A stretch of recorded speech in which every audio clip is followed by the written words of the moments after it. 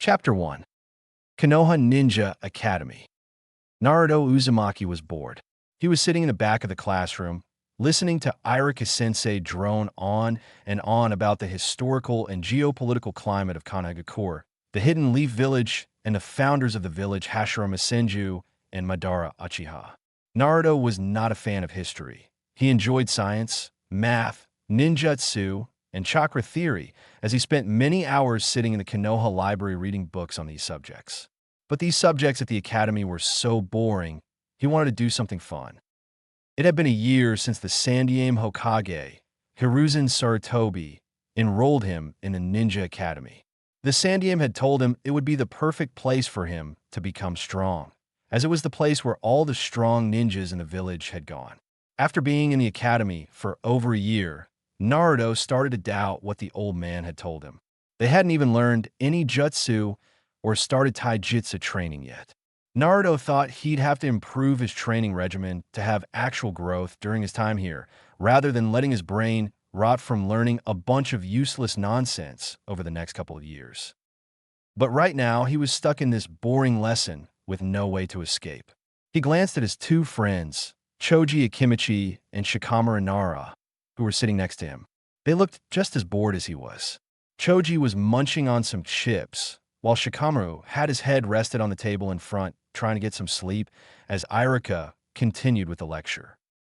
Naruto smirked. He had an idea. He took a piece of paper and a pencil from his backpack and started drawing.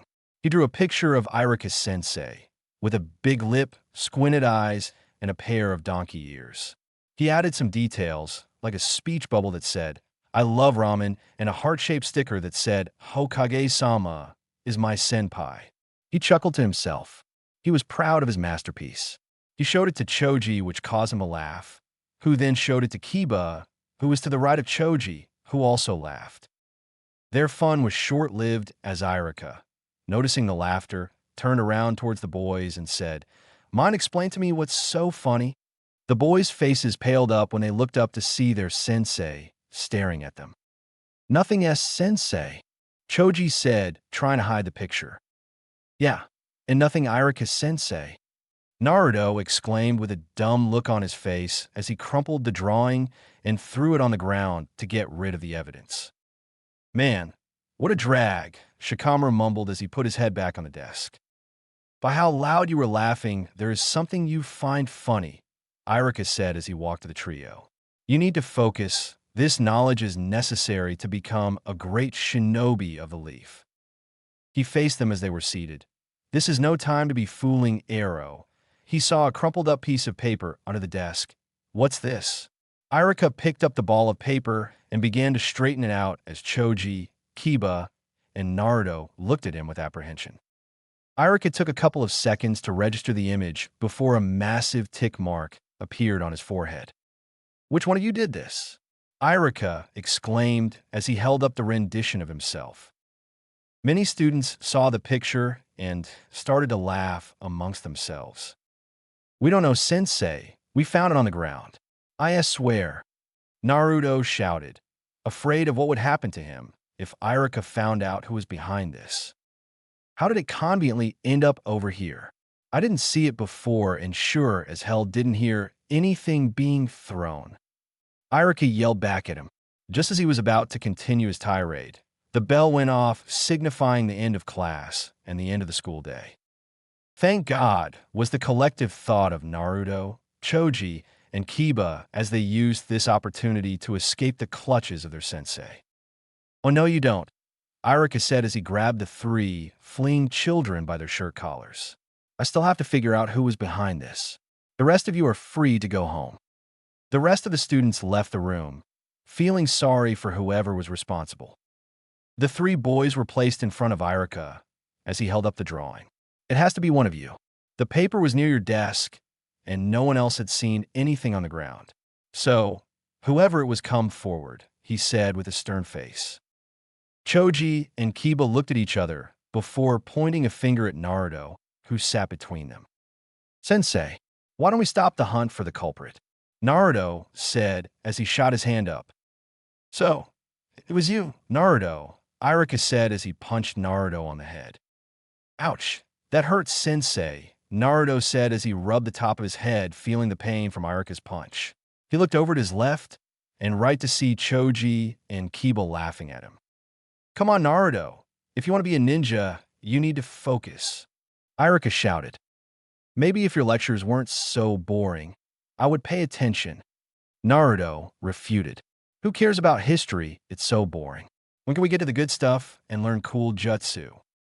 Iruka sighed. He had seen the potential in Naruto and wanted the best for him, but the kid rarely showed up, would constantly slack off, and had no respect for those in positions of authority, especially those older age. He could also be annoying. Iruka looked down at the white-haired boy and stared into his eyes. Naruto had on a light blue sweatshirt that had a red swirl on the back with black shorts and black sandals. His eyes matched the color of his sweatshirt and almost seemed to reflect the color of the sky. There was something about those eyes that freaked Iruka out. They were too blue and seemed to hold tremendous power, which scared him. Iruka didn't let this fear make him hate Naruto. He had subdued the hate in his heart for Naruto a while back. Now and then he did feel anger towards the boy. The attack of the nine-tailed demon fox, the Kyuubi, a beast that had ravaged the village on the day of Naruto's birth, had caused so much pain and destruction to the village. The beast had killed many shinobi and civilians that day. Amongst them were Iruka's parents, causing him to be orphaned at the age of 10. It was only natural for him to hate Naruto, but he just couldn't.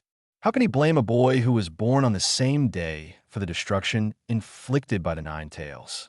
Ever since that day when he and Kakashi saved Naruto from Takigakure, village hidden in the waterfall, spies, Iruka had made a promise to himself to not let the hate consume him and to be the best teacher he could be to Naruto. That's not the point, Naruto. Having a large arsenal of jutsu doesn't make you the strongest. Having the wisdom, knowledge, and intelligence to know when and where to display your jutsu is key. A ninja's greatest tool is his ability to keep his cards hidden until the perfect time. Do you understand? Iruka said with sincerity in his eyes. Naruto looked up Iruka with a wide smile. Hi, sensei. You three can leave now. All I ask from you is to apply yourselves and become great shinobi, Iruka said. The three boys got up and ran outside the classroom door. Iruka sighed as he went to meet with the other academy teachers. Hopefully, my words will reach them one day, he thought as he walked to the teacher's lounge. Hey, Naruto, are you okay? Choji asked as they walked down the halls. That punch from Iruka's sensei looked like it hurt. He must be mad at you. Naruto rubbed the top of his head, still feeling the pain inflicted from Iruka's sensei. I'm Fine. He's always getting on my case. I'm just trying to have some fun and lighten up the mood. It's just so boring having to sit and listen to him all day. We never do anything cool. It would be nice if we learned some jutsu or did some sparring. Yeah, I know what you mean, Kiba replied. I want to learn how to fight with Akamaru. I'm probably going to ask my mom to show me and Akamaru some cool techniques.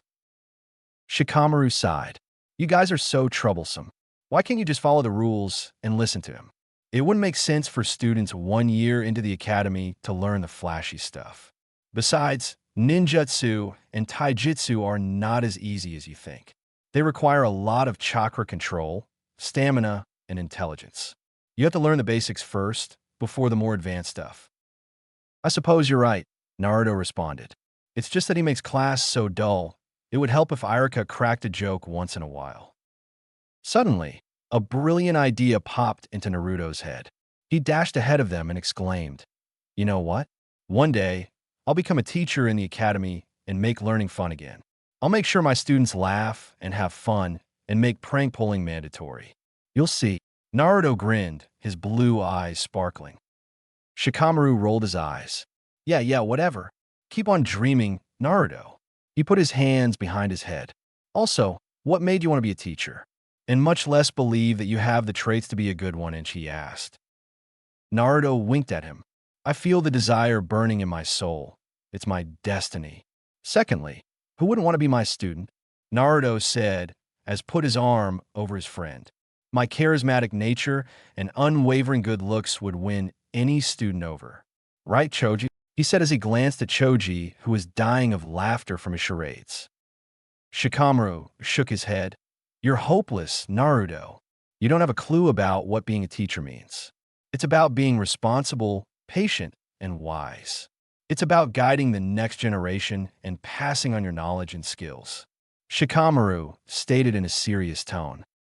Geez, Shikamaru, you're such a buzzkill. Naruto pouted, sticking his tongue. The boys continued to talk among themselves until they reached the gate of the academy, where they parted ways. See you tomorrow, losers, Naruto said, sticking out his tongue. I'm going to go to train so I can become an actual ninja. Whatever, Naruto. Don't get yourself killed, Shikamaru said, yawning. I'm going home to take a nap. I'm too tired to deal with you. Me too. I am hungry. I need some chips, Choji said, rubbing his stomach. Bye, Shikamaru. Bye, Naruto. Bye, Kiba. Come on, Akamaru. Let's go for a walk. We need some fresh air, Kiba said, petting his dog. The boys waved goodbye to each other, and Naruto started to make his way to the training grounds. He could hear the laughter and joy of the other children as they embraced their parents with warm hugs. As he walked from the academy gates, Naruto noticed parents staring at him, putting their children behind them and whispering amongst themselves. He could catch fragments of their hushed conversations, calling him a monster and dangerous, a familiar phrase they said to him every day. What are you staring at? Got something you want to say? Naruto said to them. The parents were taken aback, surprised that Naruto could hear them. Flustered and uncomfortable, they quickly exited his vicinity, leaving him standing alone. Naruto's eyes flickered with a mixture of frustration, anger, and sadness. He put his hands into his pockets and headed towards Training Ground 11. Konoha Training Ground 11. When Naruto arrived, he dropped his bag with weights, books, and rope. Naruto started to stretch and loosen up his muscles, preparing himself for the intense workout he was about to do. He stretched his calves, hamstrings, hips, chest, arms, and back, feeling the burn and the sweat. He knew that pain was the power price, and he was willing to pay for it to become the strongest. He started with a warm-up of 100 push-ups, 100 sit-ups, and 100 squats, followed by a series of calisthenics, such as jumping jacks, lunges, and burpees. He then ran around the training ground, dodging the obstacles and traps he had set up. He jumped over logs, ducked under wires, and avoided kunai and shuriken that flew from hidden contraptions. He moved with speed and agility, honing his reflexes and awareness. Normally, a child wouldn't be doing this at this hour, as they probably needed to get home before their parents would start to worry about them. But this wasn't the case for Naruto, as he had been alone for as long as he could remember. He used to live in an orphanage, but was kicked out when he turned 4 years old. That was also when the villagers started to look at him differently. He didn't know why, and stopped caring a long time ago. From what he could piece together, it mostly had something to do with the attack of the Kyuubi on his birth date. He had overheard villagers calling him a demon whenever he would walk through the village. In addition, anytime he tried buying food, clothing, books, or even just few items in a shop, the store owner would deny him entry or charge an exorbitant amount. The villagers would spit in his direction and look at him with pure disgust, fear, and hatred. They told their children to avoid the demon, so Naruto would often be alone. Naruto thought it was completely stupid. How could he be responsible for the destruction when he was born that same day? Anyone with a brain should be able to piece that together. Besides, from what Naruto had learned about the nine-tailed fox from the Konoha library, it was known that the beast was made from chakra and could not be killed. It was illogical for Naruto to be the reincarnation of the beast. All this did was make him hate the villagers even more for their ignorance. He had learned from the Konoha library that a human vessel, a Jinchuriki, was made to restrain the power of beasts such as the Kyuubi. These beasts were called Biju. Jinchuriki had massive chakra reserves compared to the average shinobi, and in some cases, they could even use the chakra of the Biju sealed inside them. However, it was also stated that Jinchuriki have unique chakra signatures due to the mixing of the Jinchuriki's chakra and Biju's chakra within them. The odd thing that confused Naruto was that he could sense any chakra signature that described the nine tails in the village. Even though his sensory abilities were weak and still developing, he had gone around the entire village searching for a unique chakra signature, but he didn't find anything, not even a faint trace. It was after this that he gave up searching for answers. He thought about asking the old man, but that would lead to a bunch of questions from the Hokage that Naruto did not want to answer. He preferred to keep his secrets, just like everyone else. Naruto sat down on a nearby rock, panting and sweating from his training.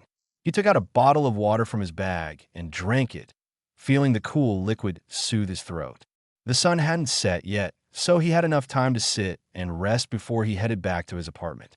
He needed to work on other skills, such as chakra control, ninjutsu, and taijutsu, but he couldn't now. He felt a presence watching him from inside the forest. He had felt this presence before, ever since his sensory abilities awakened. He noticed two distinct chakra signatures following him throughout the village, observing his every move. He could tell there were two different people, but he didn't know who they were or why they were watching him. The only thing he could discern from their chakra signatures was that one radiated warmth while the other radiated coldness. He had assumed the warm one was the old man, the Hokage, spying on him. He didn't mind this as much since the Hokage was one of the few people who treated him kindly. But the other chakra, he didn't know who it belonged to. He assumed it was shinobi assigned by the Konoha Council to monitor him. He couldn't feel anything from this person, just coldness and emptiness. Ever since he could remember, the Konoha Council had been a constant source of annoyance for Naruto. He first met them after he was kicked out of the orphanage when he was 4 years old. Rumors had circulated about him being the QB reincarnate. In addition, staff from the orphanage reported to the Hokage that the other children were afraid of his abnormal blue eyes. The Hokage had ordered an investigation of Naruto's eyes, suspecting that he had awakened a dojutsu, a rare and powerful ocular ability. But they had found no signs or indications of chakra abnormality in his eyes. His chakra flow looked normal. This led to many accusations being thrown at Naruto and the Hokage, that the boy created this for attention, that Hiruzen was too soft with the boy, that this was a trick by the demon, and so on. Naruto had seen the pain in Hokage's eyes as he defended him from the council's disdainful remarks, labeling him a monster and a mistake. Naruto formed a belief that they were all cowards, hiding behind their titles and positions of power. These baseless accusations and heartless judgments had fueled his distrust and distaste for the council.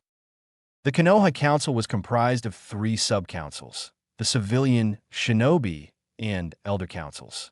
They each had their roles and responsibilities in the intricate political landscape of Konoha. The civilian council was made up of the civilian business owners in Konoha who produced clothing, food, labor, and other services. They could bring up complaints or requests to the Hokage to get funding, protection, or help for their desired projects. They also worked with the other councils in providing amenities to help the village and shinobi. Though they lacked political sway, they harbored resentment toward Naruto, blaming him for the 4th Hokage's death. They saw him as a burden and a threat, and they wanted him gone. The Shinobi Council, composed of clan heads and high-ranking ninja, wielded influence through their collective strength. They were responsible for bringing missions to the Hokage, working with him on planning the academy curriculum, maintaining order in the village, and producing strong shinobi. They were the backbone of Konoha's military and economic power. Yet, Naruto remained, in their eyes, a mere afterthought, a loud, childish, and arrogant brat. They ignored him and his potential and focused on their interests and agendas. The Elder Council, consisting of Hamura Mitokado, Kohori Udatain, and Danzo Shimura, played a crucial role in governing Konoha. They were the advisors to the Hokage and worked with him to ensure that all decisions made were with the best interest of Konoha and its inhabitants in mind. The members of this council can give the Hokage their opinions and advice, taking into account all possibilities and perspectives, though the Hokage has the final say on any decision. They were the guardians of Konoha's traditions and secrets, and they had the power to shape its future. For now, Naruto lingered in their peripheral vision, unnoticed and dismissed as insignificant. But they had plans for him, plans that he was not aware of. Naruto wondered what they wanted from him. He couldn't fathom their intentions. Did they view him as a weapon or a pawn for their political games? The truth eluded him, buried beneath layers of lies. But he would find out the truth one way or another. He shook his head. He needed to get stronger before he could confront them. Naruto got up from the rock. His next steps were to find a way to hide from these prying eyes. It would help him achieve his goal and make him stronger, faster, smarter, and better if he could find a way to train in peace. He stood up and stretched his arms. He decided to go back to his apartment and take a shower, as he couldn't work on anything serious if he was still being watched. He picked up his bag and slung it over his shoulder. He turned around and started to walk home. He stopped when he sensed a new chakra signature behind him. He frowned and looked over his shoulder. He was getting tired of this. Naruto decided to confront whoever was watching him. He saw a boy standing on a tree branch hidden in the forest, looking at him with curiosity and interest. The boy had black hair, pale skin, and dark eyes. He wore a black long-sleeved shirt with a funnel collar, white shorts, and black sandals. He had a red and white fan symbol on his back, indicating that he was a member of the Uchiha clan, one of the most prestigious and powerful clans in the village. Naruto felt a surge of annoyance and suspicion. Who was this boy, and what was he doing here? How long had he been spying on him, and what had he witnessed? He had seen him in class before, but they never exchanged a word. He shouted at the boy, "Hey, come out, you creep. Who are you, and what do you want, huh?" The boy blinked and jumped down from the tree, surprised that he had been spotted from such a distance. He walked towards Naruto with a calm and cool expression, as if nothing had happened. He said, "I'm Sasuke Uchiha. I was just passing by and happened to stumble across your training, that's all." Naruto was now intrigued. He had heard many good things about Sasuke and his skills. He could see the hidden potential Sasuke possessed. It made him excited, thinking Sasuke could be a great sparring partner and ally in the future. "Well then, Sasuke Uchiha, I am the great Naruto Uzumaki," Naruto replied, making a pose. "Were you awestruck by my greatness, or what?" "No, I've seen better," Sasuke stated nonchalantly. "You're not that impressive, you know." Naruto frowned at his comments. "So what are you doing here, huh? Training, I assume." But I heard some noises in the distance and thought I'd check out." "And how did you see me, anyway?" "I was about 10 meters away," Sasuke asked, confused, as he thought he was well hidden. Naruto grinned. "Well, that, my friend, is a secret that you'll have to find out," he said, winking. "A shinobi never reveals his tricks." Sasuke deadpanned at Naruto. This guy's annoying, he thought. And by annoying, he meant infuriating. "I bet you were just thinking this guy is annoying," Naruto exclaimed, dying of laughter. "You were. I can see it on your face. You look like a grumpy cat." A massive tick mark formed on Sasuke's head. His blood started to boil, and his veins began popping out of his head. He was getting sick and tired of Naruto. He was ready to explode. Sasuke grabbed Naruto by the shirt collar. "Will you ever shut up?" he yelled, shaking him. Naruto smirked. "No, I won't. You'll just have to get used to it, besto friendo," he said, mocking him. "We are not friends," Sasuke said, letting go of Naruto. "It was a mistake coming over here," he added before walking away. "Hey, wait. How about this?" Naruto said, catching up with him. "Let's race to that tree over there. If I win, you have to be my besto friendo. But if you win, I'll never bother you again. Deal?" Sasuke turned around and looked Naruto in the eye. "Are you being serious? So, if I win, you'll leave me alone for as long as you live?" Yes, now stop being a baby," Naruto said. "We'll shake on it," he said, outstretching his hand for Sasuke to shake it. Sasuke reluctantly shook Naruto's hand and went to the starting position. He didn't trust Naruto, but was willing to take the risk to never be bothered by this idiot again. This shouldn't be too difficult, Sasuke thought as he got into a ready stance. He was faster and smarter than Naruto, after all. Okay, I'll count to 3. 1, 2. Naruto started running. 3. He shouted, already ahead. Hey, that's cheating, Sasuke exclaimed, frantically trying to catch up with him and escape this horrible fate. He couldn't believe he fell for such a simple trick. It was already too late as Naruto reached the tree, touching it with his hand and raising it in triumph. He had won the race. Ha ha ha. Looks like you're my besto friendo now, Naruto yelled, sticking his tongue out at him. Sasuke looked terrified as he realized his new predicament. He had lost the race and his freedom. He was now stuck with Naruto. Just then, a voice called out from behind them. Sasuke, what are you doing out here so late? It spoke. They turned and saw a tall young man there. He had long black hair, pale skin, and onyx eyes. He wore a black shirt with a funnel collar and gray shorts, and wore a metal forehead protector brandishing the Konoha symbol. He had the Uchiha crest on his back, meaning that he was Sasuke's clanmate. Oh, Itachi, I didn't expect you to be back so soon, Sasuke replied. I had gone out to train after the academy. I guess I lost track of time, he said, looking around and realizing the sun had begun to set. It's fine, Sasuke. Let's head back before it gets dark, Itachi replied gently. Naruto watched them with curiosity and awe. He assumes this was a relative of Sasuke's, probably an older brother, but he looked young. No more than 5 years older, and yet had an aura that radiated power. Naruto could see it, and he noticed that his maturity surpassed his age. Wow, a 2-for-1, Naruto thought. He was glad he came out here today, as he got to meet these extraordinary brothers who have incredible latent power. Naruto cleared his throat and said, Itachi Uchiha, older brother of Sasuke Uchiha, I presume. Your chakra and stature are quite refined for someone so young. You must be a remarkable shinobi. Thank you for your kind words. You are very observant and perceptive. You have the tools to make a fine shinobi one day. What's your name? Itachi asked. I'm Naruto Uzumaki, Naruto replied. Well, Naruto, it was a pleasure meeting you. Unfortunately, Sasuke and I need to get back before it gets dark, Itachi said. Yeah, okay. It was nice meeting you, Itachi. And see you later, my besto friendo, Naruto said before running off. Besto friendo? Itachi said, with a raised eyebrow, looking at Sasuke. Sasuke sighed. It's a long story. I'll tell you later, he said before heading off with Itachi. Konoha Ichiraku Ramen.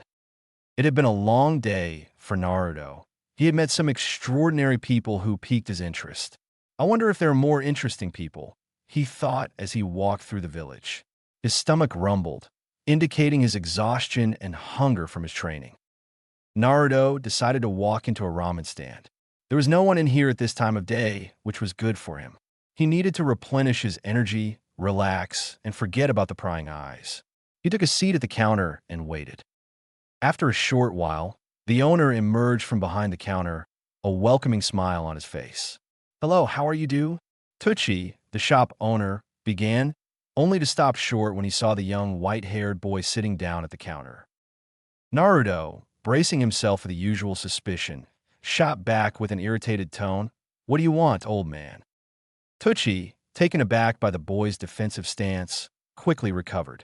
Oh, nothing. I apologize for staring. I just rarely get customers this young, especially at this hour. You seem on edge. Is there anything I can get you? He asked, genuinely concerned. Surprised by the warmth in Tucci's demeanor, Naruto relaxed slightly. Oh, sorry, you're fine. I'm just tired and hungry, he admitted, his stomach rumbling. I'll take a large bowl of miso chashu pork ramen with extra pork and eggs, please. Tucci jotted down the order. All right, what's the name of the order? Naruto. Okay, Naruto. Your ramen will be ready in a few minutes. Sit tight, and I'll bring it out to you, Tucci said as he headed back to the kitchen. Alone with his thoughts, Naruto was pondering his training and how to become stronger when a voice interrupted his musings. Hey, a voice spoke. Naruto looked up to see a young girl with fair skin, dark brown hair, and black eyes. She was about his age, dressed in a white robe with folded sleeves, a dark blue apron, and a white bandana tied atop her hair. Her presence was both unexpected and intriguing. The girl approached with a friendly smile. "Hi there, I am Mayama. My dad said you order the miso chashu pork ramen. That's my favorite too." Naruto, caught off guard by her genuine friendliness, managed a small smile in return. "Hey, Ayame, I'm Naruto. Nice to meet you." They began to engage in a conversation. As Tucci prepared Naruto's order in the background, the ramen stand transformed from just a place to eat into an unexpected haven where Naruto felt a glimmer of acceptance and warmth. They continued their conversation as the sun dipped below the horizon, painting the sky with hues of orange and pink that mirrored the warmth of their budding friendship. The aroma of simmering ramen filled the air, blending with the melodies of their laughter and conversation. As the day turned to night, their discussions ranged from dreams and goals to favorite foods and hobbies, exchanging stories and jokes. "It's getting late, I am. It's time to close up shop," Tucci said. "Please, Dad, can we stay out here a little longer?" "Pretty please," I am begged. "Sorry, sweetie, we gotta get rest for the busy day tomorrow. Naruto also has to get some shut-eye," Tucci said, looking at Naruto. "I'll stop by tomorrow, I am," Naruto replied. "Okay," I am said. "Bye, Naruto, it was nice meeting you," she said, waving at him. He waved back, as I am went to her father as he closed up shop. Naruto headed on his way home. Maybe they're all not so bad, he thought as he walked toward the village. As Naruto got closer to his apartment, he noticed a group of villagers following him from behind. They crept behind him as he left Ichiraka Ramen, growing with every step. Wow, they just had to go and ruin a good day, he thought. He called out to them with his back turned, his voice dripping with sarcasm. "Isn't it a little weird to follow a child late at night? I thought this was a village of love and peace," he said with contempt. Naruto turned to face the large crowd of villagers. They were holding pitchforks, broken bottles, and bats, looking to cause pain. Naruto smirked and decided to have some fun with them. "Are you here to bow before the mighty demon, or are you here to beg for mercy?" Naruto taunted. The crowd grew enraged by Naruto's words, causing some to surge forward at him, hoping to catch him off guard. However, Naruto was too fast for them. Even going against a child, the villagers had no chance. He avoided their clumsy attacks and disappeared. A chubby villager who had rushed forward to impale Naruto with his pitchfork was left stabbing the air, wondering where he'd gone. "Where did he go? Did you get him?" Some murmured in the crowd. "You shouldn't be so reckless," Naruto said from atop a lamppost. He was standing up with his hands in his pockets. "I'm not the one who attacked your precious village," he said. "Shut up, you demon," one of them shouted. "You're the reason why we lost so many people." Another said, "You're the reason why we live in fear. You're responsible for the destruction of the Leaf Village. You're the fox reincarnated." They cried out. "Ah, don't make me laugh," Naruto retorted. "I don't know what's stupider, believing that I am the fox or thinking that I'm the reason why your loved ones died. The only ones to blame for their deaths are you." The crowd got silent. "If you were stronger, you could have protected them." Naruto tilted his head slightly. "Assigning reasons and responsibilities for death are what those who are weak do," and Naruto said. "You're weak," Naruto stated. That was the breaking point for the mob. They flew into a frenzy. They rushed at Naruto with a roar. They wanted to make him pay for their suffering with his suffering. Naruto dodged and evaded their attacks with ease, using his enhanced perception to perceive their attacks. These were villagers, not shinobi, so most of them lacked any real training. He laughed and mocked them. He was having fun toying with them. However, his fun was soon interrupted by the arrival of two Chunin ninjas, who had heard the commotion and came to investigate. They saw Naruto surrounded by angry villagers who were trying to harm him. "What's going on here?" one of the Chunin asked. "Wait, that's him," the other said, recognizing Naruto. "The demon," he said, his eyes filled with hatred. "You're as good as dead, kid." They charged at Naruto, eager to get their revenge on the demon responsible for the death of their parents. Dang it, Naruto thought. The villagers were nothing, but these were trained ninjas who were much faster and stronger. He was outclassed in every regard. He quickly decided to use his only advantage, his eyes. He focused them on the two charging Chunin and analyzed their every movement. He could see the attacks as if they were moving in slow motion, but he wasn't fast enough to avoid their blows. He tried to keep his distance, but the two Chunin were relentless. He took a punch to the gut and coughed up blood. Naruto attempted to throw a punch with his left, but it was easily blocked. Then his arm was grabbed, swung, and he was thrown into a wall. This was followed by several kicks to his crest, breaking his ribs and causing internal bleeding. They were determined to put an end to the demon once and for all. Naruto couldn't compete with them. Ha ha ha! Who's the weak now, brat? A villager taunted as the mob cheered at the sight of Naruto's pain. Naruto, bloodied, bruised, and barely breathing, tried to get up and fight back, but he couldn't do anything. He was far too young and weak. He could perceive their attacks, but couldn't capitalize on any openings due to the difference in speed and strength. He felt hopeless and angry at himself. One of them took a kunai out of his pouch and screamed, "Die!" as he hurled it towards Naruto's head. The sharp metal blade glistened off the moonlight as it flew through the air, heading straight to end his life. Can't believe this is the end. Humph, things are just starting to get interesting, Naruto thought. He braced himself for the end. However, something strange happened. Everything began to slow down around him.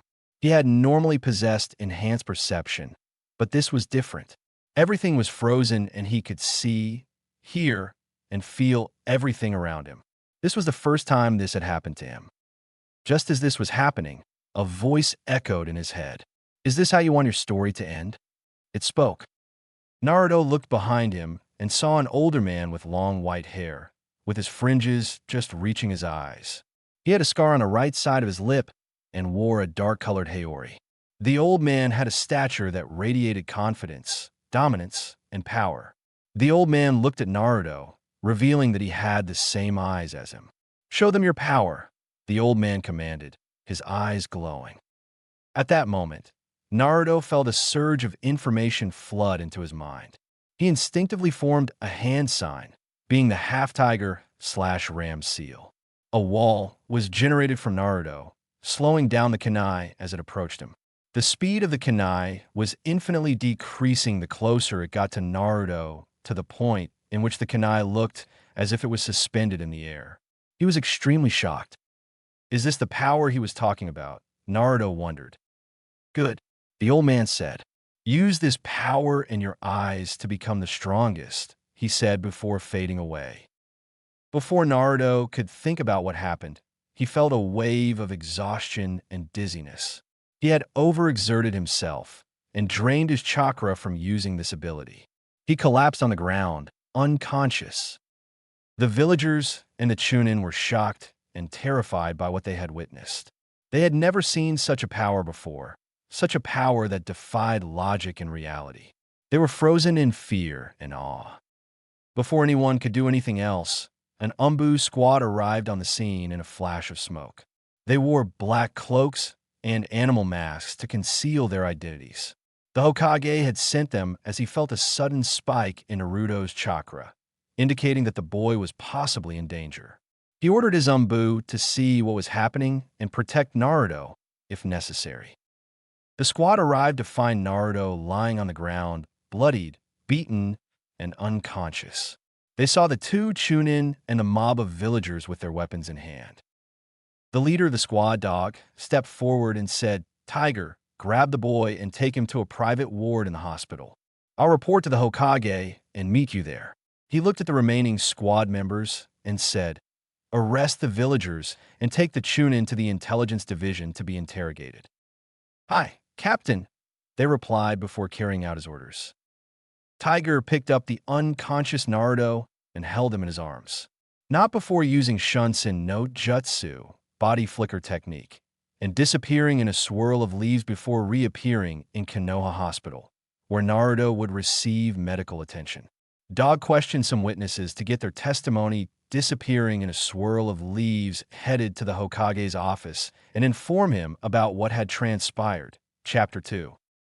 Konoha Hospital. Naruto opened his eyes, feeling a throbbing pain in his head. He had been unconscious for an hour after his encounter with the villagers and his awakening of a new power. He was now in a hospital bed. Upon fully opening his eyes, he found himself bombarded with information. He could now see, feel, and hear everything around him, but it was unfocused and overwhelming. He could see the light rays from the lamp above him, hear the Hokage talking with the doctors in his room, and even feel the individual fabrics in his bed sheets. It was too much for him. All this information pumped into his brain caused immense weariness and fatigue. He tried to sit up in his bed, but felt dizzy and weak. "Ah, my head," Naruto groaned. "Naruto, my boy, how are you feeling?" the Hokage asked, with a face full of concern and regret. He had failed to protect Naruto from the villagers' hatred once again. "I'm glad the Umbu got there in time. They found you in a terrible condition," he said. "Physically, I feel fine, but my head is killing me. My brain feels like it's melting and will drip from my ears," Naruto said, rubbing the bridge between his eyes. Hiruzen looked into Naruto's eyes, noticing the change in them. They were still blue, but they now had a peculiar glow. It felt as if they were staring into his soul, reading his thoughts and feelings. He wondered what happened to them, what potential power, if any, they possessed, and what it meant for the boy's future. "You said your brain feels as if it's going to fry?" Hiruzen asked. "Could you elaborate?" Naruto looked at Hiruzen. "I've always had good eyesight, hearing, and perception, but this is completely different. It's like everything has been cranked up to 11. I can even see chakra flow now. It's too much. It feels like everything is flooding my brain, GG." He looked sheepishly at Hiruzen. "Does that make sense? I wonder if this is a new dojutsu. This isn't like anything I've ever seen. Is it similar to the Sharingan or even the Byakugan? We'll have to wait and see." Hiruzen thought for a moment before turning to the doctor. "Is there anything that can help limit the amount of information he's receiving through his eyes?" Hiruzen asked. "Maybe," one of the doctors answered.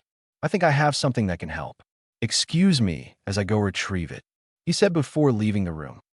"What happened to those who attacked me?" Naruto asked. "The civilians were arrested and jailed for attacking a minor and talking about classified information. As for the shinobi who attacked you, you will not see them again," Hiruzen said. "Good," Naruto said. "I hate those cowards. Don't even have the guts to take me head on." Hiruzen sighed and made a mental note to address Naruto's hate later. The doctor returned a few minutes later with round, blacked-out glasses. "Here, try these on," he said, handing the glasses to Naruto. Naruto inspected the glasses before putting them on, surprised he could still see through them. "How do you feel, Naruto?"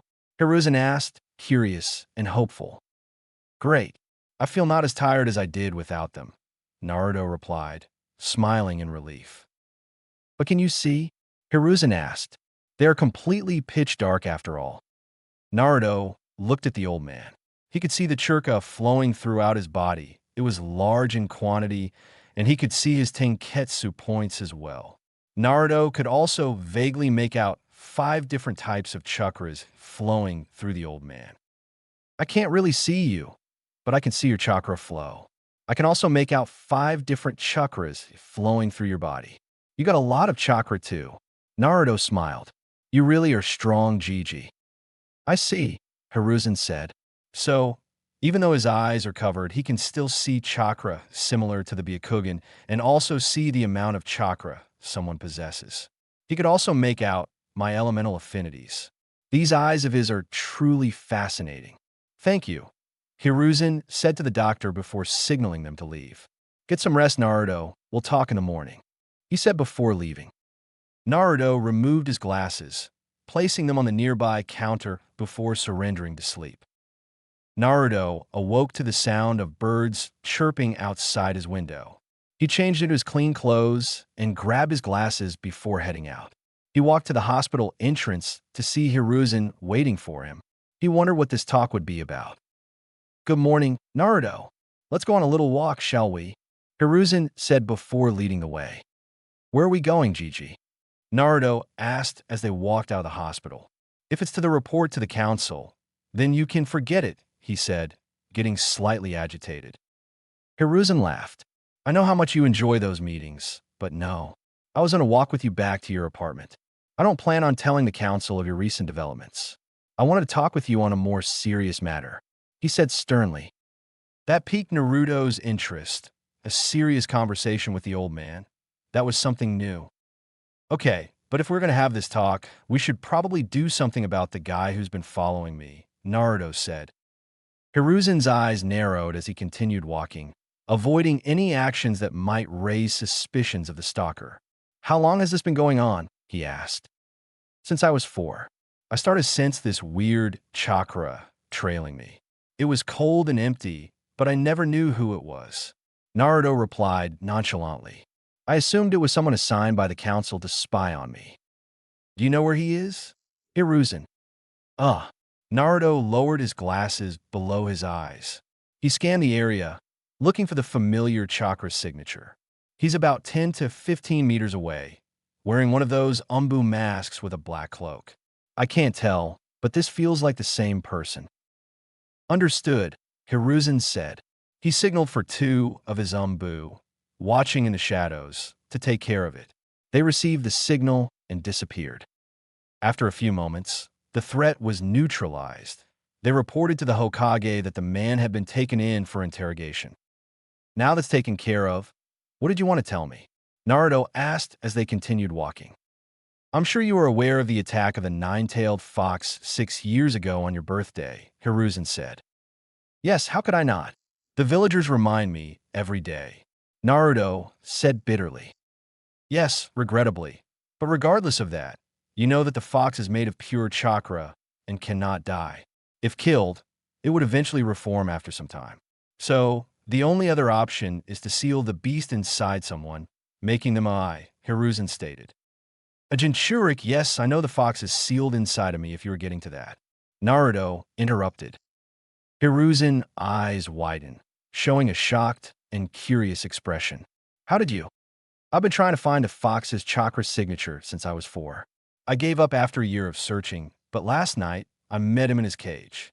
Naruto said carelessly. Are you sure that it was him? Hiruzen asked skeptically. A giant fox with 9 tails is pretty rare. So yeah, I'm sure it was him, Naruto replied sarcastically.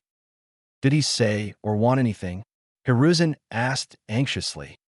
No, he said I was strong and looked forward to seeing my progress. And that was it, Naruto replied causally. Hiruzen nodded his head, still processing the information. He wondered if there was something more to the fox than what they knew. Is there anything else you need to tell me? Naruto asked. Hiruzen nodded his head, feeling a mix of emotions. He hoped Naruto would take what he said next well. Yes, Hiruzen said. Now, Naruto, you must promise me to keep this a secret until the appropriate time. The knowledge I am about to tell you must remain between us. This is an S-rank secret, he said. Okay, Gigi, what is it? Naruto asked eagerly. Hiruzen took a deep breath before saying, You are the son of the 4th Hokage, Naruto. Naruto's grin widened even more. He couldn't believe what he heard. The 4th Hokage, considered one of the strongest shinobi ever, was now his father. What about my mother? He asked. She was an excellent and strong kunoichi. Her name was Kushina Uzumaki. She was from the Uzumaki clan. They were known for their large chakra reserves, healing ability, and specialty in Fuinjutsu, Hiruzen stated. Sadly, there aren't a lot of them out there anymore. But she was also the previous Jinchuriki of the 9-tailed fox before you. She must have been really strong, Naruto said with pride. Yes, she was, Hiruzen said sadly. On the day of your birth, the 9-tailed fox was taken out of your mother, causing massive destruction to the village. Your father, left with no other option, decided to seal the beast inside you to protect the village. I hope you don't hate your parents, Naruto. They truly loved you and died for you. They wanted you to be a hero, not seen as a demon, he stated. Why would I hate them? Naruto replied. They were strong. Thanks to them, I have the power to be better. He turned his gaze towards Hiruzen, expressing gratitude and respect. The only people I hate are the villagers. They're pathetic insects clinging to life. Why should we protect them? He said, losing his composure. Naruto took a deep breath before saying, I can't wait to see their faces when they find out that the child they've hated is the son of their beloved fourth Hokage. Hiruzen sighed, understanding Naruto's anger and resentment toward the villagers. He pondered what his late sensei would think of the village's current state. The will of fire was dimming by the encroaching darkness. However, his concerns extended beyond the village's condition to Naruto's safety, both from internal and external threats.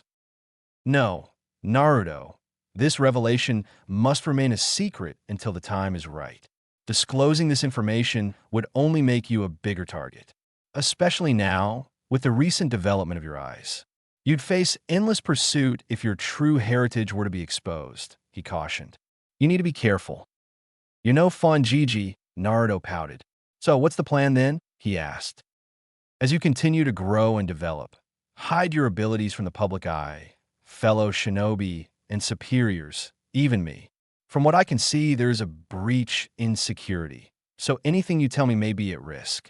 So do so at your discretion until I resolve these matters, Hiruzen said. So what become the dead last? Naruto said. That may be a good idea, but you do not have to do so. Hiruzen chuckled. Keep your true power secret until you are strong enough to protect yourself from these potential threats. Naruto took one hand out of his pocket before looking at it. He felt a surge of excitement. Things have gotten a lot more interesting.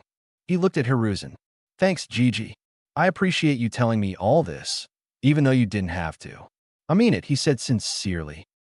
Of course, I want you to feel comfortable to come and talk to me. Even though we are not blood related, I view you as my grandson. Hiruzen said softly. Thanks, Naruto responded. Also, Naruto, don't let the hate in your heart consume you. I've seen too many talented shinobi fail to conquer the darkness in their hearts. I would ask that you reconsider your deposition towards the villagers. Not all of them are bad, Hiruzen said. Yeah, sure, Naruto said, brushing off the old Kage's comments. Hiruzen simply sighed. When they finally arrived, the sun had risen over the horizon, painting the sky with shades of pink and orange. The rays of light pierced through the clouds, signifying the start of a new day. You've got a little while before the academy starts, Hiruzen said as they arrived at Naruto's front door. Let me know if you need anything, Naruto.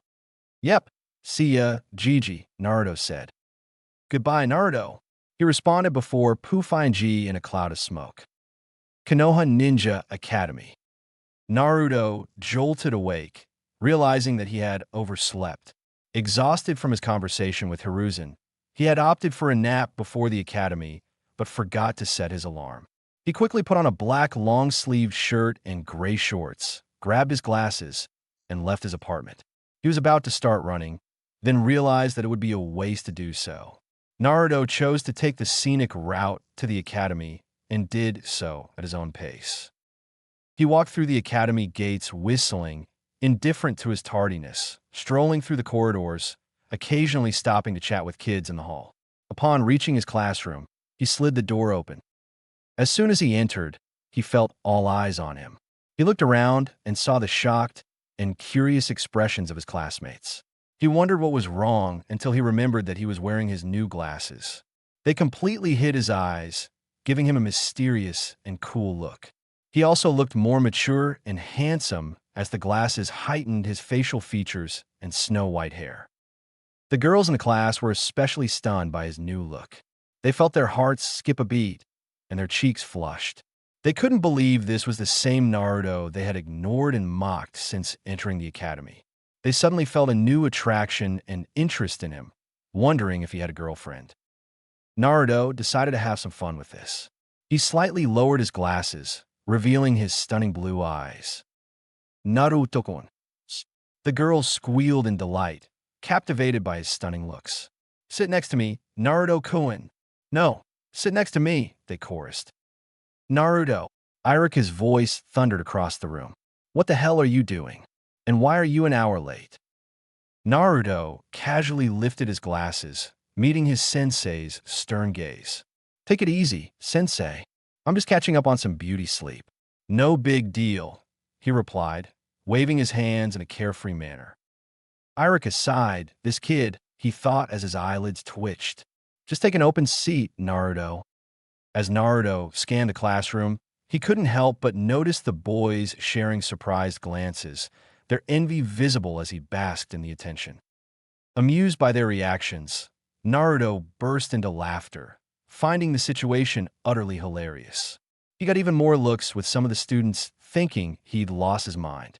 His eyes darted across the room, searching for an available seat until they landed on someone in particular.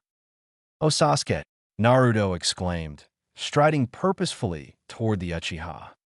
Inwardly, Sasuke groaned a silent plea for relief echoing in his thoughts. Naruto reached Sasuke and slapped him on the shoulder. Fate has conspired to bring us together once more. It is destined for us to be best friends, Naruto declared with a grin. Sasuke shot him a glare, rubbing his shoulder where Naruto's hand had made contact. He chose to ignore him and focus on the board, hoping that Naruto would find another seat if left unbothered. He had hoped for this to be a peaceful day, but much to his dismay, Naruto sat beside him. "Come on, Sasuke. Is this how you treat your besto friendo?" Naruto teased, playfully poking Sasuke's cheek with a mischievous grin. Sasuke's eye twitched, his patience wearing thin. He swatted Naruto's hand away. "Stop it, dope. You're not my friend. You're a nuisance." A feminine voice chimed in. "Who's your new friend, Sasuke-san?" Naruto turned around and saw a girl sitting behind Sasuke. She looked like Sasuke, with the same features as him.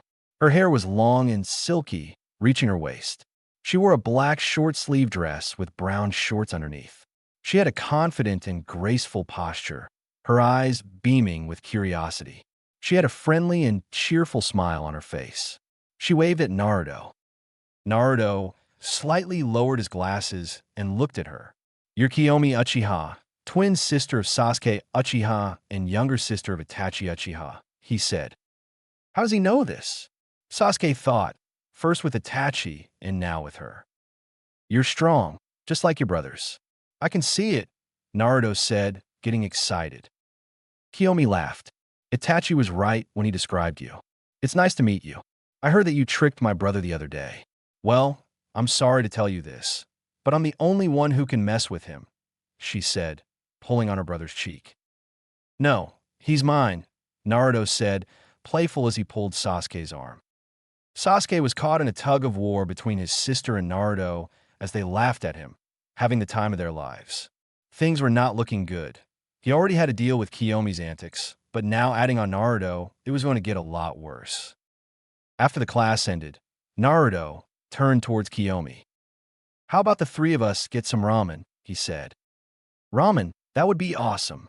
I love ramen," she replied enthusiastically. "Have you ever had Ichiraku's miso ramen with pork? It's amazing," Naruto said. Kiyomi and Naruto continued to go back and forth about the different kinds of ramen until Sasuke interrupted. "No, we can't go. Kazan said to be home early," he said. "Please, Sasuke, pretty please. Can you do it for your One-chan?" Kiyomi said with puppy dog eyes. "No," he shouted, irritated. "Also, you're barely older than me." "Come on, Sasuke. Let's get some ramen." "Pretty please," Naruto chimed in with the same puppy dog eyes. Kiyomi and Naruto sat on their knees, begging Sasuke. They were there for 5 minutes before Sasuke finally caved in. He sighed. "TCH, we can get ramen. Just make it quick. If we get in trouble, I'm blaming you," he said, annoyed that they succeeded. "Yes. Ramen, ramen, ramen." Naruto and Kiyomi shouted while walking in a circle around Sasuke. "Let's go," they said as they grabbed Sasuke by his shirt collar and dragged him to Ichiraku Ramen. From a distant rooftop, Itachi watched them, happy to see his siblings and Naruto getting along. He knew they would need his cheerfulness in the coming time. Sooner rather than later, Itachi thought sadly. Tears formed in his eyes as he thought about the future. 1 year later, October 9th, Uchiha Compound. Sasuke was in utter darkness. Everywhere he turned and stepped was pitch black. He walked for an eternity until he heard a growl in the distance. Turning his head towards a growl, he found two wolves staring at him, one with black fur and the other with white fur. They had these strange seals on their foreheads. They growled at him, baring their fangs, ready to attack him at any moment. Sasuke tried to run away from them, but they followed after.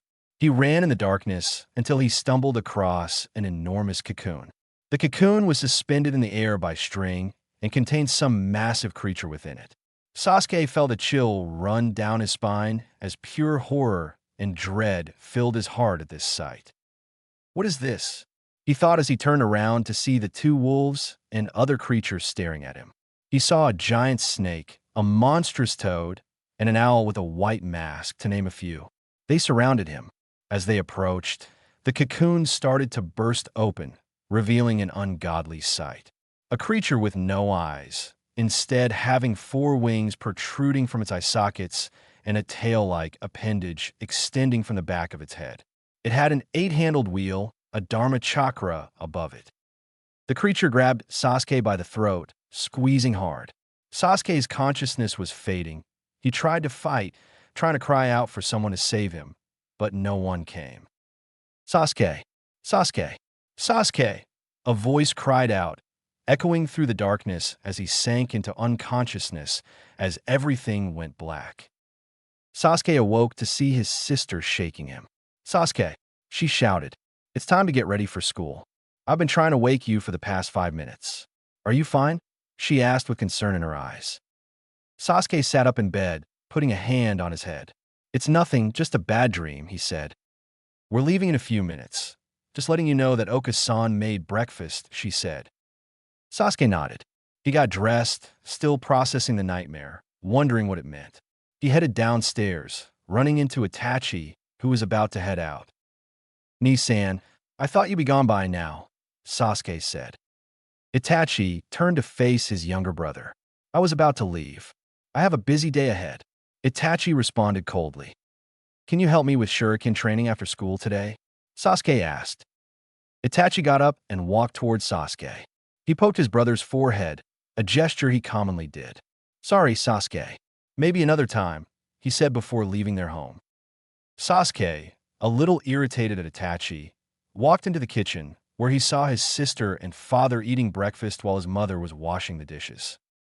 He sat down at the table and grabbed a plate of food. He ate as he listened to his sister talk with their father. Hey, Tusan, when do you think Sasuke and I will unlock the Sharingan? Nisan unlocked his at 8, but we haven't done so yet. Kiyomi asked. Fugaku sipped his tea before responding. If you train hard enough, you can unlock it faster than your brother.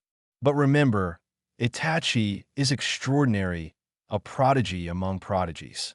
He paused. He became a Genin at 6, a Chunin at 10, a Jonin at 12, and recently got promoted to Umbu captain. Wow, Nii-san is amazing, Kiyomi said. Sasuke just nodded his head. Tusan, can you help me with shuriken training after school? He asked. Fugaku closed his eyes. No, Sasuke. I have important matters to attend to. As clan head, there is a heavy burden on my shoulders, especially regarding our current relationship with the Leaf, he said as he got up and left the room. Why don't you ask Naruto to help you? He's been helping me a bunch, Kiyomi said. Naruto, Uzumaki, their mother, Mikoto, asked curiously. Yeah, Naruto Uzumaki, snow-white hair, black glasses. You know him, Oka-san? Sasuke asked.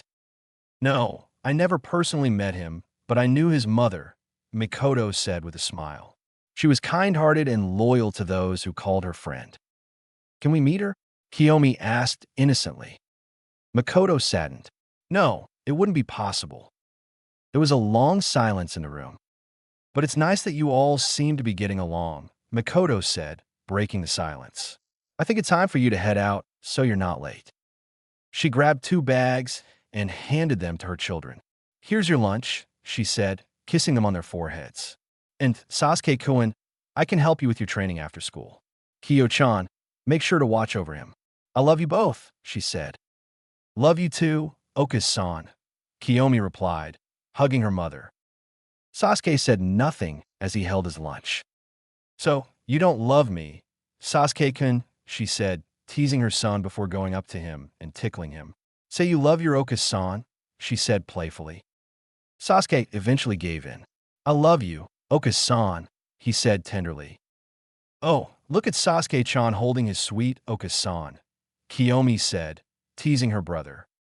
Sasuke ignored her as he hugged his mother, still thinking of the nightmare he had.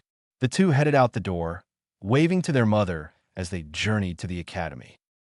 Konoha Ninja Academy. All right, everyone, it's time to settle down, Irika shouted from the front of the classroom.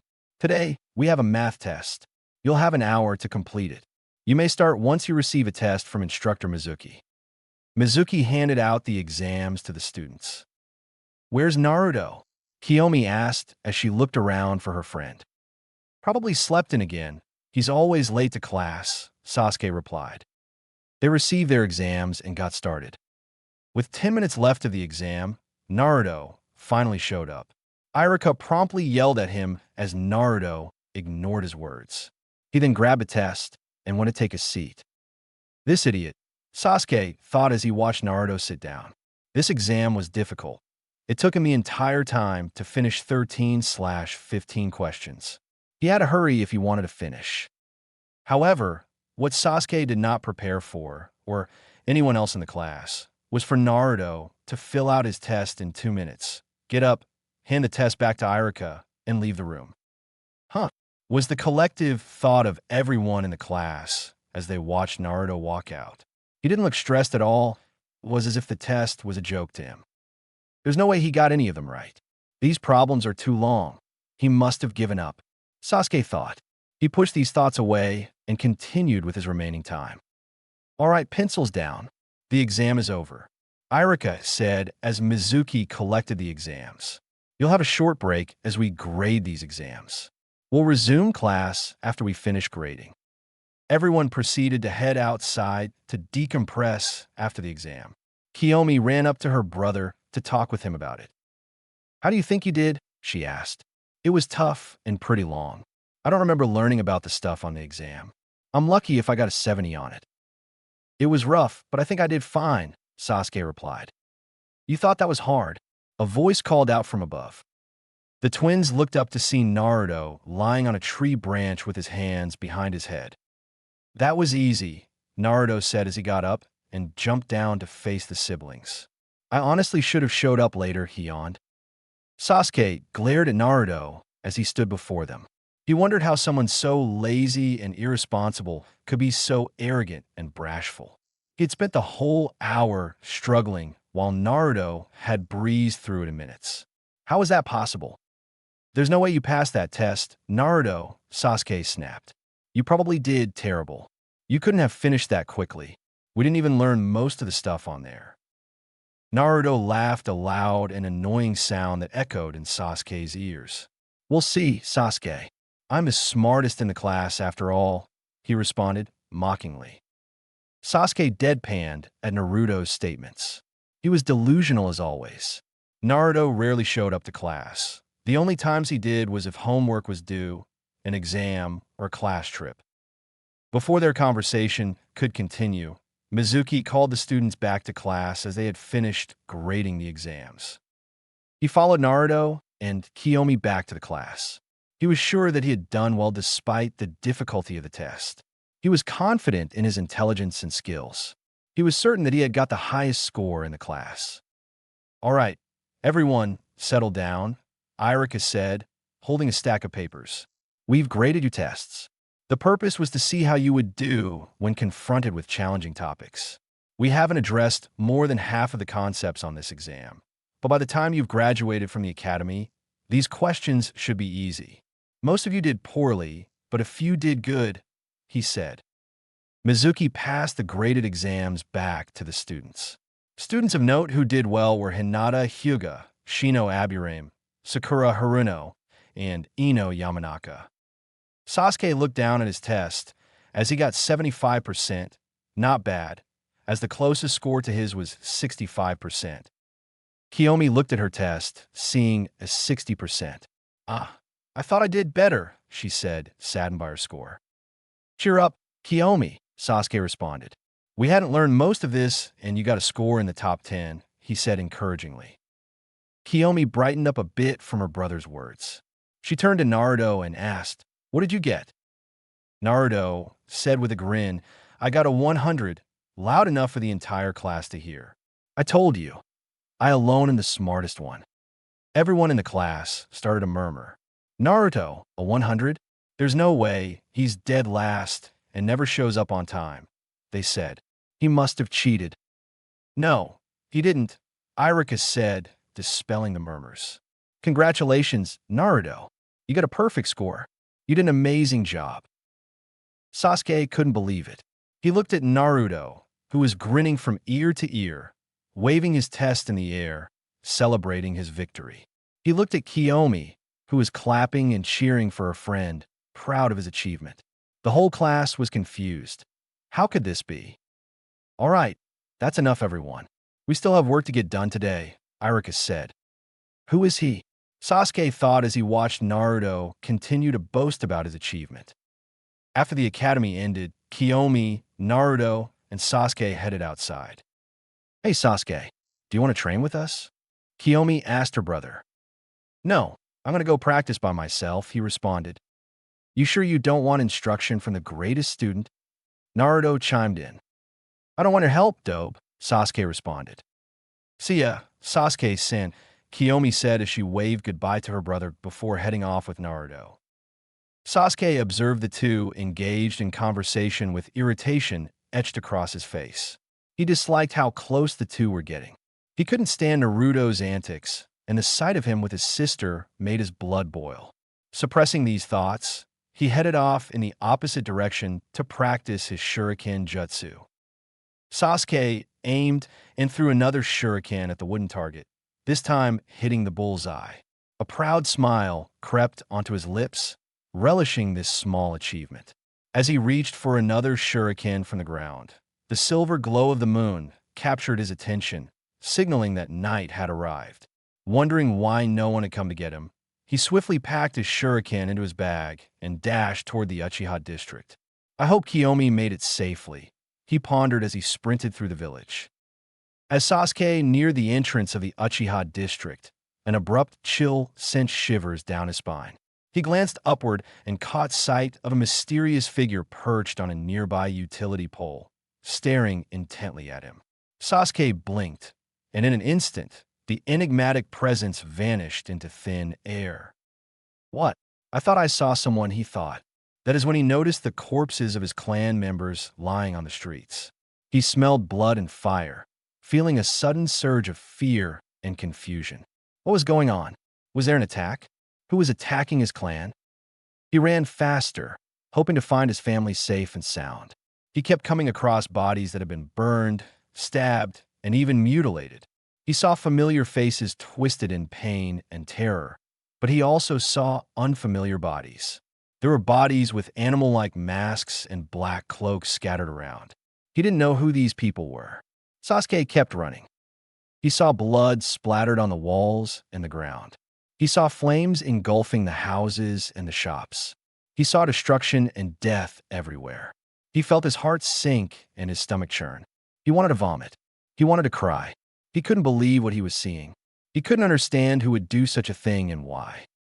He ran faster towards his home, hoping his parents and siblings were still alive. He reached his house and saw the door was open. He rushed inside and called out for his family. Ka-san, Tu-san, Ni-san, Ne-san. Where are you? Are you okay? He shouted, his voice echoing with a mix of worry and desperation. He heard no answer. He felt a pang of despair. He ran to the living room and opened the door. However, he found a sight that would haunt him for the rest of his life.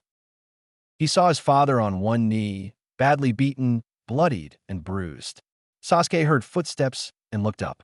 A figure was standing in the shadows, a red eye glowing at him through the darkness. The figure moved closer revealing more features. He was tall with long black hair, wore an orange mask with black swirls covering the face except for a circular opening on the right side, and had a sheathed katana hanging from his belt. In his left hand, he was holding Sasuke's mother by the throat, choking her to death. "Sasuke, stay back," Fugaku croaked. He tried to move to protect his son, but couldn't from his injuries inflicted by the masked man. "Ka-san," Sasuke screamed in terror. His legs turned to jelly, but he wanted to do something to save his mother. But he was frozen in place, watching helplessly as the intruder held his mother. "Foolish child," the masked man snarled as he twisted his mother's neck with a swift motion. Sasuke heard a sickening crack, followed by a dull thud, as his mother's lifeless body hit the floor. Blood dripped from her mouth and nose as he watched her body on the ground. Sasuke gasped and felt tears sting his eyes. He grabbed his head, screaming in agony as he collapsed onto the ground. "No, no, no. Ka-san, why would you do this?" he said through sobs. The masked man chuckled and stepped over his mother's corpse. He looked down at Sasuke with contempt and pity. "You're a naive child. Wake up to reality. Nothing ever goes to plan in this accursed world." He spoke, his voice cold and cruel. "The longer you live, the more you realize that the only things that truly exist in this reality are pain, suffering, and futility." He stared at Sasuke, his red eye burning with rage. The Uchiha clan was once the most feared and respected in the village, but now they have been relegated to bottom feeders. They have fallen prey to the false peace of Konoha and lost their pride and power. How can you call yourself an Uchiha when you are nothing but a weak and foolish woman's son? They bring nothing but shame to the Uchiha name, and I will wipe them out. "Weak? You monster. You'll pay for this, I swear." Sasuke clenched his fists and gritted his teeth, rising to his feet with a defiant glare. Sasuke felt a surge of chakra in his eyes, and his vision became sharper and clearer. His eyes burned with a crimson light, revealing a 2-tomo Sharingan in his right eye and a 1-tomo in his left eye. He could feel his chakra coursing through his body. He also felt a strange connection to the shadows around him. "So, you want to dance, no?" the masked man said, mocking him. "Well then, let's dance." Without thinking, he brought his hands together, forming a dog-shaped hand seal. "Gyokukin, divine dogs," he cried out. He heard a low growl, followed by a howl, as two large shapes emerged from the shadows behind him. They were twin wolves, one with white fur and the other with black fur. They had red eyes and 3 dots forming a triangle on their forehead of opposite orientations. Now this is getting interesting," the masked man said as he sidestepped the incoming claw swipe from the white one. Sasuke rushed forward, throwing a punch at the assailant, but nothing happened. It was as if his fist phased right through him. "You have fire, child, but still don't have what it takes to dance," the masked man said as he kicked Sasuke in the stomach, sending him flying through the wall and crashing onto the pavement outside. Sasuke rolled on the ground before hitting the compound wall, creating a crater from the impact. He coughed up blood and was severely injured from the attack. The wolves rushed to protect their master, rushing the masked man. But like before, their attacks seemed to phase right through him. "I've had enough of this," the masked man said as he kicked the black wolf away and jumped to his left, avoiding another attack from the white wolf. He unsheathed his katana, and with one swift vertical slash, he decapitated it. Its head rolled on the ground, leaving a pool of blood. He turned his attention towards Sasuke as he walked towards the boy who lay against the compound walls. Blood trickled down from Sasuke's head, blurring his vision. He felt his chakra fading away, along with his Sharingan. The black wolf whimpered and dissolved into a shadow, leaving him alone and defenseless. "You're weak, child. You still have much to learn," the man said as raised his katana, the blade glistening in the moonlight, preparing to end Sasuke's life. Before he could attack, he was surrounded by a squad of umbu wearing animal-style masks, black clothing covered with a light gray flak jacket over their back and torso, gloves with metal guards, sandals with reinforced toes, and a tanto on their backs. The captain of the squad, Dog, stood atop the compound wall over Sasuke as he stared down at the masked intruder. Through the left eye hole, a lone Sharingan shined. "You're under arrest for the destruction of the Uchiha clan. If you resist, you will be killed," Dog spoke. "You're late as always. I'm finished here. It is not yet time I reveal myself." The man spoke before a swirling vortex appeared in his eye, sucking him into the hole. He vanished into thin air, leaving behind a faint ripple. They watched as the assailant disappeared. "Search for survivors. I'll take the kid back to Hokage-sama." "Move out," Dog spoke. "Hi, Captain," they responded before dispersing.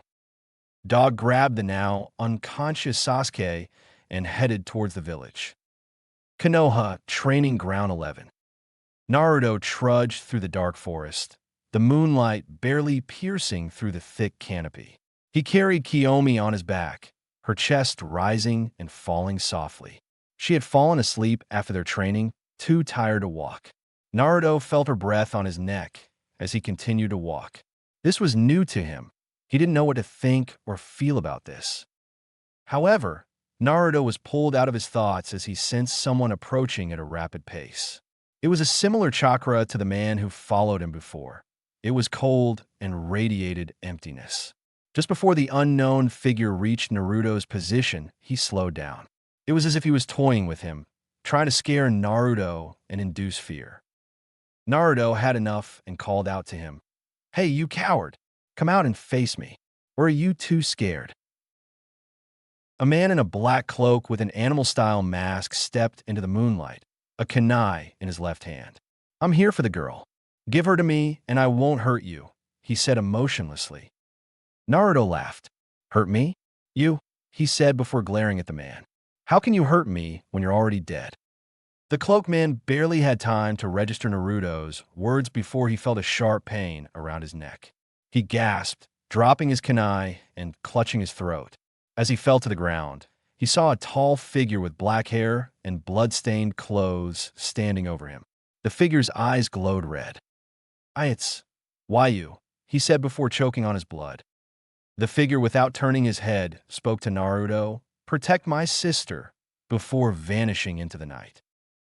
"I will." Itachi, Naruto said. Chapter 3. Konoha Hokage Office. Hiruzen Sarutobi sat in his chair, overlooking the tranquil village. From this view, everything seemed so calm and peaceful. However, Hiruzen knew that this was far from the truth. The last couple of days had been pure hell for the old Hokage. It had been a week since the devastation of the Uchiha clan. An attack from a masked intruder and an unknown secondary force had eliminated 95% of the clan. He sighed. Just when the relations between the Uchiha and the village had turned a new leaf and things were looking bright, tragedy had to strike. Not only was the Uchiha nearly ended, but the village also lost a big part of its military police force and strong shinobi available. As for the Uchiha that did survive, most of them were heavily injured. Women and children were strategically targeted. The only Uchiha children that remained were Sasuke and his sister, Kiyomi.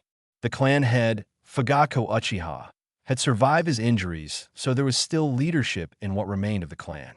However, Fugaku's chakra network had been completely disrupted, meaning that his days as a combatant were over. He was supposed to meet with him today, as he had been informed that Fugaku was now in a stable condition and could leave the confinement of his bed. They would have much to discuss. Hiruzen also had another issue to resolve, the issue of Danzo Shimura's death. He had a feeling his former friend was involved with the Uchiha massacre. Reports indicated that the bodies belonging to the unknown secondary force found near the Uchiha district had animal masks similar to Umbu masks and black cloaks. Through examination, it was found the unknown Shinboi were missing Konoha nin, orphans that had gone missing when they were 4 years old. The bodies also possessed a cursed seal on their tongues. Danzo was anti-Uchiha, a trait he had gained from their sensei, the second Hokage, Tobirama Senju. He was responsible for the tension between the Leaf and Uchiha after the attack of the Kyuubi. putting blame on the Uchiha and spreading rumors to the villagers. Hiruzen knew of Danzo's root shinobi, but hadn't thought it was this big, nor capable of launching such an attack on the Uchiha. There was also Itachi Uchiha. Reports indicated the only person in the vicinity was Itachi, as the time and location of his sighting matched the possible time of Danzo's death. No one has heard of or seen Itachi since the tragic event. Due to these factors, Itachi has been labeled an S-rank rogue ninja in the bingo book and labeled as an accomplice to the Uchiha massacre and in league with the masked intruder. Hiruzen did not believe Itachi would slaughter his clan. Itachi did value the village over his clan and was prepared to take action if a civil war were to break out, but Hiruzen believed he could solve the issue without death. Hiruzen wanted to wait until Itachi returned for a trial and explanation for his actions. However, the Konoha Council had already voted to brandish him a traitor. It was the quick and easy option as opposed to launching a lengthy investigation into the matter. Hiruzen leaned back in his chair. He needed to find a successor, so he didn't have to deal with these problems or politics. However, Hiruzen was taken out of his thoughts as he heard a knock on his door. "Come in," Hiruzen responded curiously. He wasn't expecting any visitors at this time. An older man, the same age as Hiruzen, walked through the doors. The man had mid-length, gray that was slicked back, reaching to just behind his neck. He had onyx eyes with thick, long eyebrows with thick edges. The older man also had a long and thin mustache that extended to both sides of his cheeks. He wore a light gray haori over a dark blue yukata with a black hakama, white tabi, and brown scandals. "Nabito, it's been a while, my old friend," Hiruzen said. "A lot has happened since I last saw you." "Save it for later, Hiruzen. You can catch me up over a drink," Nabito chuckled. Hiruzen felt a chill run down his spine. He knew the drinking habits of his old friend and knew it would end badly for his wallet. "I'm assuming you're not simply dropping by to chat with an old friend," he said. "No, the news of the Uchiha massacre has traveled fast and far. I wouldn't be surprised if it has reached the other great shinobi nations," Nabito responded. "I also heard about Danzo." Nabito took a seat, putting his arms across his chest. That bastard finally got what he deserved. "But the main reason I'm here is regarding the Uchiha clan. How many are left?" "As of now, 10 remain," Hiruzen responded. "What about my daughter?" Nabito asked. "She sadly perished on that night," Hiruzen said, lowering his eyes. "I see," Nabito replied somberly. "Is Fugaku still alive?" "Yes. I received news from the hospital that he has recovered, but has sustained permanent damage to his chakra network. He may never be able to use ninjutsu again," Hiruzen said. "I was planning to head over there before you arrived. We can go now, and I'll explain the situation on our way there." Nabito nodded, and the two left Hiruzen's office. When they arrived at Konoha Hospital, they were greeted by the receptionist who led the way to the isolated ward of the hospital where all the Uchiha were.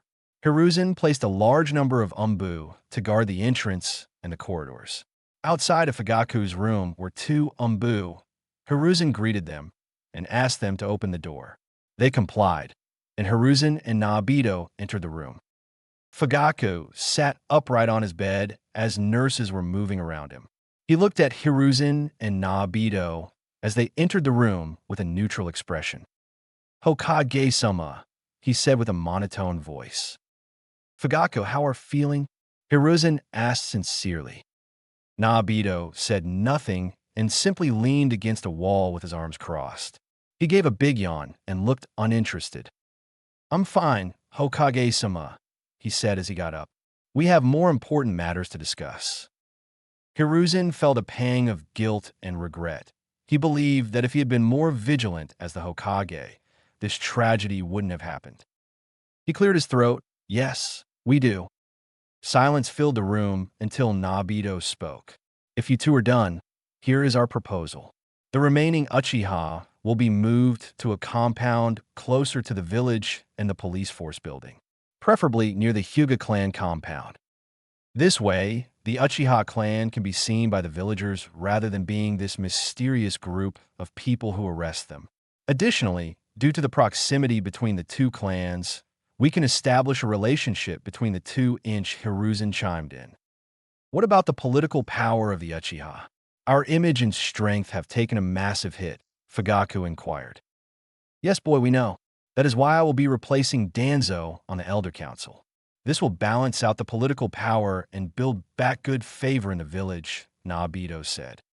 He'll sit on the Elder Council until the Uchiha population increases to a healthy amount, Hiruzen added. So do you agree to this proposal? Fugaku thought for a moment. Yes, I agree, he said. Splendid. We can discuss more if you would like.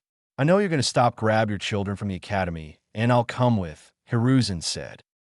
Before we go, I need to talk with them alone, Nabito said. Give us a few minutes. Certainly, Hiruzen said before exiting the room with the nurses. Nabito waited for the door to close before speaking. So, are you certain that he possesses it? Fugaku nodded. Yes, he formed a dog-shaped hand seal, which summoned 2 wolves. Nabito rubbed his chin. After 100 years, the Takusa no Kagevijutsu, 10 Shadows technique, has returned to the Uchiha clan. Who else knows? Outside the two of us, the man who killed Mikoto has seen it. He may come after Sasuke, Fugaku replied. Nabito's stern face morphed into a smile.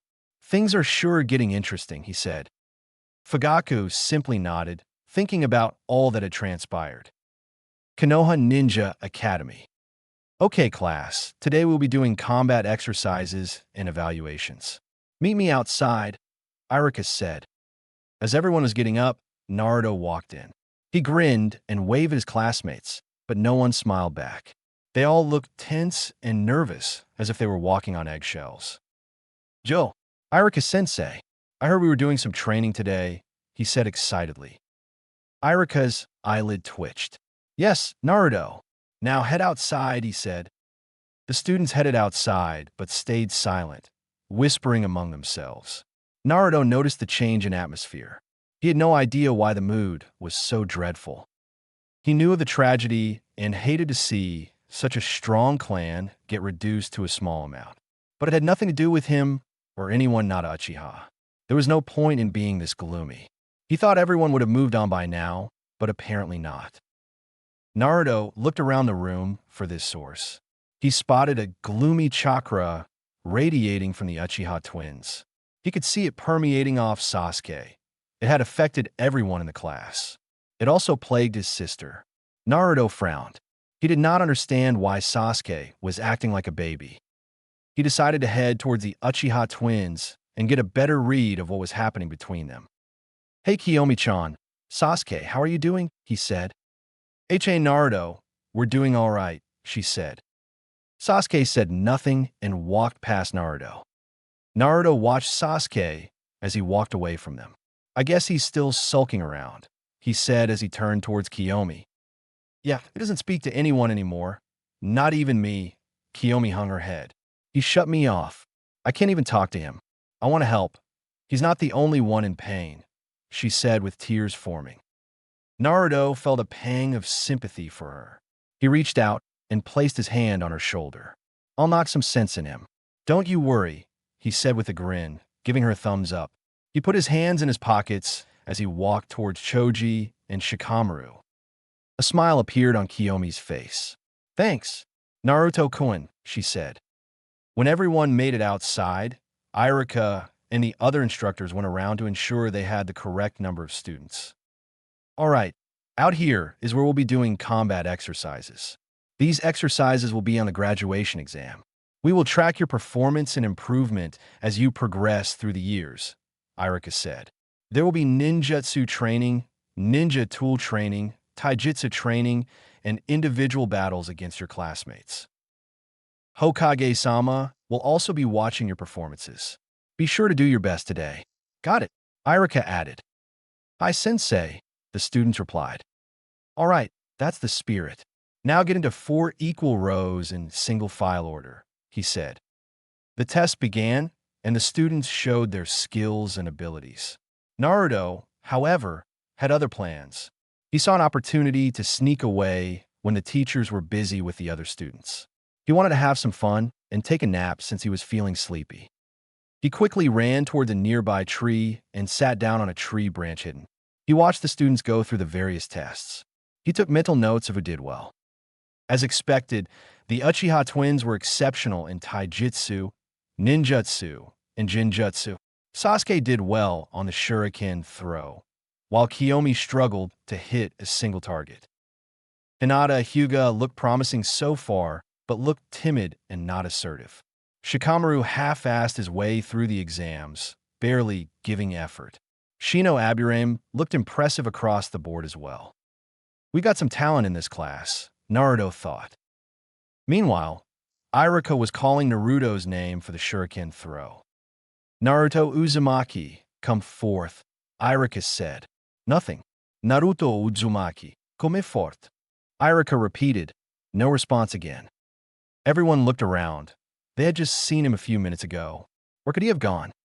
Iruka called Naruto's name one more time, but nothing. He sighed and wrote a 0 for the remaining tests and training. Naruto chuckled to himself from the tree as he continued to watch. After completing the exercises, the students took a lunch break. Kiyomi went to Sasuke and tried to eat with him, but he shrugged her off and went to sit by himself. She watched him walk off with a pained expression and took an open seat near her best friend, Hinata Hyuga. Is Sasuke all right? Hinata asked shyly. Kiyomi followed her gaze and felt a knot in her stomach. She hated talking about Sasuke, even though she knew Hinata meant well. He had ignored her ever since the massacre, leaving her alone and broken. She forced a smile and met Hinata's eyes. He'll be fine, she lied, hoping her voice didn't betray her. Hinata nodded, but a pang of doubt stabbed her heart. She noticed the dark circles under Kiyomi's eyes and the way she hunched her shoulders. She wanted to say something more, but her words got stuck in her throat. She wished she had more courage and confidence. She bit her lip and averted her gaze. Oh, okay, she stuttered, feeling something was off. Kiyomi caught Hinata's uncertain glance, and a wave of guilt washed over her. She didn't want to make her friend feel bad. She just had a lot going on. She didn't know how to let her in and open up. She coughed and shifted the topic. So, how are you doing? She inquired, faking nonchalance. Hinata gave Kiyomi a faint smile.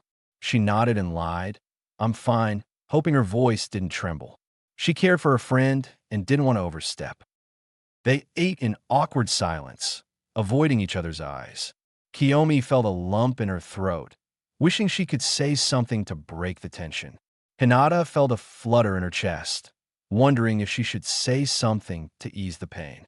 They both wanted to reach out, but held back, afraid of making it worse. Suddenly a voice spoke.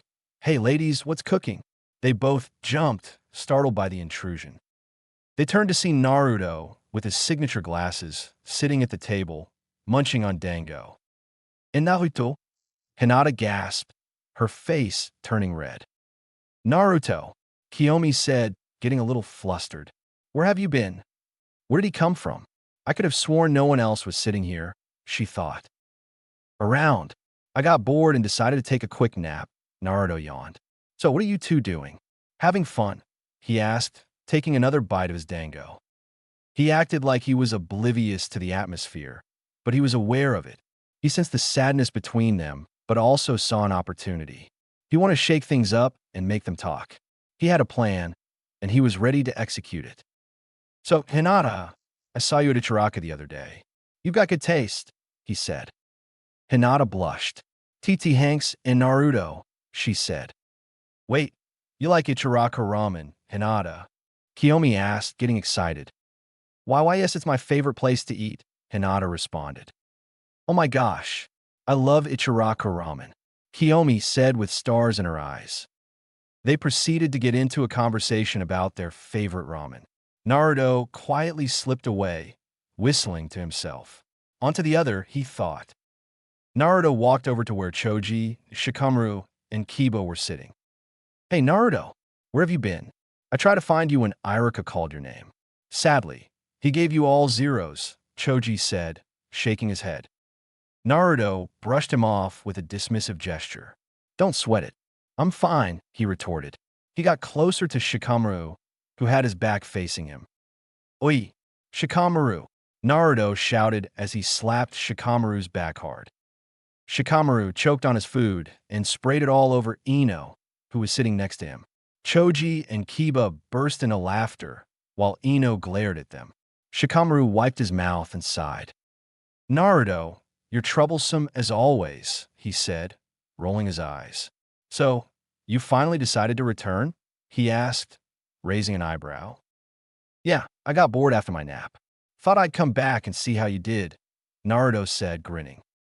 Well, maybe you wouldn't be so bored if you paid attention in class, Shikamaru said. Why would I do that, huh? Naruto said, raising his voice. Everyone's so dead and dull here, walking around like zombies. Who cares if a bunch of people died? It's not my problem, he said loudly. The room went silent as everyone stared at Naruto in shock and disbelief. Naruto turned his head and looked toward Sasuke. Sasuke's eyes flashed with anger and his fists tightened. Hey, Naruto, I think you should stop talking so loud, Choji said nervously, tugging at his sleeve. Naruto ignored him, all this moaning and groaning over the dead. How pathetic, he said, sneering. Sasuke had enough and headed straight towards Naruto. He clenched his fists and gritted his teeth, feeling anger and frustration. He couldn't stand Naruto's arrogance and disrespect. On the other side of the yard, under a cherry blossom tree, Hiruzen, Nobito, and Fugaku stood. They had just arrived and were observing the scene with interest. Iruka came over to greet them. Waving respectfully. Iruka, how are the students performing? Hiruzen asked with a smile. He felt a sense of pride and curiosity watching the young ninjas in training. He wanted to see their potential and talent. He hoped they would grow up to be strong and loyal shinobi. They're performing quite well. We truly have an exceptional next generation. However, Naruto skipped class again, Iruka replied, frowning slightly. Isn't he over there? Hiruzen pointed at Naruto and Sasuke, standing a few feet from each other, glaring intensely. Iruka turned to see Naruto and Sasuke, and his eyes widened. He felt a wave of shock and panic, realizing that this wasn't going to end well. Apologies, Hokage-sama, for their behavior, Iruka said, bowing again. He felt a flush of embarrassment and guilt. Hiruzen waved at him. It's fine, my boy. No need to apologize. He's just being himself, he said, chuckling. I should be the one apologizing to you. I'll break this up immediately, Iruka said, moving to intervene. A hand stopped him. Wait, let's see what happens, Nobito said, his eyes sparkling. This is getting interesting, he said. Meanwhile, Sasuke reached Naruto's position and stared at him intensely. He could feel the anger and pain boiling inside him from Naruto's words. What did you say, Do? Sasuke said angrily as he got it in Naruto's face. He spat the word like venom, trying to provoke him. I said you're pathetic, Naruto replied, smiling wickedly. He put his hands in his pockets, which infuriated Sasuke even more. You're moping around like a big baby who wet his diaper, he said, taunting him. Get your act together. Sasuke had enough. He hated how Naruto was diminishing his pain and suffering like it was insignificant. How dare you? Sasuke screamed as he threw a punch at Naruto, who easily dodged it. Wow, come at me, then, Sasuke, Naruto shouted. Sasuke threw a barrage of punches and kicks at Naruto, trying to nail him, but he couldn't land a single attack. Naruto evaded effortlessly. Sasuke went for a sweep kick, but Naruto jumped back looking at the tired Uchiha. If you fought this hard, maybe you could have saved your clan, Naruto said, egging Sasuke on. Sasuke gritted his teeth, frustrated that he didn't land a single punch. I wonder who you lost? Your brother, maybe? Naruto put his hand over his mouth. Oh, wait. He killed your clan, so it can't be him? I know. You lost your mother, right? Sasuke went silent and fell to his knees. Judging from that reaction, you must have seen her die, Here I thought you were strong. I guess I was wrong. You're just weak, Naruto said. You're weak, child. You still have much to learn, Sasuke heard in his head. He picked up a nearby rock and rushed at Naruto. I'll kill you, he shouted. Naruto smiled. We need to stop this, it's gone too far, Iruka said, preparing to rush in. Naobito stopped him again. No, that kid with glasses has something up his sleeve. I want to see what happens. Sasuke hurled the rock towards Naruto to create an opening. Naruto tilted his head to the left and was surprised to see Sasuke in front of him with a fist raised. You've got spirit, but you're still too slow, Naruto as he causally moved out of the way. He put his foot out, tripping Sasuke. Sasuke stumbled over Naruto's foot, losing his balance. He was now falling and was going to crack the back of his head on the rock he had thrown. Sasuke closed his eyes, bracing for the incoming pain, but it never came. He opened his eyes to see Naruto holding him by his shirt collar. This mopey mood you have. You need to let it go, Naruto said seriously. What? Sasuke said. Believe me, feeling sorry for yourself and meandering around isn't going to change anything. Naruto continued. I used to be like you, feeling sorry for myself and wallowing in self-pity. Shut up, what do you know? What makes you think you know anything about me? Sasuke said, slapping his hand away. This caused him to hit the ground due to the transfer of energy.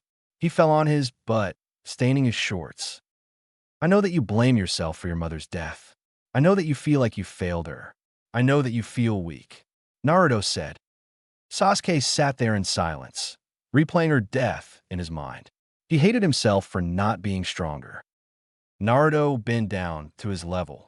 He slightly lowered his glasses, revealing his blue eyes. You know, I've been orphaned my entire life, he said, shocking Sasuke. I never knew my parents, and I've been on my own for as long as I can remember. I've had to fight for everything I own. Nothing was given to me. To rise above my troubles, I had to become strong, just like you need to become strong. Naruto smiled as he watched Sasuke's face. He knew his words were getting through to him. He got up satisfied and turned away from him. It's not good to stay like this. If you do, you'll never get stronger, Naruto said, walking away. So do your best, Sasuke. You may need to push yourself, though. Get stronger to avenge your clan and your mother. And get stronger to keep up with me, Naruto thought. He walked back into the academy building, whistling as if nothing happened. Sasuke remained on the ground, looking at his hand, deep in thought. The weight of Naruto's words lingered in his mind. From under the cherry blossom tree, Naobito grinned maliciously. This boy is special. Who is he? He thought. You never cease to surprise me, Hiruzen thought. He turned towards Iruka. It seems the situation has resolved itself, he said. Ashashi, Okage-sama, Iruka replied. The students returned to class, buzzing with curiosity about what happened. They exchanged glances and whispers, trying to piece together what they had seen and heard. After that incident, Sasuke sat in the back of the class, keeping his silence. He didn't want to talk to anyone. He just wanted to be left alone to think. He felt a storm of emotions raging inside him. Anger, sadness, confusion, shame, guilt, fear, and something else. Something that he couldn't name, but that burned like fire. He couldn't fathom why Naruto had confronted him. It baffled him that someone as arrogant and self-absorbed as Naruto would concern himself with his behavior. The bell rang, signaling the end of the day and taking Sasuke out of his thoughts. He packed up and slung his book bag over his shoulder. Kiyomi came over to him. Sasuke, are you ready to go? She asked, her voice gentle and concerned. Sasuke gave a curt nod and followed her outside the academy building, keeping his distance from her. Outside, they were greeted by their father, the Hokage, and an older man they had never seen before. Toussaint, Kiyomi shouted, running to hug her father. She buried her face in his thighs, trying to hide the tears that threatened to spill. Fugaku gently rubbed the top of her head. Sasuke just glanced at his father and looked away, feeling a surge of resentment and indifference. You two did well today. I'm excited to see your development into fine shinobi, Hiruzen said before departing with his Umbu guard. Let's head back, Fugaka said. They walked in silence, an undeniable tension hanging in the air. Sasuke sensed his sister's gaze fixed on him, but he refused to meet them. He knew she was concerned, but the last thing he wanted was her pity. He did not want her to see how weak he was. He hated himself for what had happened that day. He hated how Naruto had mocked him, how he had failed to land a single hit, how he had fallen to his knees. He hated how Naruto made him feel things he did not want to feel. His resolve to avenge his clan and exact vengeance for his mother's death had driven him to this point. Thoughts of Itachi had been buried deep since that fateful night, leaving Sasuke grappling with conflicting emotions. Sasuke found no issue with his mood. He thought strength was only about power, abilities, and prowess. But Naruto had challenged him on this. It wasn't just about physical strength. It was about overcoming pain. This revelation left him perplexed, unsure of how to navigate his emotions. He did not know what to make of these feelings or what to do with them. He glanced at his sister, walking beside him with a cheerful smile. She seemed to have accepted their loss and moved on with her life. She had stayed kind, happy, and hopeful after their tragedy. He wondered if her composure was genuine or a facade, performing an act of forgiveness as some form of a noble gesture.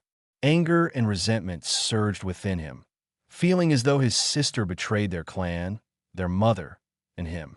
He believed she was abandoning their pain, suffering, and sacrifices.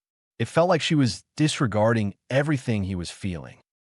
He did not want to hurt his sister. His love for her surpassed everything. She was not just his sister, but also his twin, his other half. He just wanted her to be angry, just like him, and eager to get back at those who hurt them, the ones responsible for their pain and suffering. However, she diverged from this and discouraged his harshness, advocating for kindness. Her actions disgusted him, but he would never outright say it. They reached their new home, a two-story modest home in a quiet part of the village. The house had a large window with a blue awning on the left side. The entrance door is on the right side with two small Uchiha crests on each side. This is our new home, Fugaka said. They walked inside the house. There was a large living room with a kitchen. There was one bedroom on the first floor and no bathrooms. Upstairs there were 3 bedrooms and 1 bathroom. Two-san, Kiyomi asked. Yes, Fugaka replied. Who is that? She said, pointing to Naobito, unaware of who this was. Fugaka smiled.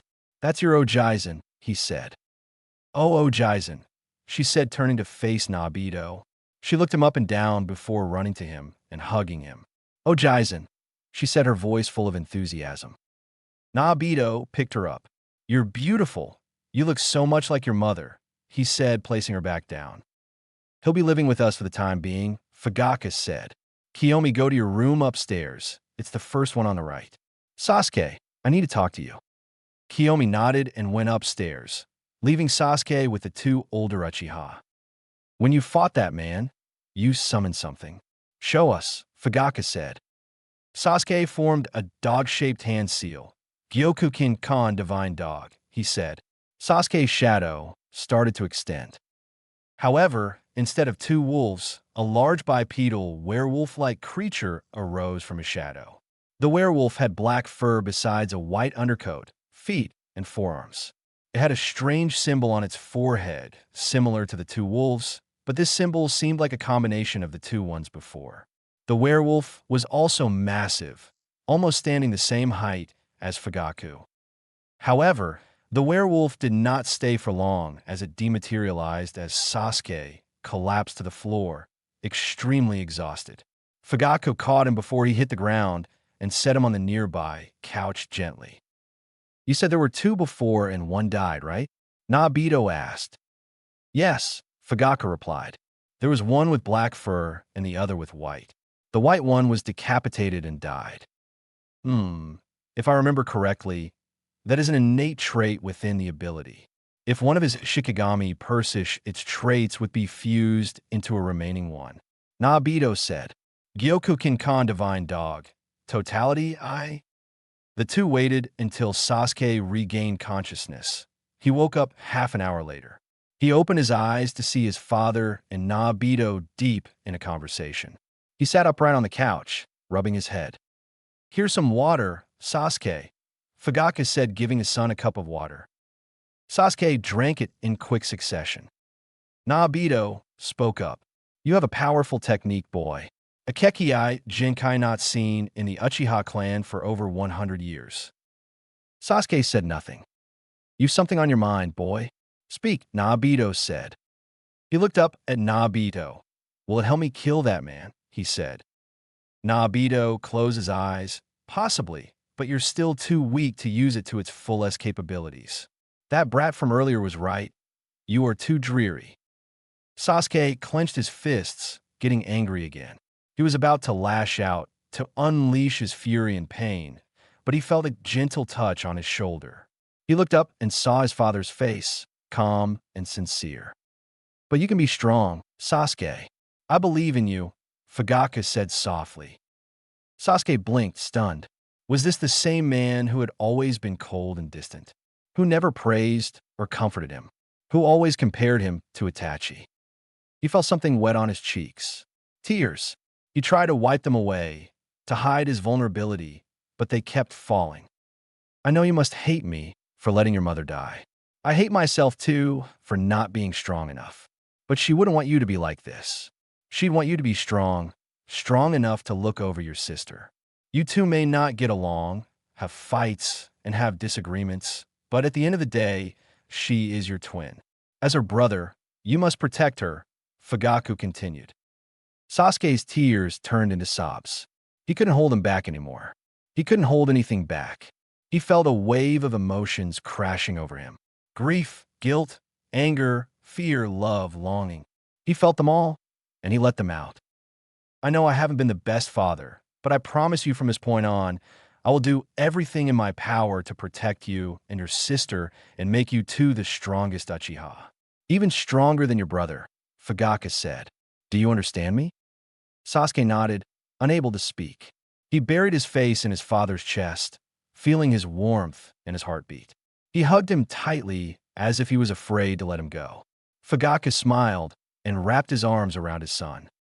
"I promise you, Ka-san, I will avenge you, and I'll protect Kiyomi," Sasuke thought. 7 years later, Uchiha compound.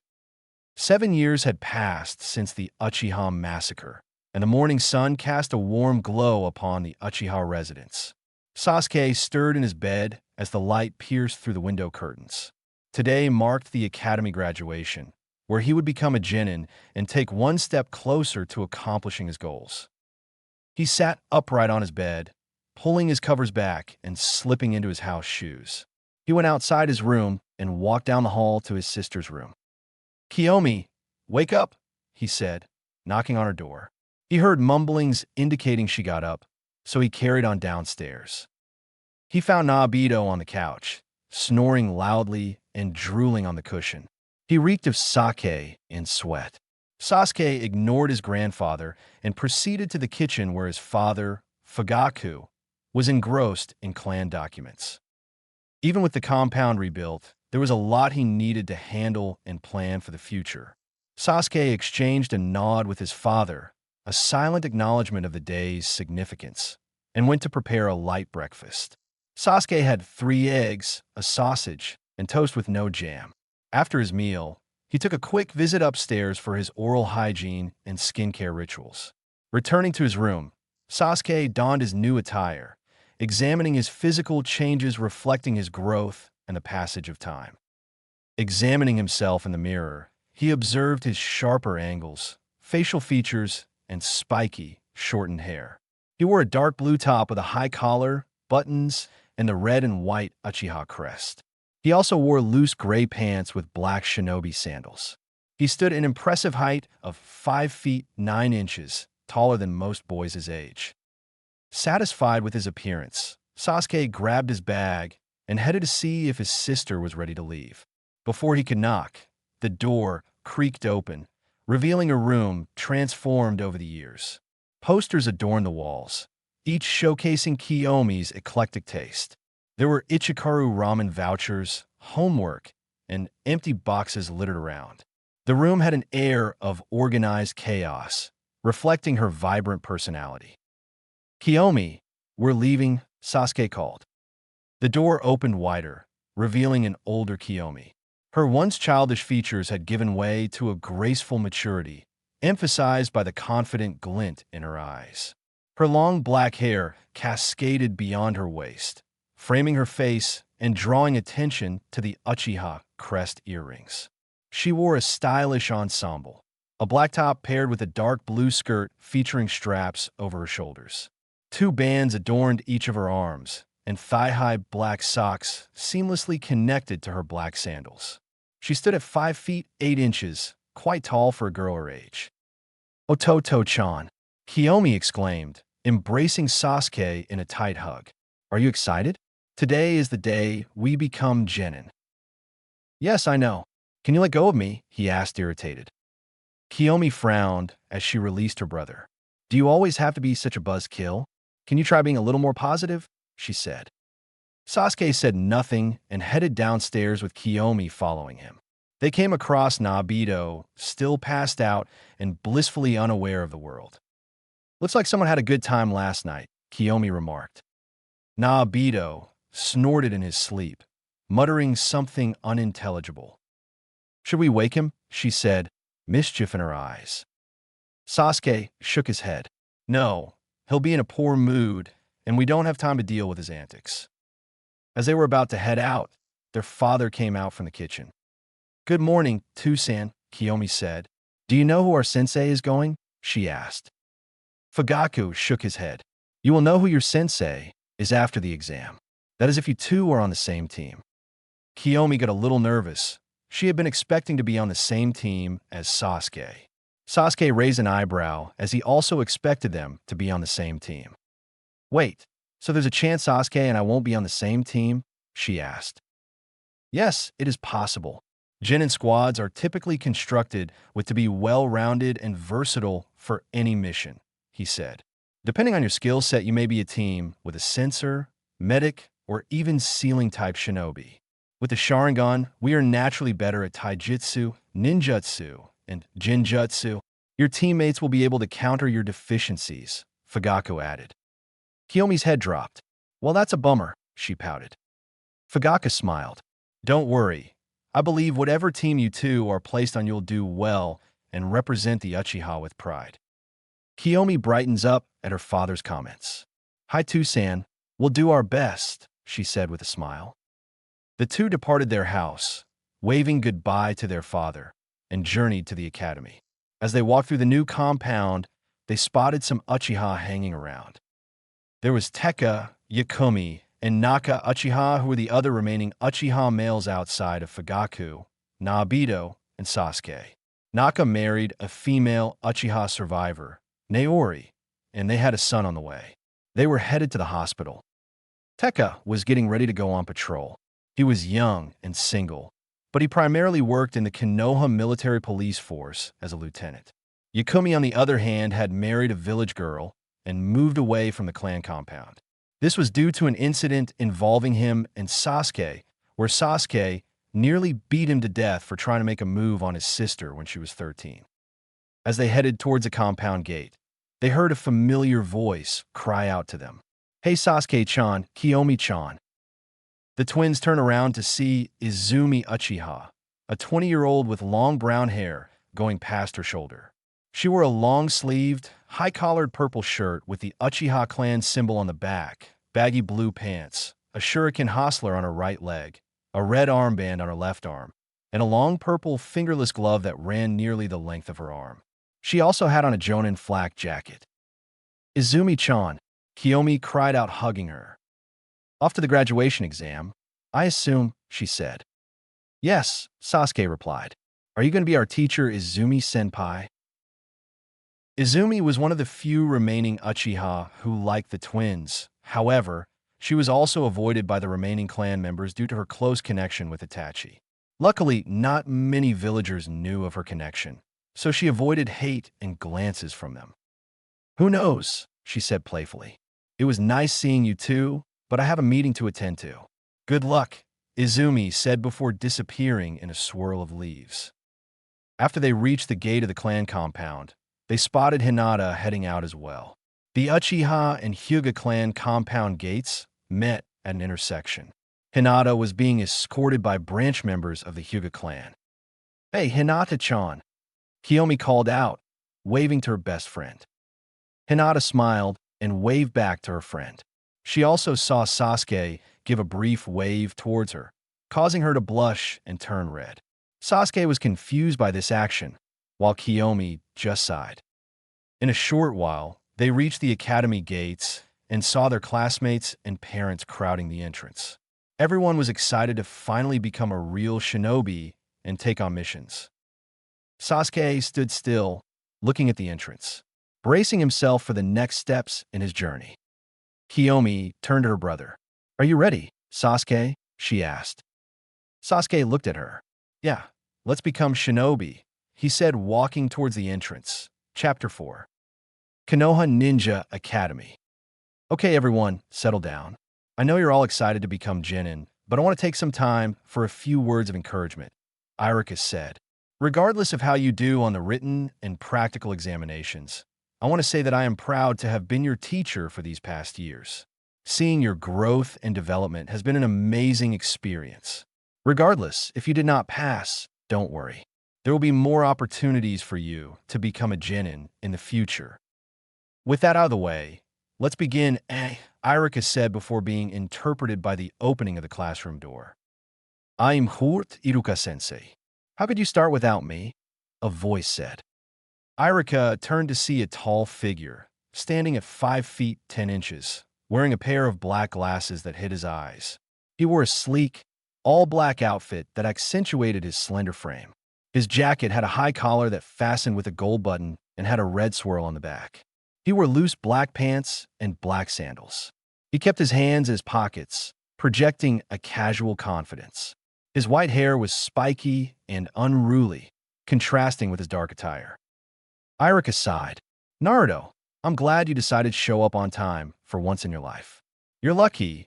With the number of days you've missed, I should disqualify you from the exam. But since you've never missed an assignment, I'll let your previous transgressions slide. Now take a seat so we can begin," he said. The students snickered at Irika's comments and made fun of Naruto. "There is no way Naruto will pass the graduation exam. He's the dead last," they said. Naruto, upon hearing their comments, smiled and ignored them. "This will be fun." Naruto took an open seat next to Kiyomi. "Hey, Naruto, are you ready?" she asked. "I hope we get put on the same team. It would suck if I was with some randoms. I don't really know anyone else in the class." "Yeah, I'm ready," he said confidently. "But there's no need to worry. The teams have already been made." He put his hands behind his head, leaning back in his chair. "Wait, what do you mean they've already been made?" Kiyomi asked. "Won't they make them after we take the exams?" Naruto chuckled. "Most of the students in here are clan heirs. I doubt any of the higher-ups or clan heads would allow them to fail. Even if they did fail, Irika-sensei would be pressured to overturn his decision." He leaned back in his seat. "It would bring shame to a clan's image if their heirs failed a measly academy graduation exam," he added. Kiyomi nodded at the logic, unsure of how to feel about this new revelation. Sasuke listened closely as well. He wasn't surprised by this, he just underestimated the power clans held in the village. "Quiet down, everyone. We will begin the written exam now. You'll have 1 hour to finish. You may start once you receive an exam," Irika said. Naruto, Sasuke, and Kiyomi received a test and began. After 1 hour, Mizuki came around and collected the students' exams, placing them on a desk.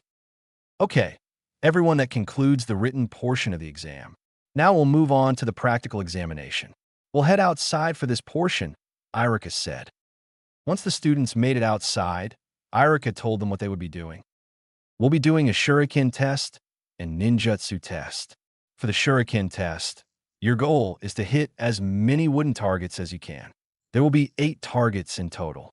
For the ninjutsu test, you need to perform the Bunshin no Jutsu, Clone Jutsu, and the Hinge no Jutsu, Transformation Jutsu," Irika said. I believe you all, so make sure to do your best. Hi, Sensei, the student shouted. Naruto rolled his eyes. These were low-class, E-rank jutsus. These should be the bare minimum, not the bar. He couldn't do anything flashy with these, but maybe he could do something with the Henge no Jutsu. Naruto smiled. He had an idea. The students passed the shuriken test with ease. Sasuke got 8 out of 8, while Kiyomi got 7 out of 8. Next up was Naruto. Naruto Uzumaki stepped forth, Mizuki said. Irika held up a clipboard to write down his results. Naruto walked to the line with his hands in his pockets, cool and unfazed. You sure look smug for the dead last, Kiba called out. Naruto smiled, not turning towards him. You sure love to run your mouth for someone so weak, he said. Now be a good dog and sit. Kiba flinched at his comments, taken aback by his retort. He mumbled something unintelligible under his breath. Naruto, you may begin when ready, Irika said. Naruto picked up 2 shuriken and looked at the targets. There were 2 wooden posts with 4 targets on each. Time to show off a little, he thought. He put 1 in each hand and threw them at the targets. Oh, what are you doing? Kiba barked. You missed. I thought I'd told you to be a good dog and sit, Naruto responded. As the shuriken approached the targets, they suddenly shattered mid-air, separating into 8 individual blades and hitting all the targets. Everyone was stunned. How did he do that? What caused the shuriken to break? Sasuke's gaze lingered on Naruto, a contemplative expression crossing his face. There's more to him than meets the eye, he thought. Kiyomi watched Naruto's shuriken technique, a subtle gasp escaping her lips. Is he that skilled? Why hasn't he shown this off before? The conflicting thoughts swirled in her mind. With his back still turned, Naruto spoke. I'll say this once. I'm the strongest, and don't you forget that, he said. Naruto put his hands into his pockets and got back in line. Next was the ninjutsu test. Similar to the previous tests, the students passed with ease. A couple of students could only do 2, but 2 was the minimum. Naruto made 3 clones quite easily. Now on to the Henge no Jutsu, Naruto was up. As Naruto confidently stepped forward to perform the Henge no Jutsu, the air was filled with anticipation. His chakra flared up, and with a dramatic shout of Henge, a cloud of smoke enveloped him. When the smoke cleared, an older, more sophisticated Naruto stood before them, complete with a stylish button-up shirt and lowered glasses. Naruto, with a mischievous grin, playfully pointed at Irika. Irika-sensei, he teased, sending a ripple of amusement through the crowd. The girls in the class were struck dumb by his transformed appearance, unleashing a chorus of admiration and fangirl exclamations. Naruto-kun, you're so hot. Marry me. I want your babies, they enthusiastically shouted, their voices echoing through the air.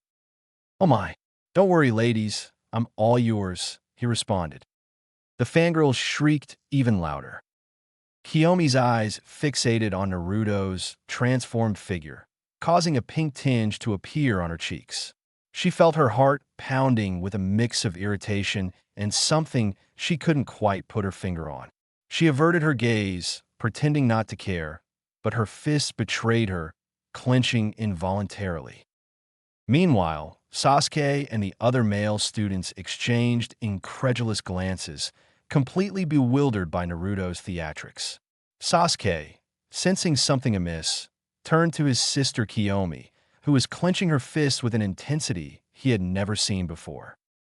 Kiyomi, are you all right? Sasuke inquired, concerned by the ominous aura emanating from his sister. Naruto, Kiyomi roared, her hair defying gravity as a massive tick mark formed on her forehead. She marched towards Naruto, looking like a goddess of death with her eyes set ablaze with fury. The atmosphere shifted as everyone turned to witness Kiyomi's wrath. Naruto, feeling a chill down his spine, quickly returned to his normal state. "Oh, relax. I'm just having some fun," he stammered, confused by her anger. Kiyomi, however, was having none of it. She stomped towards him.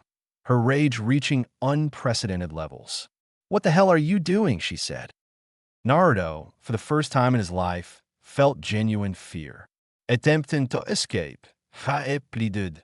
Vuvuit Kiyomi-chan. It's just a joke, but it was too late.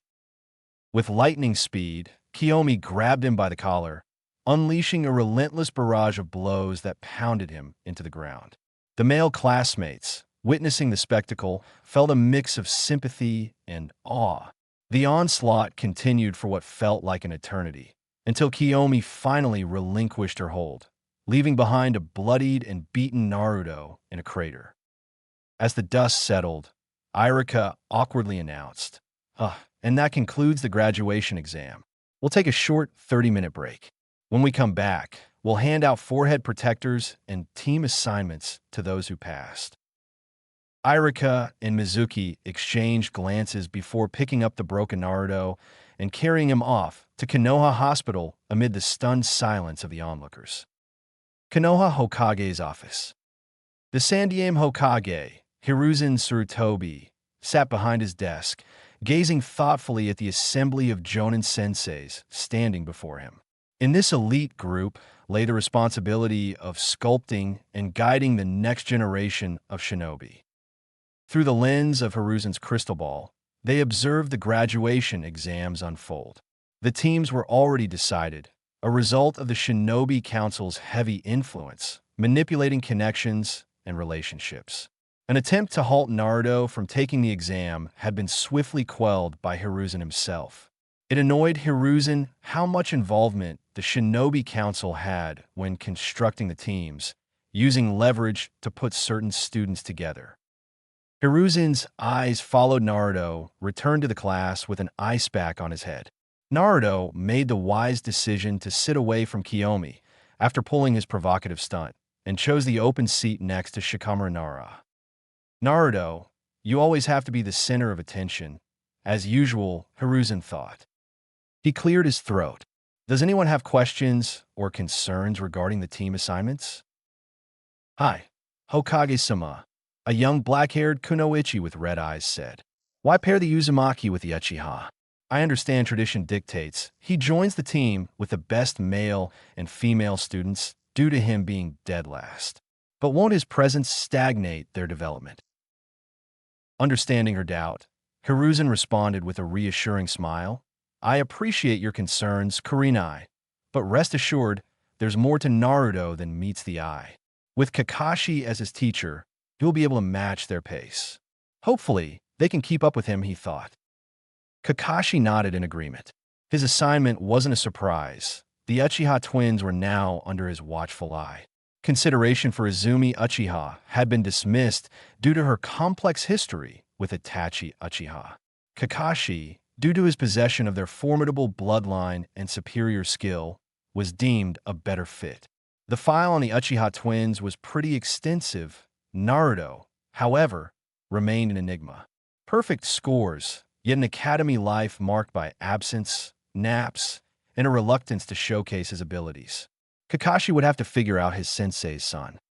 "But Hokage-sama," a Jonin sensei with glasses began, their voice trailing off as they noticed Naruto staring at them through the crystal ball, offering a nonchalant wave. Hiruzen chuckled at the boy's actions.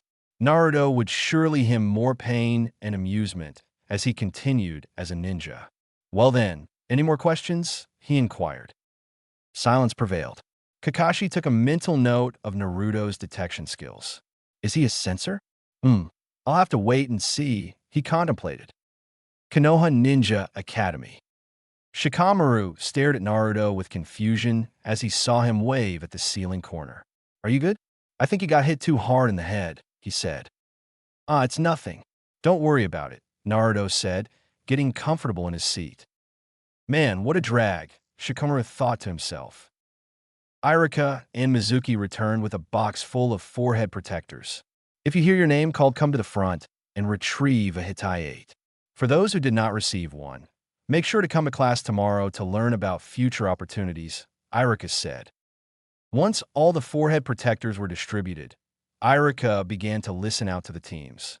He finally reached Naruto's team. "Next is Team 7, Naruto Uzumaki, Kiyomi Uchiha, and Sasuke Uchiha. Your Jonin sensei is Kakashi Hitaki, he said. The new team had varied reactions. Naruto smiled. He was glad to have strong teammates. Kiyomi fidgeted in her seat, feeling awkward after pummeling Naruto. Sasuke had a neutral face. Part of him was glad Kiyomi was on the team, but he knew how annoying she and Naruto could be when they were together.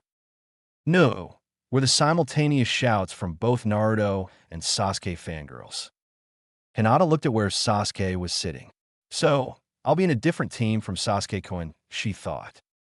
Next is Team 8, Hinata Hyuga, Kiba Inuzuka, and Shino Aburame. Your Jonin sensei is Kurinai Yuhi, he continued. Team 9 is already in commission. Next is Team 10, Ino Yamanaka, Shikamaru Nara, and Choji Akimichi. Your Jonin sensei is Asuma Sarutobi. Irika finished. This is going to be troublesome, Shikamaru said. Naruto slapped Shikamaru's shoulder. Oh, lighten up, Shikamaru. Your sensei is cool, he said. And how would you know? Shikamaru retorted. Smo, triste-moi. Why have I ever let you down? Naruto said with a grin. Shikamaru sighed. I want to reiterate how proud I am of you all and your resilience to make it to this next step, Irika said with a smile. Do your best, trust your teammates, and never give up. Your Jonin senseis should be arriving at any moment. I wish you the best of luck, he finished. Irika, Mizuki, and the students who failed the graduation exam left the classroom. After a few minutes, two Jonin entered the classroom together. There was a black-haired Kunoichi, Kurinai Yuhi, with red eyes that had a ring in them. She had fair skin and a red mesh armor blouse with only the right sleeve visible. On top of this was a white material that resembled bandages with a rose thorn pattern on it. Her hands and upper thighs were wrapped in bandages as well, and she wore a Konoha forehead protector with black shinobi sandals. The second Jonin was a man Naruto knew well. He was a tall man with brown eyes, olive skin, short black spiky hair, and a beard. He wore a standard Konoha ninja uniform with the sleeves rolled halfway up, a Jonin flak jacket, forehead protector, and black sandals. He had a sash tied around his waist with the kanji for fire, a pair of black bangles, and bandages wrapped around the arms of his sleeves. This was Asuma Sarutobi, son of the third Hokage, Hiruzen Sarutobi. Team 8, come with me, Kurinai said before leaving with her team. Shino said nothing and followed his sensei. Hinata waved goodbye to Kiyomi, and Kiba, along with Akamaru, started down Naruto as they exited the room. Team 10, I'm your sensei. Let's head out and grab some barbecue, Asuma said. Choji got excited, Shikamaru groaned, and Ino was still struggling with the fact that she didn't get on a team with a cute boy. Yo, Naruto, Asuma called out to the white-haired boy. Jo Asuma. Naruto turned toward Shikamaru. See, Shikamaru, I told you. Shikamaru just rolled his eyes. How does he know Naruto? Sasuke thought. So, you're friends with two of my genin? Guess I'll have to take them seriously, Asuma said with a grin. Naruto grinned. Yeah, don't hold back on them, he said, putting his arm around Shikamaru. Especially on this guy. This is going to be even more troublesome than I thought, Shikamaru contemplated. Good luck waiting on your sensei. He's notorious for being late, Asuma said. Sweat tickled down Naruto's face. You're joking, right? He said. Asuma just laughed before leaving with Team 10. It had been an hour since Asuma had left, and their sensei still hadn't shown up. All the other Jonin senseis had picked up their new teams. Team 7 was the only one left in the room. Arg, what's taking him so long? We've been sitting here for over an hour, Kiyomi said, pacing back and forth. Sasuke was reading a book, preoccupying himself until their new sensei arrived. From the corner of his eye, he observed his sister, but he also noticed Naruto fake sleeping on the desk. This was odd, as typically, Kiyomi and Naruto would be talking Sasuke's ear off. But they hadn't said a word to each other since earlier. The way they were acting was childish and started to annoy Sasuke. He generally stays out of others' conflicts, but this was distracting him from reading. He put his book down and looked at them. We should spend this time getting to know each other better. It'll help when we start taking missions. What about waiting for our sensei? What if he shows up when we're gone? Kiyomi asked. That's his fault for showing up late, Sasuke replied. He turned towards Naruto. Naruto, are you coming with us? Naruto lifted his head from the desk and looked at the Uchiha. Sure, this was getting boring anyway, he said as he stood up. They headed outside into the village, looking for something to do. Konoha Marketplace. As they strolled through the streets of Konoha, passing various shops and stalls, Sasuke couldn't help but observe his teammates. The trio chatted occasionally, but Sasuke noticed a lack of interaction between Naruto and Kiyomi, their unspoken tension still lingering in the air. The trio eventually passed by Amiguruma, a popular sweet shop in the village. Amiguruma, Kiyomi said, reading the entrance sign. I've heard about this place. Supposedly, they've got the best dango in the land of fire. Oh, is that true? Naruto said, getting intrigued. He had never been here before. Yep, it's pretty popular, she replied. It doesn't seem too busy right now, Naruto said. You want to go? Their line doesn't seem too long. Yeah, it's not long, but sadly I don't have any money with me, she said, pouting. I can pay for you, Naruto offered. Are you sure? Kiyomi asked hesitantly. I can pay you back. Naruto waved his hand. No need, I'll pay. It'll be my treat, he said with a smile. Sasuke decided to head to a bookstore a few blocks down. Come find me once you're done, he said, leaving Naruto and Kiyomi at the shop entrance. The two entered the shop, becoming next in line. As they waited in line, Kiyomi sensed eyes on her, watching and whispering. It wasn't the usual glances she received as the daughter of the Uchiha clan head. She was accustomed to prying eyes, both friendly and hostile. But this was different. The hate, fear, and disgust radiating from these eyes was massive. The weight of this negativity was becoming unbearable. She was about to ask Naruto if he felt it too when a villager approached him. Look, it's the demon brat, the older man sneered. I don't want you here. You need to leave now. I don't remember asking for your opinion. Trash. Get out of my way, or I'll move you, Naruto retorted coldly. Confused by the sudden hostility, Kiyomi attempted to intervene.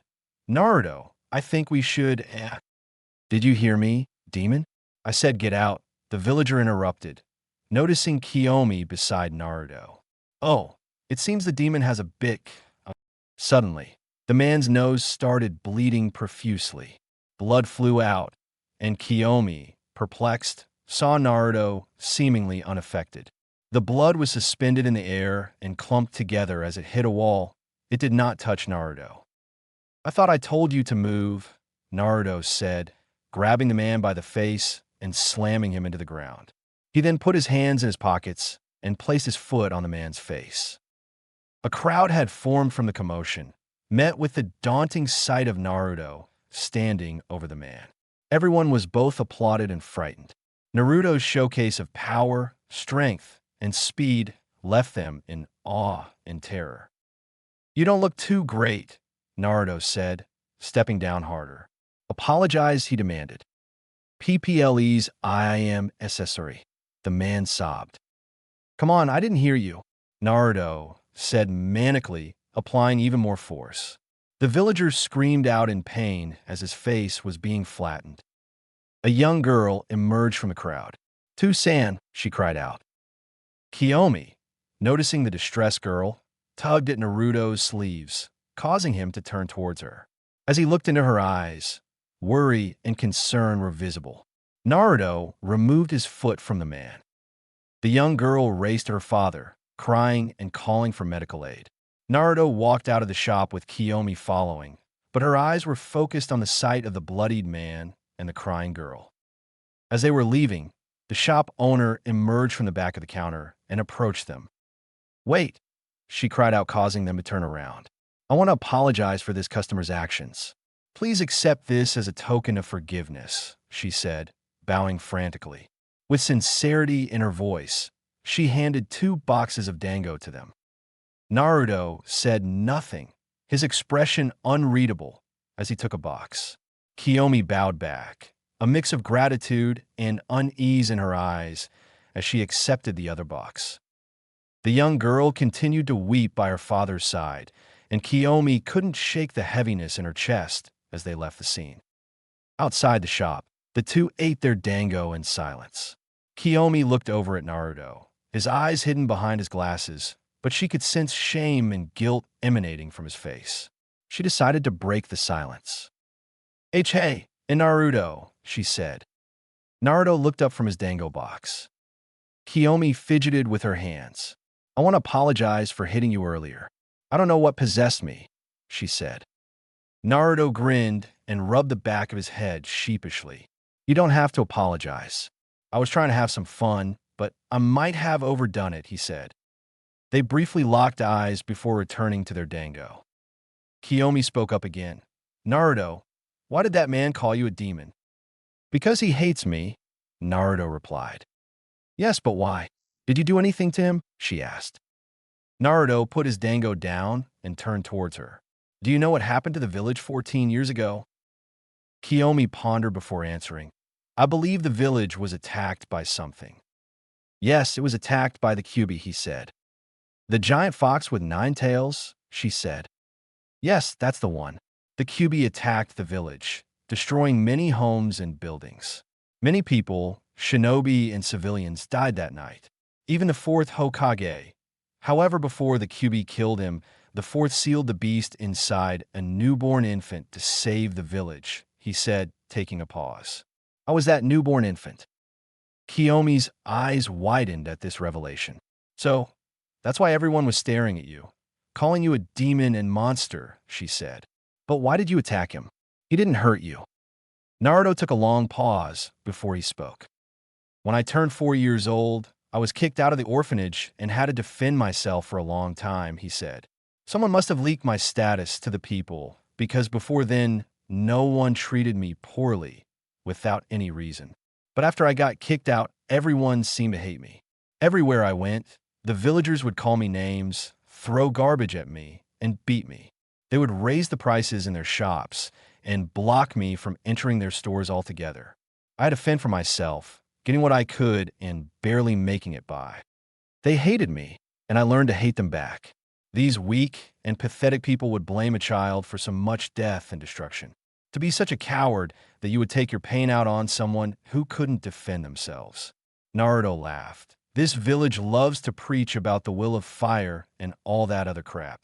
It's a bunch of nonsense. Why should the strong risk their lives for the weak who care nothing for them? He finished. Kiyomi thought on his words for a moment. I can see why you acted like you did, but I still don't understand why. Naruto, you don't need to be like them, full of hate and anger. She paused, looking at Naruto with a smile. You've always been there for me, supporting and caring. That's what makes you the coolest person I know. Naruto's eyes widened at her comments. Her words stirred lingering thoughts that had been long forgotten.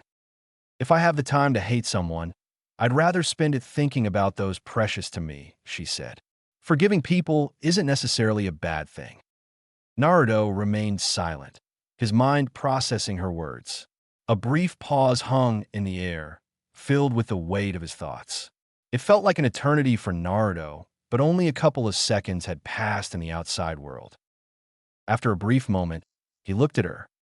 Maybe, he said, his tone thoughtful. Let's find Sasuke. Hopefully, our sensei has arrived. He stood up, putting his hands back in his pockets. Let's go, Kiyomi. Hi, she said, smiling. What's funny? He asked. You, she said, flicking his forehead. Ow, what was that for? He said, rubbing his forehead. Oh, nothing, she said. Just making sure you're still you.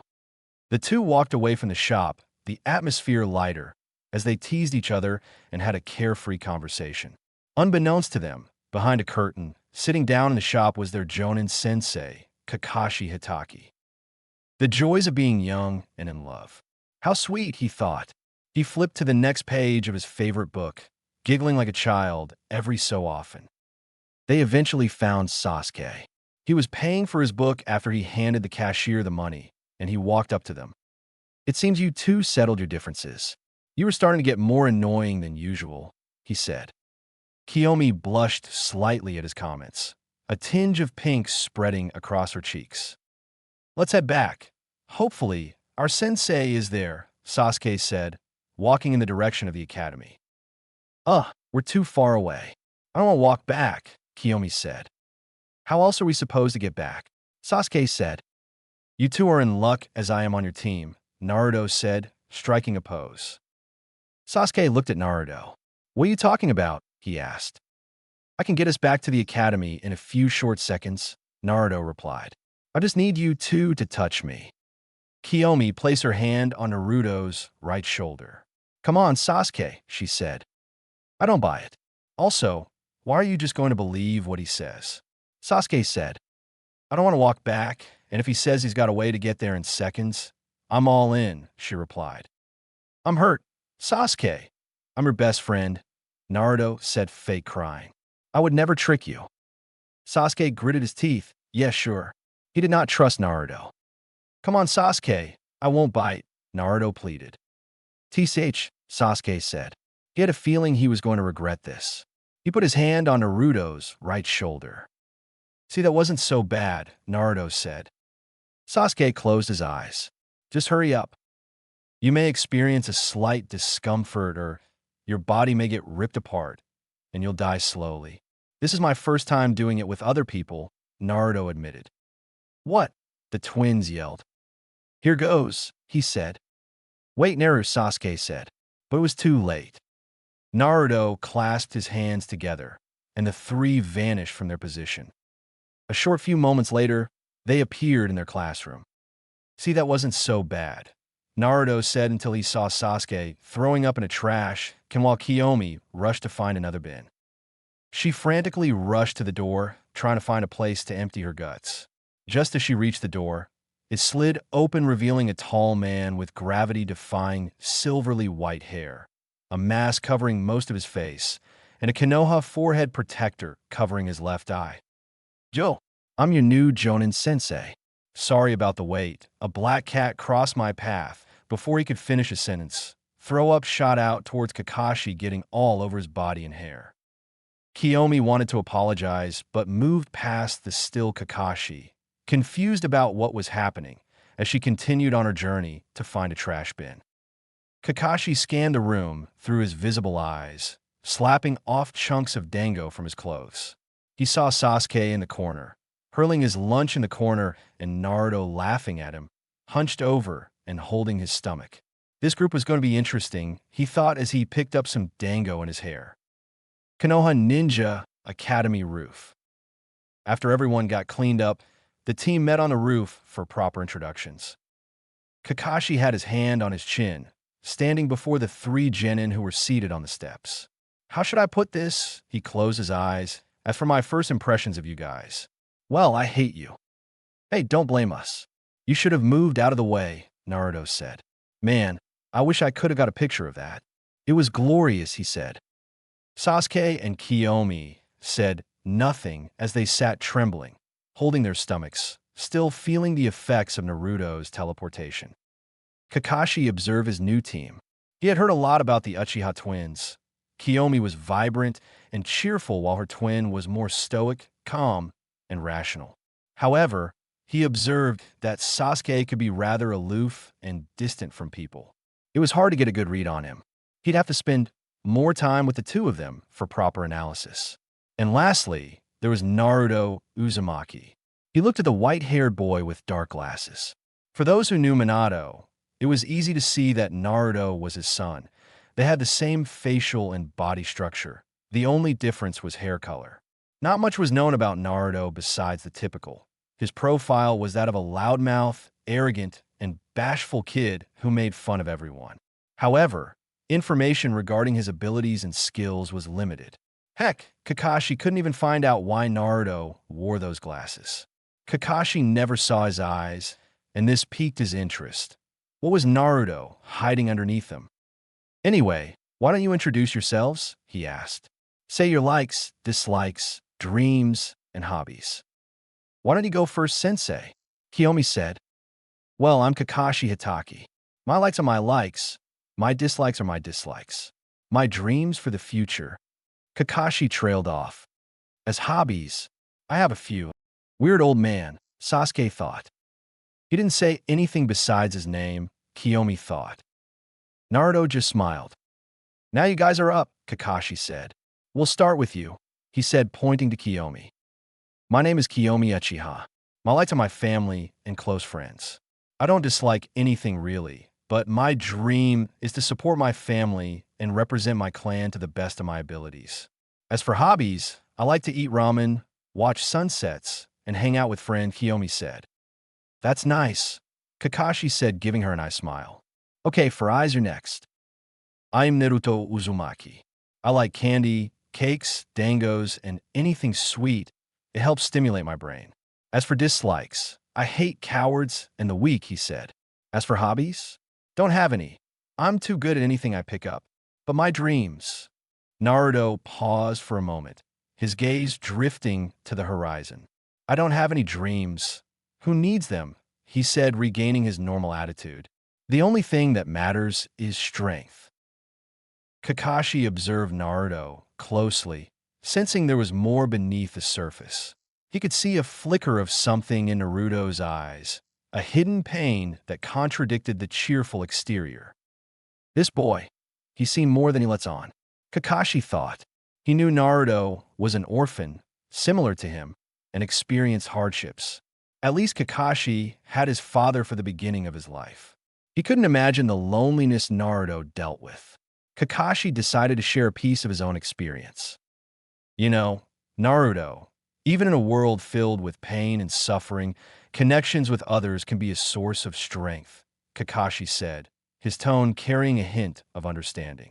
Sometimes, it's the bonds we form that give us the strength to face the darkness. Naruto looked at Kakashi, his eyes reflecting a mix of curiosity and yearning. Kakashi continued, you don't have to navigate this world alone. As you grow, you'll meet people who will care about you and who will be there for you. These people can be invaluable and lift you your lowest moments, so don't underestimate the power of having close ones. Naruto's facade wavered for a moment, and then, with a determined smile, he shrugged off the sentiment. Yeah, I get it. Friends and loved ones are important, yada, yada. Kakashi gave him a nice smile at him. I guess he isn't all jokes after all, Sasuke thought. Naruto, she thought. Well, Kakashi said, clasping his hands together, breaking the tension. You're next, Emo. Kiyomi let a laugh escape her lips. Hi, Emo. Naruto joined in on her laughter as well. Sasuke ignored them. My name is Sasuke Uchiha. I like rice, chicken, and ginger. I dislike red bell peppers, he said. That was random, Naruto thought. Kiyomi facepalmed. He couldn't have thought of anything better to say. Noted, Kakashi thought. For my hobbies, I like to read. But my dream, he said, taking a more serious tone.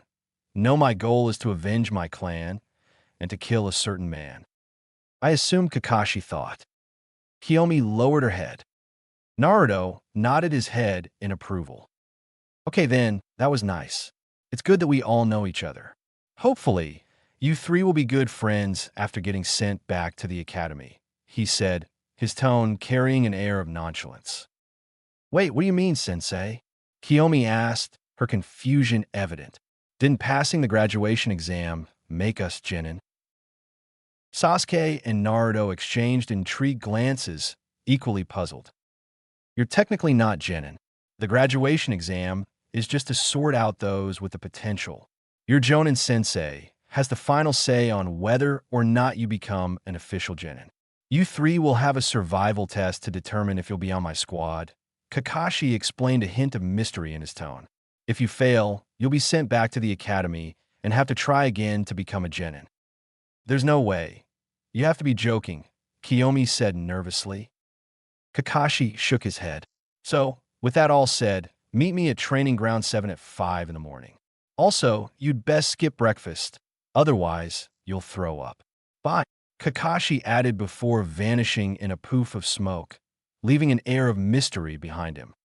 Well, this will be fun, Naruto said, getting up from the steps. I'd recommend you two to ignore his advice. What makes you sure, Naruto? Kiyomi asked. Sasuke chimed in. He was messing with us. Also, he was 3 hours late today.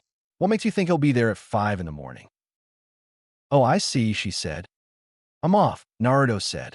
Do you want me to drop you two off at home? No, the twins replied, still feeling the effects of his teleportation. Naruto shrugged his shoulders. Suit yourself, it's your loss, he said. He clasped his hands and vanished, leaving behind a small ripple. It was almost as if he was being sucked away by some invisible force.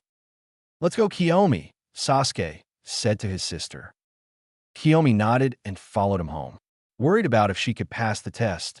Chapter 5. Konoha Training Ground 7, 8 a.m. in the morning. Kakashi was crouched down in some bushes overlooking the field. He had been waiting since 5 a.m. for his team to arrive, but no one had shown up.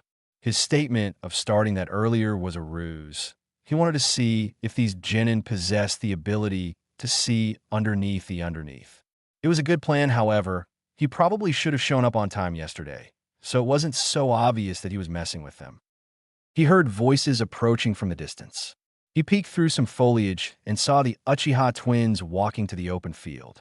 Kiyomi was messing with her brother, while Sasuke paid her no mind and was locked into his book.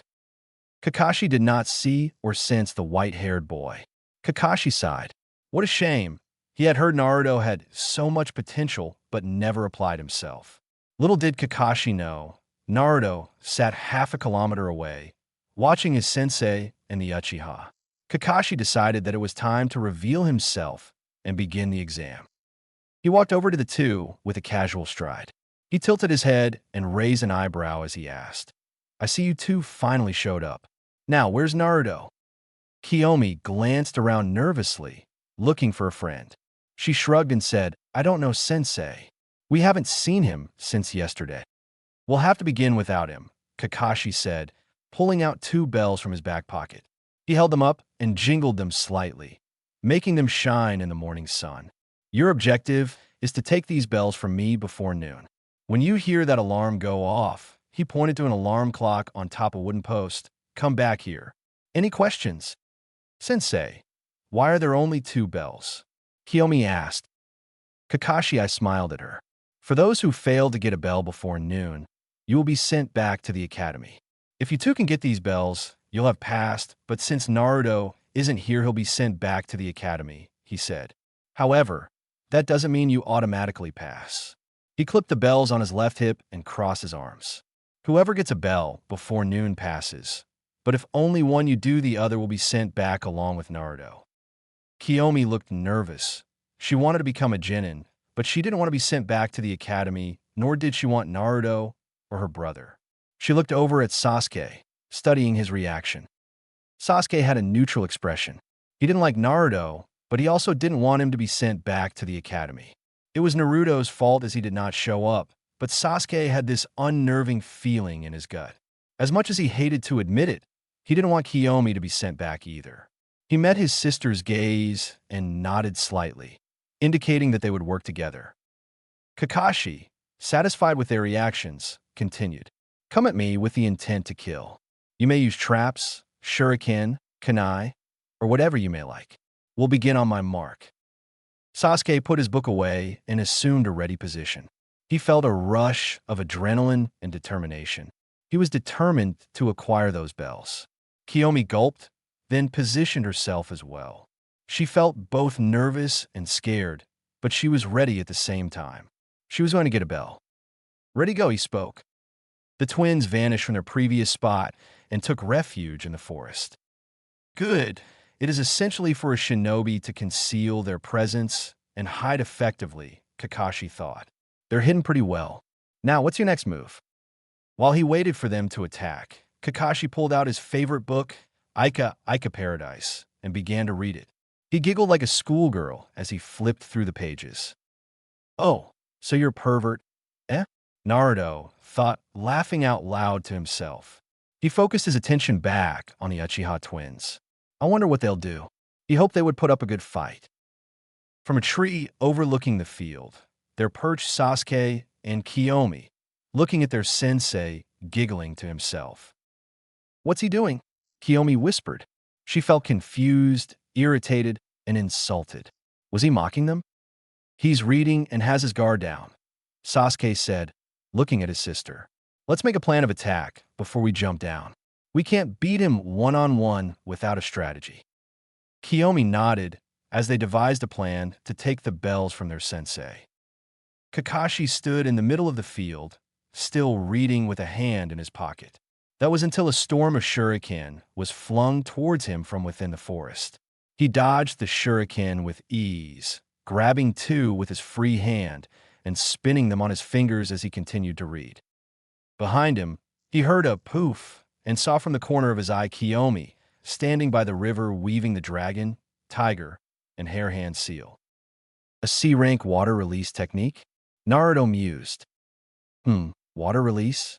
That's odd, especially for a Uchiha, Kakashi thought, intrigued by her unusual elemental affinity. As he watched Kiyomi, he heard feet touch the ground behind him. He turned to see Sasuke finishing the hand seals for a fire release technique. Attacking me at the same time, smart. He was impressed by their strategy and coordination. Suetun, Mizurappa, water release. Wild water wave, Katon, Gokaku no Jutsu, fire release. Fireball Jutsu, they shouted. A wave of water spewed out of Kiyomi's mouth, headed towards Kakashi, and on the other side, a giant stream of fire was headed towards him as well. He jumped out of the way as the two attacks collided with one another, causing a cloud of steam to envelope the field. A diversion? Kakashi thought. He sensed a presence behind him and turned around, catching a punch headed for his face. Upon impact, the steam dispersed oddly. Sasuke was confused. He wasn't that strong, and the steam should have stayed for longer. That was good, using the steam as a cover. I wouldn't have expected anything less from the Uchiha clan, he said, praising Sasuke. He smiled and looked down at Sasuke, making contact with the boy's two-tomo Sharingan. Two-tomo, Kakashi said. He was impressed that Sasuke had been able to awaken the clan's dojutsu and reach this stage at a young age. As he was preoccupied with Sasuke, he felt a presence running behind him, trying to grab the bells. "Good try, but you're too slow," he said. Using his other arm, he blocked Kiyomi's advancing hand. Kakashi attempted to jump away and reposition himself. However, he realized he couldn't move. He looked down to see a purple tongue holding his leg. "What is this?" Kakashi looked to his left, and his surprise saw a green, human-sized toad with marks around its eyes and a strange symbol on its stomach, outstretching its tongue. "Oh, this is interesting," Naruto thought. "A toad shikigami that allows him to restrain opponents." He smiled. "You keep getting more and more interesting." "Sasuke." Kiyomi grabbed the bells. Sasuke shouted using his free hand to grab Kakashi's arm. Kiyomi reached out her hand, grasping her fingers on the bells and taking them. She felt a surge of joy and relief. "I got them," she said. However, before she could celebrate, the bells disappeared with a poof. She felt a shock and confusion. "What? So close, but not bad," Kakashi said sarcastically before disappearing with a poof and turning into a log. Naruto put his hand on his chin. "Our sensei is crafty. He used Kawarimi no Jutsu, substitution jutsu, to replace himself and bells with a clone and log." The twins looked around for him, but they couldn't find him. They felt a mix of frustration and fear. "Where did he go?" Kiyomi said. "Down here," a voice cried out from under the earth. A hand popped out and grabbed Kiyomi by the leg. She felt panic and tried to kick the leg away, but the grip was too strong. "Wa! Doton, Shinju Zanshu no Jutsu, Earth Release, Headhunter Jutsu," Kakashi said, pulling her down into the ground, leaving only her head visible. "An assassination type, Jutsu," Naruto commented. "It traps the opponent and leaves an opening for interrogation or decapitation." "Arg, I can't move," she said, trying to move her submerged body. "So, Sasuke, what will you do now?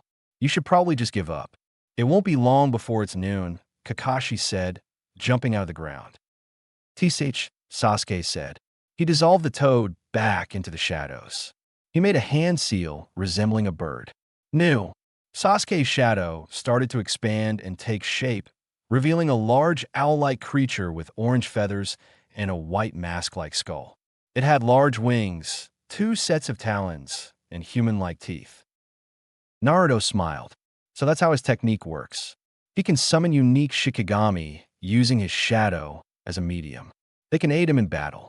It looks like he can summon up to 10, all with unique abilities. I wonder what else he can do with this. Another one of those creatures. I'm assuming it's made out of his chakra. Kakashi thought.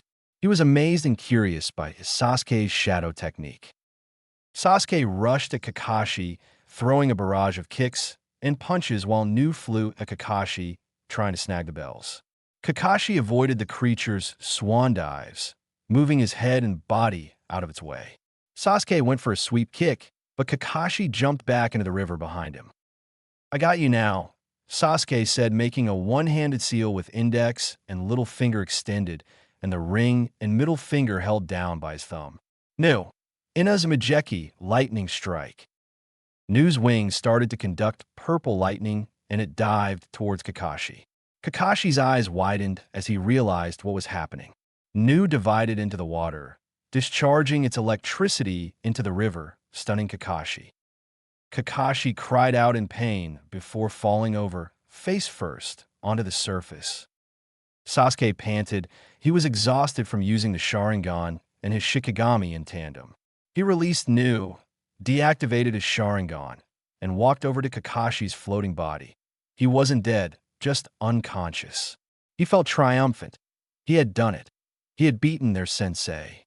Just as Sasuke was about to pick up the bells, the body disappeared with a poof. Wait, another clone, Sasuke said, looking around frantically as he tried to pinpoint Kakashi. Sasuke, behind you, the head of Kiyomi shouted. That was good, but sadly not good enough, Kakashi said as he appeared behind Sasuke and kicked him into a tree. Sasuke hit the tree hard, getting the wind knocked out of him. He struggled to get back up, and just as he did, the alarm clock went off, signifying the end of the exam and their failure.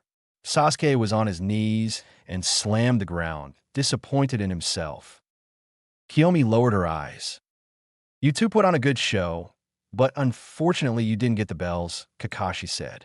He looked at Sasuke and Kiyomi with a serious and stern expression. He wanted to teach them a lesson and make them reflect on their mistakes. But with that, you pass, right? A voice spoke. Everyone turned toward the voice's direction. They were shocked to see Naruto with the bells in his hand. So we pass, right? Naruto said, dangling the bells in front of the shell-shocked Kakashi, Sasuke, and Kiyomi. I got the bells. Kakashi looked down at his hip, still seeing the bells.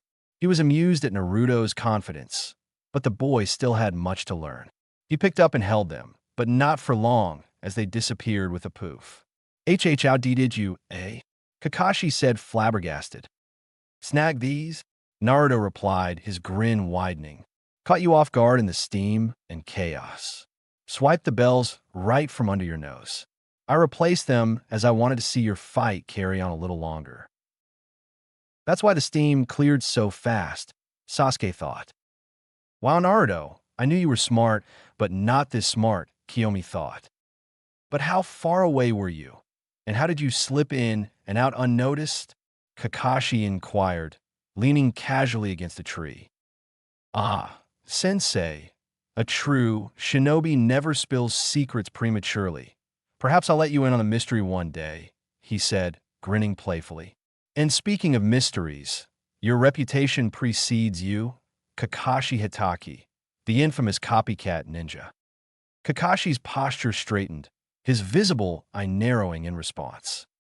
Kiyomi and Sasuke exchanged curious glances, intrigued by the reference to Kakashi as a copycat ninja. You're quite the enigma, Naruto, Kakashi mused. His interest in him deepened, knowing there was more to uncover about his skills and psyche. He needed to get a good read on the boy. It wasn't going to be good if he didn't know how Naruto reacted to certain situations. Kakashi pushed these thoughts aside. You would have ample time to figure out how the boy clicked. It's going to be interesting as I discover what other tricks you've got up your sleeve. Kiyomi's eyes widened from his last comments. Wait, so are you saying we pass? Kakashi gave her a thumbs up. I wanted the objective of this test to be for you three to work together as a team. The bell was a decoy to make you be at each other's throats, but that didn't happen. Partially due to you being siblings, and also because Naruto did not join you this morning. You two pass because of your teamwork, while Naruto passes because he got a bell. Kiyomi and Sasuke couldn't help but breathe a collective sigh of relief, while Naruto simply tossed the bells back to Kakashi in a carefree manner. Naruto strolled over to where Kiyomi's head protruded from the earth. I'm here to save you, Kiyomi, he announced with a grin.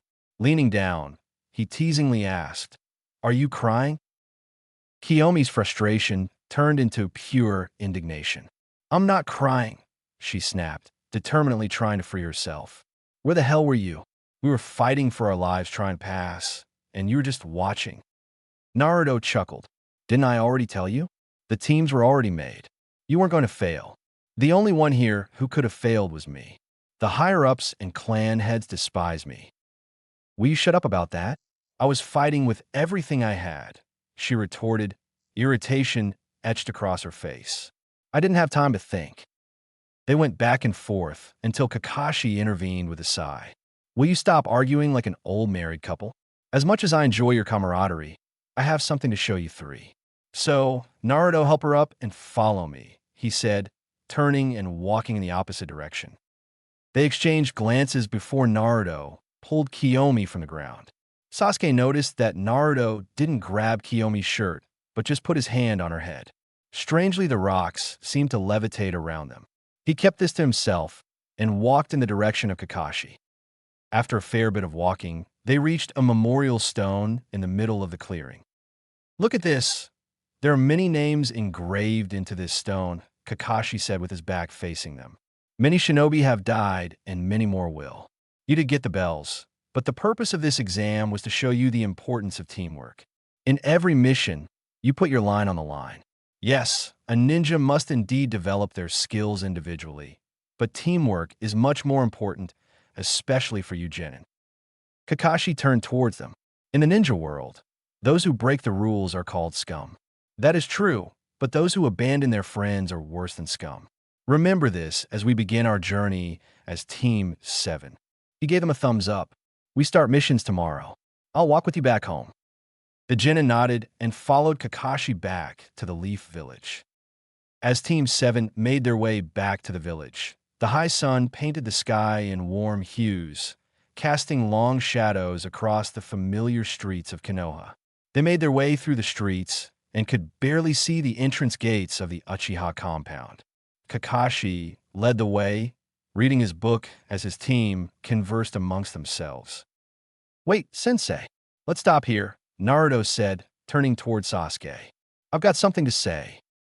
Kakashi, lifting an eyebrow in mild confusion, nodded, indicating that Naruto had the floor. Sasuke, why did you hold back? Naruto's voice was direct, filled with curiosity. The sudden question left everyone momentarily stunned. Kiyomi was the first to speak up. What do you mean he held back? Naruto's gaze remained fixed on Sasuke. When I watched you two fight Kakashi-sensei, something felt off. Sasuke has the potential to surpass Itachi, but the way he fought was just average. Tension filled the air as the mention of Itachi and any comparison to him was a sore topic that affected the twins differently. Kakashi, sensing the undercurrents, observed quietly. Naruto brings up an interesting point. Kiyomi's confusion was visible as she turned to Kakashi. Is this true, Sensei? Kakashi nodded, his one visible eye assessing his team's dynamics. I agree with Naruto. I expected more. I did mention to come at me with the intent to kill. Sasuke interjected, but Sensei, trying to kill you would be irresponsible. Our goal was to work as a team. Kakashi acknowledged, yes, teamwork is crucial. However, understanding each other's capabilities is equally important. Just because I stress teamwork doesn't mean you shouldn't bring out your best in every situation. Naruto grinned. Sasuke, I know what your problem is. It's your mindset. You don't know how to bring out your best, do you? Sasuke, visibly irritated, retorted, What? You think I'm not giving it my all? Naruto's tone slightly shifted, but still laced with playfulness.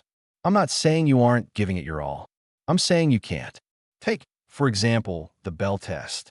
Why let Kiyomi go for a bell instead of chasing one yourself? If she had succeeded, and I did too, you would have failed. Did you want her to pass, even though you'd fail? That's a noble attitude. Kiyomi chimed in, but Kakashi-sensei emphasized the importance of teamwork. Wasn't that the point of the test? True. Teamwork is well suited for the average shinobi, Naruto remarked, his tone becoming serious. But Sasuke, you have the potential to surpass that. Consider the fourth Hokage, Madara Uchiha, Hashirama Senju, or even the legendary Sannin. Do you think their strength was solely dependent on how they worked in a team? Naruto continued, his gaze unwavering. No matter how many allies you have, when you die, you'll die alone. He paused, letting the weight of his words settle. You dream of killing a certain man, but at your current level, it's an unattainable goal. You can't fathom a stronger version of yourself, perhaps due to your trump card, right? Sasuke's eyes widened, a mix of surprise and realization. How do you know about that? Naruto lowered his glasses ever so slightly. Let's just say I have good eyes. You believe sacrificing your life will resolve everything when you confront this man. But at that point, winning becomes a distant memory. At this rate, you won't even measure up to a low Chunin. Naruto drew closer to Sasuke, the gravity of his words setting in. Dying to win and risking death to win. He flicked Sasuke's forehead, are entirely different concepts. Sasuke, normally composed, seemed thrown off balance. Naruto's words lingered, a weight settling on him. If you want revenge against that man, give it your best. Be greedier, Naruto advised before returning to his carefree demeanor. Okay, I'm done. We can continue. Kakashi, who had been silently observing, closed his book with a faint smile. For someone carefree, Naruto surprisingly holds valuable wisdom. Let's keep going. He gestured for the team to continue their journey, the air thick with contemplation. Konoha Uchiha compound. Hiruzen, Fugaku, and Nabito sat within the walls of the Konoha Military Police Force headquarters, located just outside of the new Uchiha compound. Hiruzen and Nabito occupied chairs in front of Fugaku's desk, while the subtle presence of Hiruzen's personal Umbu guard lingered in the shadows. In addition, two vigilant police force members stood watch outside the office door. How is the police force? Hiruzen asked, with a pipe in his mouth. What is crime looking like in the village? Ever since the massacre, we've rebuilt our force to 70% of its original strength. The Fuma clan, our distant relatives, have been invaluable in filling vacancies. I've been collaborating with Kotaro Fuma to address our deficiencies, but our security, especially near the barrier, needs reinforcement. Hiruzen nodded attentively. As for crime, we've seen a 25% reduction in crime over the past 7 years. However, we are still facing resistance from villagers, especially those who were drastically affected by Kyuubi's attack so many years ago. Fugaku said. Hiruzen nodded. He looked at Nabito. What about the relationship with Hyuga clan? Have there been any attempts at cooperation? Nabito chuckled, leaning back in his chair. The relationship with the Hyuga is almost non-existent. Those Hyuga bastards are almost as arrogant as the Uchiha. However, Kiyomi is best friends with Hayashi's daughter, creating a window of opportunity. There's a prodigy in the Hyuga, a genin, with extraordinary abilities. We considered an arranged marriage between Kiyomi and him, but declined when learning that he was a branch member. He took a pause. I don't think that would have worked out anyway, especially considering that girl has her eyes set on the Uzumaki. Hiruzen wasn't surprised at this. The two had been close ever since they were young. It was only natural for one to develop feelings for the other. He hoped this didn't end in tragedy like most love stories. As for the Hyuga, he needed to have a serious conversation with Hayashi about the continued mistreatment and use of the Kago no Tori no Juin caged bird curse seal. Speaking of the Uzumaki, why was he placed on their team?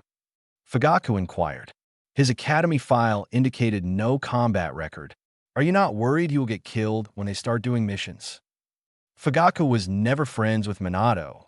Unlike their wives, the two simply had mutual respect.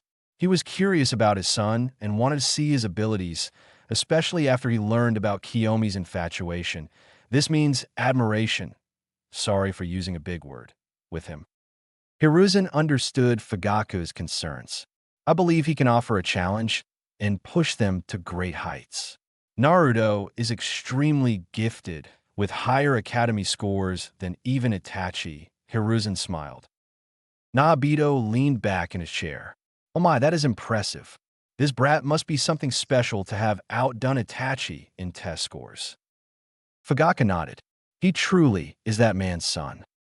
However, he lacks real connections with others and can be very self-centered at times. Your children can help Naruto. Putting him on this team will foster friendship and a sense of family among the team. You'll have a chance to see him if you desire.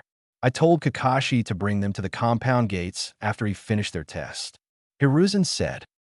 As their discussion seemed to conclude, Hiruzen leaned forward, glancing out of the window. The Uchiha compound lay just beyond the horizon, and a thoughtful expression crossed his face. He felt an eerily familiar chakra signature in that direction, one he hadn't felt in a long time. What's happening at the Uchiha compound right now? I wonder, Hiruzen thought, contemplating what potential challenges awaited. Oh, we're finally here, Kakashi said, looking up the compound entrance, taking in the somber and quiet atmosphere. There weren't many out, just a few Uchiha here and there. It's still pretty dull, but give 10 years it'll be bustling again, he said. I'll see you 3 tomorrow. Naruto put a hand up. Wait, he said, someone's coming.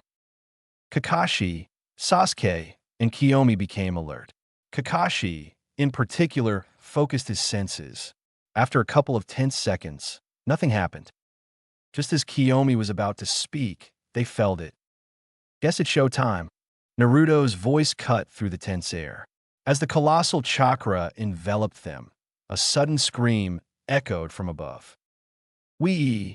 A high-pitched shriek was heard which sent shock waves through the air. Team 7 looked upward, a collective gasp escaping their lips. Kakashi, his one visible eye focused, barked a quick order, move out of the way. The team scattered, leaping to safer ground as the monstrous being landed. The shockwave rippled through the area, creating a crater where the figure touched down. The ground groaned in protest as it began cracking open like a spiderweb. Dust and debris billowed into the air, obscuring their vision. The echoes of the crash were accompanied by distant cries and screams. As the settling dust revealed the creature, Team 7 was beheld to a frightening sight. Towering before them stood a monstrous being, its wild orange hair framed against darkened skin. Feral yellow eyes glowed with an unsettling intensity, and bone protrusions adorned its form, forming menacing horns, spikes, and claws. Muscles strained against a purple shirt and black pants, giving an impression of raw power. The creature roared, a sound that reverberated through the air, sending shivers down their spines. Who are you? Kakashi asked. However, the creature ignored him and charged at Naruto, the closest one. The beast raised his right hand, leaving his index and middle finger extended with the other fingers into the palm. A small flesh pod formed on the compound wall to the left of Naruto. Naruto turned his head as he looked at the flesh pod. Pure chakra started to converge and build up tons of pressure. Look out, Naruto! Kakashi's desperate shout was drowned out by the deafening blast as the flesh pod erupted. The explosion consumed Naruto, leaving nothing but smoke and destruction in its wake. The pavement shattered, and panic spread through the compound. The wailing alarms echoed the distress of the situation. Team 7 stood frozen, their eyes fixed on the devastation before them. Kiyomi sank to her knees, overcome with grief, while Sasuke clenched his fists in silent rage. Kakashi, haunted by guilt and sorrow, felt the weight of his failure to protect his student. "Forgive me, Minato-sensei. I have failed you," he thought. From the office, Hiruzen, Fugaku, and Nabito felt a massive, unknown chakra spike. The three stood up from their seats. They could hear an emergency alarm going off in the distance, signaling an intruder. "What was that?" Fugaku asked. "It seems to have come from the Uchiha compound in trance," Nabito spoke. "I suppose this meeting is over Hokage-sama." Hiruzen ignored Nabito's sarcasm and barked order to the nearby shinobi. "Assemble a squad and head there now. That's an order." "Hi, Hokage-sama," they replied before moving at quick speeds to gather men and find out what was happening. "I hope we're not too late," Hiruzen said, concerned with their safety. That chakra signature was large and would be too much for the average genin. The beast laughed and looked at the remaining members of Team 7. That was easier than expected. Sasuke got angry upon hearing his words and moved forward, but he was stopped by Kakashi's arm blocking his path. "I'm not going to lose any more genin today," Kakashi said, putting his left hand underneath his headband about to lift it. "No more holding back." Before Kakashi engaged with the man-beast, a voice cut through the chaos. "Who are you, calling easy?"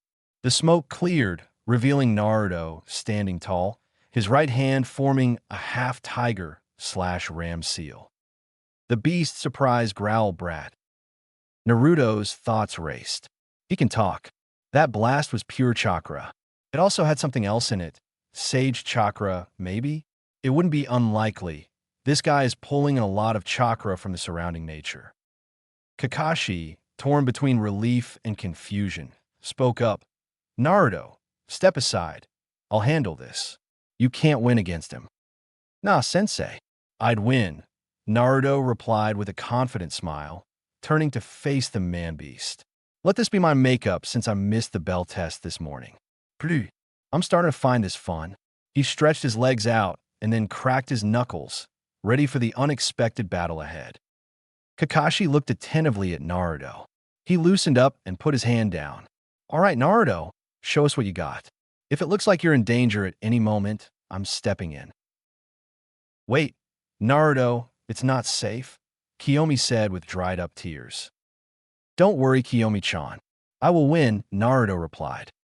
Kakashi ordered Sasuke and Kiyomi to take a vantage point nearby to observe the battle safely. "Hey, ugly," Naruto cried out. "What's your name?" The man-beast started at him before replying. "Yugo," he said. "But that will be the last name you'll ever hear. Now die," he said, charging at Naruto. Why did he choose to attack here? It's not as if this place isn't guarded. Maybe he's here to collect some Uchiha. But what for and why now? I wonder who sent him. Naruto thought. Yugo's right arm began to transform, gaining jet booster type appendages. Concentrated balls of chakra shot out at astounding speeds towards Naruto. "I'm afraid this is the last thing you'll ever do," Naruto said, forming the same half-tiger/ram seal. The blast made contact with some sort of wall protecting Naruto, stopping the attacks right in front of him. The force of the balls making contact created shockwaves behind Naruto. From their watching position, Sasuke asked Kakashi a question. "Sensei, what technique is that? I don't understand why the attack stopped before hitting Naruto." Kakashi observed Naruto's defensive technique with intrigue. "I couldn't say," he muttered, sharing Sasuke's confusion. "I've never seen anything like it." Kiyomi started at Naruto from the distance, in awe and worry for her friend. With Naruto, he stood there observing the chakra balls that hit his wall. I wonder why there wasn't a detonation. Just then the balls started to oscillate. Sound? Naruto questioned. The chakra balls then exploded, causing Naruto to teleport onto the compound walls to avoid the attack. A two-stage attack of sound and explosions? That's clever, he stated. Yugo jumped up to where Naruto was standing atop the walls. There's more, he yelled. Kasakuken, Ichishiki, Piston Fist, Style 1.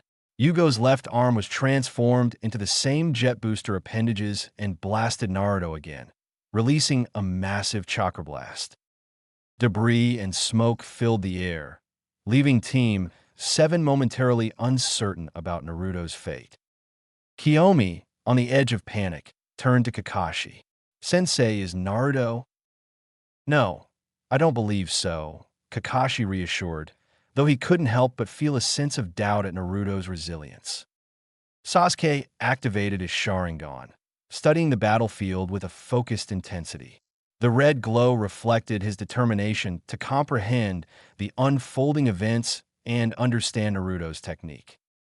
Yugo looked at the spot where Naruto had been, now covered with smoke. That's all it took, he scoffed. He was just as fragile and weak as the rest of these shinobi. As he turned to leave, confident in his presumed victory, Naruto's voice echoed through the smoke. We just went over this a moment ago, he teased, dispelling the haze with a wave. This smoke is so annoying. What's the meaning of this? I know I hit you. Yugo stated, confused about what was happening. Naruto smiled. Well, to put it simply, you didn't actually hit me. You touched the infinity that exists between you and me, he said, pinching his pointer and thumb together. This is a result of my Mukujin no Jutsu, limitless technique. Mukahen no Jutsu. Sasuke asked. So that's the name of his technique? But what can it do exactly? Kakashi thought. Yugo still looked very confused. Naruto chuckled, raising his right hand. Here, I'll show you, he said, inviting Yugo to extend his. Put your hand out. Yugo stood still. Come on, come on. I won't bite, Naruto said, waving his hand with a mischievous grin. Yugo hesitated, but decided to approach Naruto, curious about the mysterious ability he had just witnessed. He sensed no killing intent from Naruto and assumed it would be fine. What's he doing? Kiyomi asked, confusion etched on her face. She didn't know what Naruto's plan was. Kakashi sighed and put a hand on his head, being himself sadly. Sasuke watched with anticipation, trying to decipher Naruto's intentions. Yugo reached Naruto's position and extended his left hand. As he got closer to Naruto's hand, he felt an invisible barrier preventing him from making contact. The realization struck him. His hand couldn't touch Naruto no matter how hard he pressed forward. It stopped just before making contact. Is this infinity? He wondered. See, Naruto explained, you're not exactly stopped, but the closer you get, the slower you go. So what now? Naruto playfully pressed his hand closer to Yugo's. We could shake hands like this, you know? I refuse, Yugo replied, getting annoyed with Naruto's antics. Come on now, don't be shy. Naruto locked his hand with Yugo's. You're making me embarrassed too, you know.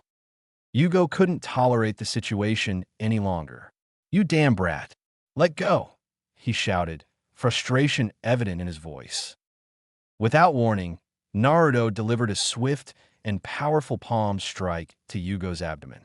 The impact caused Yugo to stagger back and hurl up blood. However, Naruto did not let go of his hand. The sudden attack left everyone, including Kiyomi, Kakashi, and Sasuke, in shock. What was that? Yugo thought as his mind raced, trying to understand this brat's abilities. He's fast, Kakashi thought. That wasn't a regular blow or a blow enhanced by chakra. No, that was something else. I could barely see that, Sasuke stated. Naruto's attack was so quick that his Sharingan was having issues keeping track. Kiyomi looked in awe at Naruto. She couldn't even tell what he just did. There's still more, Naruto said. He hit Yugo 3 more times, with quick succession, in the gut. Then he followed up with a spin kick, knocking Yugo off the wall and leaving him suspended in midair. Naruto put his left hand into his pocket and extended his right index and middle finger out. Infinity exists everywhere. My Kekkei Jinkai just brings it forward into reality. Blue light started to form on his fingertips, the chakra converging to one concentrated point. Convergence, divergence. What do you think happens when one touches this void?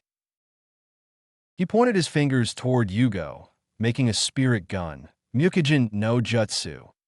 AO, limitless technique, blue. A blue orb sprang forth and launched itself at Yugo, who tried to evade but couldn't. As the orb traveled, it picked up debris and chunks, almost as if it was sucking mass into itself. On impact with Yugo's body, he seemed to vertically stretch and horizontally compress. His body was being pulled into a long, thin shape. This caused immense damage to Yugo, but the blue orb was also causing damage to the Uchiha compound due to its gravitational force. However, before any serious damage was done to the compound, the orb dissipated, leaving Yugo in the air. Naruto felt blood trickle from his nose. I guess I still can't use these two in tandem, he thought. Naruto clasped his hands together and teleported to Yugo's position. He pulled back his left fist and delivered a powerful punch to Yugo's face, sending him flying into the ground. On impact, his body formed a crater, pushing up rock and dust. Kakashi, Sasuke, and Kiyomi had to brace themselves due to the amount of force generated. After the dust settled, they found Yugo on the ground, badly beaten. They averted their eyes upward to see Naruto levitating in the air, with his hands in his pockets as debris particles were suspended near him. Naruto lowered himself to the ground, releasing his technique as the debris suspended in air came crashing down. He wiped the blood from his nose and took a moment to examine the destruction he caused. A section of the compound wall was destroyed. The road had missing chunks, and some nearby houses had their roofs partially destroyed. Thankfully, no civilians or bystanders have been hurt. After taking in the aftermath, Naruto spoke. "Maybe I overdid it?" he said, rubbing the back of his head sheepishly. Team 7 came down from their viewing area to Naruto and the beaten Yugo. Kakashi was the first to speak. "You're full of surprises, aren't you, Naruto?" Sasuke said nothing. He simply looked at Naruto with awe. "Wow, Naruto, that was amazing," Kiyomi shouted before getting pissed.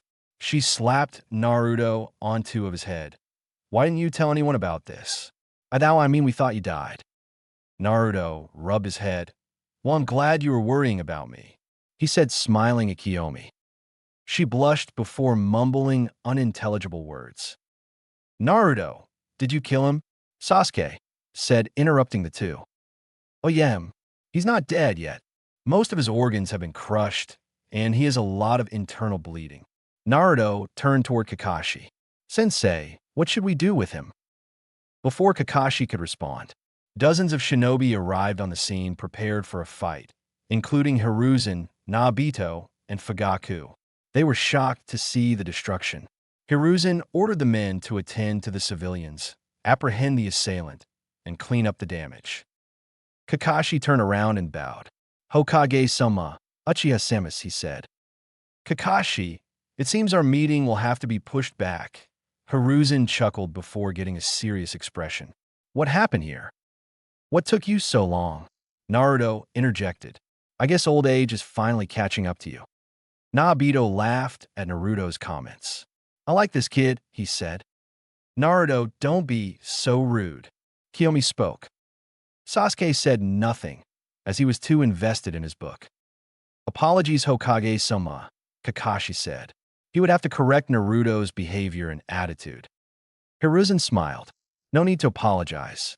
Now, he said seriously, "What happened here?" Kakashi told Hiruzen what had transpired while the rest of the shinobi dealt with the damage and checked up on nearby civilians. "I see," Hiruzen said. "So, you engaged a mid-chunin intruder and successfully defeated him. It seems Team 7 is already up to great things." Kakashi nodded. He had wanted to tell Hiruzen about Naruto's abilities, but the old Kage gave him a look indicating that they would talk later, in private. "I shall put this as a C-rank mission and give out the appropriate amount of Ryo as compensation." "Well done, you three. Let this be a solid foundation for the future," Hiruzen said before leaving with his Umbu guard. Kakashi turned to his team. "Well, that was pretty exciting." "Not really. It was pretty boring," Naruto replied with a yawn. "That guy was weak." He walked away from a group, heading back to the village. Wait, Naruto, where do you think you're going? Kakashi asked. Naruto kept walking. Home. I'm going to take a nap. It's been a long day. He lifted his right hand and gave a slight wave to his team. However, before Naruto could leave, he looked up to see Naruto in his path. Boy, I wish to speak with you, Naruto said. I have an offer for you. I believe I have information that you would find interesting. Information regarding your clan. Naruto raised an eyebrow. What's your offer? He wondered what this old man wanted. I propose an alliance between the Uchiha and Uzumaki clan. Naruto crossed his arms. I believe this will help both the clans. Sasuke and Kiyomi were shocked upon hearing this information. Uzumaki clan, eh? I wonder if the technique is common among them, Sasuke thought. Wait, Uzumaki clan? I haven't met anyone with that name besides Naruto. What happened to them? Kiyomi asked, visibly confused. Kakashi spoke up. The Uzumaki clan was a feared clan from Uzushiobikure, the village hidden in whirlpools. They had a close connection with Konoha, but sadly their village and clan were destroyed during the Second Great Ninja War. This caused most of their members to be killed or displaced. Naruto laughed. I'm flattered by the offer and the recognition of my strength, but I'm only one man. Well, I guess since the Uchiha are still considered a clan with only 13 members, it makes sense. Naruto, can you count? There's only 10, Kiyomi said. Naruto looked back at her. What do you mean? There are 12, including Itachi. Some Uchiha girl just gave birth, making it now 13. But who's the extra person? She asked. We already knew she gave birth, but who's number 13? I thought. Naruto's voice trailed off. He looked at Kakashi and realized something. I thought he was Uchiha, but now I see. His chakra signature isn't similar to any of them. His left eye is the only similar chakra. He probably has a Sharingan underneath it. I wonder how he got it. This also explains why his chakra is so low. He probably has to use a ton because he isn't an Uchiha. Never mind. I'm miscounted, Naruto said, pushing this realization aside. Anyway, what's the catch to your offer? Kakashi looked at Naruto curiously. By the way, Naruto was speaking. He concluded that the boy could see chakra. Naruto must have thought Kakashi was a Uchiha due to his Sharingan. I wonder what else those eyes can see. He mused. No catch. That is my offer. I wish to strengthen the Uchiha clan. Combining the clans would help both with their deficiencies. Naruto stated, I can get the Uzumaki clan to be recognized if you have more than 2 members. Where can I find my clanmates? Naruto asked. He didn't know of any Uzumaki survivors. I was getting to that. I've received intel that Uzumaki survivors were spotted in Kusagakure, village hidden in the grass, and Amage-kure, village hidden in the rain. When my spies get back to me and confirm the validity of these reports, I'll let you know. Naruto paused. Now what do you say? Naruto looked at Naruto for a moment, observing his facial features and body language. He put his hand on his chin, contemplating the information he received. After a few moments, Naruto looked up with a smile. Why the hell not? I accept your offer, he stated. Naruto smiled and nodded. After we've located the survivors, I'll inform you of their locations. Once you have successfully retrieved them, the clan will be re-established at Konoha, and you'll be named clan head. Naruto grinned. I can't wait to see the look on those bastards' faces when they hear this news. He knew this would cause much pain to the council members. Well, I'm off then, he said, clasping his hands together and vanishing in a white blur. Kakashi looked at his remaining team members. I'm off as well. We will take a break tomorrow and start missions in 2 days. Get some rest, he said before disappearing in a trail of leaves. Kiyomi, Sasuke. Let's head home, Fugaka said. Hi, tu san kyumizet ponde. She was still processing what she heard. Sasuke said nothing as he simply hoped the Uzumaki members were not full of people like Naruto. They walked home as shinobi around them worked diligently to repair the damage caused by the earlier fight. Yugo's lifeless body lay on the ground, the aftermath of a brutal encounter. Unbeknownst to the nearby shinobi, a malevolent snake slithered away into the shadows, escaping their notice. It vanished into the darkness, burrowing into the ground, carrying with it the secrets of this encounter. Unknown location. From the shadows, a cloaked figure sat in a chair, gazing out of a window. A shinobi, donning a bear-style animal mask and a black cloak, materialized in the room, one knee on the ground. "My lord, Yugo has fallen to the Kyuubi's container," the shinobi reported. The figure leaned back, the dim light unveiling a bandage tightly wound around his forehead and right eye. "The longer that brat lives, the more he festers as a nuisance," he murmured with a tone that dripped with calculated disdain. "You are dismissed," he declared. The shinobi with the bear mask vanished. A chilling voice emanated from the unseen corners, resonating with a sinister curiosity. "That Uzumaki is starting to interest me, especially his Kekiai Genkai. He may be the perfect vessel for me," the shadowy voice stated. "Forget not, the Kyuubi's container is mine.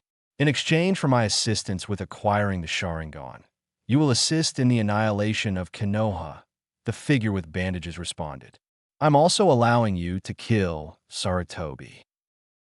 "Don't you think I've forgotten our little deal?" they said menacingly. "I've given your men my curse mark for strength. You should be grateful, Danzo. Without me, you would be a dead man with no assets, infrastructure, or anywhere to hide." Danzo, seated at his desk, clenched his fists. His eyes narrowed with a combination of resentment and determination. He would protect Konoha and safeguard the village's best interests regardless of the sacrifices or death that needed to be made. And best believe many more sacrifices would need to be made to protect the village. "Everything will be ready for our invasion soon. Gather your forces. I'll retrieve you when the hour of attack is nigh," the shadowy voice declared before slithering away into the darkness. TCH. Danzo balled his fists as he sat at his desk. He hated being under this bastard. However, he had no other options. He would wait and plan until an opportunity arose. It was his duty and responsibility to save Konoha from these fools, and he would do what was necessary, regardless of how many innocents he needed to kill. Chapter 6. 1 month later, Uchiha Compound. It had been a month since Team 7's surprise encounter with Yugo. Despite facing off against a strong foe and defeating him, Team 7 had been relegated to low-ranking missions. Mostly D ranks and an occasional C rank, but nothing special. They had to capture a cat many times, plant trees, deliver messages, and even help build houses on the outskirts of the village. The young Jinin squad was hungry for better missions, especially Naruto, as he was extremely bored. However, Team 7 would soon receive a mission that would change everything. Now we go to one Kiyomi Uchiha who was sound asleep at her bed, reflecting on the last month, her missions, her sensei, her clan, her brother, and Naruto.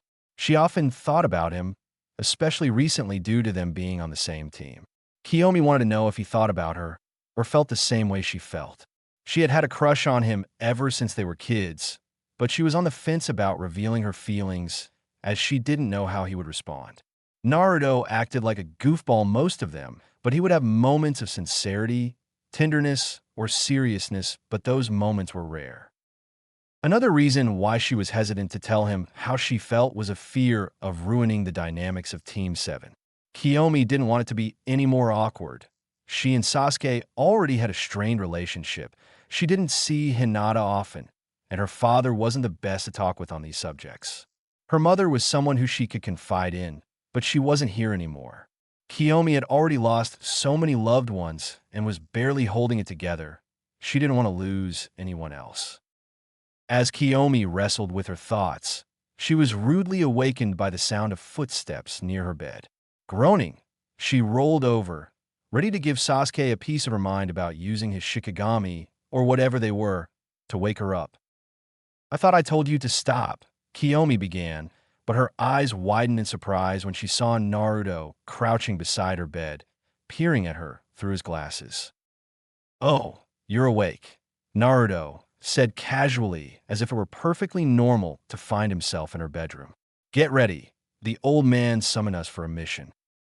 Kiyomi blinked at him for a moment before scrambling out of bed, pointing an accusatory finger at him. What's wrong with you? Naruto cocked his head, puzzled. Huh? What do you mean? What do I mean? You just entered my room without permission, and you're acting as if everything is fine, she said angrily. I don't see what the big deal is, Naruto shrugged, completely oblivious to Kiyomi's mounting frustration. Kiyomi's fists clenched at her sides, her patience wearing thin. What do I see in him? She thought, her mind racing with frustration. Before she could say anything else, a shadow started to emerge from the floor. After a couple of moments, a black dog emerged. Woof! It barked at Naruto. Naruto knelt to take a closer look. I thought you were out of chakra, but it seems you are flesh and bones. He stroked the dog's fur, feeling its warmth and softness.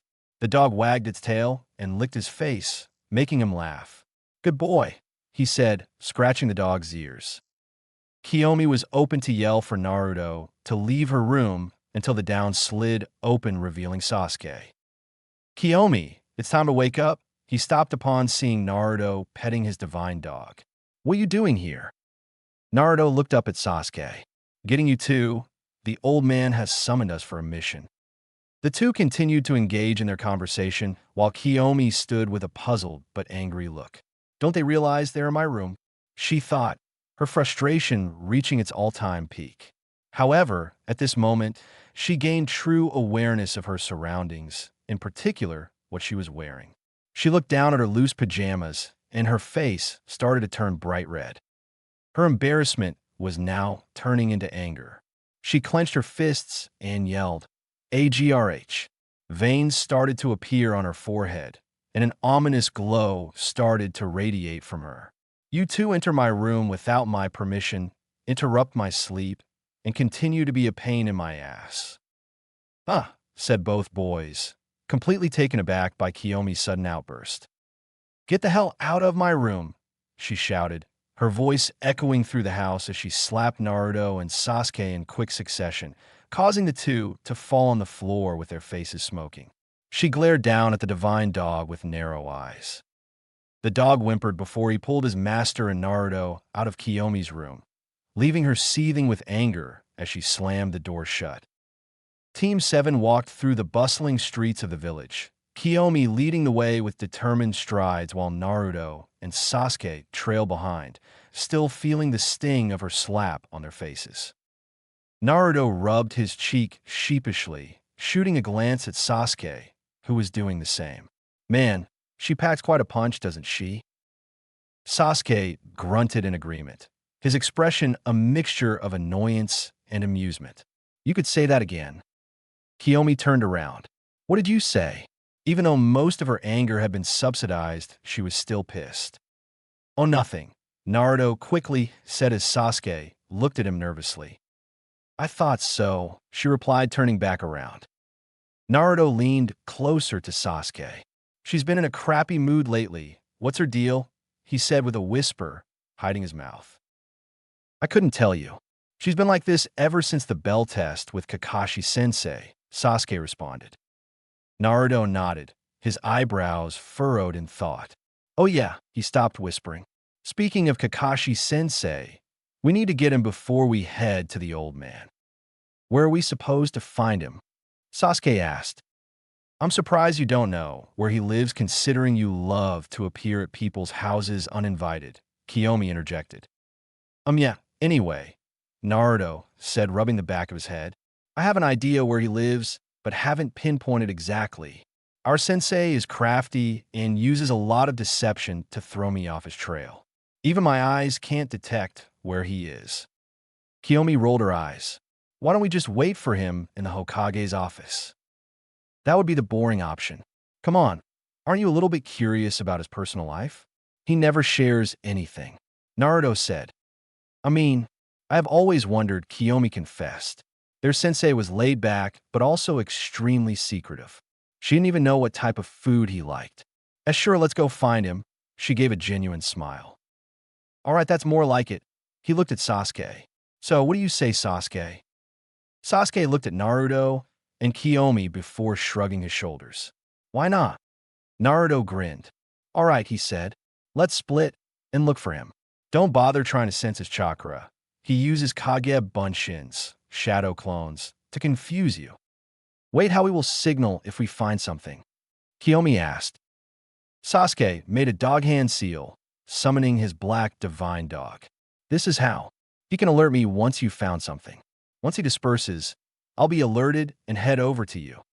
What about Naruto? She asked. Naruto put a finger on his glasses. You forget that I'm a censor. When the jutsu is released, I'll track the chakra spike. If there's no more questions, let's do this, he said. Meet back here after an hour. With a nod of agreement, Team 7 split up, each member heading in a different direction.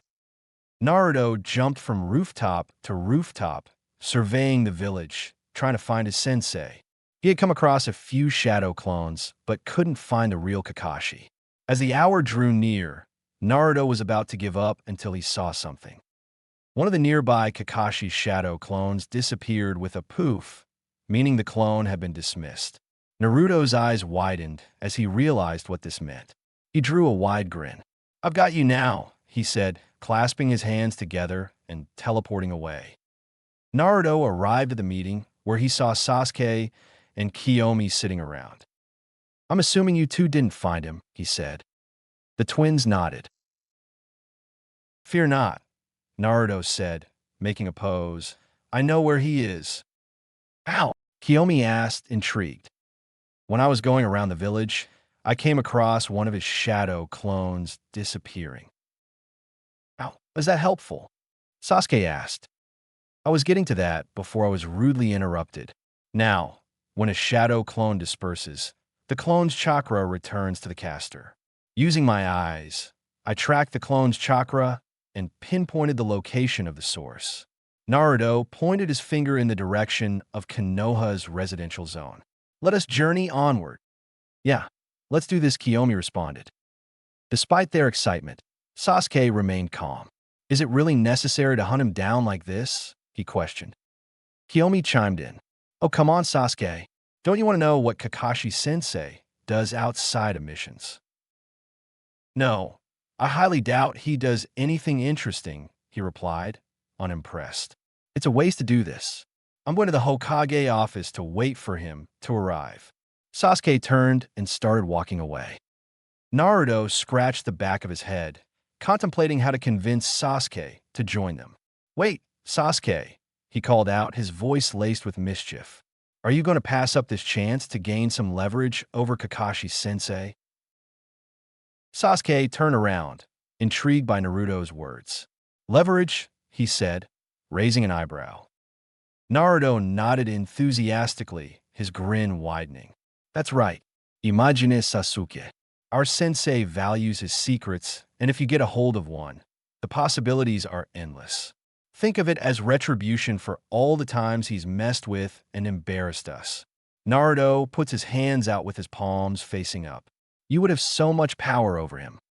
Sasuke contemplated Naruto's proposition. After a moment of silent deliberation, he sighed and turned to rejoin his teammates. Fine, he relented, his tone begrudging. But if Sensei retaliates, you're on your own.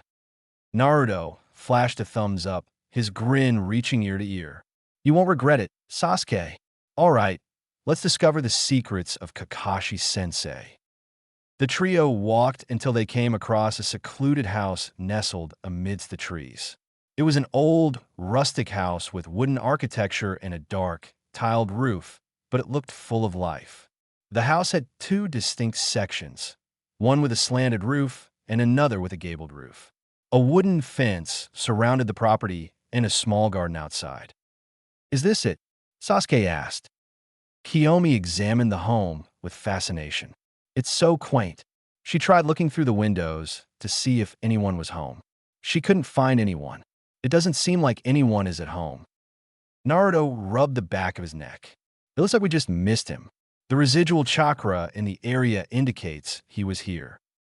So this was for nothing? Kiyomi said, starting to get annoyed that they had wasted so much time looking for him. Sasuke sensing his sister's frustration, intervened before anything could happen. "Let's just head back so we don't waste any more time," he said, walking away. "Wait," Naruto said. "I can see two chakra signatures in the house. They're similar to Kakashi-sensei." "So, it's none of our business who's in his house," Sasuke responded. "We've already found out where he lives. We don't need to investigate any further." "Come on, Sasuke. What about the leverage?" Naruto teased. "I'm not going to invade someone's privacy for such a silly reason." Sasuke scoffed. "Unlike you, I know how to respect the privacy of people." He turned to face Naruto. "There's only one fundamental rule when interacting with others." Naruto put his hands in his pockets. "Oh, what may that be then?" he asked sarcastically. "It's I won't kill you, so don't kill me either. You can replace kill with anything you like, but the point is that we all must draw a line where you agree not to infringe on the other person." Sasuke responded. Naruto laughed at Sasuke's comments. Sounds like an excuse to not get into confrontations. Were you a scaredy cat?" "Skaradigrikat," Sasuke said, getting annoyed. "How I'm the scared one. You hide behind those glasses of yours, always infringing on others but never letting anyone in. You're the one who's scared of showing the real you because you know everyone only values you because of your strength." Naruto's smile waved for a quick second before returning. He gave a fake laugh. Kiyomi, noticing this, tried to stop Sasuke. "Hey, we should I." However, Sasuke continued, ignoring her. "You are strong, but that's all you have." Sasuke closed his eyes and then opened them, revealing his Sharingan. "My eyes can see everything. So let me ask you this, Naruto. Are you the strongest because you're Naruto Uzumaki, or are you Naruto Uzumaki because you're the strongest?" Naruto's smile wavers for a moment before fading entirely. His posture stiffens, and he averts his gaze, hiding his eyes behind his glasses. It's a subtle gesture, but Sasuke catches the shift in Naruto's demeanor, the tension palpable in the air. Sasuke deactivates his Sharingan, realizing his words. His expression softened as he observed Naruto's reaction, and a pang of guilt settled in his chest. He let his emotions get the best of him. By confronting Naruto, he realized his hypocrisy. He had told Naruto not to infringe on others when he, himself, just did the same thing. Sasuke stood there in silence, thinking about his words, feeling shame and regret. No one spoke. The wind howled through the trees. The leaves blew past them as the two stood staring at each other. "Naruto, Sasuke whispered, however, with sound stopped by the sound of the house door sliding open. "Could you three quiet down? If you're looking for my Otusin, he isn't here." A voice spoke. Team 7 turned their heads in the direction of the voice. What they saw surprised them.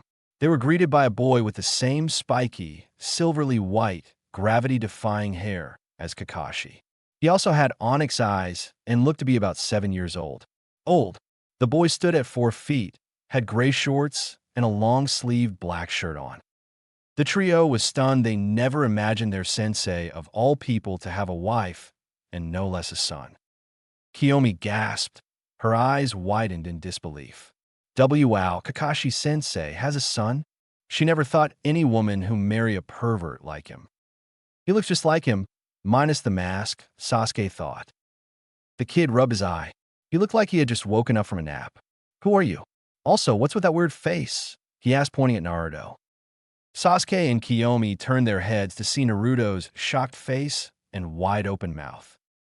"Oh, nothing," Naruto said, regaining his composure. "You just look like you're San. What's your name, kid?" "Sakuto Hataki," he responded. "Now who are you?"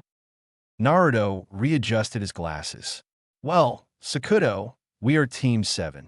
And I am the great Naruto Uzumaki. Kiyomi Uchiha. It's nice to meet ya," she said, giving Sakuto a wave. "I am Sasuke Uchiha," Sasuke replied. "Do you know where Kakashi-sensei went?" "Oh," Sakuto scratched the back of his head. "I believe he went to the Hokage's office for a mission or something." Kiyomi shot Naruto a glare upon hearing this information. Naruto acted like he didn't see her stare. She crouched down to Sakuto's level. "Are you home alone?" she asked. "Where's your cousin?" "She's on a mission. It's just me and Maki-san," he said. "Maki-san?" Kiyomi asked. "2-san." Just then a 4-year-old girl came from out the door, headed straight towards them. She wore a black dress with red flowers on it. She had onyx eyes similar to her brother's, but her hair was short, silverly white hair that extended slightly past her neck. However, there were streaks of violet scattered across her head. She ran to Naruto and hugged him. "2-san," she said, smushing her face into his leg. "Aw, that's so cute," Kiyomi said. "She thinks you're Kakashi-sensei." "You two do look alike," Sasuke chimed in. Naruto was confused by the child's gesture, but after a quick moment, he softened up. He smiled at her and ruffled her hair tenderly. Sorry about," Sakuto said. "Maki-san, that isn't 2-san." "Huh," she said, taking her head off his head. She looked up to see Naruto, smiling down at her. Naruto bent down and picked her up, bringing her to eye level. "So, you're Kakashi-sensei's kid? Huh?" He gave a small laugh. "You do look just like him, the eyes at least." Maki was fascinated with Naruto's glasses. "Hey, mister, can I see your glasses?" Her small arms reaching forward. "Sure," he responded. She reached forward and took Naruto's glasses off his face, revealing his blue eyes. "Wow," Naruto said, squinting his eyes. "It's been a while since I last had these off." Sasuke, Kiyomi, and Sakuto were amazed at Naruto's eyes, especially Sasuke and Kiyomi, who had never seen him without his glasses off. "Whoa, his eyes are beautiful," Kiyomi marveled, gazing into them. "They've got this peculiar glow to them. I wonder why he wears the glasses," Sasuke thought. Maki climbed on Naruto's shoulders and tried on his glasses. "Hey, mister, your glasses are weird. I can't see anything through them." Naruto chuckled.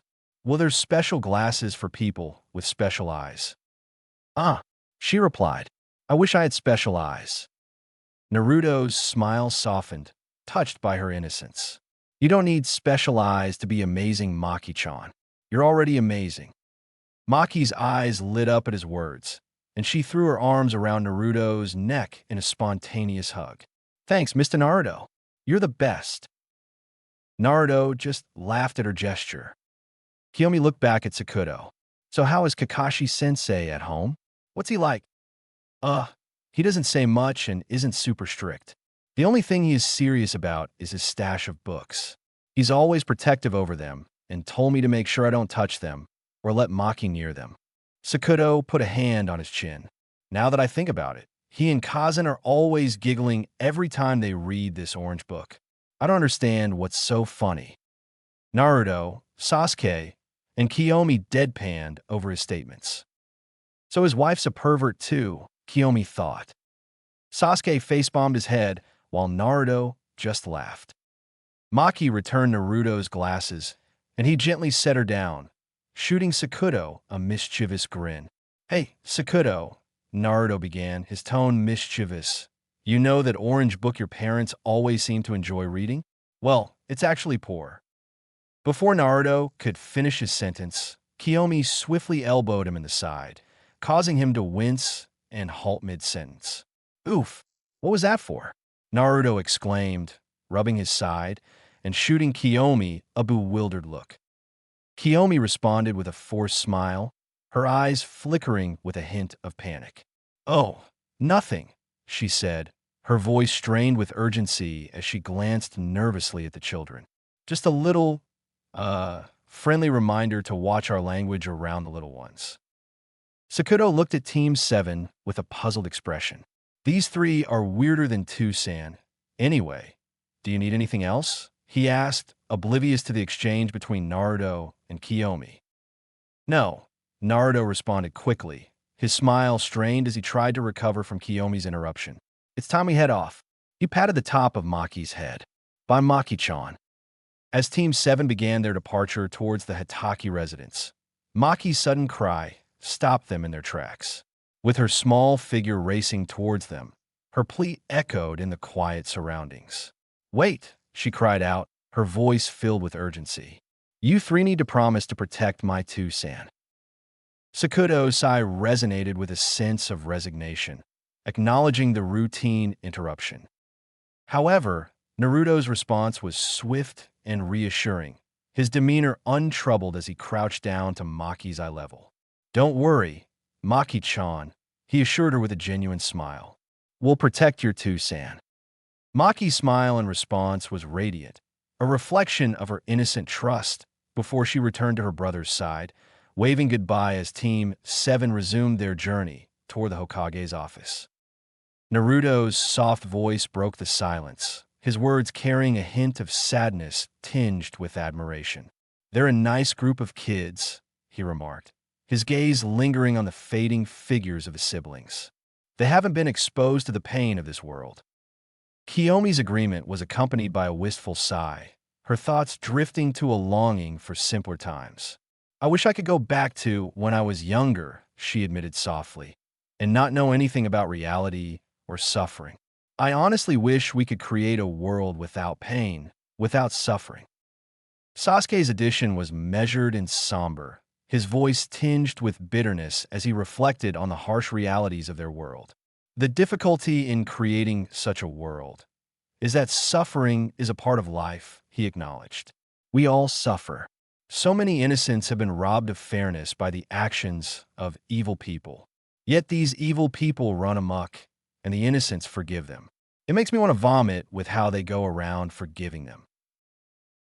Naruto and Kiyomi absorbed Sasuke's words, each lost in their thoughts as they contemplated the complexities of their existence. I don't believe that forgiveness is weakness, she responded, her voice full of hope and determination. She turned to face Naruto and Sasuke. It's an act of strength and compassion. When we forgive, we release ourselves from the shackles of hatred and resentment. We choose love over hate, and in doing so, we heal ourselves and others. Naruto's agreement was accompanied by a small smile, a glimmer of understanding in his eyes. Yeah, he murmured, his voice soft and contemplative. I can understand what you're saying. Sasuke remained silent, his expression unreadable as he pondered Kiyomi's words, his thoughts shrouded in contemplation. The journey back was shrouded in silence. Each member of Team 7 lost in their reflections as they grappled with the weight of their conversation. After a couple of minutes of walking, Naruto spoke up. Wait a minute. Why are we walking back? Kiyomi and Sasuke's eyes widened as they realized what he meant. Oh no, we are teleporting with you again. I still get chills thinking about what happened last time. Kiyomi said, her spine shivering. I'll have you that I've fixed that issue. Naruto refuted. Come on, trust me. Pretty please. He begged. Don't do it, Kiyomi, Sasuke said. He had trusted Naruto too many times and suffered the consequences. Naruto got on his knees and grabbed her hand. Pretty please. Kiyomi's face turned slightly pink before quickly slapping her hand back. FFINE. However, if the same thing happens as last time, you'll surely regret it, she said ominously. Okay. Naruto quickly got up and began drawing kanji in a circle. Naruto's hands moved swiftly as he sketched the intricate symbols into the ground, his brow furrowed in concentration. Kiyomi and Sasuke watched with both curiosity and apprehension as the patterns took shape. Is this the Hiraition no Jutsu, flying thunder god technique? Sasuke asked, recognizing the kanji from his studies. From what he could remember, it was a S-rank space-time ninjutsu heavily used by the 4th Hokage. Not exactly, Naruto said as he continued to draw the kanji. It appears the same on the surface level, but at a closer examination, it's different. Kiyomi's eyes widened with intrigue. What's the difference? She inquired. Naruto paused, considering his words. Well, you see, he began, his tone getting animated. Unlike the traditional Hiraition, which creates a wormhole, a shortcut that pops you out on the other side. My technique warps space-time by bringing negative numbers into reality. In this case, a negative distance. Sasuke raised an eyebrow, impressed at Naruto's ability. That sounds complicated, he remarked. Naruto laughed. It is very complicated. I still don't get it, Kiyomi said. Basically, my technique creates negative space which the universe doesn't like, so it tries to fix this irregularity by pulling matter and space towards the gap, Naruto responded. For teleporting, this means creating a negative distance on myself, which corresponds with the distance I need to travel. With this created negative space, the universe pulls space together, violently eliminating the space, effectively warping the space together. Kiyomi looked at him even more blankly. Come on, this isn't that hard. Did you even pay attention at the academy? Naruto responded. A tick mark formed on her head. Not everyone was gifted in math like you. Kiyomi responded, getting pissed at Naruto. Good grief. Sasuke rolled his eyes. Are you finished? He asked Naruto. Yeah, we're good to go, Naruto said. Sasuke and Kiyomi stood in the circle and braced themselves. Here goes. Naruto clasped his hands together as the three vanished, destroying some of the pavement beneath them. Konoha, Hokage's office. Kakashi ascended the steps of the Hokage Tower with a nonchalant demeanor. However, his attention was divided between the pages of his cherished volume and the familiar faces of the guards who stood outside the Hokage's office. As he reached the door to the Hokage's office, he paused, gently closing his book before knocking his knuckles against the wood. Enter came the deep, authoritative voice from within. Pushing open the door, Kakashi stepped into the room, his single visible eye taking in the sight of the third Hokage, seated behind his desk, signing forms and completing tasks befitting a Hokage. Hiruzen's gaze lifted from the documents before him, settling on Kakashi with a warm smile. Ah, Kakashi, Hiruzen greeted him, the lines of his face softening briefly with a hint of paternal affection. I've been expecting you. Kakashi inclined his head respectfully. Hokage-sama, I'm assuming you have a mission for us. Yes, I do, but where is your team? Hiruzen looked around for the other members of Team 7. I had sent Naruto out to bring you all back here. With showing up here, I thought it meant he had informed everyone. That's strange. I haven't seen them all. Before Kakashi could finish his sentence, his team appeared from thin air, almost as if something had pulled them there. See? What did I say? Naruto said. Oh, look, it's Kakashi-sensei. Kiyomi stumbled, feeling a bit disorientated, while Sasuke stretched out his shoulders. Kakashi turned around to his team. Where have you three been? Naruto and Kiyomi glanced at each other before a wide and mischievous grin formed on their faces. Oh, nowhere special, sensei, they said. Sasuke remained silent, as he wished to take no part in the retribution that would happen once their sensei realized what had happened. Kakashi simply shrugged his shoulders and turned back towards the Hokage. Well, Hokage-sama, it seems Team 7 has now assembled. The reason I have summoned you all here is to debrief you on your next mission. The Hokage's expression shifted, his demeanor growing solemn as he motioned for Kakashi to take a seat opposite him. I must warn you, this mission will test your capabilities as shinobi. I had wanted to give this mission to higher-ranking Nin, but this team are the only ones currently available. Kakashi's posture stiffened imperceptibly, his eyes sharpening with a keen awareness of the gravity of his sensei's words. What is the mission, Hokage-sama? He replied evenly, though a flicker of concern passed through his gaze. Your mission is to rescue Karen Uzumaki from Kusagakure, Hiruzen stated. A smile formed across Naruto's lips. That old man works fast, he mused. Uzumaki, Kiyomi questioned. She must be from Naruto's clan. Hiruzen leaned back in his chair. From the intel that has been gathered, she is an extraordinary kunoichi with proficiency in Fuinjutsu and medical ninjutsu. Excuse me, Hokage-sama, but why are rescuing her? I'm assuming she was born in Kusagakure, so why would she come here? Sasuke asked. Spies in Kusagakure were contacted by her. She also possesses remarkable sensory abilities. Hiruzen leaned forward. From what she has told us, the village has mistreated and abused her medical abilities. She does not wish to die the same way her mother did. Team 7 nodded, understanding her current living conditions. That is why this mission was created. Having her in Konoha would add to a great kunoichi to our forces, especially one with high skill in medical ninjutsu and fuinjutsu. Hiruzen added, "This will be an A-rank mission." "A rank, Hokage-sama?" Kakashi asked, concern in his voice. "I beg your pardon, but don't you think this mission is too high-ranking for such fresh genin?" "I understand your concerns, Kakashi, and believe me, I felt the same way." Hiruzen's gaze held Kakashi steadily, his voice carrying a weight born of both wisdom and responsibility. "This mission is not to be taken lightly. It carries a level of danger that demands the utmost caution and skill. That is why you and Naruto will be the ones taking on this mission." Kakashi slightly lowered his head, understanding the Hokage's logic. This mission would be dangerous, and at Sasuke's and Kiyomi's current level, there would be too much risk to bring them along. Sasuke was ahead of his sister, and actually quite strong, but Kakashi didn't believe he had the conviction and drive for a mission of this caliber. Naruto, now he could understand, as even though he was just a genin, his skills in ninjutsu and sensory made him extremely valuable for missions such as these. Sasuke and Kiyomi's eyes widened. They were being left behind. Were they really that weak?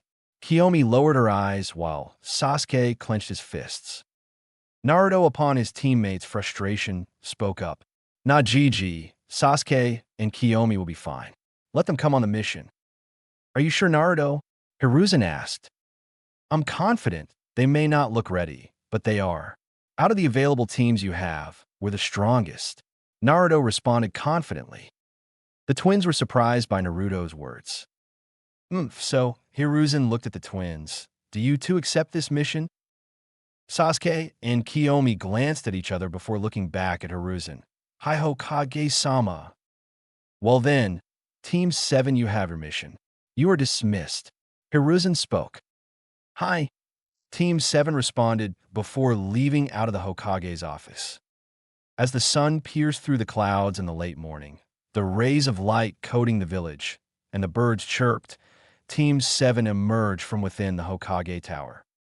Naruto stretched his arms out as he walked out the doors into the sunlight. Sasuke covered his eyes to block out some of the light. Kakashi turned to his team, bringing his hands together. "So, my little genin, it seems we have our first mission. Pretty exciting, huh?" The genin looked at him with blank expressions. Okay," he said, rubbing his hands together to ease the tension. "Gather your items and pack for the journey. It'll take us about 4 days to reach the village on foot. Any questions?" It was silent for a moment until Kiyomi spoke up. "And Naruto, did you mean what you said back there? That you consider us the strongest?" she asked. Naruto put his hands in his pockets. "I didn't mean what I said," he smiled. "You're easily stronger than the average genin. You two may not be the strongest yet, but I believe in you and your potential." Kakashi smiled from underneath his mask as well. "I second that. This mission will be challenging, but it will help you two grow, especially you, Kiyomi. Sasuke is already quite adept, but you still have a way to go to reach his level," he said, placing his hand on Kiyomi's shoulder. "If there are no more questions, As Kakashi was about to finish his sentence, a feminine voice interrupted him, calling out to them. "Oh, there you are," the voice exclaimed. Team 7 turned around to see a young woman in her mid-20s who was 5 feet 5 inches and had a slender frame with light brown eyes and violet hair in a short, spiky, fanned-out ponytail. She wore a shirt/fishnet with crisscrosses on it that were crafted out of a thin metal mesh that covered her neck to her thighs. She also had on a tan overcoat with a purple seam and pockets on each side, a dark orange miniskirt, a dark blue belt, and pale gray shin guards. Kakashi's visible eye widened in surprise, a faint blush creeping onto his cheeks beneath his mask. "Ah, uncle, what a pleasant surprise," he greeted, his voice slightly flustered. Naruto nudged Sasuke and whispered, "Who's she?" Sasuke shrugged, equally puzzled, but his attention was soon diverted back to the interaction between Kakashi and the newcomer. Anko grinned, her gaze on Kakashi. "I heard you were heading off on a mission." Thought I'd come and wish you luck, and maybe steal you for a good time before you left. She licked her lips before leaning in closer with a playful smirk. Kakashi chuckled nervously, scratching the back of his head. Ah, well, you know me, Anko. Always ready for a good time, he replied, his tone containing a hint of embarrassment. Kiyomi rubbed her chin. I can't put my finger on it, but she seems familiar. Yeah, I thought so too, Naruto said, making the same gesture. Also, what's with that weird chakra near her neck? He thought.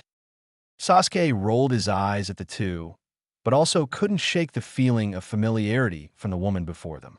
After a couple of moments, Sasuke spoke up. She looks like Maki-chan. A light bulb appeared over Kiyomi's and Naruto's head. Kiyomi snapped her fingers.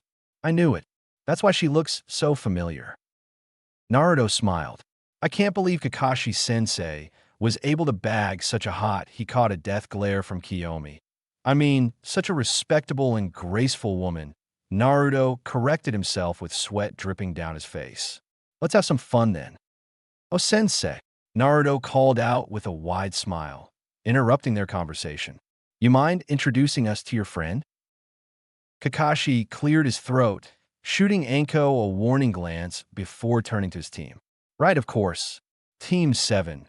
This is Anko Mitarashi, a close friend of mine, he said, the last word coming out with a mixture of pride and embarrassment. Anko flashed a mischievous grin at the genin, her violet eyes twinkling with amusement as she looked at the genin before her. So, you're Kakashi's little genin. Huh, she turned to Kakashi. It seems failing all those genin the years prior was worth it. Yes, these three have some rough edges, but they've been good students. And I'm proud to be their sensei. He turned back to Team 7. You three are dismissed. Meet me at the village gates at noon. You have a couple of hours before we leave, so I would advise you to get some rest. See ya, sensei. Say hi to Maki-chan for me, Naruto said before teleporting away. Anko and Kakashi's eyes widened. Huh, what did he just say? Kakashi asked the nearby Sasuke and Kiyomi. Nothing, Sasuke said as he frantically grabbed his sister's arm and sank into the shadows. The two looked at each other with a puzzled look before heading back home. Kakashi still had an uneasy feeling in his gut. Konoha, Hataki residence. We're home, Anko announced as she swung open the door, revealing their cozy family home. Their daughter, Maki, immediately darted forward, her face lighting up with excitement. Cousin, she shouted, rushing into Anko's waiting arms for a warm embrace. Meanwhile, Sakuto emerged from the kitchen, catching sight of his parents as they entered. Joe, Kakashi greeted his son with a casual wave. I wasn't expecting you two to be back so soon, Sakuto remarked, his tone betraying a hint of surprise. Kakashi kicked off his sandals, sinking into the familiar comfort of their living room. It'll just be for a little bit. I'll be leaving in a couple of hours.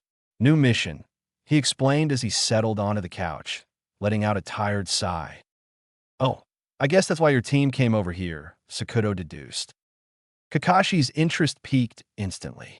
Wait, my team was here. Sakuto nodded, raising an eyebrow.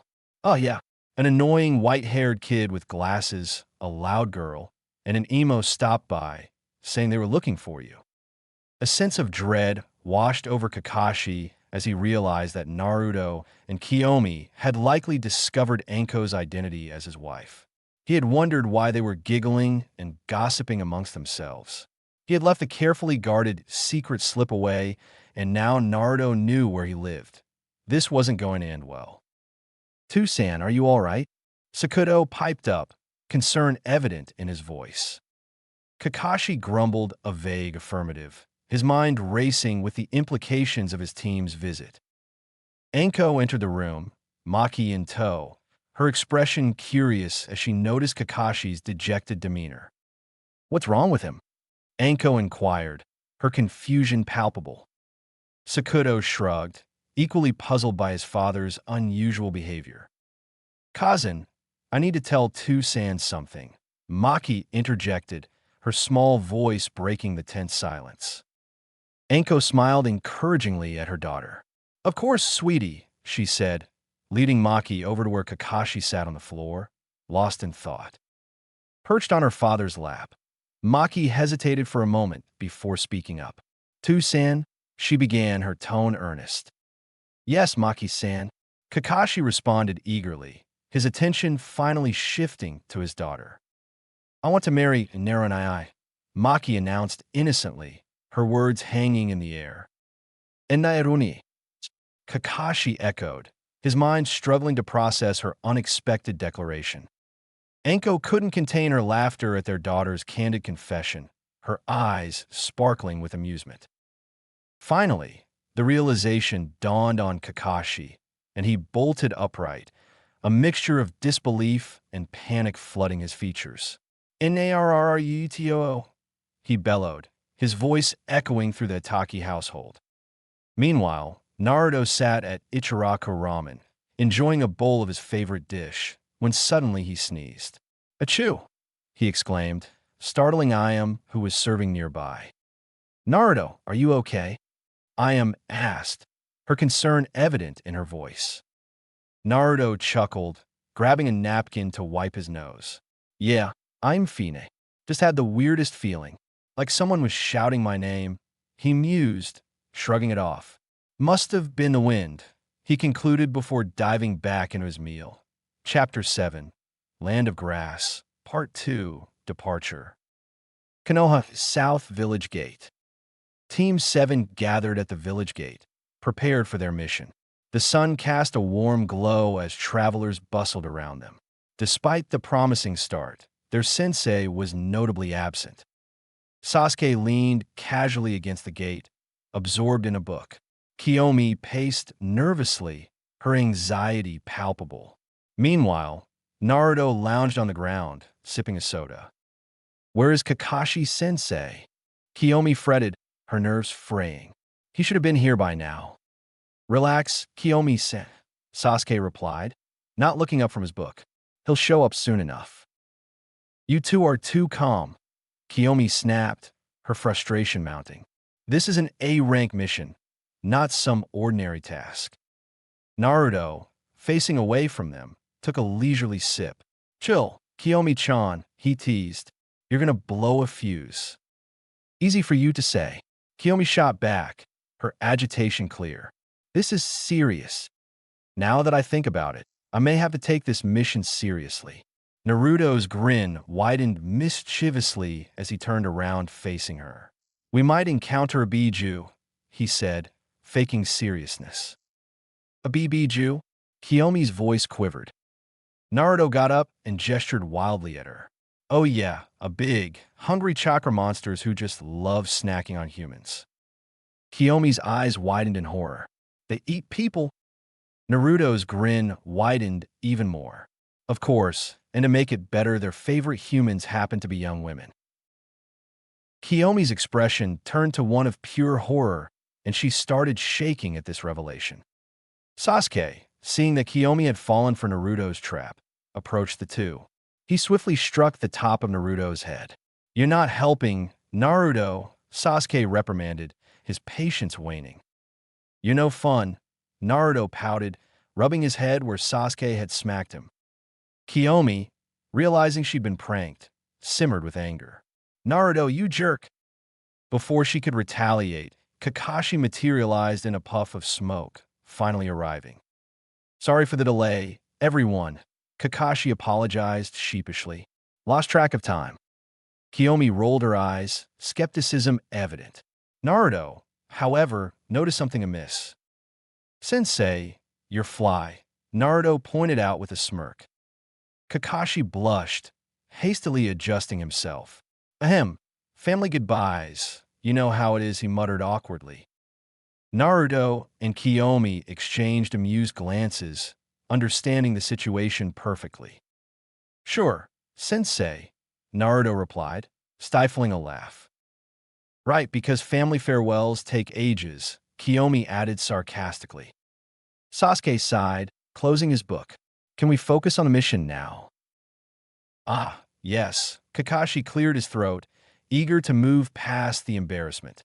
"Let's get started." And with that, Team 7 departed the village, their mission awaiting. Kusagakure, for days later. The path ahead stretched endlessly, winding its way through dense forests and rolling hills, as Team 7 ventured forth towards Kusagakure. Despite the occasional rustle of leaves and the distant calls of wildlife, their journey remained uneventful, the only interruptions coming from their own conversations and occasional breaks. With each passing day, the landscape gradually transformed, the towering trees giving way to sprawling plains dotted with wildflowers swaying gently in the breeze. The sun beat down relentlessly upon them, its warmth a constant companion as they pressed onward. Team 7 made good time, their pace steady and determined. For days had passed since they left their village, and as the sun descended toward the horizon once more, Kakashi called for a halt. "All right, team," Kakashi announced, his voice carrying across the vast expanse of the plains. "Let's call it for today. We'll journey to her last known location tomorrow morning." Kakashi looked around for a place to set up camp. He spotted a collection of trees in the clearing. "There, that spot looks good. We'll sleep in the treetops." Team 7 leaped to the trees and sat on their branches. They sat quietly as they consumed their food pills. Michu Naruto spoke up. "These taste like shit." Despite his disgust, that didn't stop him from throwing two more into his mouth.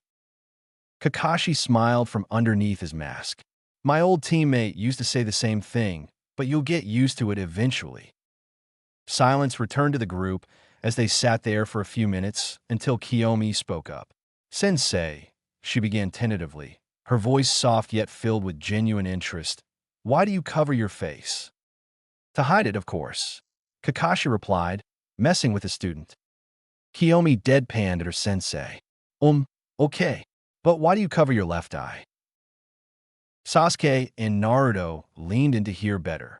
Sasuke more than Naruto, as he was 95% sure what was underneath their sensei's hatate. He just wanted to hear the story. Kakashi's visible eye softened at the question, and a faint smile appeared on his lips from underneath the mask. He had assumed he would eventually get asked this question by these three, but it still didn't make answering the question any easier. "It's a long story," Kakashi replied, his gaze drifting off into the distance as the memories flooded in. "But when I was about 2 years younger than you three, I was on a 4-man team with my sensei being the 4th Hokage." Kiyomi's eyes widened. "Your sensei was the 4th Hokage. That's amazing. How was he?" she asked. "He was a wise, strong, and loving teacher. He considered his students to be a part of his family," Kakashi said somberly. "He was an amazing man that I looked up to and still look up to this day." Sasuke nodded his head. He thought the 4th Hokage was incredibly strong and powerful as well. He had immense respect for him and was impressed that their sensei had been trained by him.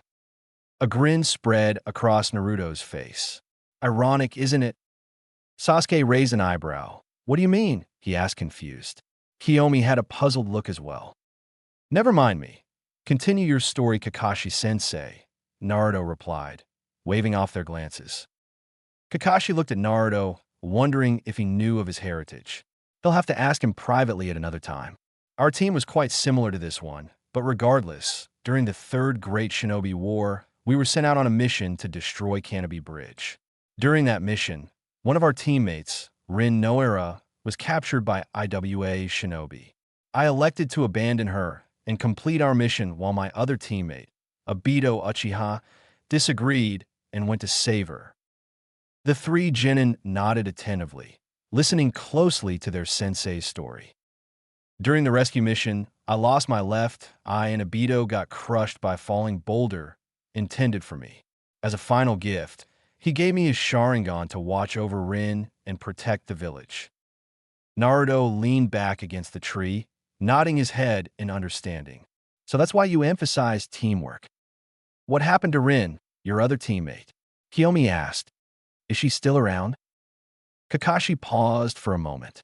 "No, she died on a mission towards the end of the war."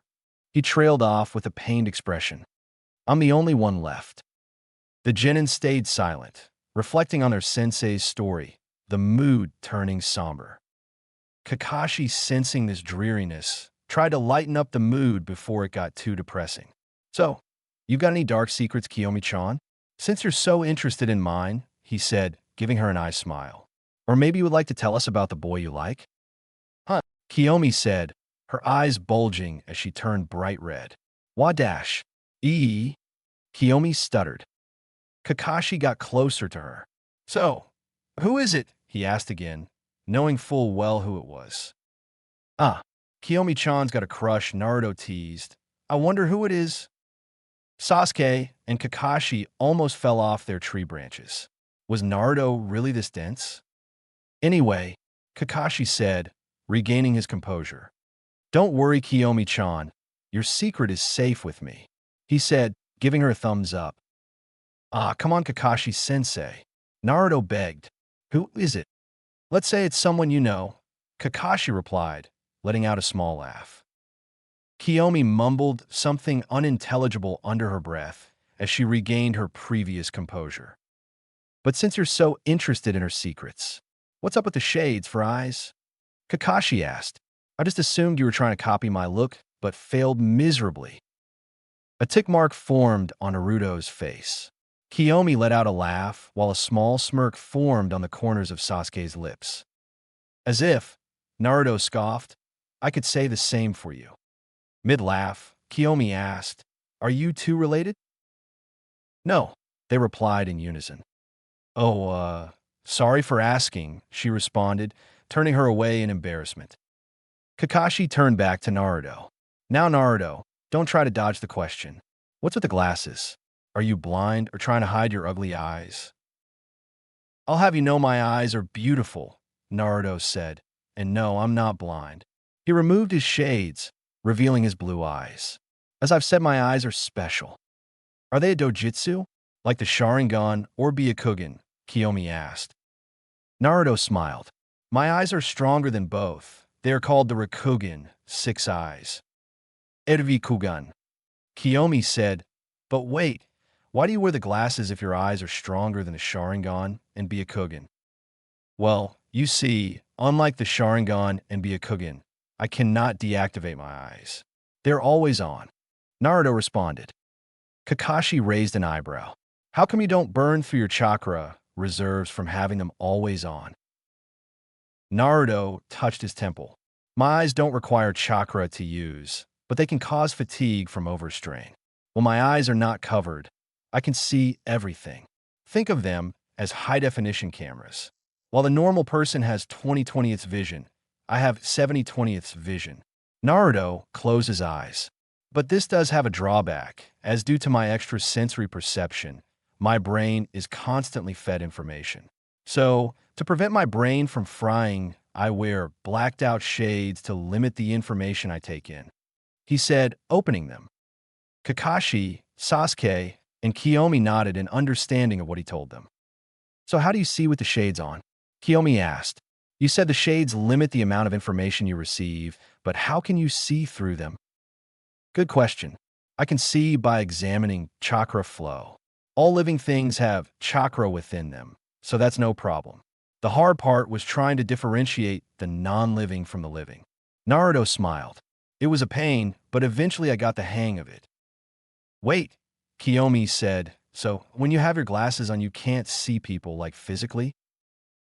Yes, glasses on, chakra flow, glasses off, everything. This is actually my first time getting a good look at you three since we became Team 7. Oh, Kiyomi said. Well, if that's the case, then, H, how do you think I look? Naruto rubbed the back of his head before answering. I think you look, quite good. Your physical features are, appealing, he said awkwardly. Kiyomi looked down with a smile on her face, while Kakashi gave a thumbs up to Naruto. Sasuke rolled his eyes and flipped to the next page of his book. What's with the thumbs up? Naruto asked. Oh, nothing, Kakashi replied. He rubbed his hands together. As much as I enjoy seeing this awkwardness, it's time to get some shut-eye. We need to be ready for any threats tomorrow. We will rotate shifts every 2 hours. I'll take the first watch. And with that, the 3 genin got as comfortable as they could on their tree branches and drifted off to sleep. Kusagakure village entrance. After an hour of traveling, they reached what should be just outside the village gates. Instead, they were greeted with a black barrier expanding far and wide. As Team 7 approached the black barrier looming before them, a sense of foreboding settled over the group like a heavy shroud. The barrier, pulsating with an ominous energy, cast a shadowy veil over the landscape, obscuring any hint of what lay beyond. Waves of dark, crackling electricity danced along its surface, emitting an eerie hum that sent shivers down Kiyomi's spine. "What is this?" Kiyomi asked. She had never seen anything like it. Naruto walked to the black barrier, looking it up and down. "It seems to be an advanced barrier. I believe it's S rank, Fuinjutsu." S rank? This barrier is serious business, Sasuke thought. Naruto reached out to touch the barrier, but was shocked by black electricity as he placed his hand on the surface. "Ow," he said, recoiling from the shock. "Naruto, are you alright?" Kakashi asked. "Yeah, I will be," Naruto responded, shaking his hand. "But I believe I can't go inside this barrier." "What do you mean?" Kakashi asked. He wasn't terrible at Fuinjutsu, it just wasn't one of his strong suits. This was one of the reasons he never learned oration. Regardless, this barrier was beyond him. "When I outreached my hand, the barrier recognized my chakra signature and reacted negatively. Whoever put this does not want me in. I must be a threat to their plans." Naruto smiled, which can only mean one thing. "There's a traitor in Konoha." Sasuke finished. "They must have fed whoever put this up information regarding your abilities. They may have orchestrated or watched the attack on the Uchiha compound." Bingo! Naruto put a hand on his forehead. This mission keeps on getting better and better. I wonder if anyone else is labeled as a threat. Kiyomi, Sasuke, and Kakashi put their hands to see if they could pass through. They were granted entry. Naruto chuckled. "Wow, Kakashi-sensei. Whoever put this barrier up must really hate you. The disrespect is real." Kakashi ignored Naruto's comment and faced Sasuke and Kiyomi. "It looks like it's going to just be us three. Shouldn't we turn back? This mission is already thrown in so many unknown parameters," Sasuke asked, caution in his voice. He didn't like this. When going on missions, shinobi must have the ability to adapt regardless of the circumstances. In this case, we'll have to continue without Naruto. Kakashi spoke. However, he did share Sasuke's skepticism.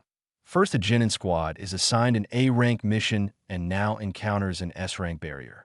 Something was amiss. We have a mission to complete. All we can do is rely on our skills and communication to maneuver through these changes. Just when I thought this was going to be one boring rescue mission, Naruto sighed. "Well, I guess this is where we go our separate ways. Good luck," he said to his team. "Sensei, is this a good idea?" Kiyomi asked. "It's the only option we've got," Kakashi said. He turned towards Naruto. "Make sure your earpiece is in. I'll contact you in case things go south." Naruto nodded as he sat down on the ground. "I'll be here, waiting." Kakashi turned towards Sasuke and Kiyomi. "Are you two ready? We may not be able to leave once we enter. If you don't think you can handle this, you can wait here with Naruto." The twins looked at each other before looking back at their sensei with a determined face. Kakashi smiled at the determination and heart of his genin. "Let's go." The three walked through the barrier as darkness enshrouded them, cutting off all traces of the outside world. When they reached the other side, they were greeted by a forest with tall grassy plains as far as the eye could see. The sky was filled with turbulent clouds as it turned gray with wind picking. Before them stood the village gate. However, there were no guards. Even stranger, beyond the village gates, the village seemed to be too quiet. You couldn't hear or see any commotion in the distance. Huts and homes were sprawled about, but no sight of any civilians or shinobi. "The comms aren't working. It doesn't look like we can contact Naruto, nor can he contact us. There's also something throwing off my sense of smell as well. I wonder if it's the effects of the barrier."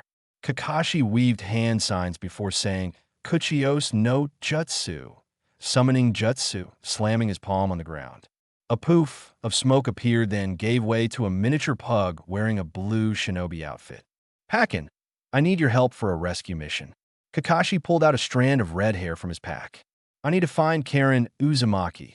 Something is throwing off her trail inside this barrier. Pakin went up to the hair and sniffed it. I've got her scent, he said. It's in this direction, the pug said, pointing southwest. Wait, the dog can talk, Kiyomi asked. Pakin looked in her direction. You've got a problem with that, he responded. No, she said, not making eye contact. Lead the way, Kakashi said to Pakin. We've got no time to waste. Pakin nodded, and Team 7 carried onward. After journeying across the grassy plains, they came across a tower in the middle of the village with barred doors, cracked pavement, and broken windows. There were dead bodies littered around the front of the tower. Kusagakure civilians and shinobi lay on the ground torn apart. Kiyomi around with horror. What happened here? She croaked.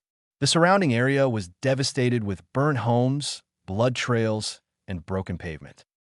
Sasuke looked around, taking in the sight. This wasn't new to him. He had seen his clan destroyed when he was a child. This was nothing. A bloodied Hittite buried in the ground caught Kakashi's attention. He walked over to it and bent down, grabbing the forehead protector, wiping off the dirt. This explains it, he said sternly. What is it, sensei? Kiyomi asked as she and Sasuke moved closer to their sensei. Kakashi lifted up the headband, revealing the symbol of Kirigakure, Hidden Mist Village. Kirigakure shinobi have been through here. Kakashi stood up. This explains the dead bodies, but doesn't explain the devastation. They've always been ruthless, but attacking this far from their borders, it doesn't make sense. He trailed off. As Kakashi was thinking about this revelation, Pakin alerted him, interrupting his contemplation.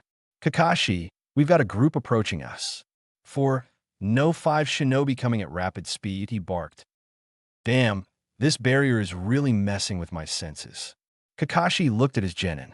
Quick, conceal your presence and hide in the bushes, he ordered before disappearing. As the twins went to hide, a grotesque hand grabbed Kiyomi's leg. Help me, the voice cried out. Kiyomi's eyes widened in horror as she looked down at a middle-aged man, his body ravaged by cuts and bruises, his legs severed at the knees, leaving raw, bloodied stumps, and his right eye gouged out, leaving behind a gaping hole. Kiyomi froze from the sight she beheld. Sasuke, seeing his sister in this state of terror, summoned Gamma and acted quickly. The frog Shikigami arose from the shadows and pulled the twins into its mouth before hopping off in the bushes nearby. As soon as Gamma made it to the bushes, 5 shinobi arrived, katanas on their backs and hunter masks with the symbol of Kiri on them, indicating that these were ANBU members. This isn't good. ANBU out this far. Kakashi looked at Gamma's position. If it was just me, I could dispatch them quickly and continue on with the mission, but I've got to watch out for these two. One of the ANBU saw the bloodied man begging for life and unsheathed his katana. PP Lise, I beg you. The man gasped out. His cry was deafened by the sound of metal plunging into his neck. The ANBU wiped the blood from his blade, looking to his comrades. Our priority is the girl. Find her and kill anyone who stands in the way. The remaining ANBU nodded before disappearing at high speeds. After a few moments of their departure, Team 7 emerged from their hiding spots. Gamma released Sasuke and Kiyomi from its mouth, and Kakashi moved to their location. This must be an invasion. We gotta find Karen quickly, Kakashi stated. Kiyomi, still shaken up, spoke. W8 Sensei, what about the people in this village? We can't abandon them. Kakashi looked at her silence, contemplating the best way to respond to her.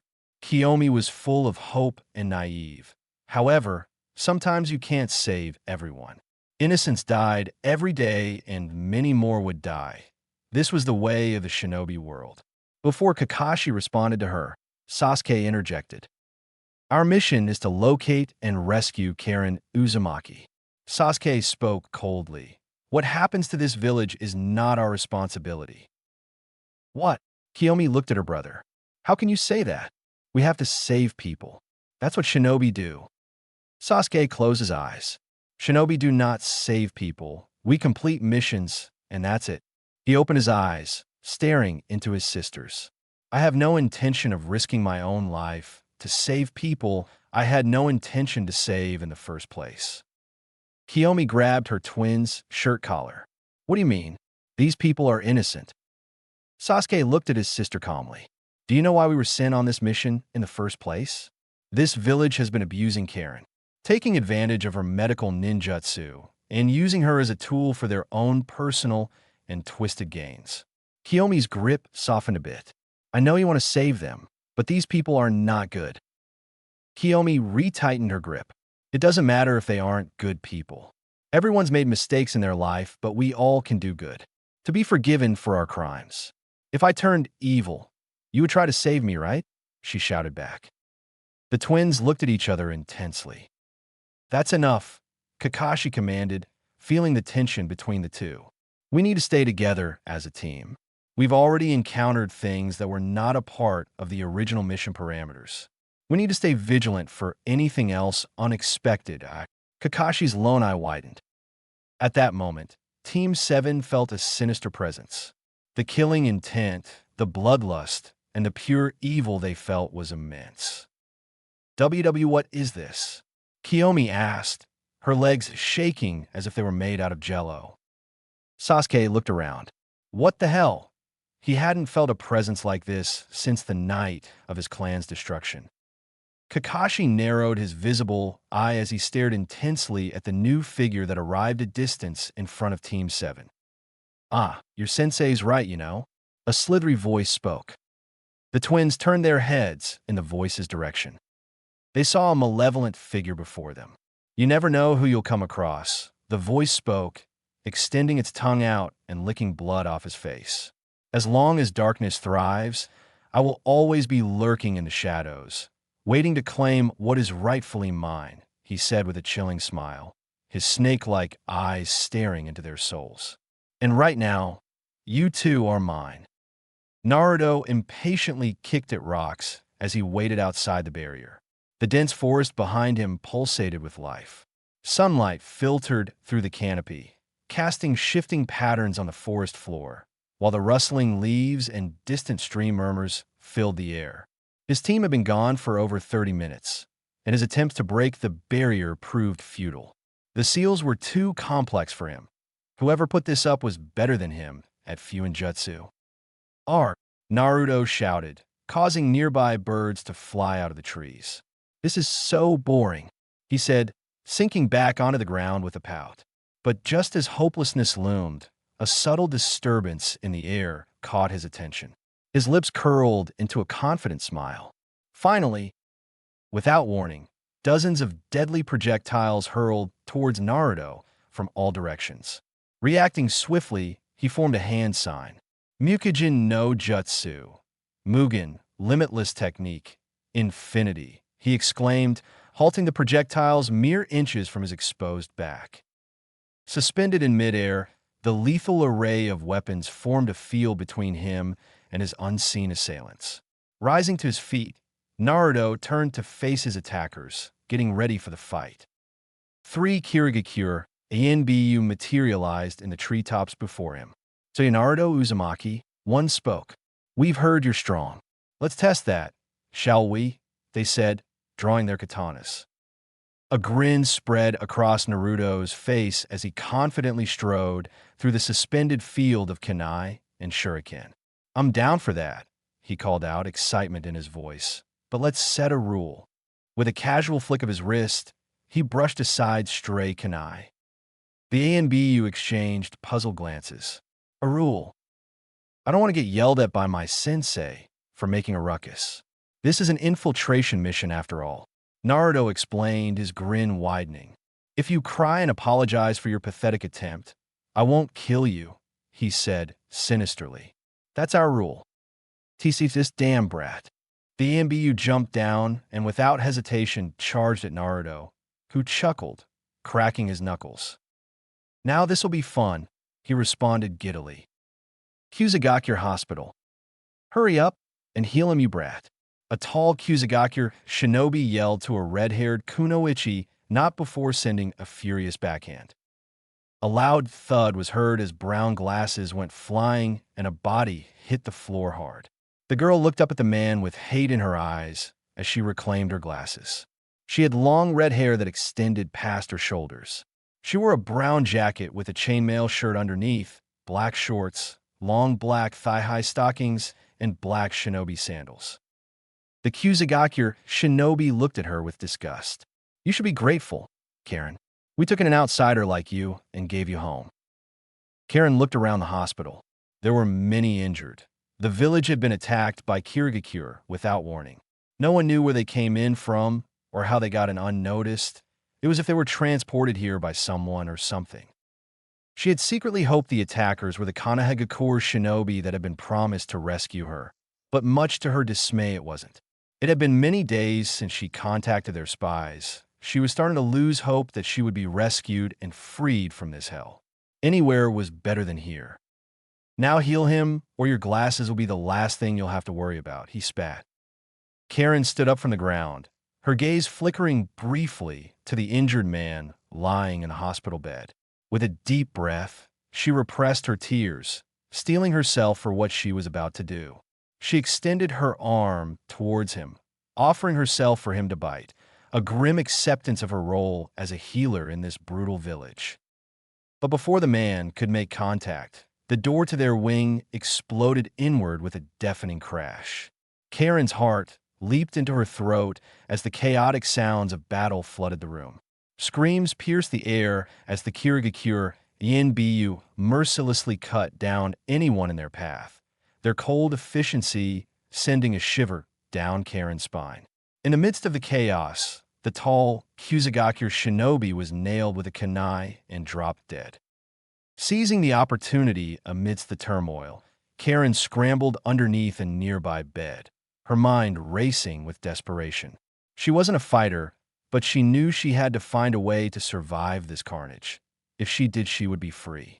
The stench of blood filled the air and lifeless bodies littered the floor as she hunkered down, seeking refuge in the shadows.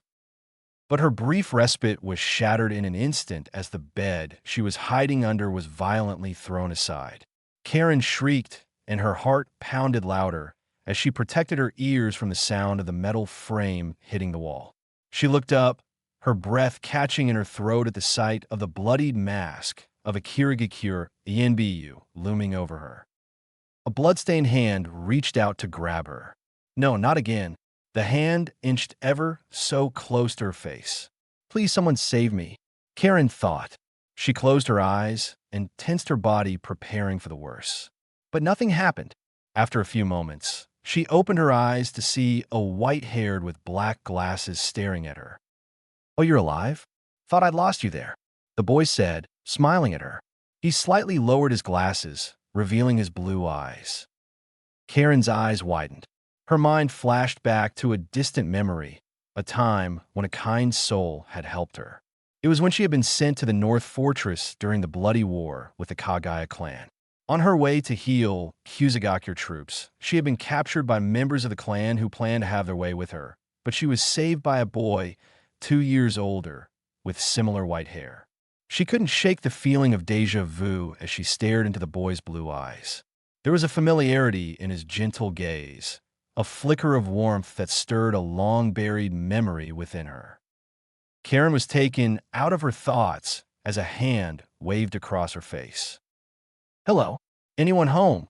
The boy said. Karen returned to reality before speaking. Sorry, you just look like someone I knew, she responded somberly, not before standing up and dusting herself off.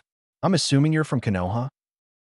Of course, I'm Naruto Uzumaki, Naruto stated, but there's no time for introductions as more A and B are on their way. Uzetumaki. Karen mouthed. She was shocked to know there were other members of her clan still alive. Heavy footsteps could be heard as 5 more Kirigakure Yinbu barged through the open hospital wing. There she is, one shouted. Get her. Yep, it looks like it's time to leave, Naruto said, placing his palm on Karen's back. Karen felt her body become weightless as she was lifted up by Naruto. Huh, I'm floating. By losers. Naruto's taunt echoed through the room as he leaped gracefully out of the gaping hole in the ceiling he had created. With Karen securely in tow, he landed on the rooftop and swiftly traversed the terrain. Where are we going?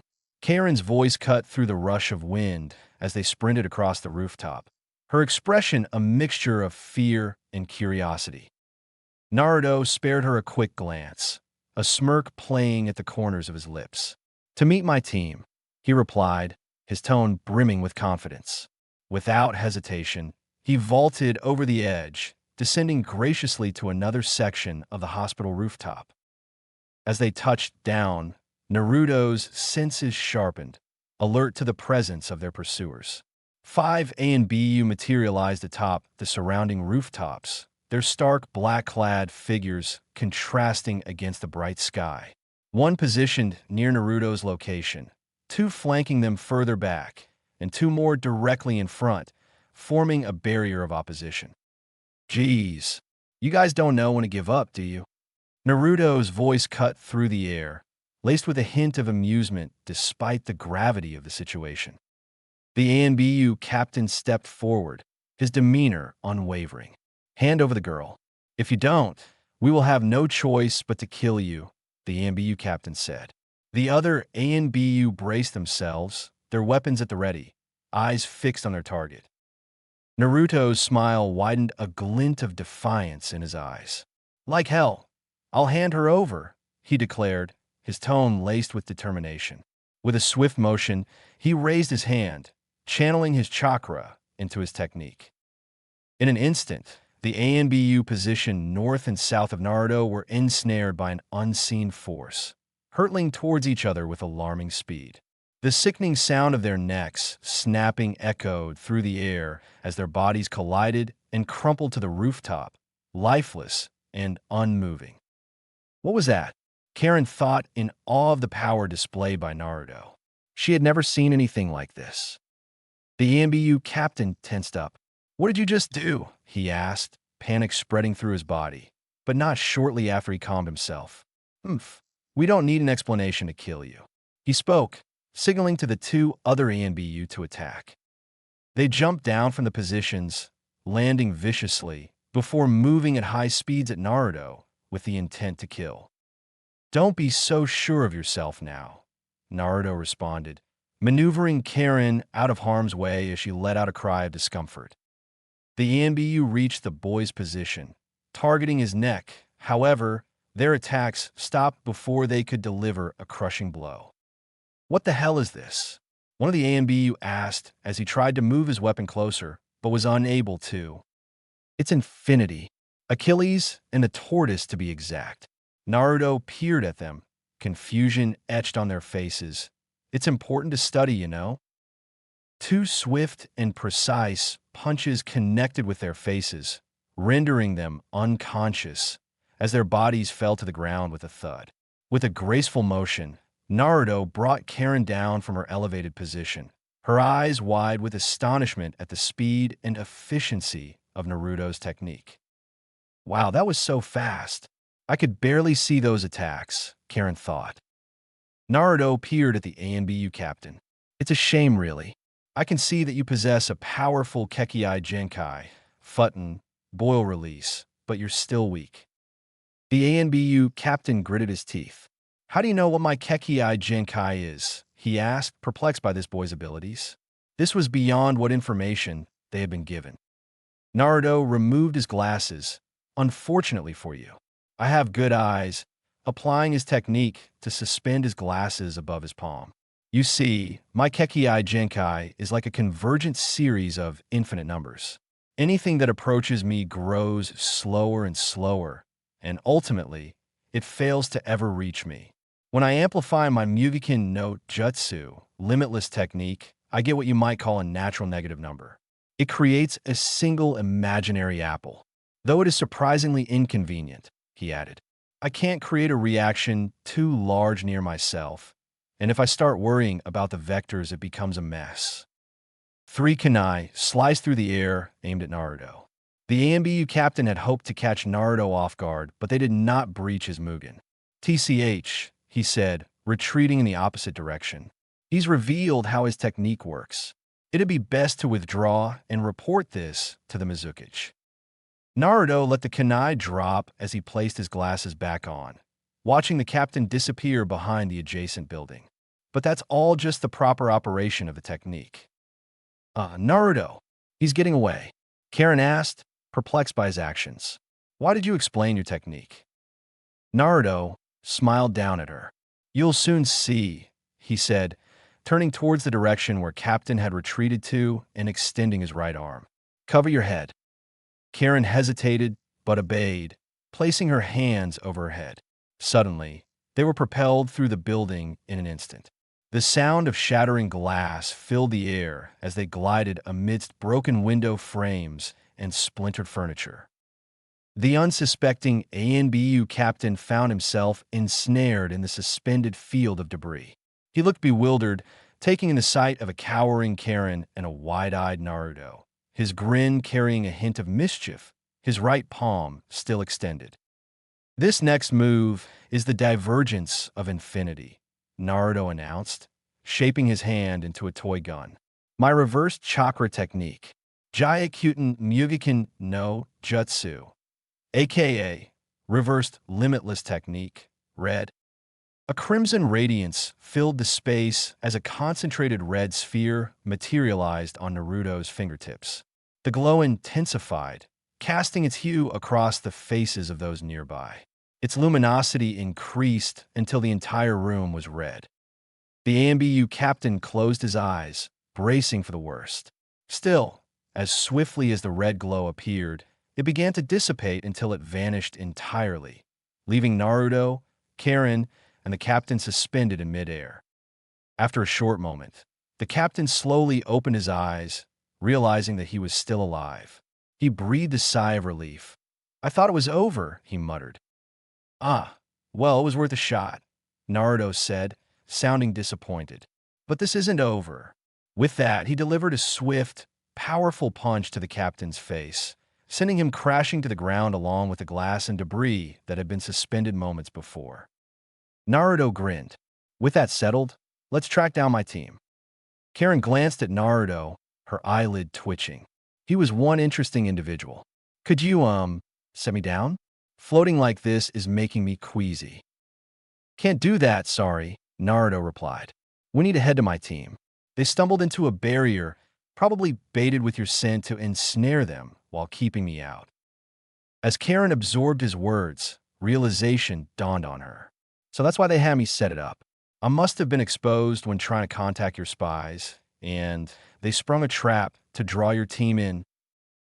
Naruto furrowed his brow. What are you going on about? Sorry, it's just... Karen trailed off, gathering her thoughts. I was ordered to raise the barrier by their village leader, but we need to act fast. They're in grave danger. Why? What's waiting for them inside? Traps? Explosives? Naruto asked, growing more concerned. Karen shook her head solemnly. No, something far worse. A monster that's plagued this village for years. A monster? Naruto's interest was piqued. What is it? Not what whom. One of the Densetsu no Sannin, legendary Sannin, Karen revealed. Arguably the strongest among them. This individual is... Sasuke and Kiyomi stood in fear from the presence of the man in front of them. Kakashi stood firm in a defensive position, on guard as he moved in front and shielded his genin from the waves of pure evil crushing them. Before them stood a man with pale skin, golden eyes with slitted pupils, purple markings around his eyes, and fawn-like teeth resembling that of snake. He had pronounced cheekbones and straight waist-length black hair with some locks covering and framing his face, reaching beyond his shoulders. He wore plain gray garbs with a black polo and pants underneath, a dark gray flak jacket, blue tomo-shaped earrings, shinobi sandals with bandages around his calves, and a hitei with an unknown symbol brandished on the metal. Now it's starting to make sense. The mission, the barriers, and the dead bodies. It was you all along. Wasn't it Orochimaru? Kakashi spoke. Ohoshimaru. Kiyomi stuttered. She didn't know who this was, but saying that name sent shivers down her spine. Sweat dropped from Sasuke's face as he looked anxiously at the looming figure before them. There's no way. If it's really him, we're in big trouble, he thought. He prepared himself despite his body's protest. Of course it's me.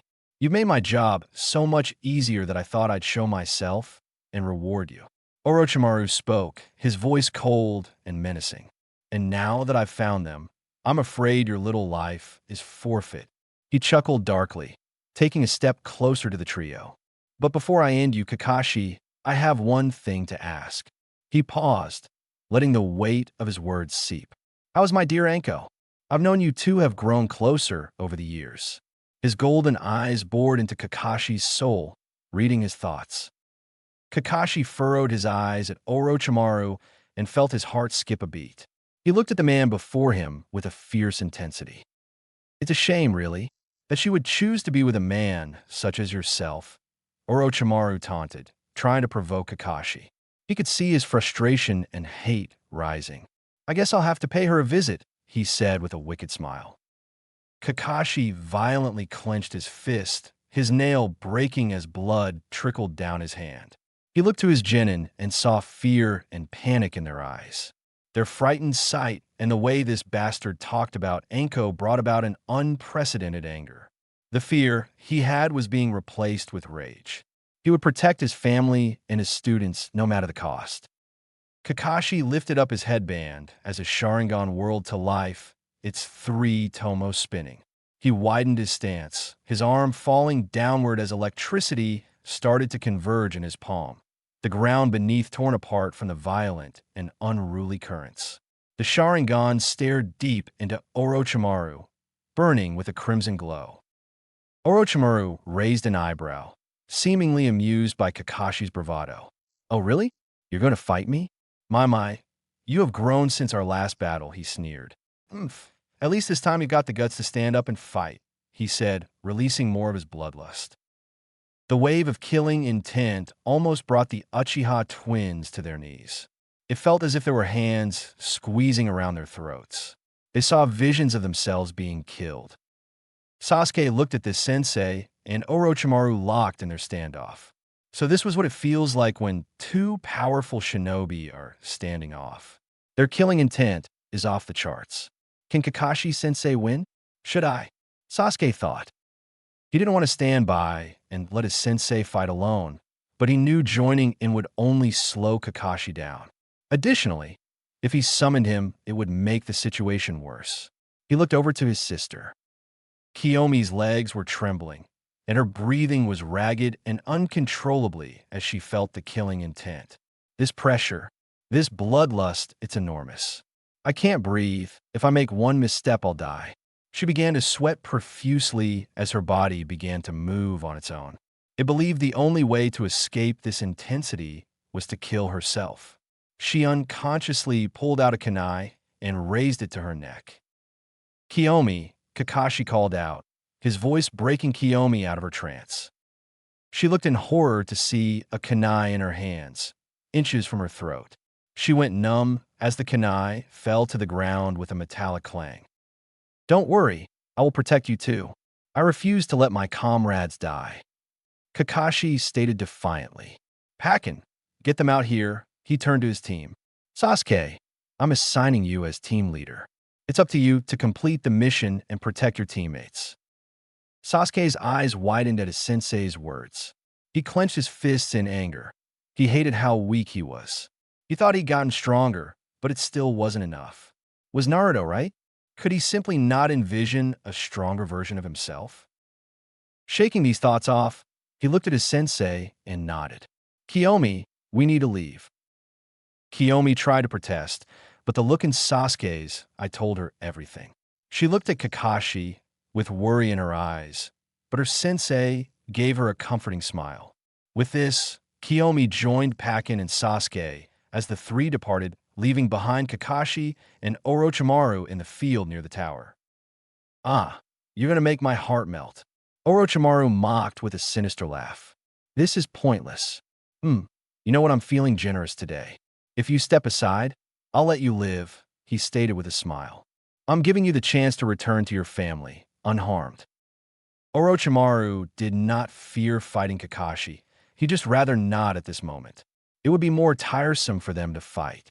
He had other business to attend to and wanted to speed this process along and get what he came for. He knew Kakashi was an intelligent and cunning man who knew of his strength.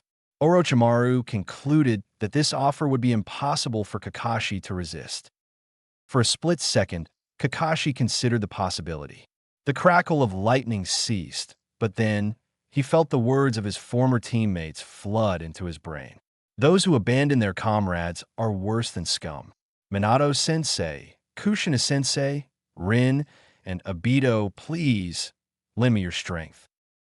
No, I don't know what you want from those two, but I would rather die than allow that. He responded, his resolve solidified. I am Kakashi Hitaki, the copycat ninja, and I know more than 1,000 jutsu. And now, I'm mad. He reignited his Raikiri as it blazed with greater intensity. Orochimaru's smile dropped as he looked upon Kakashi, who brimmed with an unwavering spirit.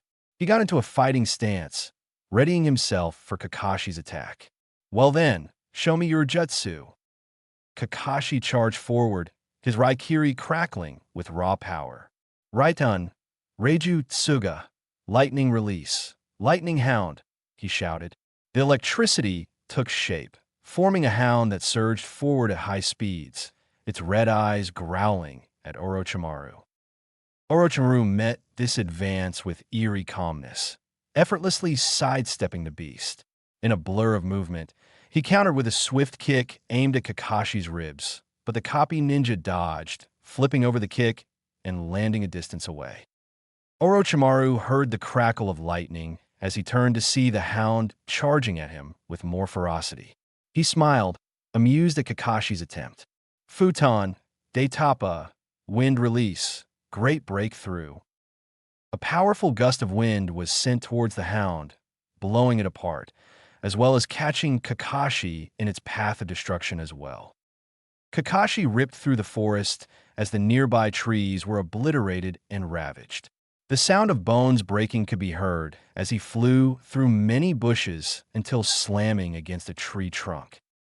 Upon impact, a snake appeared from behind, coiling itself around Kakashi, immobilizing him. A whistle was heard through the air as two kunai flew, colliding with his shoulders and impaling him onto the wood. Orochimaru emerged to see if his aim had been true, discovering the pinned Kakashi. TSK, I expected more out of you. He widened his mouth. A regurgitated sword rose from the depths. He lunged forward to deliver the final blow. The ground underneath erupted as Kakashi ascended, kunai in hand, in front of Orochimaru. Orochimaru, expecting this, swiftly slashed him in twain. The severed body gasped for air, but soon dissolved into mud. From above, Orochimaru heard a roar as he turned to see a dragon with glowing yellow eyes, barring down at him. Doton, Duryusho, Earth Release, Mud Dragon Surge. He used his sword to block the dragon's advance as it fell upon him, with great speed as it propelled him through the grassy plains. The dragon then ascended to the treetops, sending him through branches and foliage. Orochimaru laughed hysterically as the dragon continued to pressure him. You're putting on quite a show, he said, redirecting the path of the dragon, flipping over the beast and tearing through it like butter. Lighting crackled as Orochimaru effortlessly sidestepped a deadly stealth attack. In a blur of movement, he countered with a swift kick aimed at Kakashi's ribs, but the copy ninja deftly dodged, retaliating with a kunai slash in which Orochimaru parried.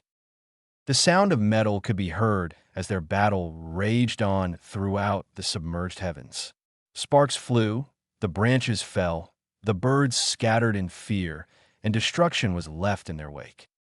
Moving too fast for the average shinobi, striking with extreme precision and skill. This battle was truly a tumultuous clash. The two shinobi emerged from the heavens in different conditions, landing on tree branches a distance apart. Orochimaru stood tall, proud, and unscathed. He was starting to get bored as he glared at the pitiful man before him. Despite Kakashi's best efforts, he failed to land a single blow. Across the gap, Kakashi's breaths came in ragged gasps, as if he were sucking air through a straw. His legs trembled, threatening to give way beneath him. The hilt of his kunai was slick with sweat, and his vision blurred at the edges. He'd lost his Hitai-8, his Jonin flak jacket, and parts of his blue long sleeve were destroyed. He had a long cut across his torso, a result of being too slow. He touched the cut and felt the blood flow past his fingers. "How's it going, Kakashi?" Orochimaru mocked. "You don't seem to be doing well." He licked the blood from his sword, smiling wickedly at Copy Ninja. Kakashi panted heavily. "I'm particularly out of chakra. I thought I could buy them more time to get away." He examined his blood-stained hand. "But this would be my final attack," he thought. Orochimaru readied himself, not out of fear, but out of instinct. Throughout his life, he faced many strong shinobi, but Kakashi was different. Those he faced and killed died with fear itching across their body, but Kakashi had no such fear. The man before his very eyes brimmed with resilience and determination despite impending doom. Men staring down death in such a way were unpredictable and therefore extremely dangerous. The wind howled as the two shinobi locked eyes, Kakashi's Sharingan swirling as Orochimaru slit, eyes narrowed. The forest held its breath in anticipation as their feet grinded on top of the tree bark. The air shattered with the sound of metal tearing through flesh, startling Kakashi as if a lightning bolt had struck him. A searing pain erupted in his chest, stealing his breath and freezing him in place. For a moment, he couldn't comprehend what had happened. With a gasp, Kakashi looked down. He saw a gleaming sword sprouting from his chest. Blood welled around the wound, staining his clothes crimson. A voice, dripping with malice, slithered into his ear like a serpent's hiss. "I've enjoyed our little game," it taunted, sending shivers down Kakashi's spine. "But I'm afraid playtime is over." The figure in front of him seemed to warp and shift, dissolving into a writhing mass of snakes. Kakashi's mind reeled, struggling to process the betrayal unfolding before him. "Any last words?" Orochimaru mocked, the metal of the sword twisting deeper into Kakashi's flesh with a sickening grind. Blood trickled from Kakashi's lips, his breaths ragged and labored. The metallic taste filled his mouth, mingling with the stinging agony in his chest. With each cough, crimson droplets splattered against the ground, staining the tree branch beneath him. Orochimaru savored Kakashi's suffering. "Oh, would you mind speaking a little louder?" he taunted, his voice dripping with contempt. "I'm having trouble hearing you." "I said," Kakashi managed to squeak out. He violently grabbed the sword sticking through him, his grip strong and true. "Bunshin Daibakuha, great clone explosion," he shouted. For the first time, a flicker of uncertainty pierced Orochimaru's face. Instinctively, he recoiled, a surge of alarm coursing through his body. But before he could retreat, it was too late. The clone's body expanded with explosive force, engulfing the surrounding area in a blinding flash of light. The shockwave rippled through the treetops, shaking the very foundations of the forest. As the smoke cleared, Orochimaru found himself hurtling through the air, descending to the ground. "That was a good try," he mused, his voice tinged with a hint of begrudging respect. However, his eyes widened in shock as the real Kakashi materialized in front, lightning coating his hand. "I can't dodge, he's too close," he thought. However, the lightning vanished from Kakashi's hand. "It looks like you're out of chakra," he mused. As soon as he hit the ground, he would kill Kakashi. But something unexpected happened. As Kakashi's hand cut through the air, space began to distort and bend. Orochimaru's eyes widened. "What is this?" he thought. Kakashi's hand burst and crackled with black and red lightning as he plunged through Orochimaru's chest, puncturing his heart and exiting through the back. Orochimaru's mouth burst open as blood sprayed over Kakashi as the two hurled to the ground, landing with a thunderous boom. They tumbled through the grass and dirt, rolling over each other, until Orochimaru laid on his back with Kakashi on top. His hands still lodged within his chest, crackling with red and black lighting. Kakashi ripped his arm out of Orochimaru as he fell over on his back. He took deep and ragged breaths, feeling the fatigue and hurt on his body. Two laid on the ground next to each as the sun peered through the foliage, shedding light on the devastation and destruction. Orochimaru looked down to see the gaping hole in his chest. He gasped for air, but only blood came out. He hacked and spluttered, trying to clear his throat, but the blood kept flowing. He could hear the wet, gurgling sound of his own breathing, and he knew he was dying. He couldn't believe it. How could he, one of the Sannin, be defeated by this mere copy ninja? He felt a surge of rage and tried to reach out and rip Kakashi's face off, but his fingers were weak and trembling. He opened his mouth to curse, but only blood came out. Kakashi slowly arose, wiping away some of the dirt on his clothing. He looked down at Orochimaru, glaring down at the man before him. He could see the hate in his eyes as he stared furiously at Kakashi, but then his eyes softened. Why you baited me into that last attack? Orochimaru spoke, coughing up blood with each word. You used your Sharingan to apply your remaining chakra within 0.0000001 seconds of hitting me. It was a Kokusen black flash. Kakashi grabbed his left eye, feeling the throbbing pain intensify with each beat. He stumbled slightly, the exhaustion from using the Sharingan weighing heavily on his body. Thoughts of recuperation and Konoha flashed through his mind. He knew he'd be bettered in for at least a month upon his return. Any last words? Kakashi spoke as the leaves fell around him. I'll admit it. You are strong, Kakashi. Orochimaru's words came out slow and labored, each syllable heavy with effort. For a non-Uchiha, you have mastered that eye to a superb degree. You are worthy of the title Kakashi of the Sharingan. Through all the battles I've had with lesser men, you're the only one who faced me without fear. Stand proud, he acknowledged, his tone almost congenial. But then, without warning, a chilling interruption shattered the moment.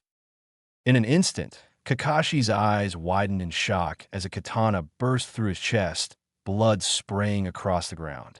He staggered backward, his attempt to maintain balance futile against the sudden onslaught. This fight is over. Orochimaru's voice echoed from behind, cold and final. Chapter 8, Land of Grass, Part 3, Throughout Heaven and Earth. Inside Barrier, Kusagakure. Minutes earlier, Sasuke, Kiyomi, and Pakken ran inside the barrier at breakneck speeds, following their sensei's orders to retreat while he faced Orochimaru. As they reached the edge of the barrier, Kiyomi came to a sudden halt. Pakken, noticing her pause, alerted Sasuke. Sasuke, we lost one. Sasuke turned mid-jump, his movements fluid yet with a hint of tension, as he saw Kiyomi fixated on their sensei's location. He rushed to his sister with urgency. What are you doing? We need to leave immediately. Kiyomi said nothing, her eyes still lingering on their sensei's location. She turned to her brother. We can't just leave him to die, she pleaded, her voice full of desperation. We have to save him. Sasuke looked into his sister's eyes, seeing the conflict engraved over her face. He too wanted to help their sensei, but he knew if they were to engage Orochimaru, they would surely die or experience something far worse. He didn't want to lose her to that monster. Kiyomi-san, we can't, he responded regretfully. He's one of the Sannin, and we're Genin. We can't beat him, he stated firmly, though his composed facade momentarily broke. But still we have to try, she responded, her voice soft but resolute. Before Sasuke could respond, an ominous explosion rippled through the air, causing them to brace themselves against the pressure. In the distance, birds fled from the treetops, signaling the epicenter of the blast. Undeterred by the danger, Kiyomi's resolve only grew stronger. Without hesitation, she darted toward their sensei's location, leaving Sasuke to call out to her in frustration. Kiyomi-san, wait, but was already too late as she faded into the dense forest ahead. TCH, damn it. His mind raced as he confronted the dilemma before him. Prioritize their well-being or risk everything to save their sensei. Before Sasuke could make a decision, Pakin spoke up, breaking him out of his thoughts. Sasuke, you need to go after her, the pug said with a grim expression. It's up to you now, he stated, disappearing in a puff of smoke. Sasuke's eyes widened as the realization of what happened hit him like a truck. He stared into the forest before him. The trees called out to him, their branches swaying as they waited for an answer. Before Sasuke could decide on an answer, he heard a loud hiss in the distance, feeling the ground rumble as a massive serpent emerged bearing its fang at him. Instinctively activating his Sharingan, he dodged the charging serpent with lightning reflexes. Sliding beneath its massive frame, he drew two kunai and leapt onto its back. With a swift strike, he buried the blades deep into the serpent's skull, silencing its roar with a thud as the colossal body fell to the ground, dust billowing up. He removed the blood-soaked kunai, but felt the air vibrate as dozens of projectiles launched toward him. Through the onslaught of projectiles, Sasuke evaded with superb agility as he launched the kunai into the treetops. The sound of metal was heard plunging into skulls before two bodies dropped hard onto the ground. In the ensuing silence, two more attackers emerged, katanas drawn. Sasuke flipped over one, landing on his back, then launched into the air. His hands moved in a blur, finishing with the tiger seal and expanding his lungs with chakra, ready to deliver a massive attack. Katan, Ryuka no Jutsu, fire release, dragon fire technique. He bellowed, unleashing a torrent of searing flames that erupted from his mouth like a ferocious dragon. The shinobi were caught off guard, their startled expressions engulfed in a blaze of fire as their bodies were consumed by the inferno. The acrid scent of burning flesh filled the air as Sasuke watched the flames consume his enemies with a calculated detachment. Yet, before he could fully assess the aftermath, the crunch of leaves snapped him back to attention. Swiftly sidestepping a blade aimed for his back, Sasuke countered with a lightning-fast punch that shattered his assailant's mask, revealing a look of startled disbelief beneath and a Kirigakure Hitate. He seized the disoriented shinobi by the throat, locking eyes with him and placing him under a genjutsu. The Kirigakure shinobi struggles ceased as the genjutsu took hold, rendering him immobilized and vulnerable. "What is your mission?" Sasuke asked, his crimson glare intensifying. "We are here to capture Kiyomi Uchiha and Kakashi Hatake," the shinobi spoke with a dull voice. "I thought they were after Karen. What the hell is going on here?" Sasuke pondered to himself, biting the inside of his cheek. "Who sent you?" The shinobi's body began to convulse. "The Mizu dash," they managed to utter before a sudden, violent spasm racked their frame, contorting it unnaturally as their spines snapped audibly, cutting off any further words. They crumpled to the ground, blood trickling from their nose, their last breaths stolen by an unseen force. Sasuke let go of the body, tossing it aside.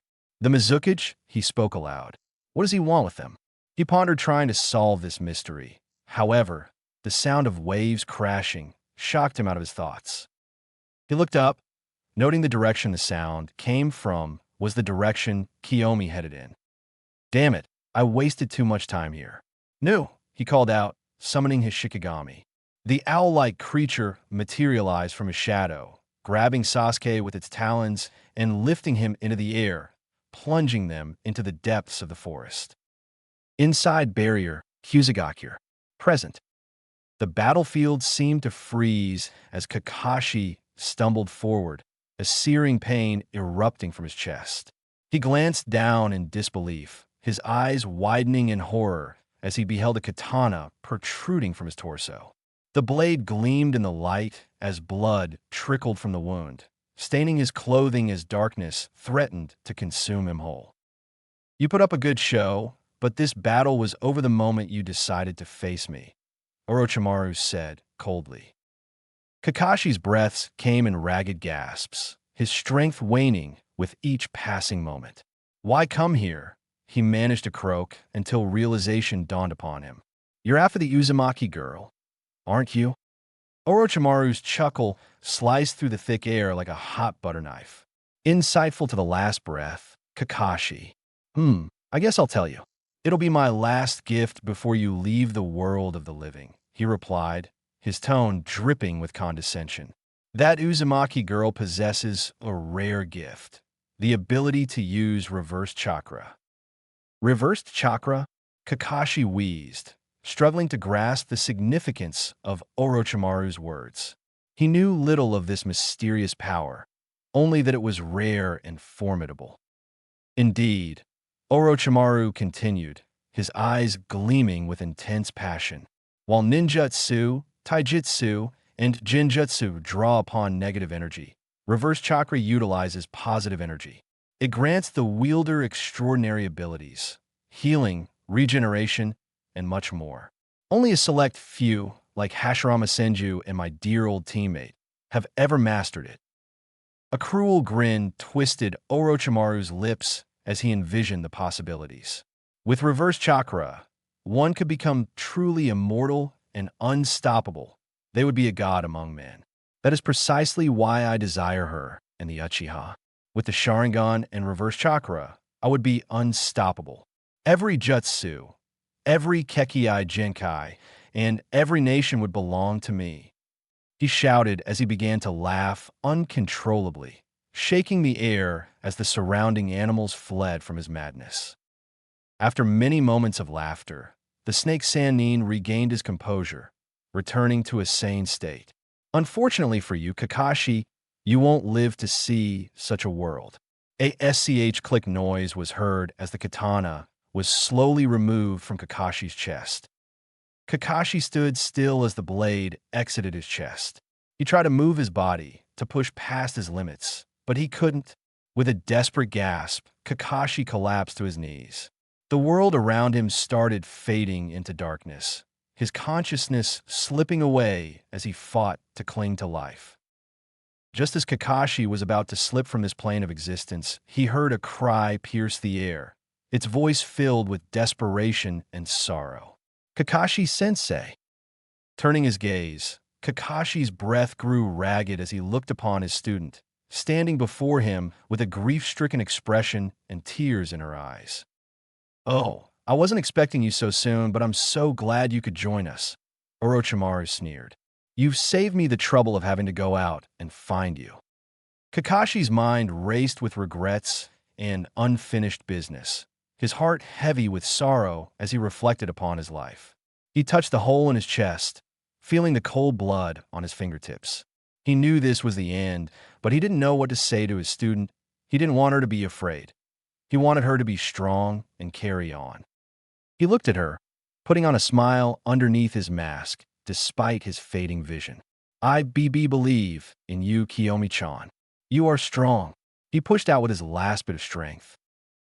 And with that, Kakashi fell to the ground as the world faded into darkness, and the sound of his student's cries echoed in his ears as he succumbed to the void, his body growing cold and still upon the blood-stained earth. Tears trickled down Kiyomi's face as she could no longer hold in the pain. "Kakashi-sensei, get up. Please, you can't be dead," she shouted, hoping this was just some trick, that her sensei would turn into a log at any moment and reappear next to her. But nothing happened. It was deathly silent. The only sound were the rustle of leaves and her sobs. Orochimaru wiped the blood from his katana and walked menacingly to the weeping Kiyomi. "Do not be afraid, child. All will be well soon enough."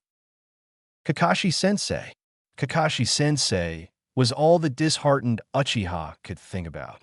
She felt her mind and body go numb as if something had switched within her. How could a good person be killed like this? left alone to die like an old dog. She didn't care about anything at the moment. Her brother, Naruto, or the mission. At that moment, she felt a sharp, throbbing pain spread through her eyes. She screamed out in agony as she grabbed her head, writhing back in pain and falling to her knees. Orochimaru observed with a curious gaze as Kiyomi clutched her head, her chakra swelling rapidly. He advanced, each step resonating ominously across the silent battlefield, the air thick with apprehension. As he reached out to the seemingly paralyzed girl, suddenly, a sharp pain sliced across his palm. Startled by her unexpected speed and agility, he glanced at his hand, noting the blood seeping from a clean cut. His eyes snapped up just in time to see Kiyomi hurling a kunai, his blood glistening on its metal, followed by another in quick succession. It seems her Uchiha blood has finally boiled over, Orochimaru mused, dodging the sharp projectiles. In a burst of speed, Kiyomi sent a whirlwind kick in which the Sannin spun around and effortlessly grabbed the attack aimed at his head. Kiyomi, using his arm as a pivot, launched a second kick, but Orochimaru's reflexes kept him unscathed. A smirk unfurled on his lips as he was met with the intense crimson of Kiyomi's Sharingan, one tomo spinning in a dance of determination and fury. Fascinating, he thought, eager to push her further. I need to test her more and draw out her hatred. With a swift motion, he seized her leg and flung her in the opposite direction. Propelled through the air, Kiyomi twisted her body with grace, unleashing a flurry of shuriken towards Orochimaru. The Sannin deflected the metal stars, his katana clashing with the shuriken, flashing sparks through the forest. Seneo, freaking movements. A mass of serpents sprang forth, biting down on Kiyomi's neck. A sharp scream pierced the air, followed by abrupt silence as Kiyomi's form was replaced by a log. Orochimaru's eyes darted around, searching for his elusive opponent. His hunt was disrupted by the whistle of two demon wind shuriken slicing towards him. He jumped up, avoiding the spinning blades. Even with one tomo, she can keep up with high Jinin speeds, Orochimaru noted, spotting barely visible wires connected to the shuriken. The Sharingan truly is magnificent, being able to take someone like her to this level in such a short time. Kiyomi descended from the treetops, yanking the wires. The shuriken split apart, transforming into a deadly spray of blades targeting Orochimaru. Orochimaru's body contorted inhumanly, evading the onslaught of blades as he closed the distance between him and Kiyomi with terrifying speed. His hand clasped around her throat, slamming her against the bark of a tree. Impressive, truly befitting of a Uchiha, he hissed, his mouth widening to reveal menacing, snake-like fangs. Gasping for air, Kiyomi's voice was barely a whisper, "GG got you," as she tugged sharply on the loose wire in her grasp. Orochimaru's eyes bulged in surprise as additional wires sprung from nowhere, entangling him and pinning him against the tree, just as the Kiyomi he held vanished in a puff of smoke. The true Kiyomi, concealed beneath the earth, emerged and began a series of hand signs. The nearby river responded, its surface rippling violently as water coalesced into a towering dragon with piercing yellow eyes. Imprisoned by the wires, Orochimaru could only watch as the water dragon took form, its gaze locked onto him. Suetun, Suryuden no Jutsu, water release. Water dragon missile, she shouted, commanding the water dragon to move. The dragon bellowed, surging forward and tearing through the landscape towards Orochimaru. He merely smiled wickedly as the water dragon consumed him, scattering water, leaves, and branches in its wake. Kiyomi fell to her knees, fatigue and exhaust creeping into her body. She had used all her chakra to land one attack. She panted heavily, examining the path of destruction the dragon left. Her Sharingan faded as she clenched the ground beneath her tightly. Tears began to fall from her face to the ground, drenching the earth. Her sobs echoed throughout the surrounding area. "I'm sorry, Maki-san. We failed you," she thought. "What's the matter, Kiyomi-kun?" A sinister voice spoke. "There's no reason to be sad." Kiyomi's head snapped up, and she was face first with Orochimaru, who was unharmed. "A clever ruse, but did you truly believe it would be enough to defeat me?" he taunted. Her arm shot up in defiance, but Orochimaru's grasp was lightning fast, his twist vicious and cruel. The sound of shattering bone was drowned out by her agonized scream, her arm now a numb weight at her side. She fought against the encroaching darkness, determined not to lose consciousness. Orochimaru's laughter was a sinister melody as he repeatedly slammed Kiyomi into the earth, each impact creating a crater, a testament to his merciless assault. Lying amidst the rubble, Kiyomi's groans were muffled by the blood that filled her mouth, her body screaming in protest with every attempt to move. Her lungs felt pierced by her ribs, each breath a reminder of the losing battle. With a cruel kick, Orochimaru sent her spiraling into a tree stump. He approached, his gaze cold and detached, his hand closing around her throat. "You are weak," he hissed, his words a venomous whisper. "You still hold on to selflessness, but look where it's gotten you. Look at your precious sensei," he chuckled. "But don't worry, I can make you strong. I can give you power." His eyes, a predatory yellow, gleamed as he bared his fangs and struck. The cursed seal of heaven, the Ten no Jun, branded her neck, 3 black tomo emerging as symbols of her torment.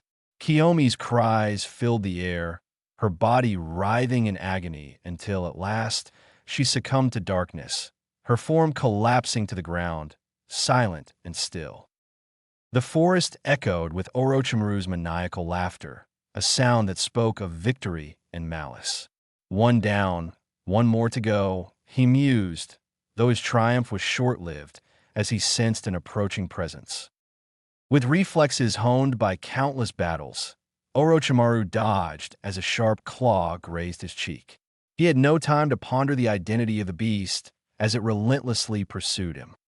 A swift kick sent the creature reeling, but his attention was quickly drawn to Kiyomi, ensnared by a green toad's purple tongue. "Ah, Sasuke, your timing is impeccable," Orochimaru sneered.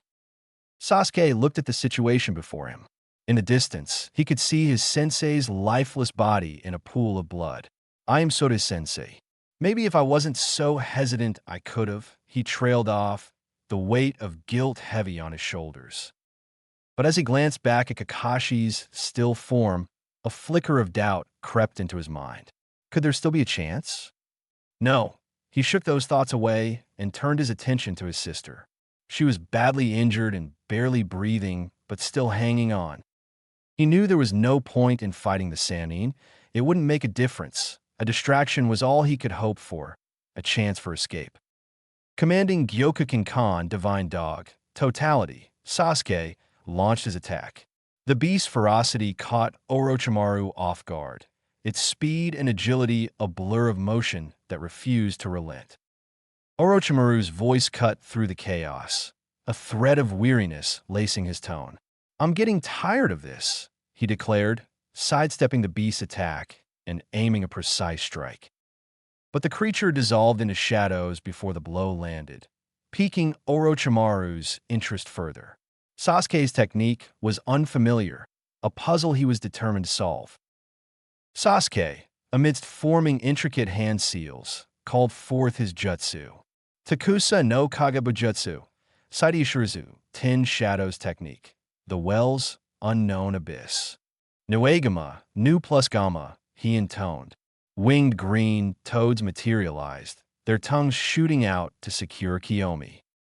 Without pause, Sasuke invoked another technique, Dado, Rabbit Escape. In an instant, a multitude of rabbits sprang into existence, their bodies intertwining to create a living barrier, a tunnel of escape. Orochimaru's smile was one of genuine surprise.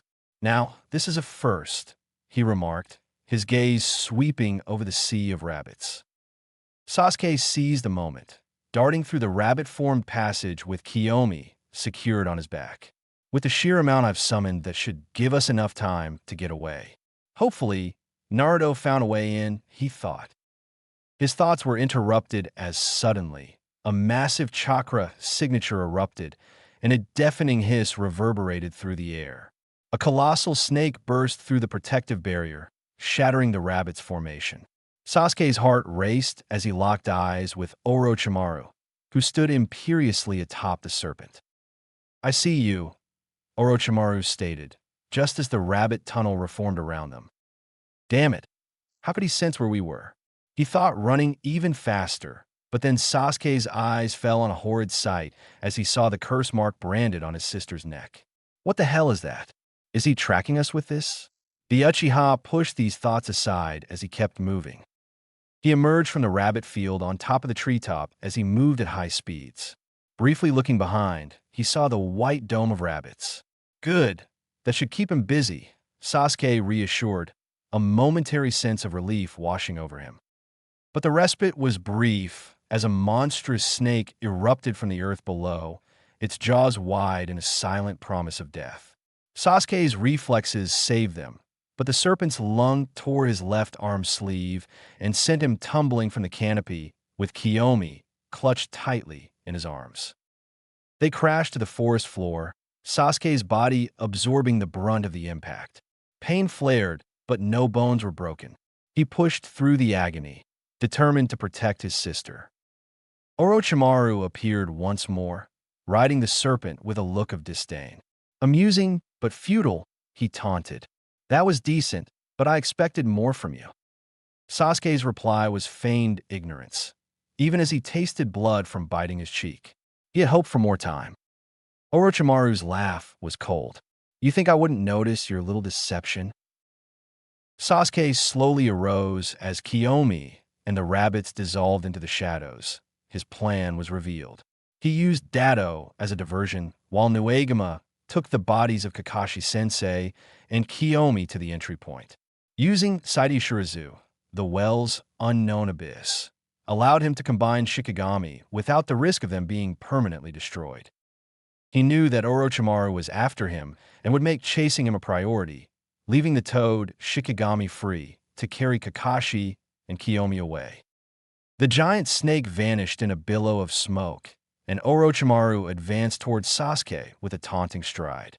"You should just give up," he sneered, his killing intent palpable in the air. Sasuke's breath was steady, his heart a drumbeat echoing through the silence, but his stance was firm. "All I have to do is buy enough time for Naruto to get through the barrier. But can I do it?" His thoughts were a whirlwind, but he anchored them with determination. "It's not whether I can. I have to do it." With a swift motion, Sasuke's hands formed the bird seal. "Nu!" he whispered, and the air crackled, charged with chakra. Shadows coalesced into the thunderous form of Nu, its screech piercing the tension. Orochimaru's eyebrow quivered in mild curiosity. Rabbits, toads, a werewolf, and now this? His mind raced to unravel Sasuke's technique.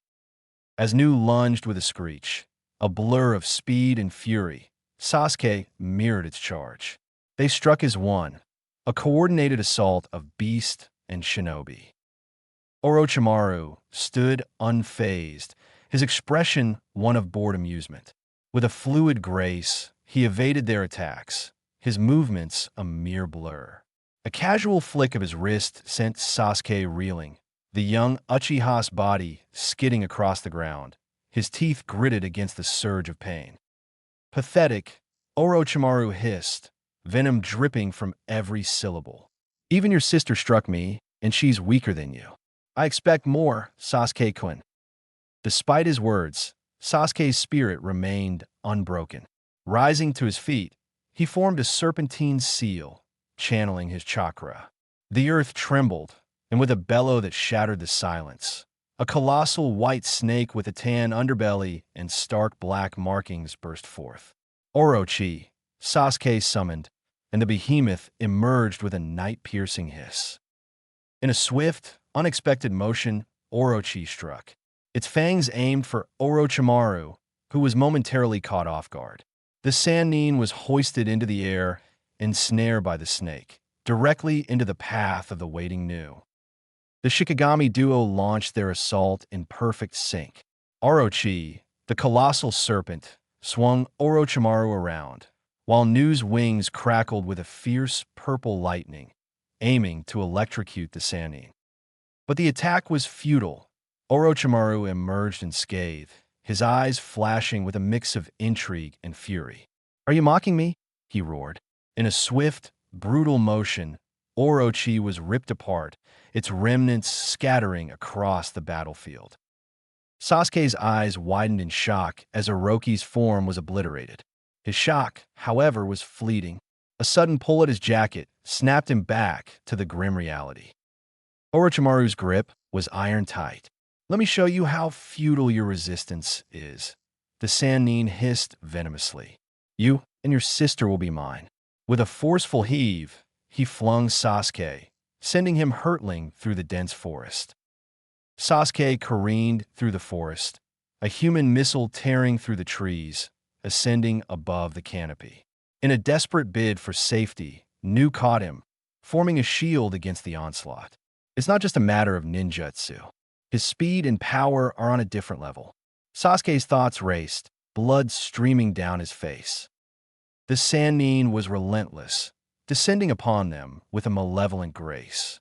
His strike was devastating, sending Sasuke and Nu plummeting earthward, shattering trees upon impact. Opening his eyes, Sasuke saw Nu's protective form over him. His gaze shifted to his frog Shikigami, burdened with the weight of his sensei and Kiyomi. Orochimaru had sent him back here and consequently cornered them all. "I was banking on Naruto getting through, but that doesn't seem like an option anymore." His breath was heavy, his resolve waning. "What should I do?" Sasuke pondered, his eyes shutting tight. Orochi was no more, Gamma was faltering, and Nu was at its end. "I'll release them before they get destroyed too." With a heavy heart, Sasuke dispelled his Shikigami, watching them dissolve into the shadows. "I understand now," Orochimaru mused, a flicker of realization crossing his features. "Creatures born from shadows, Shikigami, correct?" He pondered the uniqueness of the technique, not bound by summoning contracts, but something far more malleable. "Such a waste on you. I considered bestowing my curse mark upon you, Sasuke-kun, but your hatred is insufficient." With a flourish, Orochimaru drawed his katana, twirling it effortlessly. "I'll end you now and claim your sister," he declared with a sinister finality. "What does that sound?" Sasuke's gaze shifted past Orochimaru to where Kakashi and Kiyomi lay. His hands clenched into fists, torn between action and the dire consequences. "If I summon him, she will die." His dilemma was cut short as a small spiral materialized beside Orochimaru, a hand emerging to halt the Sannin. Disbelief etched into Sasuke's features as the spiral expanded, revealing a man with flowing long black hair. "It's you," he breathed. The masked man's lone Sharingan peered through the eye-hole, cold and calculating. "We meet again, Sasuke Uchiha. It is a shame you are still weak," he remarked, his voice devoid of warmth. Sasuke's retort was a mere grunt, but his mind was awash with haunting memories. The night of tragedy, the loss of his mother, the fall of his clan, and his helplessness. Rising slowly, the pain from Orochimaru's assault was a dull echo compared to the torment in his head.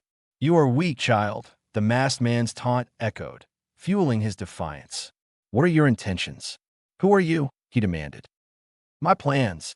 The masked man's laughter was a cold ripple in the thickening air. "Concern yourself not, for you are of no use to me. Yet. And as for my identity," the sky mirrored his words, turning a heavy, oppressive gray.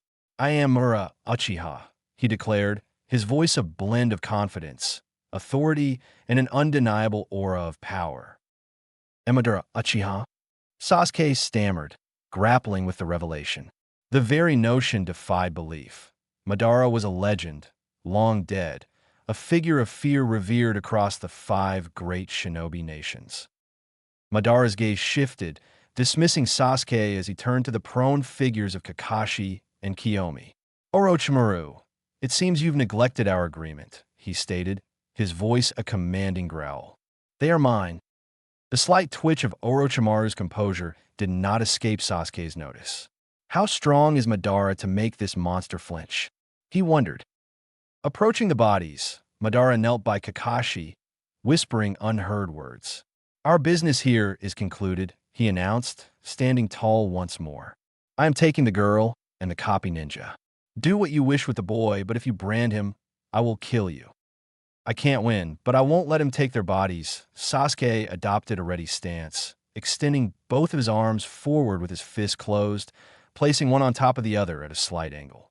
But then he faltered. If I do this, he pondered, confusion clouding his mind.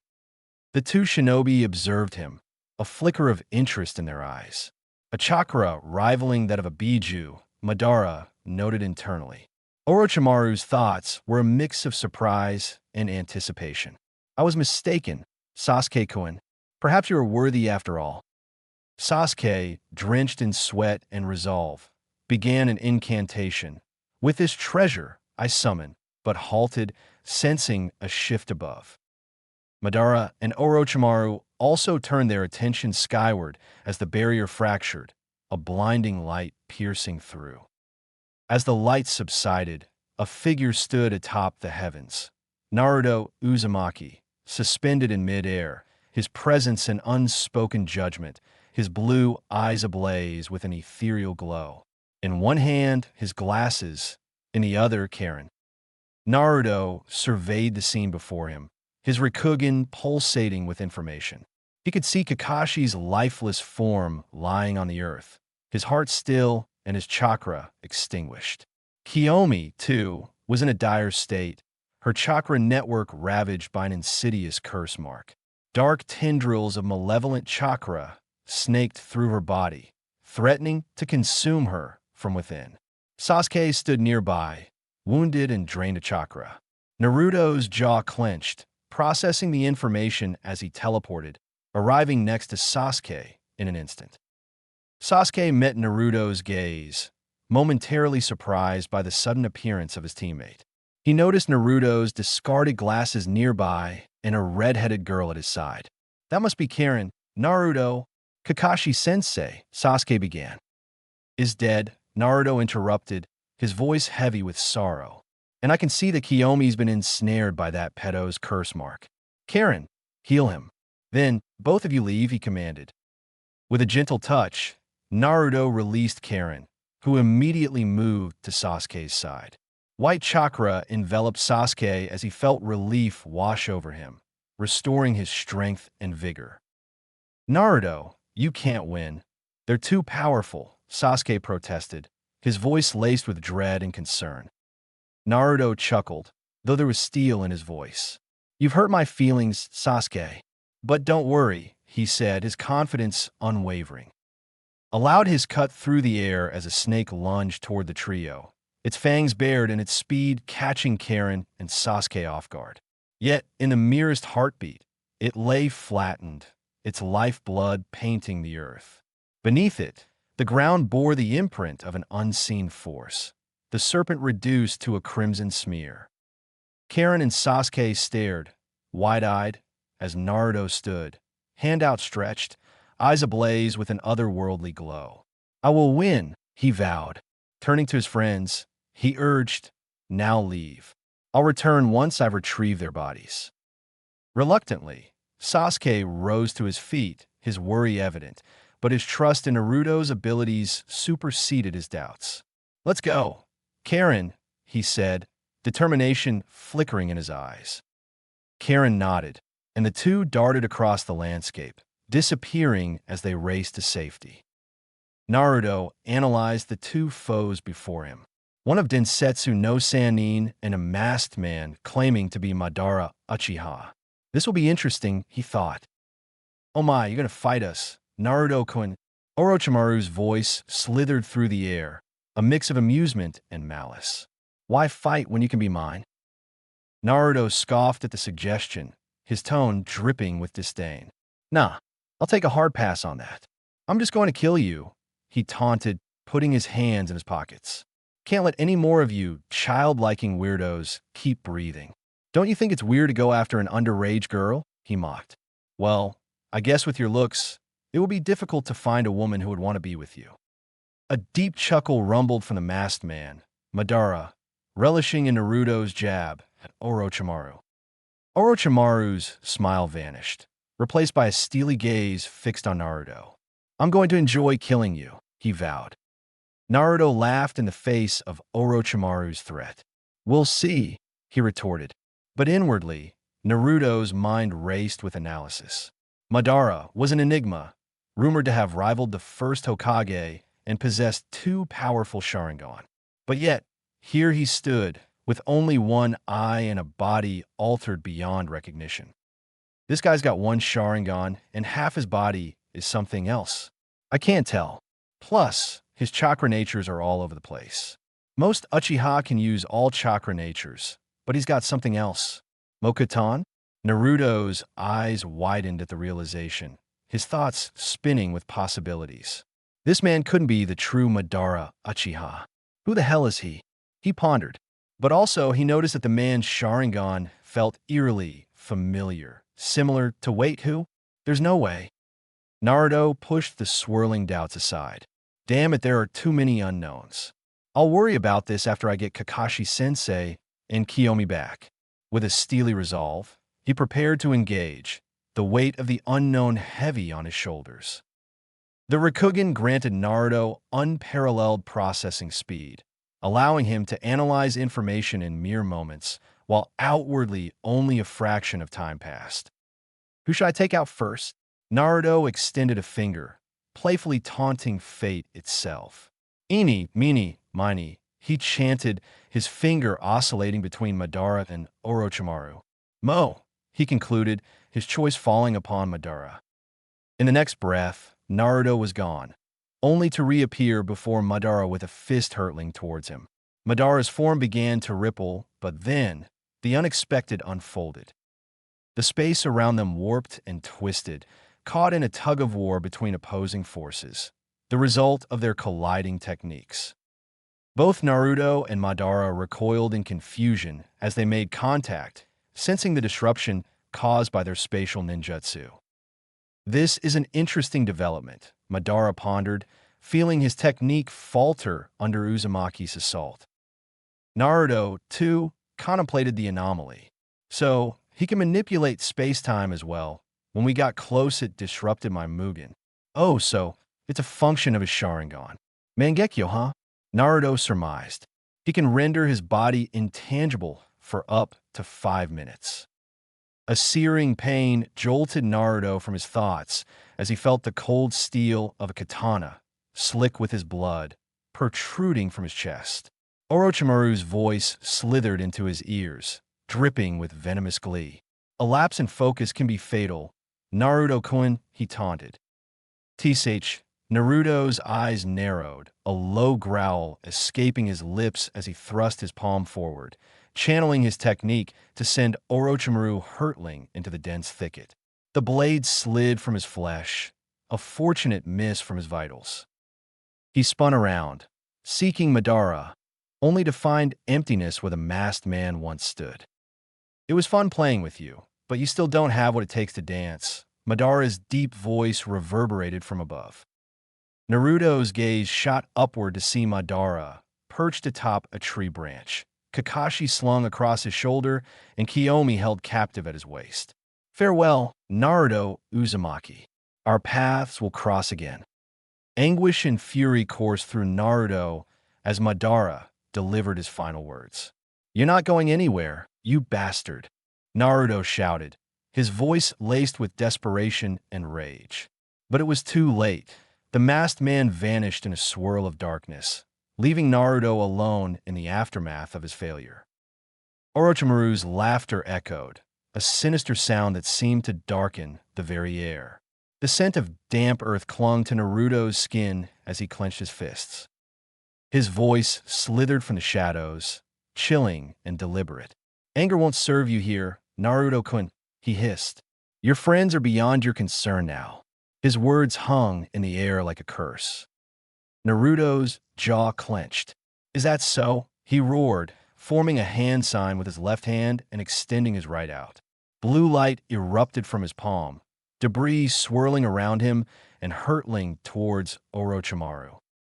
The debris cocooned Orochimaru, imprisoning him momentarily.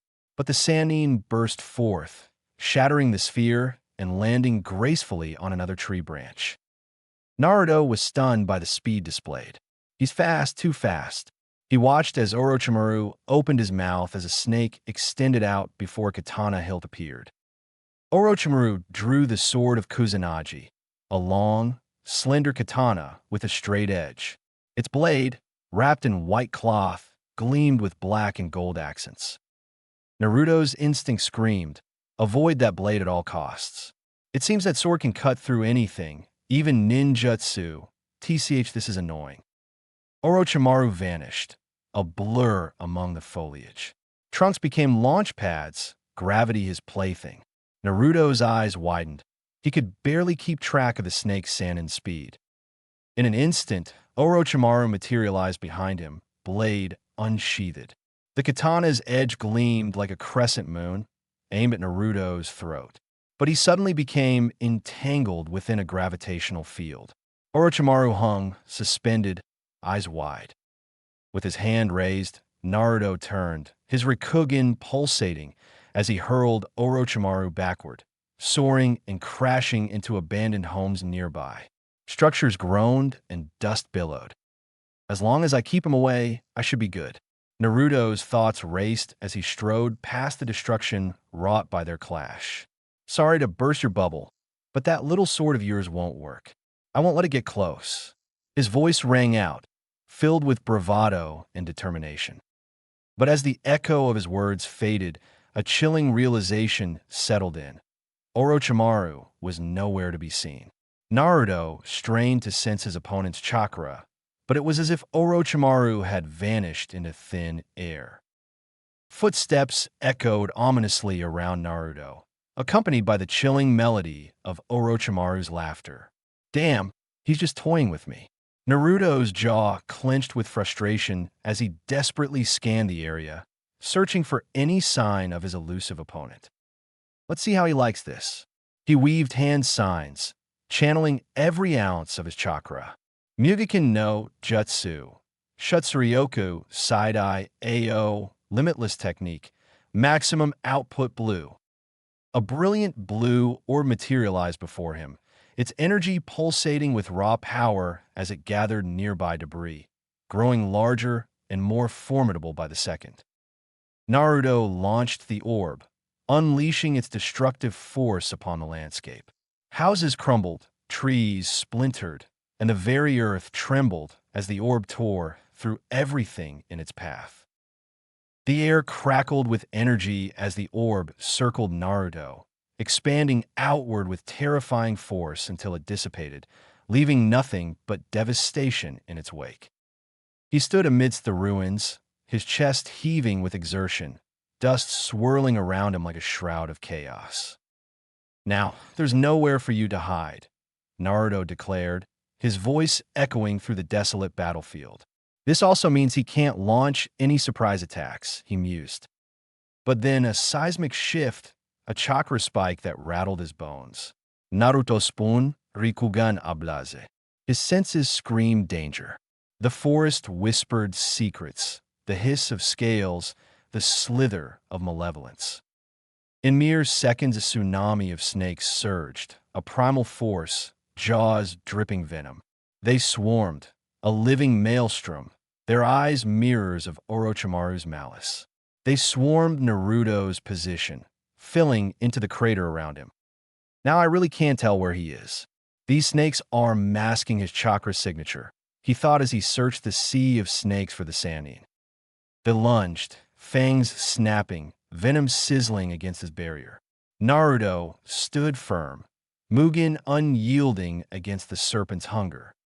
Sweat trickled down his face as he waited for the next strike. But nothing. Damn it, where is he? Naruto's frustration boiled over as he scanned the surroundings, his senses on high alert. He could feel the exhaustion creeping in, his muscles protesting against the strain of battle. But then, a flicker of realization sparked in Naruto's mind. Wait, he must have gone after Karen and Sasuke. I need to get rid of these snakes. With a renewed sense of urgency, Naruto prepared another attack so he could go rescue his comrades. But before he could make a move, Orochimaru materialized behind him, his presence like a chilling whisper against Naruto's skin. You really should keep your eyes on your target at all times. You'll never know when it's too late. Orochimaru's voice dripped with malice, sending a shiver down Naruto's spine. Naruto's eyes widened in horror as he turned to face Orochimaru, but it was too late. With blinding speed, Orochimaru's blade pierced through Naruto's barrier, the screeching sound of metal tearing through infinity as the cold steel plunged through his throat, exiting the back of his neck. His blood gushed forth in a crimson tide, spilling over the floor. Desperation clawed at Naruto's senses as he struggled to grasp at the weapon, but Orochimaru was relentless. With a swift motion, he moved down Naruto's body, tearing through flesh and fabric alike. Naruto's world spun in a haze of pain and darkness, his vision blurring as he fought to stay conscious. But it was a futile effort. Orochimaru's onslaught continued, each strike precise and merciless. Naruto's legs gave out beneath him as pain seared through his body, immobilizing him. With a swift motion, Orochimaru swept Naruto off his feet, sending him crashing to the ground. Orochimaru seized this opportunity, his movements a blur of deadly intent. He withdrew a kunai from his cloak, the glint of steel catching the dim light. With a savage thrust, he drove the blade into Naruto's head with brutal force. The impact echoed through the silence, a chilling finality to Naruto's struggle. Blood pooled around his lifeless form, staining the earth beneath him as he lay motionless amidst the wreckage of their battle. With a triumphant smirk, Orochimaru surveyed his handiwork, relishing in his victory. His laughter echoed through the silent landscape, a cruel symphony of triumph. It's such a shame I had to kill you. I would have loved to take your body and Kekkei Jinkai, he taunted, his voice dripping with mockery. As the sun appeared from behind clouds, casting a dim glow over the land, Naruto's lifeless form lay forgotten. Snakes swarmed and slithered over his dead body as he was swallowed by the shadow of death. Canopy Bridge, Kyusugakure. The sounds of footsteps and leaves rustling echoed through the dense forest as two figures darted at high speeds, urgency driving their movements. The sun, now beginning its descent, cast long shadows through the trees, signaling the passage of time.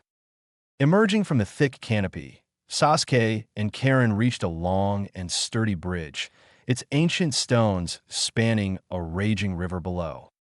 Sasuke took a deep breath, his eyes scanning their surroundings. Are we out of Kyusugakure? Karen paused to catch her breath, fatigue evident in her voice. No, she exhaled. We've just reached the border. This is Canopy Bridge, she replied. It connects the two lands. Sasuke gazed out at the violent currents below, memories of Kakashi's words weighing heavily on his mind. It was quite ironic given their situation. Why are we stopping? Karen asked, confusion etched on her face. Orochimaru is still after us, and we're nowhere near Konoha. Turning to face her, Sasuke's expression hardened with determination. We have to wait for Naruto. He'll be here any minute, he insisted. Sasuke, Karen began, her voice tinged with concern. He'll be here. I believe in him, Sasuke interrupted, his resolve unwavering.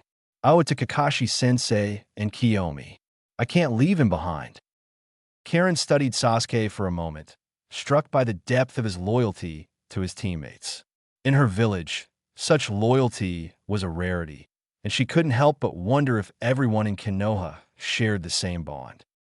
Suddenly, a massive chakra appeared and enveloped them as Karen and Sasuke turned around, their hearts seized with dread, looking at the sight before them. Orochimaru stood before them, his presence like a looming shadow cast over their path. His eyes gleamed with a predatory hunger, sending shivers down their spines. "Why are you here?" Sasuke demanded, his voice dripping with anger and defiance. Orochimaru's lips curled into a wicked smile, a macabre display of amusement. Why, you ask? He chuckled darkly, relishing in their fear. "Isn't it obvious? I killed Naruto Uzumaki." Sasuke's fists clenched at his sides, a surge of anguish and rage coursing through him. Beside him, Karen felt her stomach churn with guilt and remorse. Another life was lost because of her. "Why don't you step aside, Sasuke-kun?" Orochimaru purred, his tone dripping with malice. "All your friends are dead. There's no need to protect her anymore. Let me take her." Sasuke's head bowed under the weight of Orochimaru's offer, his thoughts swirling in a tumultuous storm. Should he sacrifice Karen to live another day? Was saving her worth the price they had paid? These questions tormented him as he grappled with the gravity of his predicament. As his inner turmoil threatened to consume him, a metallic clang shattered the silence, drawing Sasuke's gaze downward. There, amidst the grass, lay his Konoha Hitate. He had seen little reason to proudly display the symbol of a village he didn't care much of. But now, as memories flooded his mind, memories of his family, his comrades, Naruto, and even Itachi, he couldn't ignore what he felt. "Naruto, you were right," Sasuke murmured, his voice barely above a whisper. "I'm weak and scared." His fingers trembled as he reached down, curling them around the Hitate. With each passing moment, the weight of his past and the burden of his failures grew heavier. Slowly, he rose to his feet, his grip on the Hitate tightening. "I thought I could continue like this until I faced that man, but now I see how foolish I've been." Beside him, Karen watched with tear-filled eyes, her heart aching, not wishing to see anyone else be killed for her sake. "Sasuke, you don't have to," she began, her voice wavering with concern. But before she could finish her sentence, she felt the unmistakable surge of Sasuke's chakra. Her eyes widened, feeling its pressure. Orochimaru regarded Sasuke with a mixture of curiosity and anticipation, observing the boy's unyielding grip around his Hitate. The only thing granted equally to all is an unfair reality. Memories of those he lost, his mother, Kiyomi-san, Kakashi-sensei, flooded his mind, their images a stark reminder of the injustices they endured. They deserve happiness more than anyone else. But still bad things happened to them. He pondered as he closed his eyes, tying the Hitate around his forehead. He extended his arms outward and took a wide stance as chakra began to radiate off his body, resonating with the very essence of his being. The sound of its hums could be heard across the bridge. "Evil people can only be judged under the law." He spoke, his words tearing through the tension like a blade. "They go through life harming others and not caring about the consequences." Tears welled in Karen's eyes as she watched Sasuke with a mixture of awe and concern, while Orochimaru maintained his composed demeanor, his eyes betraying a hint of anticipation. "Shinobi are mere pawns in the cycle of retribution, but innocents still get hurt. I want more good people to enjoy fairness, even if only a few. That's why I'll save people unequally," he said, his eyes springing to life, revealing a mature, three-tomo Sharingan, burning with determination and resolve. A wave of chakra erupted from Sasuke, shaking Orochimaru and Karen to their core. Karen marveled at the sheer power coursing through the air, a sensation unlike any she had ever felt. Orochimaru's eyes widened in exhilaration as he sensed Sasuke's newfound strength. "Yes, that's it," he exclaimed with manic glee, advancing towards Sasuke with a sinister grin. "The true battle begins now. Show me, Sasuke Uchiha." "I'll show you the true might of the Uchiha," Sasuke vowed, poised for combat. But his resolve wavered as he caught sight of a figure emerging from the forest behind Orochimaru. His hands faltered, and his Sharingan deactivated in shock. Orochimaru, sensing the sudden shift, turned to face the unexpected arrival with a puzzled expression. "What?" His voice rang out, tinged with confusion. Yo, it's been a while, the figure said. Orochimaru, Karen, and Sasuke stood frozen in shock as a man with white spiky hair stood before them, blood staining his ripped-open jacket and white shirt underneath. A fierce glow emanated from his visible blue eye, with dried blood adorning just below. Naruto, Sasuke breathed, his disbelief palpable. Orochimaru's confusion mirrored Sasuke's shock. How are you alive? I know I killed you, he demanded, his voice tinged with incredulity. This isn't possible. But it is, Naruto replied, pushing his hair back to reveal a once fatal wound now healed. I'm alive and kicking. Karen's eyes widened in realization. He used reverse chakra to heal himself, she exclaimed. Reverse chakra? Sasuke echoed, his astonishment evident in his tone. It was the first time he had heard of such a concept. Bingo! Naruto exclaimed, tapping his temples with wild enthusiasm. His movements were exaggerated, his gestures erratic as he spoke. When you stabbed me through the throat, I poured all my focus into the reverse chakra technique. Negative energy can do a lot, but can't heal on a drastic level. Only positive energy can be used for such extreme regeneration. So, I multiplied that negative energy against itself to create positive energy. That's reverse chakra. Orochimaru observed Naruto's ramblings with keen interest, noting the boy's newfound ability with fascination. He was able to use the positive energy from reverse chakra to save himself from death. This was beyond anything he had expected. Karen's concern deepened as she watched Naruto's erratic behavior. Is he all right? She asked, moving closer to Sasuke for support. Sasuke shook his head, his expression grim. No, he's not. We need to get away from here, he said, picking up Karen and moving them away from the upcoming battle. Naruto continued to babble, his words becoming more sporadic and nonsensical with each passing moment. Easier said than done, but I finally grasped it on the verge of death. He swung his arms wildly, his hands swaying with exaggerated movements as he spoke.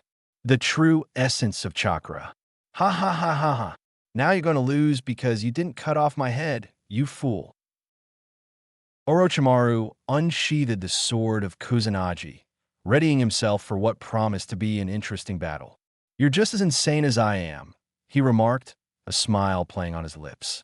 And don't be so sure of yourself. Our fight is just getting started. Oh, is it? Naruto flailed his arms back. His movements were wild and exaggerated. Yeah, you're right, you're so right. His voice echoed through the air, sending birds scattering from the trees nearby. The Sannin advanced with blinding speed, a whirlwind of debris trailing in his wake. His blade flashed toward Naruto's head with deadly precision, slicing through the air with a menacing hiss. Naruto moved unconsciously as the lethal strike whizzed past his face.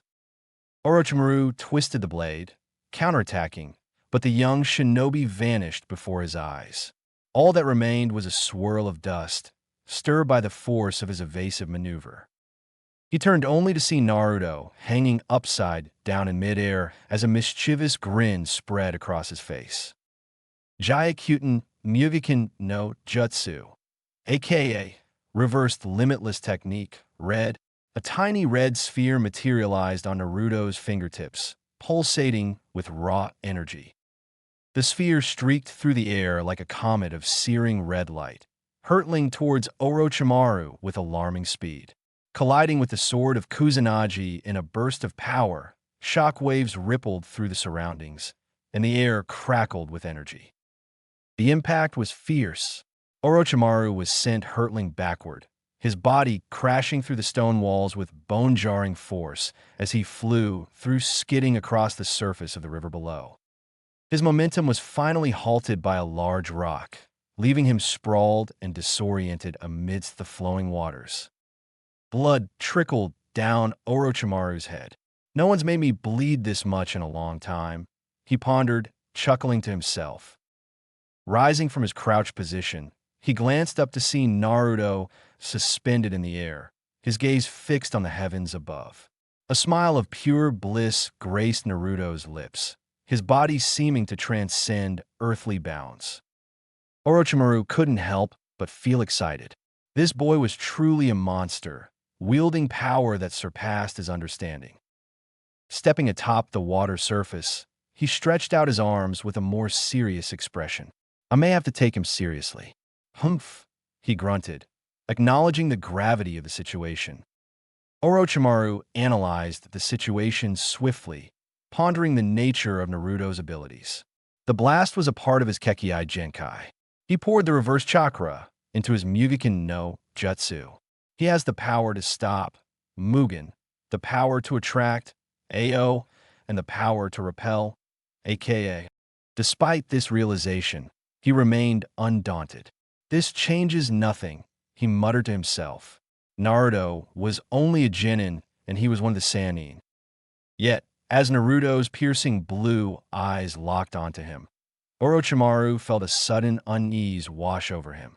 It was as if he stood before a divine judgment, his fate hanging in the balance.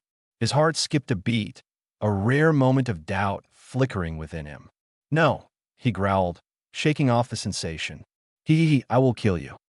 Clasping his hands together, the earth responded to his command as two serpentine forms shot upwards with fluid grace, aiming straight for Naruto. With a dancer's agility, Naruto evaded their predatory lunges, his movements as effortless as a leaf dancing on the breeze. The serpent's hissing threats were drowned out by the symphony of nature around him, the chirping of crickets, the rustle of leaves, and the distant whisper of the wind through the trees. As he soared through the air, Naruto's senses were heightened, every detail of the world around him painted in vivid clarity. He watched the birds wheeling overhead, their wings slicing through the air with effortless grace, and felt the warmth of the sunlight filtering through the canopy, bathing him in its golden embrace. I am Sore, Kakashi-sensei, Kiyomi-chan. I'm not even angry right now. I bear no grudge against anyone. Everything feels so wonderful right now. With a fluid motion, Naruto's body rotated upright, ascending even higher into the heavens, his gaze fixed unwaveringly on the infinite expanse above. Extending his right arm over his head and his left arm forward, he felt a profound connection to the world around him. A serene smile graced Naruto's lips as he looked down upon Orochimaru, his eyes shining with a radiant light. Throughout heaven and earth, I alone am the honored one, he proclaimed, his voice carrying the weight of his newfound enlightenment. But Orochimaru's response was swift and venomous, summoning forth more serpents to assail Naruto. You think you're better than me, he snarled, his voice dripping with malice. Let's see how long you can keep this act up. Yet Naruto remained unperturbed, his serenity unshaken by the Sannin's threats.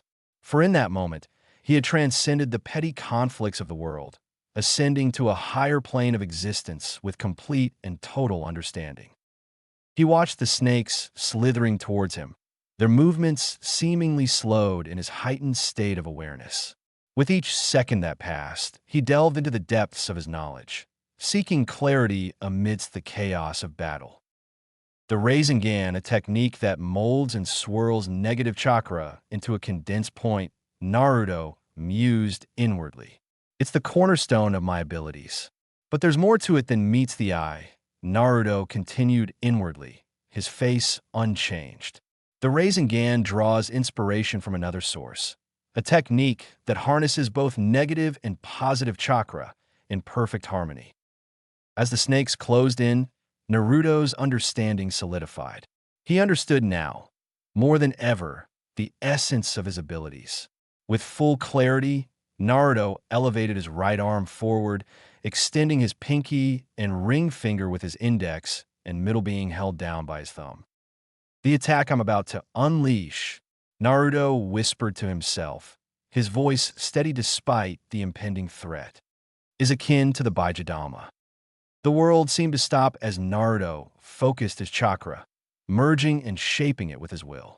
Take the convergence and divergence of infinity and smash them together to create and push out imaginary mass. A purple twinkle appeared on his fingertips, radiating violet light. Kayashiki, Murasaki, imaginary technique. Hollow purple, Naruto declared, flicking his fingers as a small purple sphere rapidly descended towards Orochimaru, obliterating his snakes on impact. Karen and Sasuke covered their eyes from the blinding purple light. Orochimaru watched, paralyzed by shock, as the purple sphere drew closer.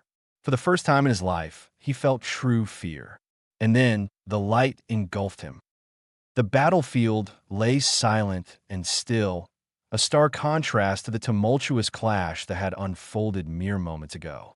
Nature seemed to carry on its timeless rhythm, oblivious to the chaos wrought by human conflict. Descending gracefully from the heavens, Naruto touched down amidst the remnants of the confrontation, his demeanor calm but lost in thought. His hands tucked casually into his pockets, he surveyed the scene before him, a lone hand still clutching the sword of Kusanagi, serving as the only remnant of Orochimaru. As Sasuke and Karen cautiously uncovered their eyes, their gaze fell upon the aftermath of Naruto's devastating attack. A circular void marred the once sturdy river, its earthy foundations shattered by the force of Naruto's power, yet it seemed inconsequential compared to the lives still in peril. "It's okay for you guys to come out now," Naruto called out to his teammates, his voice tinged with a hint of forced reassurance. Sasuke and Karen approached cautiously, concern etched across their faces. "Naruto, are you going to be all right?" Karen inquired, her voice laced with genuine worry. Naruto offered a strained smile, his eyes betraying the turmoil within as he struggled to mask his feelings. "Yeah, I'll be fine," he responded, his tone unconvincing. Despite his attempt at composure, guilt and sadness hung heavy upon him, gnawing at his conscience. The crackling of flames echoed through the forest, casting dancing shadows upon the weary figures of Team 7. Amidst the tranquil symphony of chirping insects and flickering fireflies, Naruto sat by the blazing pit, his gaze fixed upon the mesmerizing dance of flames. Karen moved about, gathering firewood with a quiet determination as she added fuel to the fire, keeping the blaze lit. Sasuke sat nearby, his posture rigid and contemplative. The sword of Kusanagi was held loosely in his grip, its reflective surface mirroring the silent introspection that gripped his mind. Above them, the moon hung in the velvet sky, its ethereal glow casting a gentle light upon the scene below. It was a night steeped in exhaustion and defeat, each member of the trio grappling with their thoughts and emotions in the wake of the day's trials. No words were exchanged among them, the weight of their collective experiences hanging heavy in the air. Each lost in their reflections as they sought to make sense of the tumultuous events that had unfolded on this day. Sasuke sheathed the sword of Kusanagi with a soft click, tearing his gaze away from his reflection to meet Naruto's across the flickering fire. "Naruto," he began, his voice carrying a weight of vulnerability. His words broke Naruto out of his trance as he turned his attention to Sasuke, the remnants of dried blood still staining his face. "Yeah," he responded, his tone gentle yet guarded. Taking a steadying breath, Sasuke lowered his gaze to the fire crackling before him, the flames casting dancing shadows across his face. "I owe you an apology for what I said back at Kakashi's house," he admitted, his words heavy with remorse. "You were right. I was scared and too hesitant. I'm still weak. I failed to protect my mother, Kakashi-sensei, and now Kiyomi-san." Naruto's expression softened, his surprise mingling with a sense of empathy for his friend's turmoil. Raising a hand in an appeasing gesture, he shook his head gently. "No, Sasuke. I should be the one to apologize. It's not your fault," he insisted, his voice tinged with regret. "I screwed up and wasn't strong enough to stop him from taking them." Their eyes met in a silent exchange of understanding, a bond forged in shared pain and regret. In the hushed stillness of the night, the crackling of the fire served as a backdrop to their unspoken reconciliation, a quiet acknowledgement and acceptance of their wrongdoings. Karen was the one to speak up, tears streaming down her face, her sniffles cutting through the silence. "If I never contacted your spies, none of this would have happened," she choked out between sobs. "I don't deserve to be saved. I'm not a good person." Naruto's voice cut through the sound of her anguish. "I think you're a good person," he said, his tone gentle yet firm. "We can't control the outcomes of our choices. We can only deal with the consequences. But you chose to help me break through the barrier, and you chose not to abandon Sasuke." Standing up, Naruto reached into his pocket and pulled out something. "You may not be perfect, but you're better than most people I know," he continued, his gaze unwavering as he extended his hand towards Karen, offering her his hitate. "Here, take this." Karen looked at Naruto, her eyes filled with confusion and doubt. She hesitated, feeling unworthy of such kindness. But Naruto's warm and genuine smile reassured her, melting away her reservations. "Most strangers wouldn't be willing to give themselves up for people they just met," Naruto said softly, his words carrying the weight of sincerity. With a trembling hand, Karen reached out and accepted the hitate from Naruto, feeling a glimmer of hope stirring within her. At that moment, she realized that maybe, just maybe, she was worthy of kindness. With a steady hand, she removed her Kusagakure hitate and cast it into the fire, watching as the flames consumed the symbol of her past. Wiping away the tears still falling, she tied the new hitate around her forehead with pride. "You are no longer a shinobi of Kusagakure. You are Karen Uzumaki, a member of Team 7 from Konohagakure," Naruto declared, his voice ringing with conviction. Karen nodded and felt the presence of Sasuke, who gave her a small smile. "But what about your other teammates?" Karen asked, her voice tinged with concern. "We are going to rescue her, of course," Naruto stated boldly, his determination unwavering, "and bring back Kakashi-sensei's body." With resolve shining in his eyes, Naruto took the bandage holding his shuriken pouch and pulled his hair up as he wrapped the cloth around his eyes, donning a new look. Turning toward Sasuke, who was still seated, he extended an invitation. "So, are you going to join us, Sasuke?" Sasuke looked up, his gaze meeting Naruto's with unwavering determination. In a swift motion, he swung the blade over his back as he got up, his voice filled with resolve. "Yeah, let's save them." Naruto grinned mischievously, his eyes sparkling with mischief as he clasped his hands together and struck a dramatic pose. "Onward, Team 7. Let's journey forth to the land of water," he declared, his voice exaggerated and booming, his enthusiasm infectious. Sasuke rolled his eyes at Naruto's antics, a small smirk tugging at the corners of his lips despite himself. "You just had to go on and ruin the mood," he said. "Oh, come on, Sasuke-kun. We're going to save Kiyomi-chan." Naruto pumped his fist into the air. "Right, Karen?" Karen pumped her fist as well. "Yeah," she shouted, letting out giggles from their theatrics. A warm feeling of camaraderie blossomed within her. Sasuke walked away from the two. "Will you two quit? Let's not waste any more time." "Hey, Sasuke," Naruto called out. "Why did Orochimaru open a snake-themed sweet shop?" Sasuke raised an eyebrow, not in the mood for this, as he began jumping through the forest, heading away from them.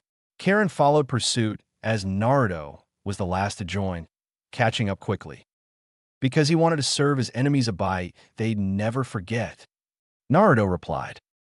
The Uchiha looked at him with a straight face and jumped through the forest at a faster pace to get away from Naruto.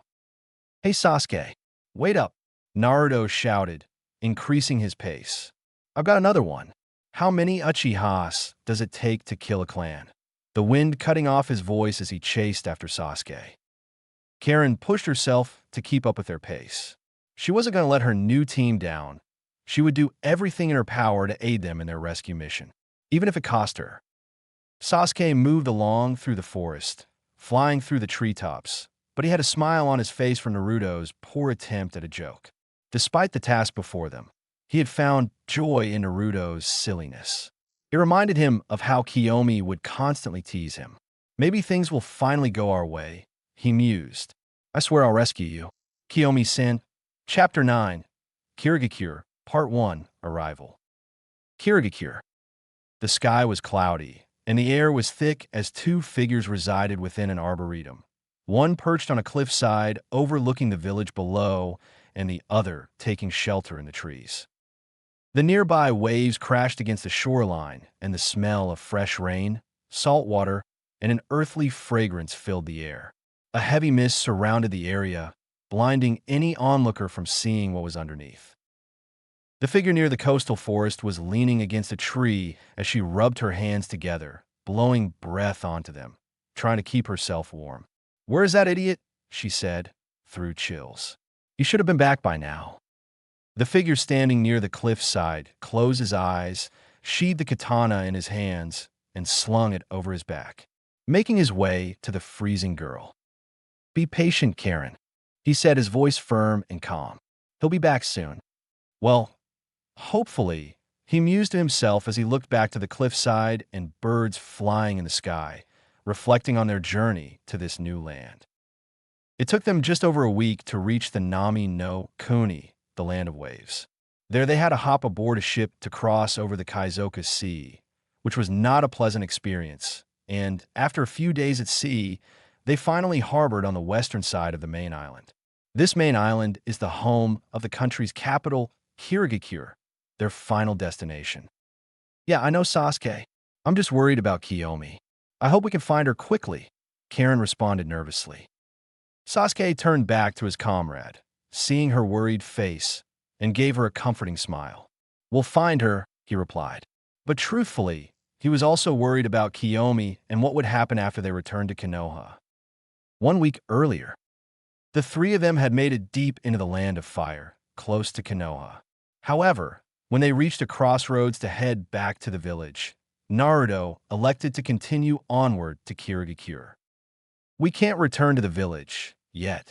We need to keep this little mission of ours a secret," Naruto said. Karen looked at him with confusion. "But wouldn't it help to have more shinobi assist us in rescuing Kiyomi and retrieving your sensei's body?" "True," Naruto responded, "but we don't know who leaked the details regarding our mission and information on my abilities. If we go back without knowing who the traitor is, they can alert Madara or whoever he is. He'll most likely move Kiyomi somewhere different," he concluded. Karen slightly nodded at his logic. She didn't know much about their village, but what Naruto said made sense. "Wait, what about your village leader? The Hokage, right? Why can't we tell him?" "He's a naive, old fool who puts too much trust in people. What we tell him would most likely get leaked. He won't admit it, but the Konoha Council has him wrapped up around their finger," Naruto said with a disgusted expression. "I honestly want to kill every one of those bastards, but that's for another time. But there's another reason why we can't send a large force into Kirigakure," he finished with a long pause. "And that reason is?" Karen asked. She didn't know if Naruto was messing with her or would try and be dramatic for no reason. Sasuke spoke up, breaking the silence. "If we assemble a full squad of shinobi to infiltrate and invade Kirigakure, it could be seen as an act of war. Kirigakure is known for its isolation from the rest of the world. They are hostile and aggressive to all villages, especially Konoha. The two villages share a bloody past. There are also too many unknowns on how and why Madara is involved with Kirigakure."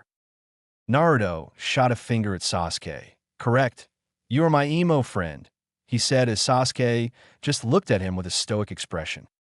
He turned back towards Karen. "So you see, my dear Karen, we are the only ones who can do this mission. Fear not. Even though you are weak, we shall protect you," he said, giving her a thumbs up. Karen's eyelids twitched at Naruto's antics. She was really starting to get sick of his constant joking, over-the-top behavior, and incessant jabs. "Did my words hurt your feelings, Karen-chan?" Naruto mocked. Sasuke watched as Naruto moved closer to Karen with his hands raised and a mischievous smile on his face. "Get away from me, you creep," Karen said, taking a couple of steps backward as Naruto inched closer to her. "What the hell is wrong with you?" "Oh," Come on, Karen. Is this how you treat a fellow clansman? Naruto said. We can't be like the Uchiha who love to team kill each other. Sasuke watched the two as he reflected on how Naruto had acted more and more like this since his battle with Orochimaru. The white-haired boy looked fine on the outside, but Sasuke could see that something else was going on with Naruto internally. He could see his eagerness to rescue Kiyomi and get their sensei's body back, even though he would never admit it. I don't understand why it's so cold. It's the middle of March, Karen said, her voice shaking Sasuke out of the past. That idiot needs to hurry back. Sasuke shook his head as he slowly blinked his eyes before rubbing his exposed left arm, feeling the cold wind blow over it. Yeah, he muttered. The trees rustled as a voice spoke from behind them. Wow, I'm hurt, it said, causing Karen and Sasuke to turn in its direction. Is this what I get for helping my comrades out? Naruto said with a smile.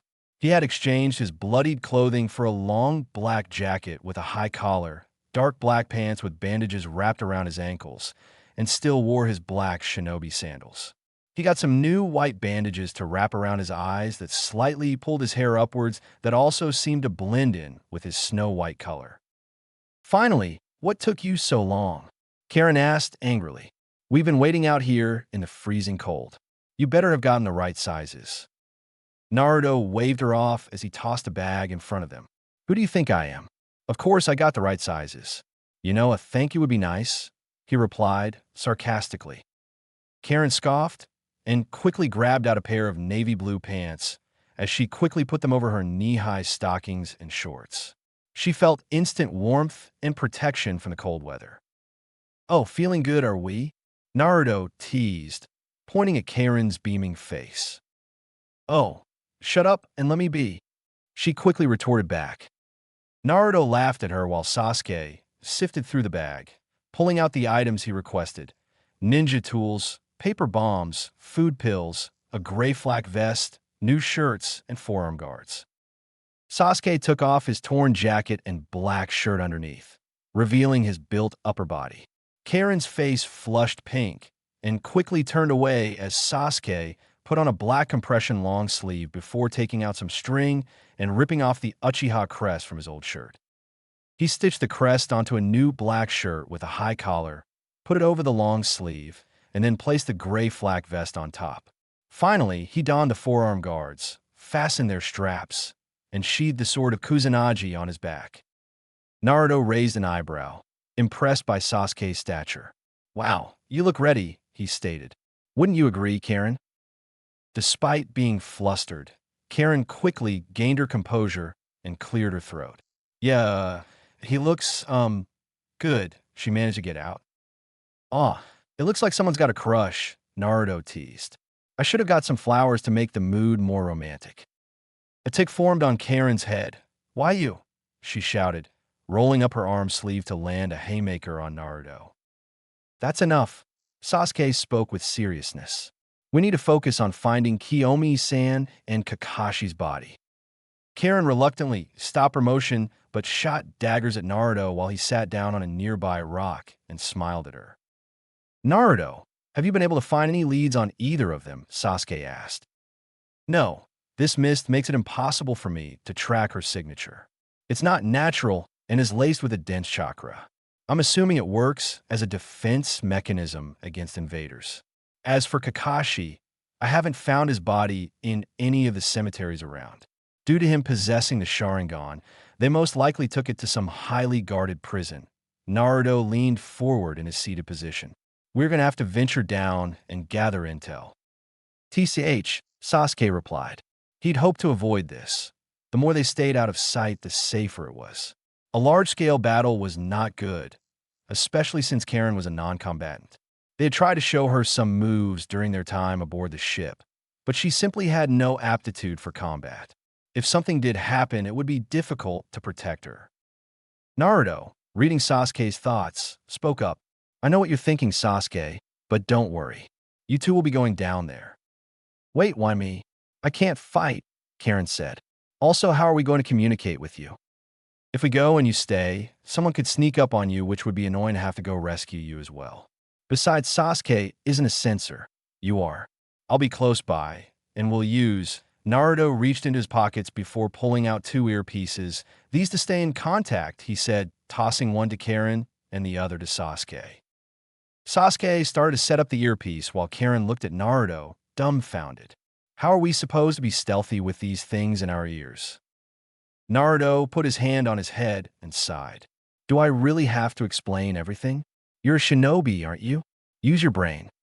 Karen picked up a nearby rock and was about to chuck at Naruto, but Sasuke put his arm out in front of her. We'll use the henge no jutsu to blend in with locals, he said calmly. We can gather intel discreetly and without suspicion. See, at least Sasuke's got a brain, Naruto responded, pushing Karen's frustration over the edge as she launched the rock at Naruto, who simply put a hand seal up, catching the rock within his Mugen. He too slow. Kirigakure West Gate. Team 7 moved positions to lower elevation, near a bush overlooking a trail leading into the western gate of Kirigakure. Merchants and shinobi walked through a heavily guarded checkpoint. Guards stood, directing the flow of those entering and exiting as they collected papers and documents. We're lucky they let merchants pass through, Naruto said, before moving back in the tree lines. Sasuke and Karen followed his actions. He pulled out 2 passports and handed them to Sasuke and Karen. They examined their identities as Naruto explained the plan to them. So, you two will be acting as an old married couple from Udon no Kuni, the land of noodles. You're here to sell your products. That product will be noodles, of course, he said. Your names will be Megumi and Shoko. Any questions?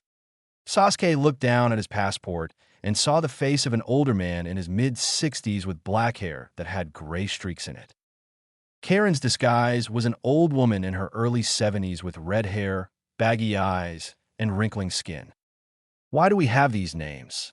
Karen asked. They sound weird. Also, where did you get these pictures and why am I so much older than Sasuke? Cut me some slack. They were the only names I could think of in a short time, Naruto said. Being older makes you less of a target for any degenerate scumbags out there. Hopefully. As for the pictures, let's say I borrowed them from a nearby cemetery. Karen slowly blinked at Naruto. You really have no shame at all, she stated. No, I do not, he swiftly replied. But if there are no more questions, let's get moving. Megumi and Shoko stood in line as they waited to hand their passports to the guards and enter the village. They moved up a spot and waited. When the guard comes for our passports, let me do all of the talking, he whispered. Shoko nodded and gulped. She could feel her heart pounding out her chest. It was her first time ever doing something like this, and she was extremely nervous. Megumi noticed this and touched her shoulder softly. Don't worry, you'll be all right, he told her. Shoko looked at him, feeling his touch, and steeled herself. Just in the nick of time as the guard called out to them, they were next.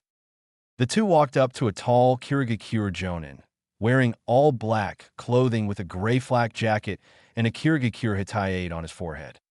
State your name and business here, he said with a bored expression.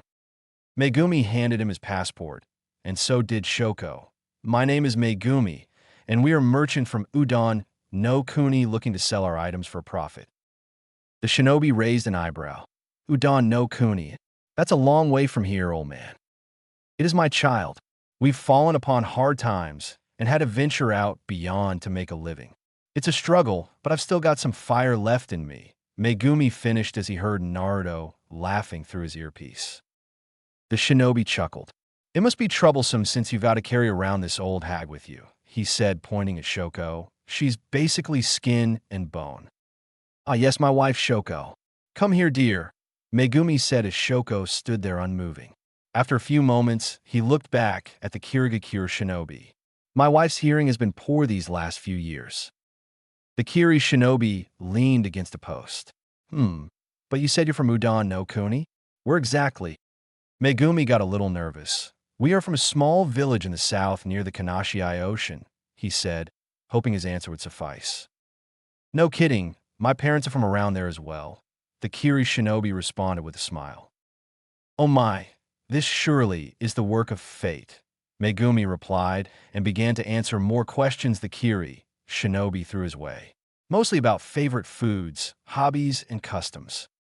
Shoko looked at them nervously, but Megumi was able to answer all his questions with convincing confidence. However, their conversation caused a massive slowdown in the flow into the village.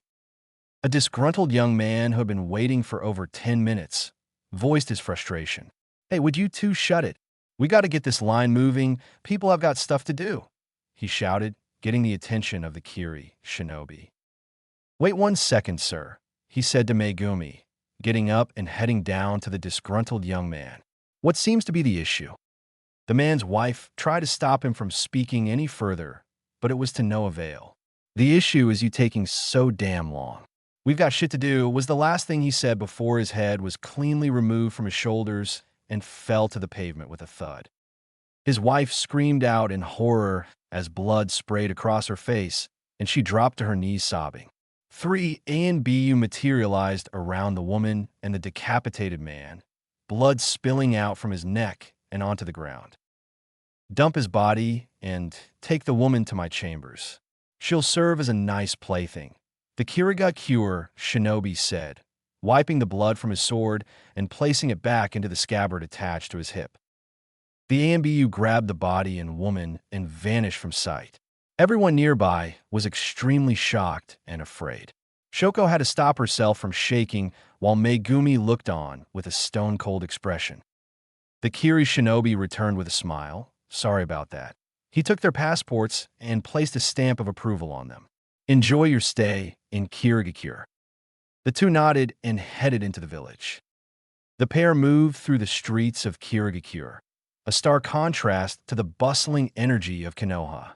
Silence hung heavy in the air, broken only by the occasional gust of wind that stirred fallen homes along the deserted pathways. Sasuke's keen eyes scanned the surroundings, taking note of how few people roamed around. "I thought there would be more people," Karen murmured, her voice barely audible against the eerie quiet. Sasuke nodded, his gaze sweeping over the desolate scene. There were no joyful conversations echoing off the walls, no laughter of children playing in the streets. Instead, the village seemed to be enveloped in a blanket of cold indifference. "Even Kusagakure felt more alive than this," Karen remarked softly, her breath forming misty clouds in the frigid air. A wistful smile tugged at the corner of Sasuke's lips as he glanced at her. "How so?" he inquired. "There is a sense of belonging, a unity among the villagers," Karen explained, her voice tinged with nostalgia. "Unless you were an outsider, that is. But here, it's like everyone is a stranger to one another. I couldn't imagine living here instead of Kusagakure, and that's saying something." Sasuke's expression softened with understanding. "Do you still have family in Kusagakure?" he asked gently. Karen's reply was quiet, almost hesitant. "No, my father left my mother soon after I was born, and she passed away when I was still a child," she revealed, her tone heavy with sorrow. Memories of her mother's lifeless body littered with bite marks flooded her mind. "It's just been me, for the longest time." Sasuke offered a wordless nod of sympathy, his own past tragedies echoing in his thoughts. "Sorry that I asked," he said softly. "There's no need to apologize," Karen replied, her voice tinged with sadness. "What about your family? Do you have siblings besides Kiyomi?" Sasuke's expression darkened at the mention of his family. "I have an older brother, but I haven't seen him since the night our clan was nearly wiped out," he confessed, his words heavy with unresolved pain. "He disappeared without a trace, leaving me to witness our mother's death." As they continued their somber journey, Sasuke's thoughts drifted to his father, a distant figure shrouded in solace. "My father is still alive, but he's always busy as clan head," he added, his voice tinged with bitterness. "Kiyomi was the only one who was there for me, but I push her away. I despised how she kept a smile on and would spout pretty ideals. She even accepted my disposition on life." Karen listened in silence, her heart aching for the pain Sasuke carried. "She cared about you," she responded. Sasuke's gaze still drifted. "I didn't realize it until it was too late," he whispered, I thought it was silly for her to care so much, but now I see that I was wrong, he stated, raising up his left hand, staring at it. I need to find her so I can apologize for being so stupid. Don't worry, Sasuke, Karen said, grabbing his hand. I'll help you find and rescue her. I promise. It's the most I can do in return for you saving me. Sasuke's gaze met hers, gratitude flickering in his eyes as a genuine smile graced his lips as he squeezed her hand in return. Thanks, Karen. Yeah, you're welcome, she responded softly, keeping their gaze locked. However, their moment of connection was interrupted by laughter crackling over the earpiece, pulling them back to the reality of their mission.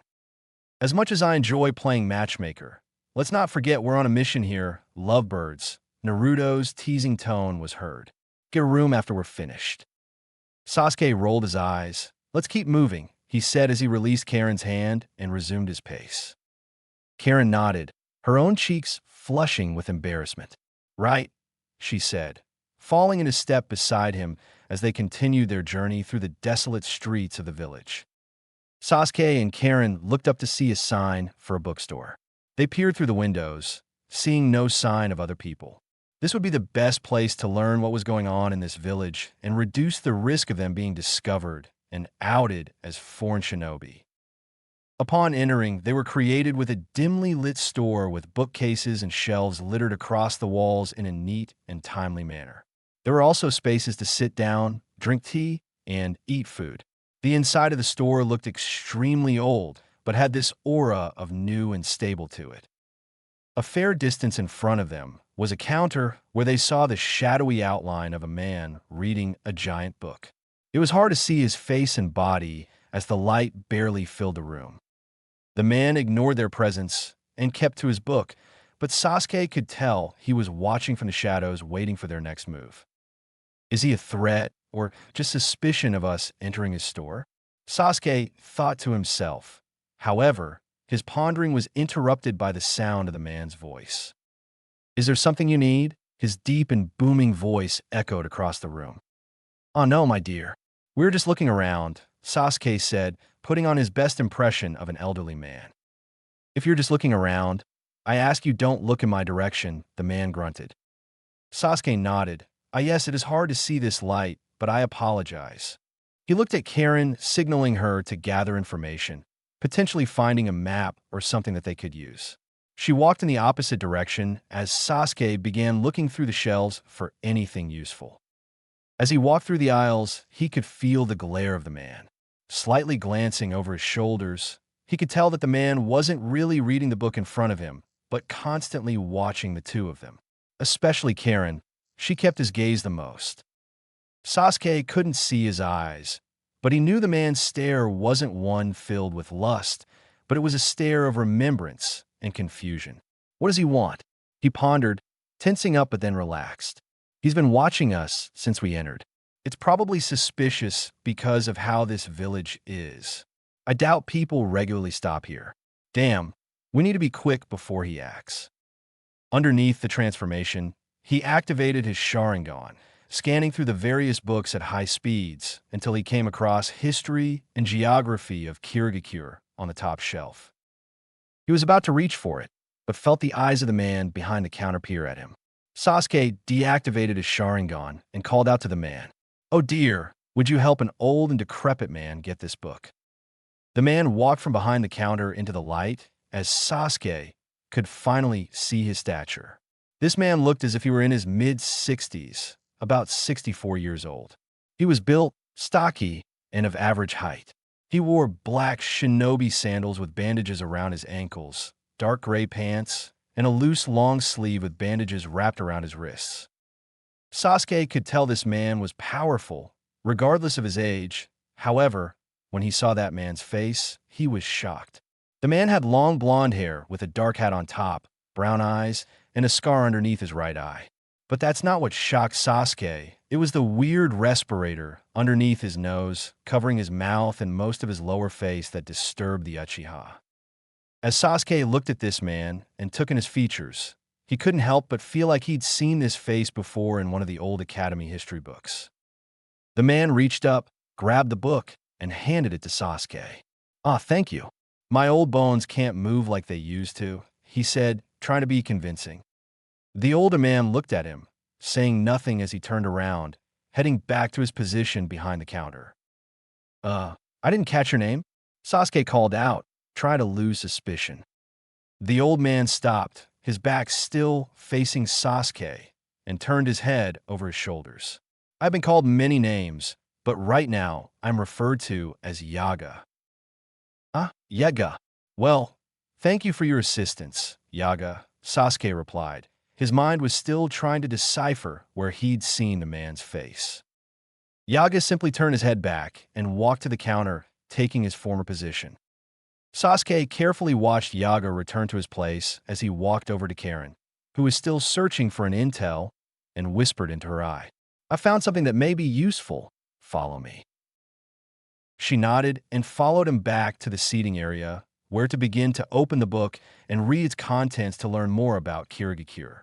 They learned that Mizu no Kuni, Land of Water, was comprised of 11 satellite islands with one larger main island serving as the primary location of Kirigakure.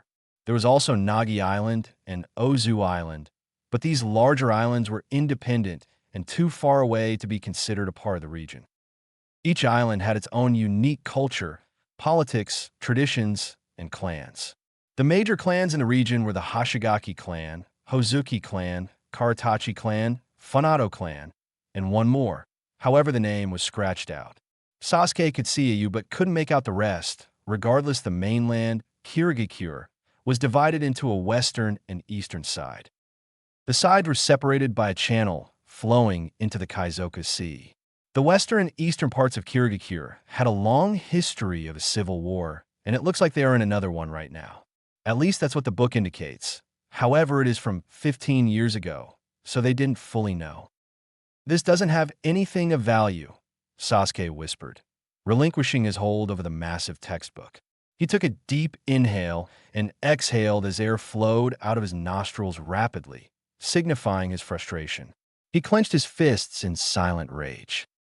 As soon as Karen was about to comfort him, he heard the door swing open as two Kirigakure shinobi walked through the door. They were dressed similarly to the checkpoint guard and looked to be about 10 years older than them. "Old man, come serve us some tea," one shouted. Yaga slowly arose as he walked over to the seating area before heading behind another counter leading into a back room.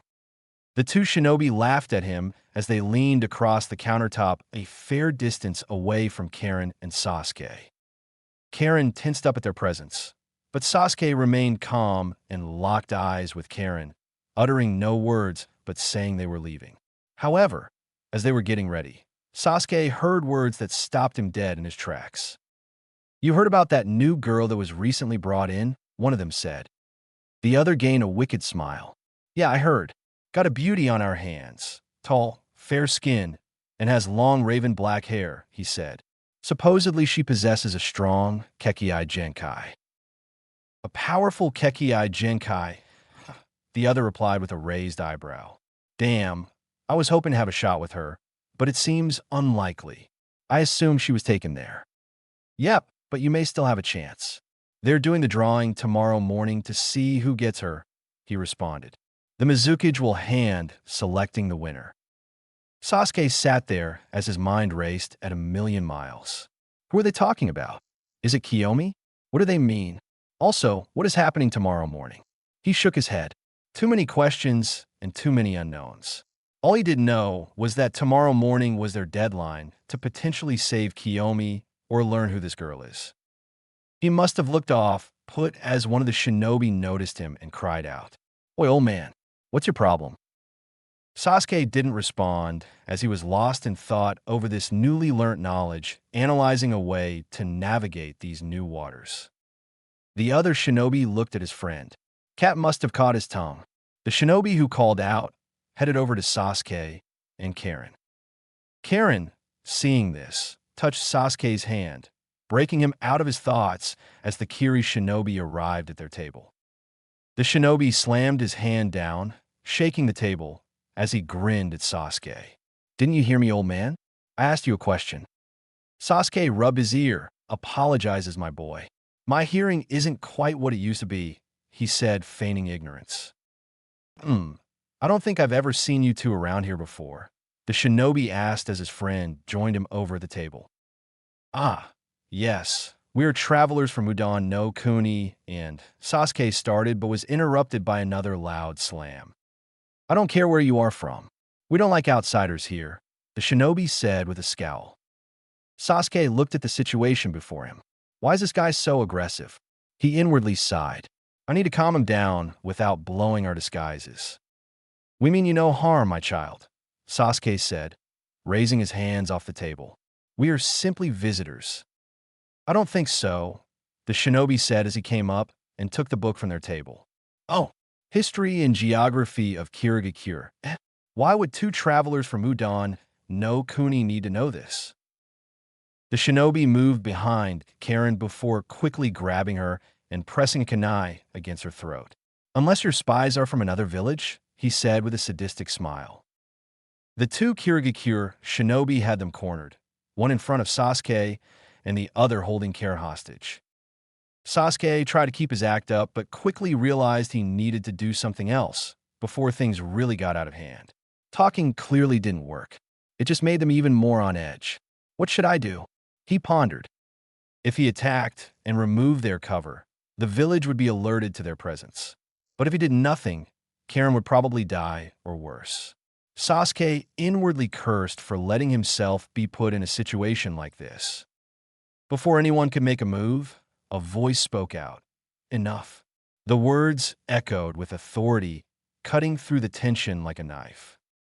Sasuke and Karen turned to see Yaga standing near, shadows cutting across his face. His presence was imposing, yet strangely calming. The shinobi in front of Sasuke taunted Yaga. Get a load of this guy, he said, laughing as he pulled out a kunai that had an inwardly curved edge. Who do you think you are, old man? Yaga stepped forward, his eyes narrowed with a hint of disapproval. Is this how modern shinobi truly act? He asked, his tone laced with annoyance. Release them and leave. The shinobi holding Karen hesitated, glancing at the other nervously. He had this terrible feeling in his gut. His friend, however, did not get this same feeling. Wow, you've got some balls to challenge me. You better get ready, cause I'll fucking murder you, he said before being pummeled into the nearby bookcase. The bookcase groaned under the force of the impact, its structure buckling and splintering as the shinobi's body crashed into it with bone-jarring force. Books tumbled from their shelves in a chaotic cascade, adding to the cacophony of destruction that filled the room. In the aftermath, the shinobi lay sprawled amidst the wreckage, dazed and disoriented, his bravado shattered along with the bookcase. Yaga stood over him, an enigmatic figure cloaked in shadows, his expression unreadable. Sasuke's eyes widened as he turned his head, feeling the force of the swift and powerful attack. All he knows is that one moment the Kiri shinobi is here and the next he's over there. Such power and speed. I didn't even see him move. Yaga grabbed the man by his throat, squeezing tightly as his grip was firm. I'm going to break every bone in your arms and legs. When I get out of this, you're fucking dead, the Kiri shinobi spat out. In a blur, Yaga swiftly and precisely struck his arms and legs. The sound of snapping and cracking could be heard throughout the store. The shinobi screamed out in pain while his friend watched and dropped the kunai. He was pressing against Karen's neck, out of fear from Yaga's display of power and ruthlessness. Karen left out a gasp for air as she rubbed the area where the metal was pressed against her. Yaga relinquished his hold, and the shinobi dropped to the ground, screaming and crying. He looked over to the other shinobi. Take your friend and go, before I kill you. His voice boomed with authority and power. The shinobi gulped before quickly grabbing his comrade and disappearing at high speeds. Yaga turned to Sasuke and Karen, his expression unreadable. You should be more careful, he said cryptically. The two genin were in awe at the sheer power and speed displayed by Yaga. Who is this old man, and why did he help us? Sasuke thought. Thought I was gonna have to teleport in there. Naruto's voice buzzed through the earpiece. Luckily, this mystery man saved you too. Sasuke blew out a sigh of relief, his muscles relaxing after the intense encounter. Thank you, my friend. I thought we would surely meet our end by their hands. Yaga simply nodded, his expression unreadable as he reached for 2 cups filled with steaming tea. Do not thank me, he replied calmly, his eyes fixated on the cups. But here, take this as compensation for your troubles. He placed the cups on the table before them, the fragrant aroma of the tea wafting through the air. Karen wasted no time as drank it without hesitation. Sasuke observed her, his gaze flickering between her and Yaga, before tentatively picking up the other cup and smelling it. He wasn't much of a tea drinker, but it smelled good, and why not? The man had just saved their lives. Sasuke took a cautious sip, the warmth of the liquid soothing his insides as he finished it all. That was good, he admitted, glancing at Yaga, who remained silent, his inscrutable gaze still lingering upon Sasuke. But as seconds passed, he suddenly felt a strange sensation creep over him as his vision blurred and limbs grew heavy. Shit, I should have known better. Across the table, Karen slumped over in her chair, her cup tumbling from her grasp. He tried to move, to reach out to her, but his body betrayed him, and he tumbled out of his chair, landing onto the cold floor. Hey Sasuke, is everything good? Sasuke. Naruto's voice pierced through the haze, but it soon faded into the abyss as darkness threatened to consume him whole. He tried to do anything, but his body would not move. In his final moments of consciousness, he locked eyes with Yagas, a silent accusation burning before everything went dark. Kirigakure West Gate. Naruto leaned against a nearby tree. Sasuke, you went out on me? He called out casually, his voice tinged with amusement. He shook the walkie-talkie in his hands and adjusted the settings, changing its bandwidth. Is this thing broken, or are you just ignoring me, Sasuke? He tried again, but the device remained silent. Karen, paging Karen, he said with a hint of mischief in his tone. Predictably, there was no response. Well, this thing is about as useful as a kunai with no point, he remarked nonchalantly, tossing the device over his shoulders. Pushing himself off the tree, he stretched his arms lazily. Sending those two out alone was probably not the smartest idea, he stated, scratching the back of his head. You are a fool if you thought this plan of yours would work, a deep growl bellowed from within Naruto's mind, but he merely shrugged it off, unfazed by the voice. Within a mere instant, he turned around and was standing in murky water with a massive gate and colossal creature. Behind the gate laid a gigantic red-orange fox with black fur around its eyes. The fox was resting its head on its forearms as 9 tails swooshed around behind it. Why did you lie to them? You're wasting time and their lives by sending them out there, the fox said without opening its eyes. Naruto smiled. What do you mean, Kurama-chan? He said as he walked closer to the massive fox, slipping past the ironclad gates and jumping on top of its snout. Kurama opened his eyes, revealing his black slit pupils with red iris, and stared at the boy atop his snout and said nothing in response. This brat was the most peculiar human he'd ever met throughout all his existence. 8 years ago. Oh, so you're the big bad demon fox that everyone seems to hate? A voice cried out, breaking Kurama out of his slumber. Blinking his eyes open, Kurama beheld a small boy with dark shades and white hair standing before him on the other side of his cage. So, the jailer finally meets the jailed. What do you desire, brat? I know you came for something. All you humans crave power. To Kurama's surprise, the boy did not react with fear or hostility. Instead, the white-haired boy smiled and slightly lifted down his shades, revealing one of his blue eyes. Those eyes, Kurama mused. The boy continued to speak. I don't plan on using your power at all. I don't want your help or need it. I'll get strong on my own strength and power, he said with a determined look. Then I'll defeat you and become the strongest. Believe it. Kurama was not expecting a response like this. He chuckled, the sound echoing through the murky water around them. "What's so funny?" the boy asked, his confusion evident. "Throughout all my years of living, never has a mere child challenged me." He looked at the child more closely. "But you're a strong boy. I can see the blood of Michizane Sugawara, the progenitor of the Uzumaki, following through your veins."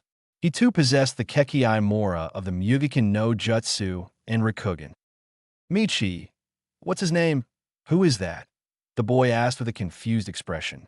"Also, what's the Mugiken no Jutsu and Rikugen?"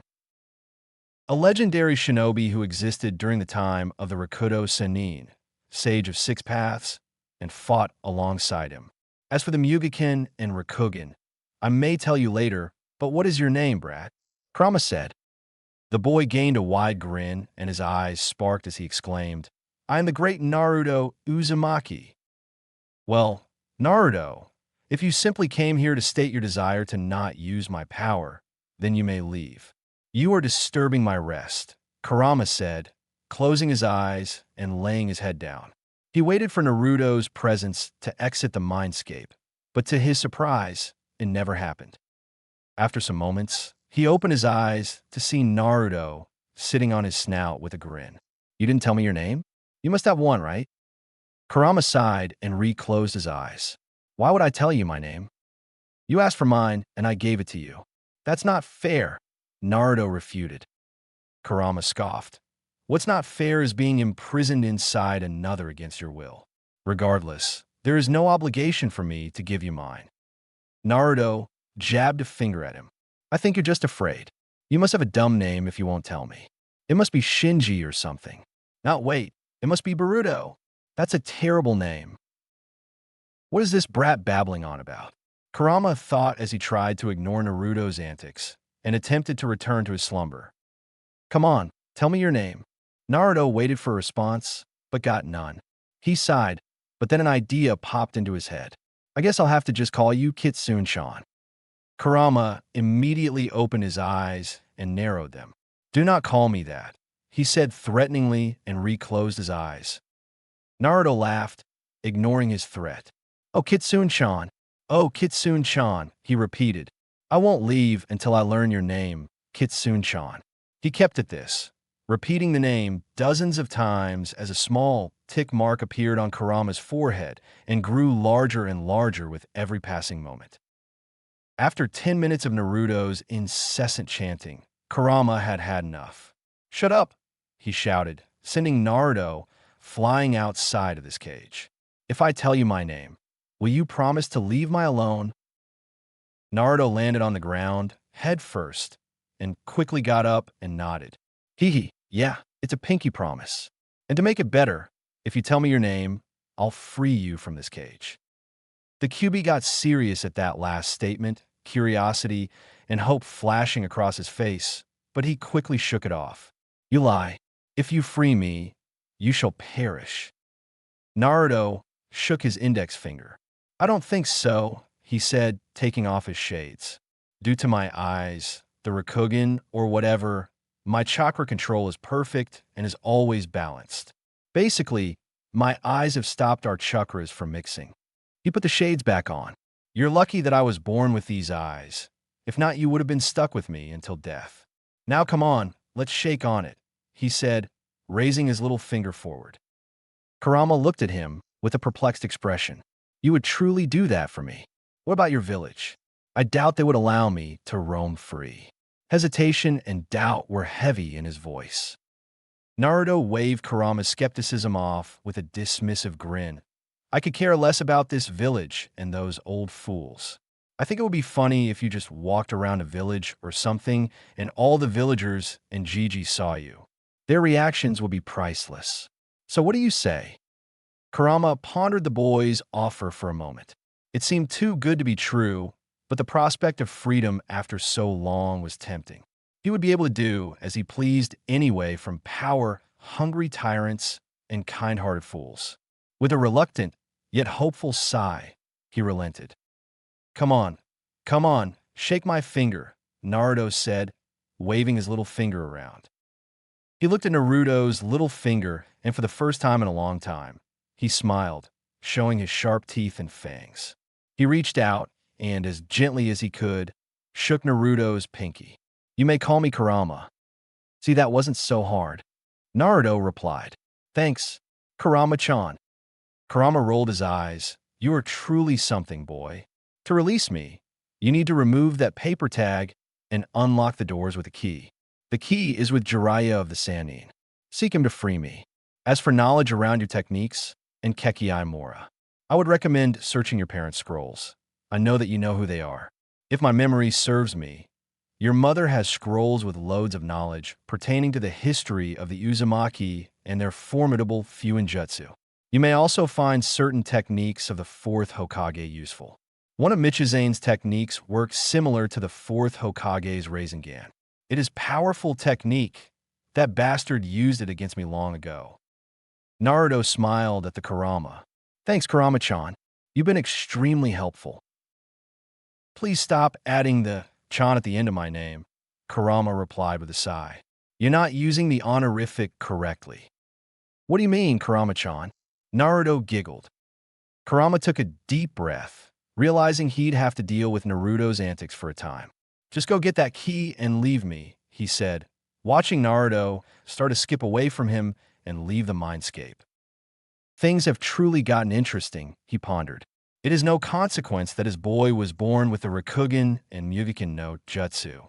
I wonder what other long-dead secrets and techniques this will bring back into the world," he thought to himself. Kurama closed his eyes, surrendering his thoughts and entering another slumber. He would have to wait and see how things turned out. "Oh, Kurama-chan, are you still with me?" Naruto said as he was staring into the large red eye that dwarfed him in height. He waved his hand in front of the unblinking eye. Kurama blinked as he exited his thoughts and memories of the past. "Get your hand out of my face. You know what I mean. You were just wasting time." Naruto smiled. While it was true he was wasting time, technically he did not lie to them. The mist surrounding the village was affecting his sensory abilities, but not to the proportion he exaggerated. Even though Sasuke and Karen were about 3 kilometers away, he could still sense them, at least faintly. He simply wanted them to feel useful, but also, he knew there was a chance they didn't find Kiyomi or Kakashi-sensei's body here, which would make Sasuke cranky. Having Karen around would soften the blow if they did not find them. But Naruto had confidence they could complete this mission of theirs. "Wow, I'm shocked, Kurama. I didn't think you cared about their safety," Naruto said, his tone dripping with sarcasm. Kurama rolled his eyes. "I don't care about them. I care about getting freed from this place and never seeing you again. Jiraiya could be at Konoha this very instance, and the longer you three take, the longer. You stay imprisoned and not free, blah, blah, blah. I know, chill out, would ya? How was I supposed to know that he wouldn't show up at the village for over 8 years? It's not my fault," Naruto replied, pleading his case. "But if you're done getting on my case, I'm going to go and find my teammates." Naruto jumped off Kurama's snout and walked out the cage and disappeared from the mindscape. "This brat is truly an idiot," Kurama mused to himself. "I heard that," the voice of Naruto echoed. "Shut up," the QB barked back at the echoing voice. He heard the chuckle of Naruto as he rested once again, extremely tired of his antics. Kirigakure, unknown location. Sasuke slowly awoke to the flicker of a single lantern. The room remained shrouded in shadows, and his disorientation lingered. He lifted his head, eyes adjusting to the darkness. The ropes that bound him chafed against his skin, and the paper bomb tags kanji glistering on top of them. Beside him, Karen was similarly incapacitated. "Karen!" he shouted, but his voice echoed back, hollow and unanswered. "Do not struggle." A deep voice resonated as Yaga emerged from the shadows, his figure imposing yet strangely calm. "Who are you, really?" Sasuke's voice was sharp, edged with suspicion. "And what do you want?" Yaga settled into a chair, the old wood creaking under his weight. His eyes bore into Sasuke, ancient and knowing. "Who I am is of no concern to you," Yaga replied. "But what I want, that depends on how you answer my questions." Sasuke's mind raced. We need to get out of here. If I make a move now, Karen and I will die. I have to wait for an opening. Tell me, Yaga continued, holding up Sasuke's ninja registration ID. What is a Konohagakure Genin? No less an Uchiha, skulking in Kirigakure. Is Konoha sending children to do its dirty work, or are you here for something else?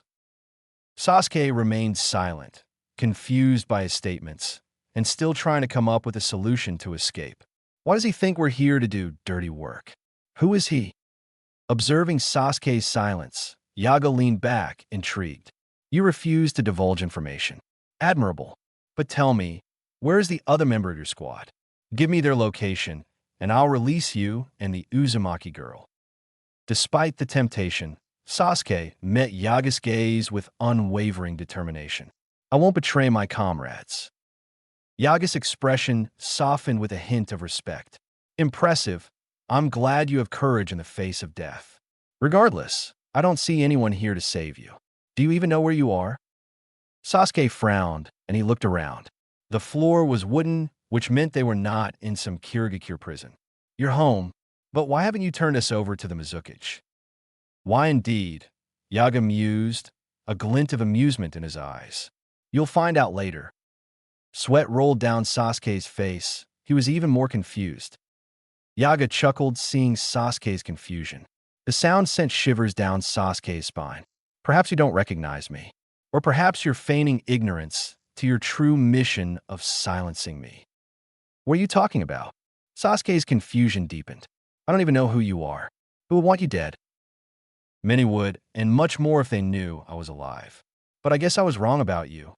Yaga responded cryptically. I'll have to let him know. Nevertheless, why are you here? He asked once more. What's with the cryptic responses? I'm assuming he has history with the leaf, but I've never seen an image of him in the village's history. Sasuke attempted to summon his Shikigami, only to find his chakra unresponsive.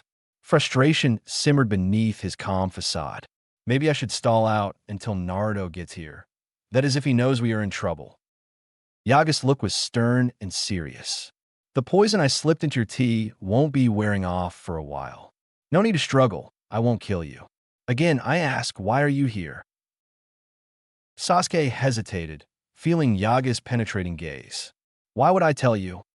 Yaga leaned forward, his voice low and intense. You seek answers, yet you hold them close. Remember this. Not all battles are fought with swords. The greatest battles are often fought over the will and convictions of others. His gaze lingered on Sasuke thoughtfully. I can see that you're smart. However, coming to Kirigakure was not a wise decision. This village is a vile, cruel, and degenerate place. You're not here to collect intel, invade, or kill me, so it must be a personal matter. You must have lost someone to this village. Sasuke tensed, but Yaga continued before he could respond. A comrade, teacher, or friend. Family, perhaps. A sibling, maybe. Sasuke's jaw clenched, but he remained silent. So it is a sibling. I see now. Yaga nodded his head, understanding why the Uchiha was here. You must have a sister that was captured. It must be that girl those Kiri shinobi were talking about.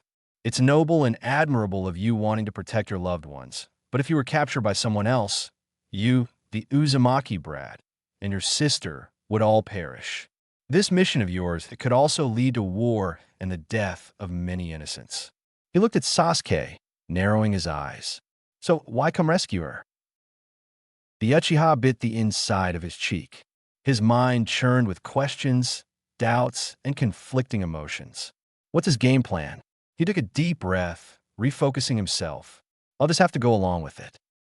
I want to save people unequally. I don't care if it's right or wrong. I want to be an instrument to spread fairness to good people in an unfair world, and my sister is one of these good people, so I'll do whatever it takes to save her. Sasuke spoke, his words coming out with a determined edge. Yaga leaned forward, his gaze piercing through the dim light of the room, fixing on his Sasuke's gaze. Your conviction is admirable, Sasuke Uchiha, but it's built on shaky ground. Sasuke's brow furrowed, a flicker of defiance igniting within him. but it was quickly overshadowed by a wave of uncertainty. What do you mean? I mean, Yaga began, his voice steady and resolute, that while you may believe in saving people unequally and serving as an instrument for karma and retribution, there is still an objective right and wrong in this world. Sasuke's response was automatic, almost rehearsed. We decide what's right or wrong based on our own experiences and beliefs. There is no moral law guiding this world. If there was, evil people wouldn't exist. Yaga shook his head, his tone heavy with reflectance. Subjectivity clouds our judgment, and free will produces the possibility of evil, Sasuke. But deep down, we all know that certain actions are inherently good or evil. It's the choices we make that define us. Sasuke did not respond. His mind was becoming a whirlwind of conflicting thoughts. Yaga's words stirred a tempest within his heart. Consider this, Yaga continued, his tone solemn, his words cutting through the silence like knife. Imagine saving a good person, but in the process of saving them, you sacrifice innocent lives. Is this truly just? Can you still justify your belief that there's no objective right or wrong? Would your actions be good or bad? Sasuke's expression was contemplative as he wrestled with a hypothetical scenario. My actions would ultimately be bad, he admitted. Exactly, Yaga nodded, because deep down, you recognize the existence of objective morality. Intentions alone don't absolve the consequences. The outcome of an action determines if it is right or wrong. You may see yourself as a harbinger of justice, but even justice has its boundaries. Sasuke's gaze faltered, a seed of doubt planted within him. Would he go this far to save Kiyomi? No, he wouldn't, would he? Yaga placed a hand on Sasuke's shoulder, his touch surprisingly gentle. Solidify your conviction, Sasuke, but ground it in the understanding that while our perceptions may vary, there are universal truths that transcend individual perspectives. Only then can you truly navigate the complexities of this world. Sasuke remained silent.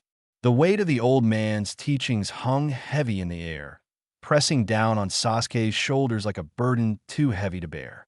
He struggled to reconcile Yaga's philosophies with his own convictions, each conflicting idea pulling him in a different direction. Yaga watched Sasuke intently, his eyes piercing through the dim light of the room. Consider this, young Uchiha, he began, his voice carrying a solemn weight. Justice and peace are not mere abstractions. They are forged in the crucible of character, moral principles, and love. Sasuke's gaze sharpened, a flick of uncertainty dancing in his eyes. What do you mean? I've seen men who wielded power, believing they were arbiters of justice, Yaga continued, his voice tinged with regret. Yet their hearts were cold, their methods ruthless. They justified their actions, blinded by their own convictions. Sasuke listened, the words sinking in like seeds of doubt taking root within him. True justice isn't about vengeance or rigid rules, Yaga went on, his tone resonating with a somber wisdom. It's about compassion, about understanding the pain of others. It's about recognizing that sometimes the path to peace requires sacrifice, but not at the cost of our humanity. Sasuke absorbed Yaga words, his heart and mind still conflicted by the old man's words. Why are you telling me this? He asked, frustration, confusion, and slight anger in his voice. Why do you care so much about my conviction? Yaga's gaze softened, a rare glimmer of empathy shining in his eyes.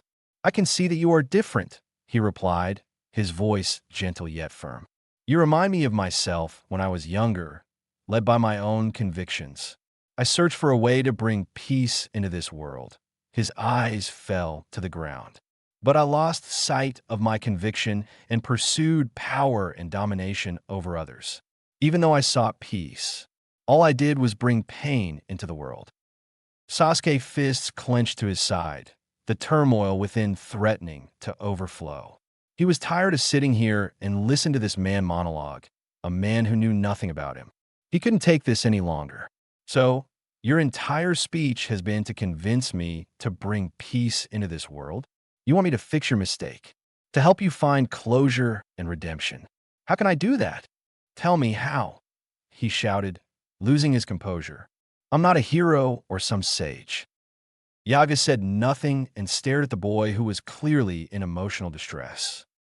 I couldn't save my clan, I couldn't save my mother, I couldn't save my sensei, and now I'll probably won't be able to save my sister, he said, breaking down.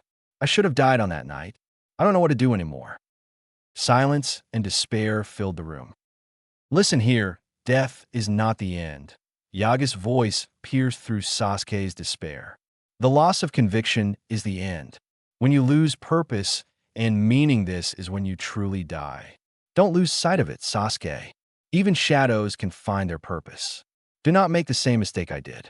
And do not fear, you'll find your sister. I believe you can. Yaga stood up from his chair and began to walk away. It seems the poison is wearing off soon. When you awake, you'll find something that will help you in your quest to save her.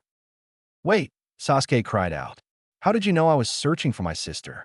There's no way you could have known that from looking at my face. And how did you know we were using a disguise? Yaga turned his head, impressed at Sasuke's intellect and ability to think critically. Unknown to Sasuke, a smile had formed on his lips underneath his respirator. Let's say someone who cares about you deeply is watching you and wanted me to check up on you. As for knowing that you two were using a disguise, your Uzumaki friend took the picture of my dead wife who recently passed, Yaga said, somberly. She too was an Uzumaki. Sasuke's eyes widened. He's experienced loss too. He didn't know how to feel right now. He had learned nothing and only gained more questions and doubts about himself and his purpose. He looked down and saw that paper tags were igniting and Yaga continued to leave. Wait, who sent you? What's your plan? He said, hoping to get some answers. Yaga simply chuckled and kept walking. All your questions would be answered in due time. And with that, Yaga disappeared from Sasuke's view as a great white light blinded and encompassed the Uchiha, filling the entire room. Sasuke's mind buzzed with fragmented memories, his thoughts swirling like leaves caught in a tempest. Yaga's cryptic words echoed in his mind, casting doubt upon the very fabric of his memories. But he was jolted back to reality by a familiar voice. Sasuke, Sasuke, Sasuke. A feminine voice cried out at him as he slowly opened his eyes to find Karen kneeling beside him, her tear-streaked face a mirror of worry and relief. He felt her arms wrapped around him, offering warmth and solace amidst the confusion. Hey, Sasuke muttered, his voice hoarse with disorientation, as he gently patted her shoulder before lifting himself off the dusty floor. As his eyes adjusted to the dim light of the abandoned bookstore, he scanned the familiar surroundings, noting the broken bookcase where the Kirigakure shinobi had been dispatched. The memory of their encounter with Yaga lingered at the edges of his consciousness. Welcome back to the land of the living. A voice broke through his thoughts, and Sasuke turned to see Naruto standing nearby, his hands nonchalantly tucked into his pockets. Thought we'd lost you there, Naruto continued, his expression a mix of concern and relief. When I lost contact, I hurried over here to find Karen holding your body, trying to heal you. You've been out for a couple of hours. There was poison in your system. It wasn't deadly, but it took a while to get out. Thank Karen for that. The Uchiha held his head, feeling a throbbing pain. Where's Yaga? He asked. Who? Naruto's brow furrowed in confusion underneath the bandages wrapped around his eyes. The owner of this bookstore, Sasuke clarified, his tone urgent. He saved Karen and me from 2 Kirigakure shinobi. Where's he? Naruto exchanged a puzzled glance with Karen, both equally perplexed by Sasuke's insistence. We don't know what you're talking about, Karen said, her tone laced with concern. We never got attacked. We entered a tea shop and drank some tea. That's when you passed out, and Naruto and I brought you here. Sasuke's confusion deepened, his mind grappling with the dissonance between his memories and the reality before him. What is going on? He muttered, more to himself than to the others. I know what happened before I drank that tea was real. That bookcase is still destroyed from earlier. I guess Karen can't remember. Who are you really, Yaga? He pondered. And who sent you? Naruto observed Sasuke's perplexed expression, a furrow forming between his brows. You good? He asked, genuine concern evident in his voice. You must have hit your head pretty badly to not remember what happened. Sasuke shook his head, pushing aside the lingering confusion for the time being. Yeah, I'll be fine. I should probably ask him what happened later, Naruto pondered before dismissing Sasuke's strange behavior. Anyway, did you find any information regarding Kiyomi or Kakashi-sensei? Karen started to speak with Naruto about what she had learned, which was nothing, as Sasuke felt something in his pockets. Sasuke's fingers brushed against the sealed scroll in his pocket, a nagging curiosity tugging at him, but then he remembered Yaga's words. He bent down and unfolded the scroll. Upon fully opening the scroll and placing his palm on the seal, a poof of smoke formed. The rustle of paper drew Karen and Naruto's attention, their conversation tapering off as they turned their focus to Sasuke. As the smoke cleared, revealing the contents of the scroll, there lied a Kusarigama, a sickle-type weapon with a chain attached to it, a stack of documents labeled Darkness in the Light, and a map of Kirigakure with marked locations. Whoa, where did you get this? Naruto exclaimed, his enthusiasm evident in his tone as he leaned in to inspect the map and documents. Sasuke's response was characteristically understated. I'm not sure, he murmured, his voice tinged with quiet contemplation as he considered the implications of Yaga's mysterious gift. He stowed away the Kusarigama into his shadows and resealed the documents. He would look through that at another time. Well, whoever gave it to you has labeled a boatload of information on it. Locations of prisons, residences of high personnel, and even supply caches, Naruto continued. But we still don't know where Kiyomi-chan is. I believe I have an idea. Give me the map, Sasuke said, grabbing the map for Naruto. From a quick glance, the map looked basic, even with the amount of information on it. I wonder, Sasuke thought as he activated his Sharingan, quickly scanning over the surface. To his shock, he found hidden words written near a prison located by the Mizuki's tower. She's here, Sasuke said, pointing at a spot on the map. Kiri no Kenkaku. Ana no Yoshi no Boru. Mist Gulag. The breeding grounds of women. Sasuke's revelation sent a chill down Karen's spine, her features contorted in a mixture of horror and disbelief. The mention of the Mist Gulag struck a nerve deep within her. Kiri no Kankoku, Ona no Ishi no Boru. She murmured, her voice trembling with suppressed anger and revulsion. I can't believe such a place exists. It's barbaric. Naruto's smile dropped immediately, his expression hardening with resolve. He clenched his fist, his muscles tensing as a surge of determination coursed through him. I'll kill those bastards, he declared, his voice low and fierce, radiating confidence and strength. The room seemed to tremble with the intensity of his chakra, the floor and walls splintering underneath his pressure. This is truly a degenerate place, he added, his voice resonating with conviction as he exuded an aura of unwavering resolve. Don't worry, Sasuke interjected, his voice full of reassurance, quelling the emotions of Naruto and Karen. We've got until 9 a.m. tomorrow before anything bad happens to her. We still have time. We will save her. His words carried the weight of a solemn vow, a beacon of hope amidst the darkness. Naruto calmed himself and put back on a smile. Humph. Yeah, I guess you're right. He stood up and dusted his pants off. I'm going to go check out vantage points near the prison. I'm working on a plan that's mostly finished. You two stay here. It'd be best to crash here for the night. Don't worry, I'll be back with food. Ciao, he said, clasping his hands together and vanishing in a blur of white. Sasuke's gaze lingered on the departing figure of his teammate, his thoughts drifting back to Yaga's cryptic words and the weight of their implications. As the low angle of the sun cast an orange glow over the landscape, his eyes fell upon a small grayish-purple salamander perched on the window frame. The creature's graceful movements as it navigated the broken glass held a silent allure, a fleeting reminder of the mysteries that lurked in the shadows. Sasuke, are you all right? Karen's soft voice beckoned, shattering his gaze. Sasuke rubbed the back of his head. Yeah, I will be. There would be a lot of questions he needed to find the answer to, but right now, all he could do was focus on the present.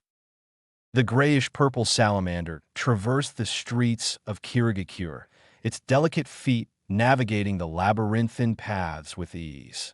Eventually, it reached the coastline, where Yaga awaited, his figure silhouetted against the backdrop of the Kanashii Ocean. Bending down, Yaga allowed the salamander to climb onto his outstretched finger. "It is done," he murmured softly, his words carried away by the gentle sea breeze. Nearby, a figure with a distorted image refracted in an array of spectral colors stood, its presence enigmatic and foreboding. "I'm surprised you didn't deliver the message yourself," Yaga remarked, his voice tinged with curiosity as he addressed the figure. "Unfortunately, he wouldn't have reacted well to my presence," the figure responded cryptically. "It's been too long since we last spoke. You were the better choice, Hanzo." Hanzo grunted in acknowledgement, his gaze lingering on the distorted figure. Without another word, he strode into the water, where a large salamander emerged, its jaws gaping wide. I knew about that Uzumaki kid and his potential, but I can tell Sasuke also possesses something greater. I guess that shouldn't be a surprise, given that you're his older brother," Hanzo said as he disappeared into the salamander's maw. The creature closed its mouth and submerged beneath the waves, leaving the distorted figure alone on the shoreline. With his crimson eyes fixed upon the setting sun, Itachi stood in silent contemplation, his thoughts veiled in shadows as the pink and orange hues gave way into night. Chapter 10, Kirigakure, Part 2 Bonds. Kirigakure Kiri no Kankoku. In the heart of Kirigakure's Kiri no Kankoku prison, for guards found themselves engaged in an unlikely pastime, a game of cards. Takashi, the gruff veteran, scowled as he examined his hand, while his younger counterparts chuckled at the older man's expression. "You're not looking so good, Takashi. Looks like luck isn't on your side," one of the younger guards exclaimed, his grin widening as he watched Takashi's face. Takashi grunted in response, but soon smiled. "You young folks sure love to get ahead of yourselves. This game is far from over." Another guard was about to respond. However, his attention momentarily diverted by a faint yet unmistakable noise resonating from a cell near them. "One of the blazes. Can you keep it down in there? I can hear the bed shaking from over here." "He needs to hurry the hell up. I'm next," the last guard said, annoyed. "No, I'm next," the other guard replied. "What do you mean you're next?" "You're last," he replied. Takashi, having had enough of their bickering, spoke up. "Will you two shut it? Neither of you are next. Whoever wins this game gets the next crack at her. So stop talking and finish this game." The guards stopped their bickering and refocused on their hands. A few moments and draws later, Takashi smiled. He had a royal flush and was going to win the game. But before Takashi could lay his cards down, he heard a voice call out to them. "Planning to win with that hand? How quaint. Too bad this game had to end so soon," the voice said. Startled, the guards reached for their weapons, their eyes scanning the darkness for any sign of intrusion. But it was too late, as they felt an attractive force pull their heads together to the center of the table. Their foreheads collided as the sound of necks snapping could be heard. The four guards' bodies went numb as they rebounded off each other and slowly fell to the steel floor. The sound of a shaking bed from the cell ceased as the noise of a zipper was heard before the cell door opened. "Sorry, fellas, I went overboard," the guard said sheepishly, rubbing the back of his head. "Takashi, you owe me for—" He trailed off as he saw the dead bodies on the ground. From the shadows emerged a tall figure with white hair and black attire. "Ew," Naruto said with a smile. However, his smile was not one of joy, of happiness, or of amusement. This smile was one of pure, murderous intent. His right hand was extended outward. The prison guard could feel his killing intent. Time seemed to stop as he readied himself. A sweat drop fell from his chin to the floor. The droplet burst as the guard surged forward. "Die," he roared. An unseen force washed over him, causing blood to splatter from his arms and legs as they turned into noodles, spaghettifying, sending him crashing into the cell door, then falling onto the dirty floor. The heavy door groaned before hurling itself down with a thunderous force, creating a crater on the floor as red liquid spilled out from underneath. Naruto said nothing and took a step on top of the door, looking into the cell room as he fell upon an abhorrent sight. There was a young woman whose chakra network was destroyed, wrists and ankles chained, suffered from dehydration, and bruises all across her exposed skin. Naruto could see that she was close to death, and her heartbeat was extremely slow. He walked up to her cell bed and broke the chains on her body, providing a momentary relief before the end. Her body fell to the bed below as it creaked from the pressure. She slowly turned her head and looked at Naruto, wheezing and coughing out ragged breaths. "TT Thang Yu," she croaked. Naruto watched as her body became still on the mattress, and cloudiness filled her eyes as they continued to stare into the ceiling above. He stood next to her motionless body and closed her eyelids. He felt a mix of anger and, surprisingly, sorrow as stepped out of the cell door back into the main room. Naruto loosened the bandages around his eyes, allowing his left eye to see light and scan his surroundings as he got ready for the next stage of his attack. About 30 minutes before the drawing starts, luckily no one else heard my little intrusion. He used his Rikugen to scan the surrounding area, seeing through walls and taking in as much as possible within half a kilometer. His max range was 2 kilometers, but the mist surrounding the village reduced it for the time being. He could see that there was a large collection of guards inside the prison, about 30 shinobi, but there were a few in the courtyard outside. It looks like most of the guards are inside, but they shouldn't be anything difficult. It seems they've moved the female prisoners outside. Looks like 2, maybe 3. Can't tell if Kiyomi is among them. I can sense Swait-un, Right-un, Futon, and some other chakra coming from them, but I can't fully tell. They seem to have larger chakra reserves than Kiyomi, with 2 possessing greater reserves than the average shinobi. Naruto groaned at himself in annoyance. When I get back to Konoha, I need to train like never before. That Orochimaru bastard showed me that I can't do anything at this level. He would have won if he truly understood my technique, Naruto thought to himself. However, a new arrival outside took him out of his thoughts. At that moment, he noticed another chakra, larger than the rest. There's a 4th chakra. It's a lot bigger than those nearby. He pondered as a smile formed across his face. If I was a betting man, I would guess the Mizukage sent one of the 7 swordsmen of the mist to oversee this little auction. He chuckled to himself. This is getting interesting. Naruto readied himself for the upcoming battle, stretching his legs and arms out. He estimated the courtyard to be just beyond the prison's length. It wasn't extremely large, about medium size with a decent area. I could just teleport to the top of the prison, but he pondered. The thought of the young woman chained to the cell bed flashed through his mind. He clenched his right fist and examined it. Flashback to last night. The map of Kirigakure, provided by Sasuke's mysterious friend, laid across the tabletop as Team 7 went over their plan of attack. Due to my superior sensory and fighting capabilities, I'll break into the prison and hopefully rescue Kiyomi-chan. My attack will be loud and very violent, but this will draw a bunch of attention away from the Mizukage's office. You two will have little resistance to sneak in, Naruto said. Sasuke nodded while Karen took a nervous gulp. She did not like this. Why do we have to do this? Wouldn't it be smarter to stick together as a team? She asked.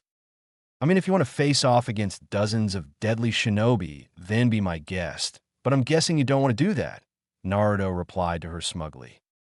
Karen looked at Naruto with an annoyed expression. Why did he have to make a joke at every opportunity? Does he know? Wouldn't it be serious? Karen, Your sensory abilities allow us to avoid enemy detection, but also to locate the Mizukage, Sasuke said. You're the only one who can help me navigate the area, since Naruto will be preoccupied. Her mood lightened up upon hearing Sasuke's words, but then refocused. Wait, why are we locating the Mizukage? I don't think that's smart to engage him, Karen said nervously. Naruto looked at her with a blank expression. Yeah, thanks, Captain Obvious, but we went over this already.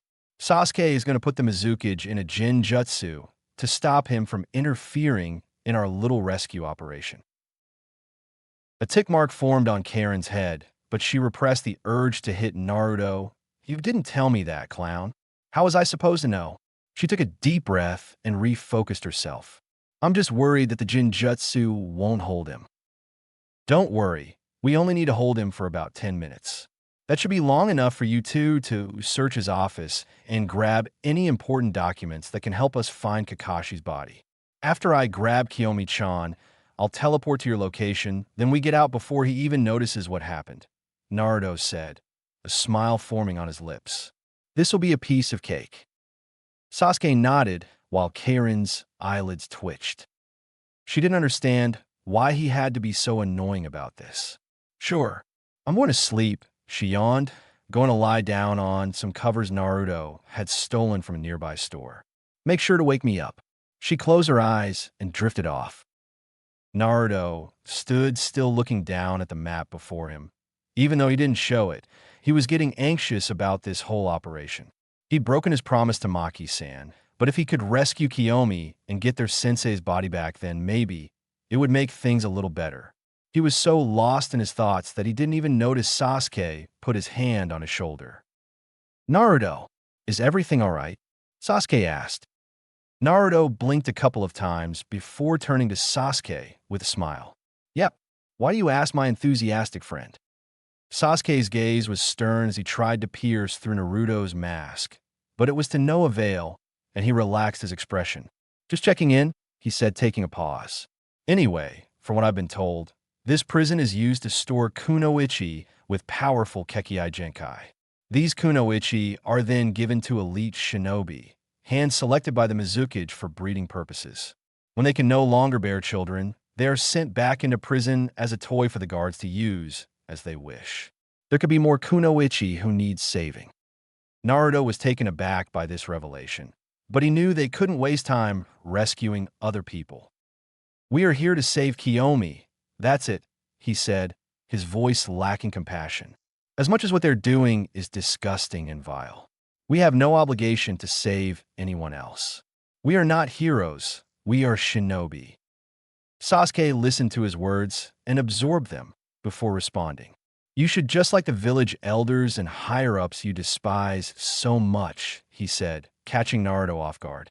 Maybe it wouldn't be such a bad thing to play the hero once in a while, to prioritize others over your own well-being. There is so much unfairness in the world, and it wouldn't hurt to lend a helping hand to those who are weak and are suffering. The Uchiha walked away and sat on the floor, leaning his back against the wall as he closed his eyes and entered sleep. Naruto was left there as he journeyed to a corner of the abandoned store and sat down. He closed his eyes and thought about Sasuke's words as emptiness filled his mind. Present. A smile appeared on his face as he made up his mind, breaking free of the past. I guess I'll play the hero. With a clear mind, he extended his right index finger, facing the wall adjacent to him. A red light started to swirl and take shape on his fingertip, coalescing into a small orb. The air hummed with energy, a low buzz that crescendoed into a roar. AKA Hikari Red Glow. Crimson light filled the room as the wall in front of him detonated, hurling stone, steel, and debris in the technique's wake. The prison floor trembled, and a cacophony of alarms blared, their shrill cry echoing through the prison's depths. Naruto smiled amidst the destruction, a hint of satisfaction in his eyes. Looks like they know I'm here now, he said, stepping through the breach. Several prison blocks had been eviscerated along with many guards. 10 down and 20 more to go, Naruto chuckled to himself taking a casually stroll through the breach with his hands in his pockets. However, his amusement was cut short due to a blaring voice over the prison intercom. "There is an intruder in D block. I repeat, there is an intruder in D block." The intercom's voice was almost drowned out by the ringing in the ears of the dozen shinobi who materialized, weapons drawn, faces set in grim determination. "Who are you?" the prison warden demanded, his voice betraying a hint of trepidation. Naruto took another step forward, his knuckles cracking ominously. "Oh me." His smile twisted into a malicious grin. "You don't need to worry about that, as you won't be alive for much longer." The warden's eyes widened, a split second of realization before Naruto's fist connected with his face. Too slow, Naruto chuckled as the warden was sent flying. Ninja tools sliced through the air in a deadly arc, aimed with lethal intent. Naruto vanished, a mere wisp of motion, reappearing like a specter behind an unsuspecting Kirigakure shinobi. "He's so fast," one of the attackers gasped, mingling with fear. The sound of ribs cracking echoed as Naruto's fist connected with the shinobi's side, a powerful blow that sent shockwaves through the ranks. Naruto took the form of a white blur, dancing and gliding through each attack while the guard's formation was completely broken and in disarray. "I need to wait to use Mugen until I get outside," he reminded himself, narrowly dodging a kunai rigged with a paper bomb. In one fluid motion, he plucked it from the air, stripped the tag, and sent it sailing back, a deadly boomerang that thudded into a shinobi's chest. Anticipating an ambush, Naruto ducked a crushing blow, somersaulting over his assailant and slapping the paper bomb onto his back. A swift kick sent the doomed man tumbling into his comrades. "Bye-bye." Naruto's voice rang out, playful yet chilling, as the tag ignited. He shielded his eyes from the ensuing blaze, the explosion scattering debris sky-high, walls and ceilings succumbing to the blast. The Uzumaki smiled at the destruction he caused, but frowned when he felt a strike at his neck. "What's this?" He fished out a charred digit from under his collar and flung it away. "8 left," he mused, tilting his head back just as a sunbon needle whizzed by, grazing his skin. He flipped backward, avoiding a deadly rain of sunbon from above. For shinobi appeared, blades drawn, but Naruto's speed was unmatched. Hands clasped, he vanished, reappearing atop the prison. Below, confusion reigned. "Who is this guy?" one muttered. "Too fast," another grumbled, scanning for any sign of him. "These guys are getting too close for comfort," Naruto said, using this confusion to strategize on how to take them all out in a single attack. However, his thoughts were interrupted by a deafening roar that split the air. Naruto whirled around to face a colossal water dragon, its eyes a piercing yellow. "That's quite big," he said, a smirk playing on his lips. But the smirk faded as he sensed an attack from behind. He ducked just in time as a second dragon's jaws snapped shut where his head had been. "Two. What's next? A third?" he joked, but the words had barely left his mouth when he felt a surge of water at his back. Spinning on his heel, he came face to face with yet another dragon, its teeth bared and ready to strike. With no time to think, he clasped his hands, narrowly avoiding a three-pronged assault as the dragon's attacks collided, sending a torrent of water skyward. As the water settled, Naruto reappeared several meters from the collision. "Guess that answers my question," he remarked dryly, watching as the dragons reformed and danced in hypnotic nature, waiting to strike. The wind howled, and the mist seemed to clear as the four of them stared down each other. In an instant, the dragons surged forward, tearing through the roof as Naruto sprang forth, running straight towards them. The dragons launched themselves at him, trying to consume the white-haired shinobi.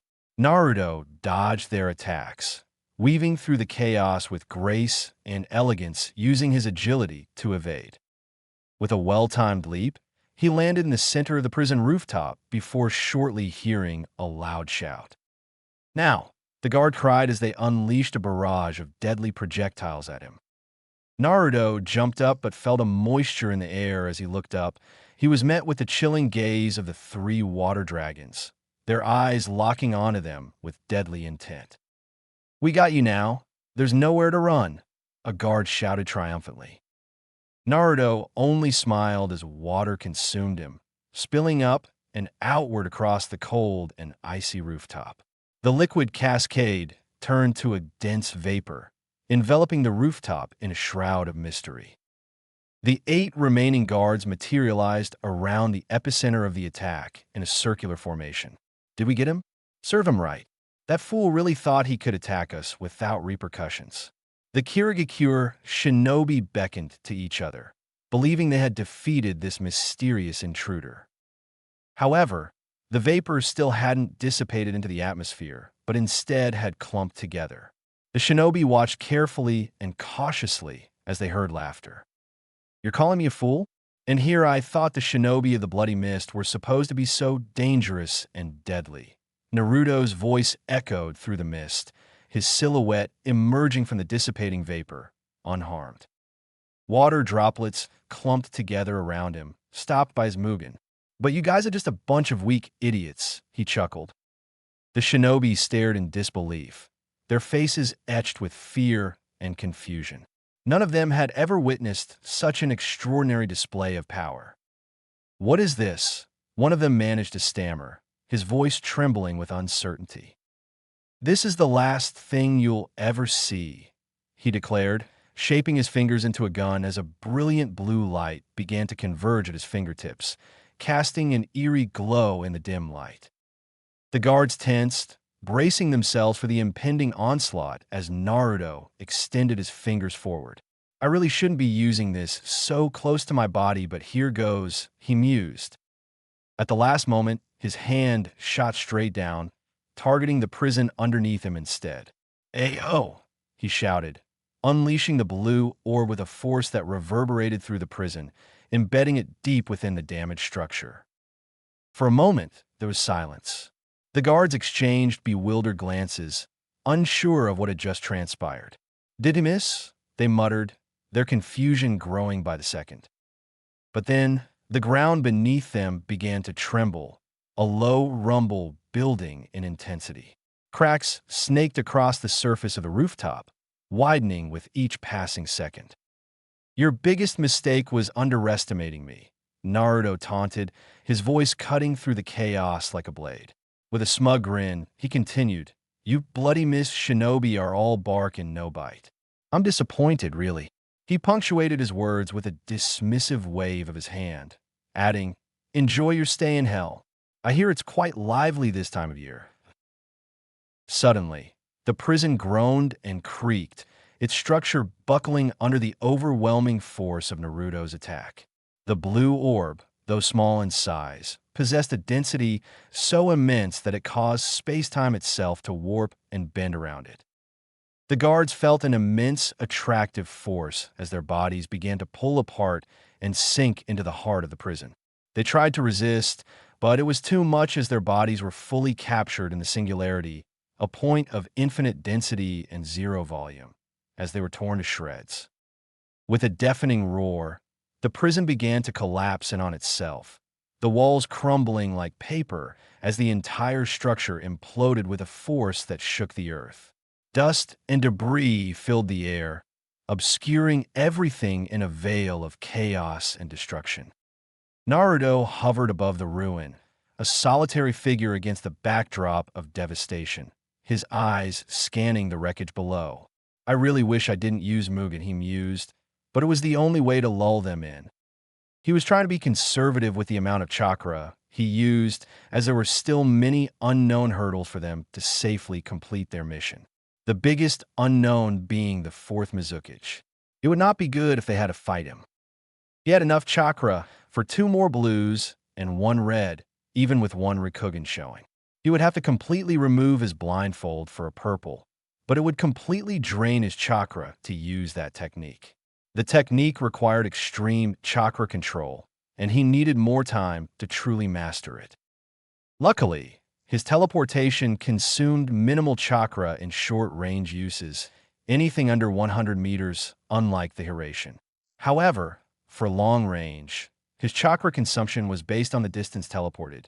The further he teleported, the more chakra he used. But his long-range teleportation had a capacity of 3 kilometers at the moment. Naruto turned his head, looking in the direction of the prison courtyard as he could now see a gathering near a scaffold, a wooden structure elevated off the ground in the distance. 10 shinobi stood on the lower ground, while a man with long, waist-length green hair looked at him with an annoyed expression on the scaffold. He had twin swords hanging at his waist side with a peculiar design. They were long, slim, and straight, double-edged blades that had an upward curved prong near the tip of one side and another near the base of the blade. The swords radiated power and had smooth brown hilts with a round, gray guard. Naruto smiled. "Oh, I guess he can see me from over there. He got some keen eyes. He must be the swordsman of the mist I sensed earlier.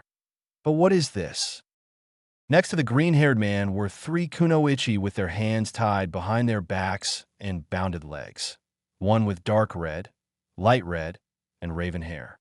But Naruto saw that the raven-haired girl was not Kiyomi. Crap, that isn't Kiyomi.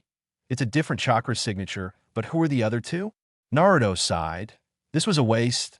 I should teleport over to Sasuke and Karen. Just as Naruto was about to clasp his hands together, he felt a familiar presence and turned back to the tied-up kunoichi. Those 2 red heads, they have similar chakra signatures to Karen, but that girl with the light red, her signature is similar to mine, too similar. Are they a part of the Uzumaki clan? What's going on here? Naruto looked down upon them all, his lone Rakugan eye glowing with a pulsating blue. His posture radiating confidence. "I guess heroism does pay off," he said before vanishing in a white blur. Raiga Kurisuke was not having a good morning. He had been chewed out by the Mizukage this morning for failing to find some old guy who assaulted 2 Kirigakure shinobi yesterday afternoon. He honestly had no idea why he was blamed for this, but he kept his tongue silent. He didn't want to suffer the same fate as Mangetsu Hozuki. He hated this village and hated the Mizukage. This village was shit, the missions were shit, and his life was shit. He should have left when Zabuza attempted to kill the Mizukage. He'd been recruited to join, but he wasn't that dumb to throw his life away for some noble goal. He sighed as he opened his eyes. It was extremely cold at this time in the morning, and unfortunately, he'd been instructed to oversee this drawing in place of the Mizukage. The sound of metal clanging could be heard as the legendary twin swords, Kiba, swung his belt. The twins were not his per se, although he was a member of the 7 Swordsmen of the Mist. Even though there were probably about 4 of them left, the blades were in his current possession. This was due to the other thing causing his morning to suck, Imuri Ringo. The short, yet fierce, red-headed girl was caught trying to defect from the village this morning, but was apprehended and brought here to take part in the auction. There were 2 more girls brought in, but they were a part of the Shinku no Churyu, the Crimson Tide, the opposing force that had been trying to end the reign of the 4th Mizukage in the Chidori no Sato village of the Bloody Mist for over 15 years. They were led by a woman named Mei Terumi. The girl with raven hair was captured a few days ago, and they caught the other one, who has fiery red hair, sneaking early this morning. They suspected she must also be from the Shinken no Churyu and was attempting to rescue her comrade. Raiga looked at the prison courtyard, examining the 10 shinobi in front of him. They all had lust in their eyes and were salivating at the lips from these 3. The Mizukage is one sick bastard, he thought to himself as he cleared his throat, looking up to see the position of the sun. It looked to be about 9:15, and the Mizukage had yet to show up. "So, Amuri, anything you want to tell me before you become the plaything of one of these fine men here?" Raiga asked sarcastically. Although they were comrades, he felt no pity for her. They'd been taught from a young age to never value the lives of the comrades regardless of how they felt. The short woman smiled, revealing her jagged shark-like teeth, but she kept silent. She had long, red-crimson hair, pink eyes, with a Kirigakure Hittite. On the sides of her face, her hair was tied up in locks that spiked upward and downward while the rest of her hair flowed on her back. She wore a loose, pinstriped long-sleeved shirt with a dark obi around the waist, black pants which got much looser near the ends, resembling hakama, striped leg warmers, and had loose bandages around her neck. She was the youngest current member of the group, being 17 years old, but also the shortest standing, slightly over 5'0". Raiga raised an eyebrow. Cat caught your tongue? Don't tell me you gave up already, he said, his mocking tone hanging in the air. Amuri's response was a cold, steely edge of defiance. You mistake my silence for submission, she said, her voice low and unyielding. But don't worry, when I'm free, you'll be the first I kill. Raiga laughed.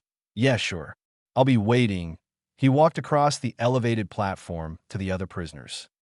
The next was a girl roughly the same age as Amuri with similar red hair, but this girl's red was lighter, almost pinkish and very wild. It was the perfect blend between a light fiery red and pinkish red, and she also had gray eyes. She too was short but taller than Amuri, standing at a height of 5 feet 4 inches. She wore a black shirt under a tan tunic with elbow-length sleeves and black skin-tight shorts. She also sported black arm warmers, traditional black shinobi sandals with calf-length leg warmers covered by bandages. There was a kirigakure forehead protector keeping her bangs in place while the rest was pushed back behind her ears to trail down her back. She had a scowl on her face, and Raiga bent down to her level, reaching out to touch her. Oh my, you've got a pretty face. I'll fucking kill you, she roared at him, her rage visible and her eyes filled with fire as he quickly reconciled. But you've got such a nasty temper, he stated, standing back up and looking at the last prisoner. The last prisoner had long black hair, pale skin, long eyelashes, and dark brown eyes. She was wearing a basic prisoner outfit and hadn't said a word. Well, at least you're quiet. That'll help. He trailed off. He turned to the sun again, seeing that it had barely moved. Raiga groaned. Screw it. Let's get this shit started so I can leave this godforsaken place. He reached into his pockets and pulled out a piece of paper with words on it. All right, fellas. Today we've got 3 kunoichi with some powerful bloodlines. So cool your jets and pray that luck is on your side. We've got a member of the Yuki clan, Haku Yuki, who possesses the rare and powerful Hayaton, ice release. Murmurs started amongst the crowd of shinobi. The Yuki clan was thought to have been wiped out long ago. It had been many years since Hayaton was in their ranks. This girl had become extremely valuable. Raiga really did not like the script he was reading. Whoever wrote it should never write again. It was terrible, that is, until he realized he wrote it. He cleared his throat. Next up is Amuri Ringo. I know you all must be confused. What is a member of the 7 Swordsmen doing here? Well, long story short, she was caught trying to desert the village, so the Mizukage decided to let one of you get the chance to have her. I do warn whoever wins that she will bite you, he explained. She might be small in size, but is big in ferocity. Plus, as compensation for your troubles, Amuri here is a descendant from a clan not seen in this village for a long time. Laughter broke out amongst the shinobi in the courtyard as they found this whole ordeal hilarious. Having no shame in their actions, degeneracy, and indulgence in such a cruel and vile event. Whispers also spread as some tried to guess what clan Amuri was related to. Quiet down, Raiga commanded. Anyway, we've saved the best for last. She comes from 2 powerful clans, the same as Amuri and another that left, attacked the village, and was subsequently destroyed. Here is Taiya from the... His words were cut off as he heard a loud rumbling. His eyes turned to the mighty prison before him as pieces of it broke apart and seemed to swirl almost as if it was being sucked into a black hole. An immense pressure shot towards them, causing everyone to brace themselves and avert their eyes as a large dust cloud swept through the area. After the dust settled, Raiga reopened his eyes to see the ruins of the prison and heard the sound of metal caving in on itself. What the hell? He was in complete shock at what had happened, but he was shocked even more when he spotted a figure floating in the air above the destroyed prison. Raiga squinted his eyes as he tried to see who or what it was. They were a couple kilometers away. He could make out someone with white hair and black clothing. Amiri, Tayuya, and Haku were also trying to figure out who this was, but they couldn't tell. After a quick moment, the figure vanished, causing everyone to look around. The figure quickly reappeared a couple of meters in front of the shinobi in the courtyard as everyone took in the man's appearance. They saw snow-white hair, black attire, white bandages alone, glowing blue, and a shit-eating grin. "Who are you supposed to be?" Raiga asked. The chakra he felt from the man was immense and surpassed his own reserves. Amiri looked at the figure with interest and curiosity while Tayuya and Haku were stunned. He reminded them of someone they know. Naruto paused for a moment, the wind whistling around them, before he spoke again, his voice carrying a hint of gravity. "You want to know who I am?" he said, his tone commanding attention. "I am the Honored One," he declared with a smile, his eye gleaming with determination and confidence. There was a brief silence as the words hung in the air, tension building among the gathered shinobi. But then, unexpectedly, laughter erupted from the Kirigakure shinobi, echoing through the courtyard. Some doubled over, clutching their stomachs, while others exchanged amused glances. Raiga sighed deeply, a mixture of frustration and resignation evident in his expression. "Great," he muttered under his breath, pinching the bridge of his nose. "This is just what I needed to add on top of a shit morning." Amuri's smile widened, sensing an underlying strength beneath Naruto's quirky demeanor, while Tayuya rolled her eyes, her expression tinged with exasperation. Haku watched Naruto with a mix of amusement and curiosity, intrigued by the enigmatic shinobi before them. "This guy is an idiot," Tayuya stated. However, Naruto stood unfazed by their mockery as he continued to smile and walked forward. "You're laughing quite a lot for a bunch of dead men." He disappeared at high speeds, reappearing in front of the group with his back facing them as his right hand extended, a medium-sized red orb in the palm. AKA. In a mere instant, a flash of red consumed the 10 shinobi as their screams were drowned out by the sound of the earth tearing apart. All that was left was a large crimson smear on the devastated ground. I underestimated him. What was that attack? Such power. He's fast. Were the collective thoughts of Raiga, Amiri, Tayuya, and Haku as they observed the person before them.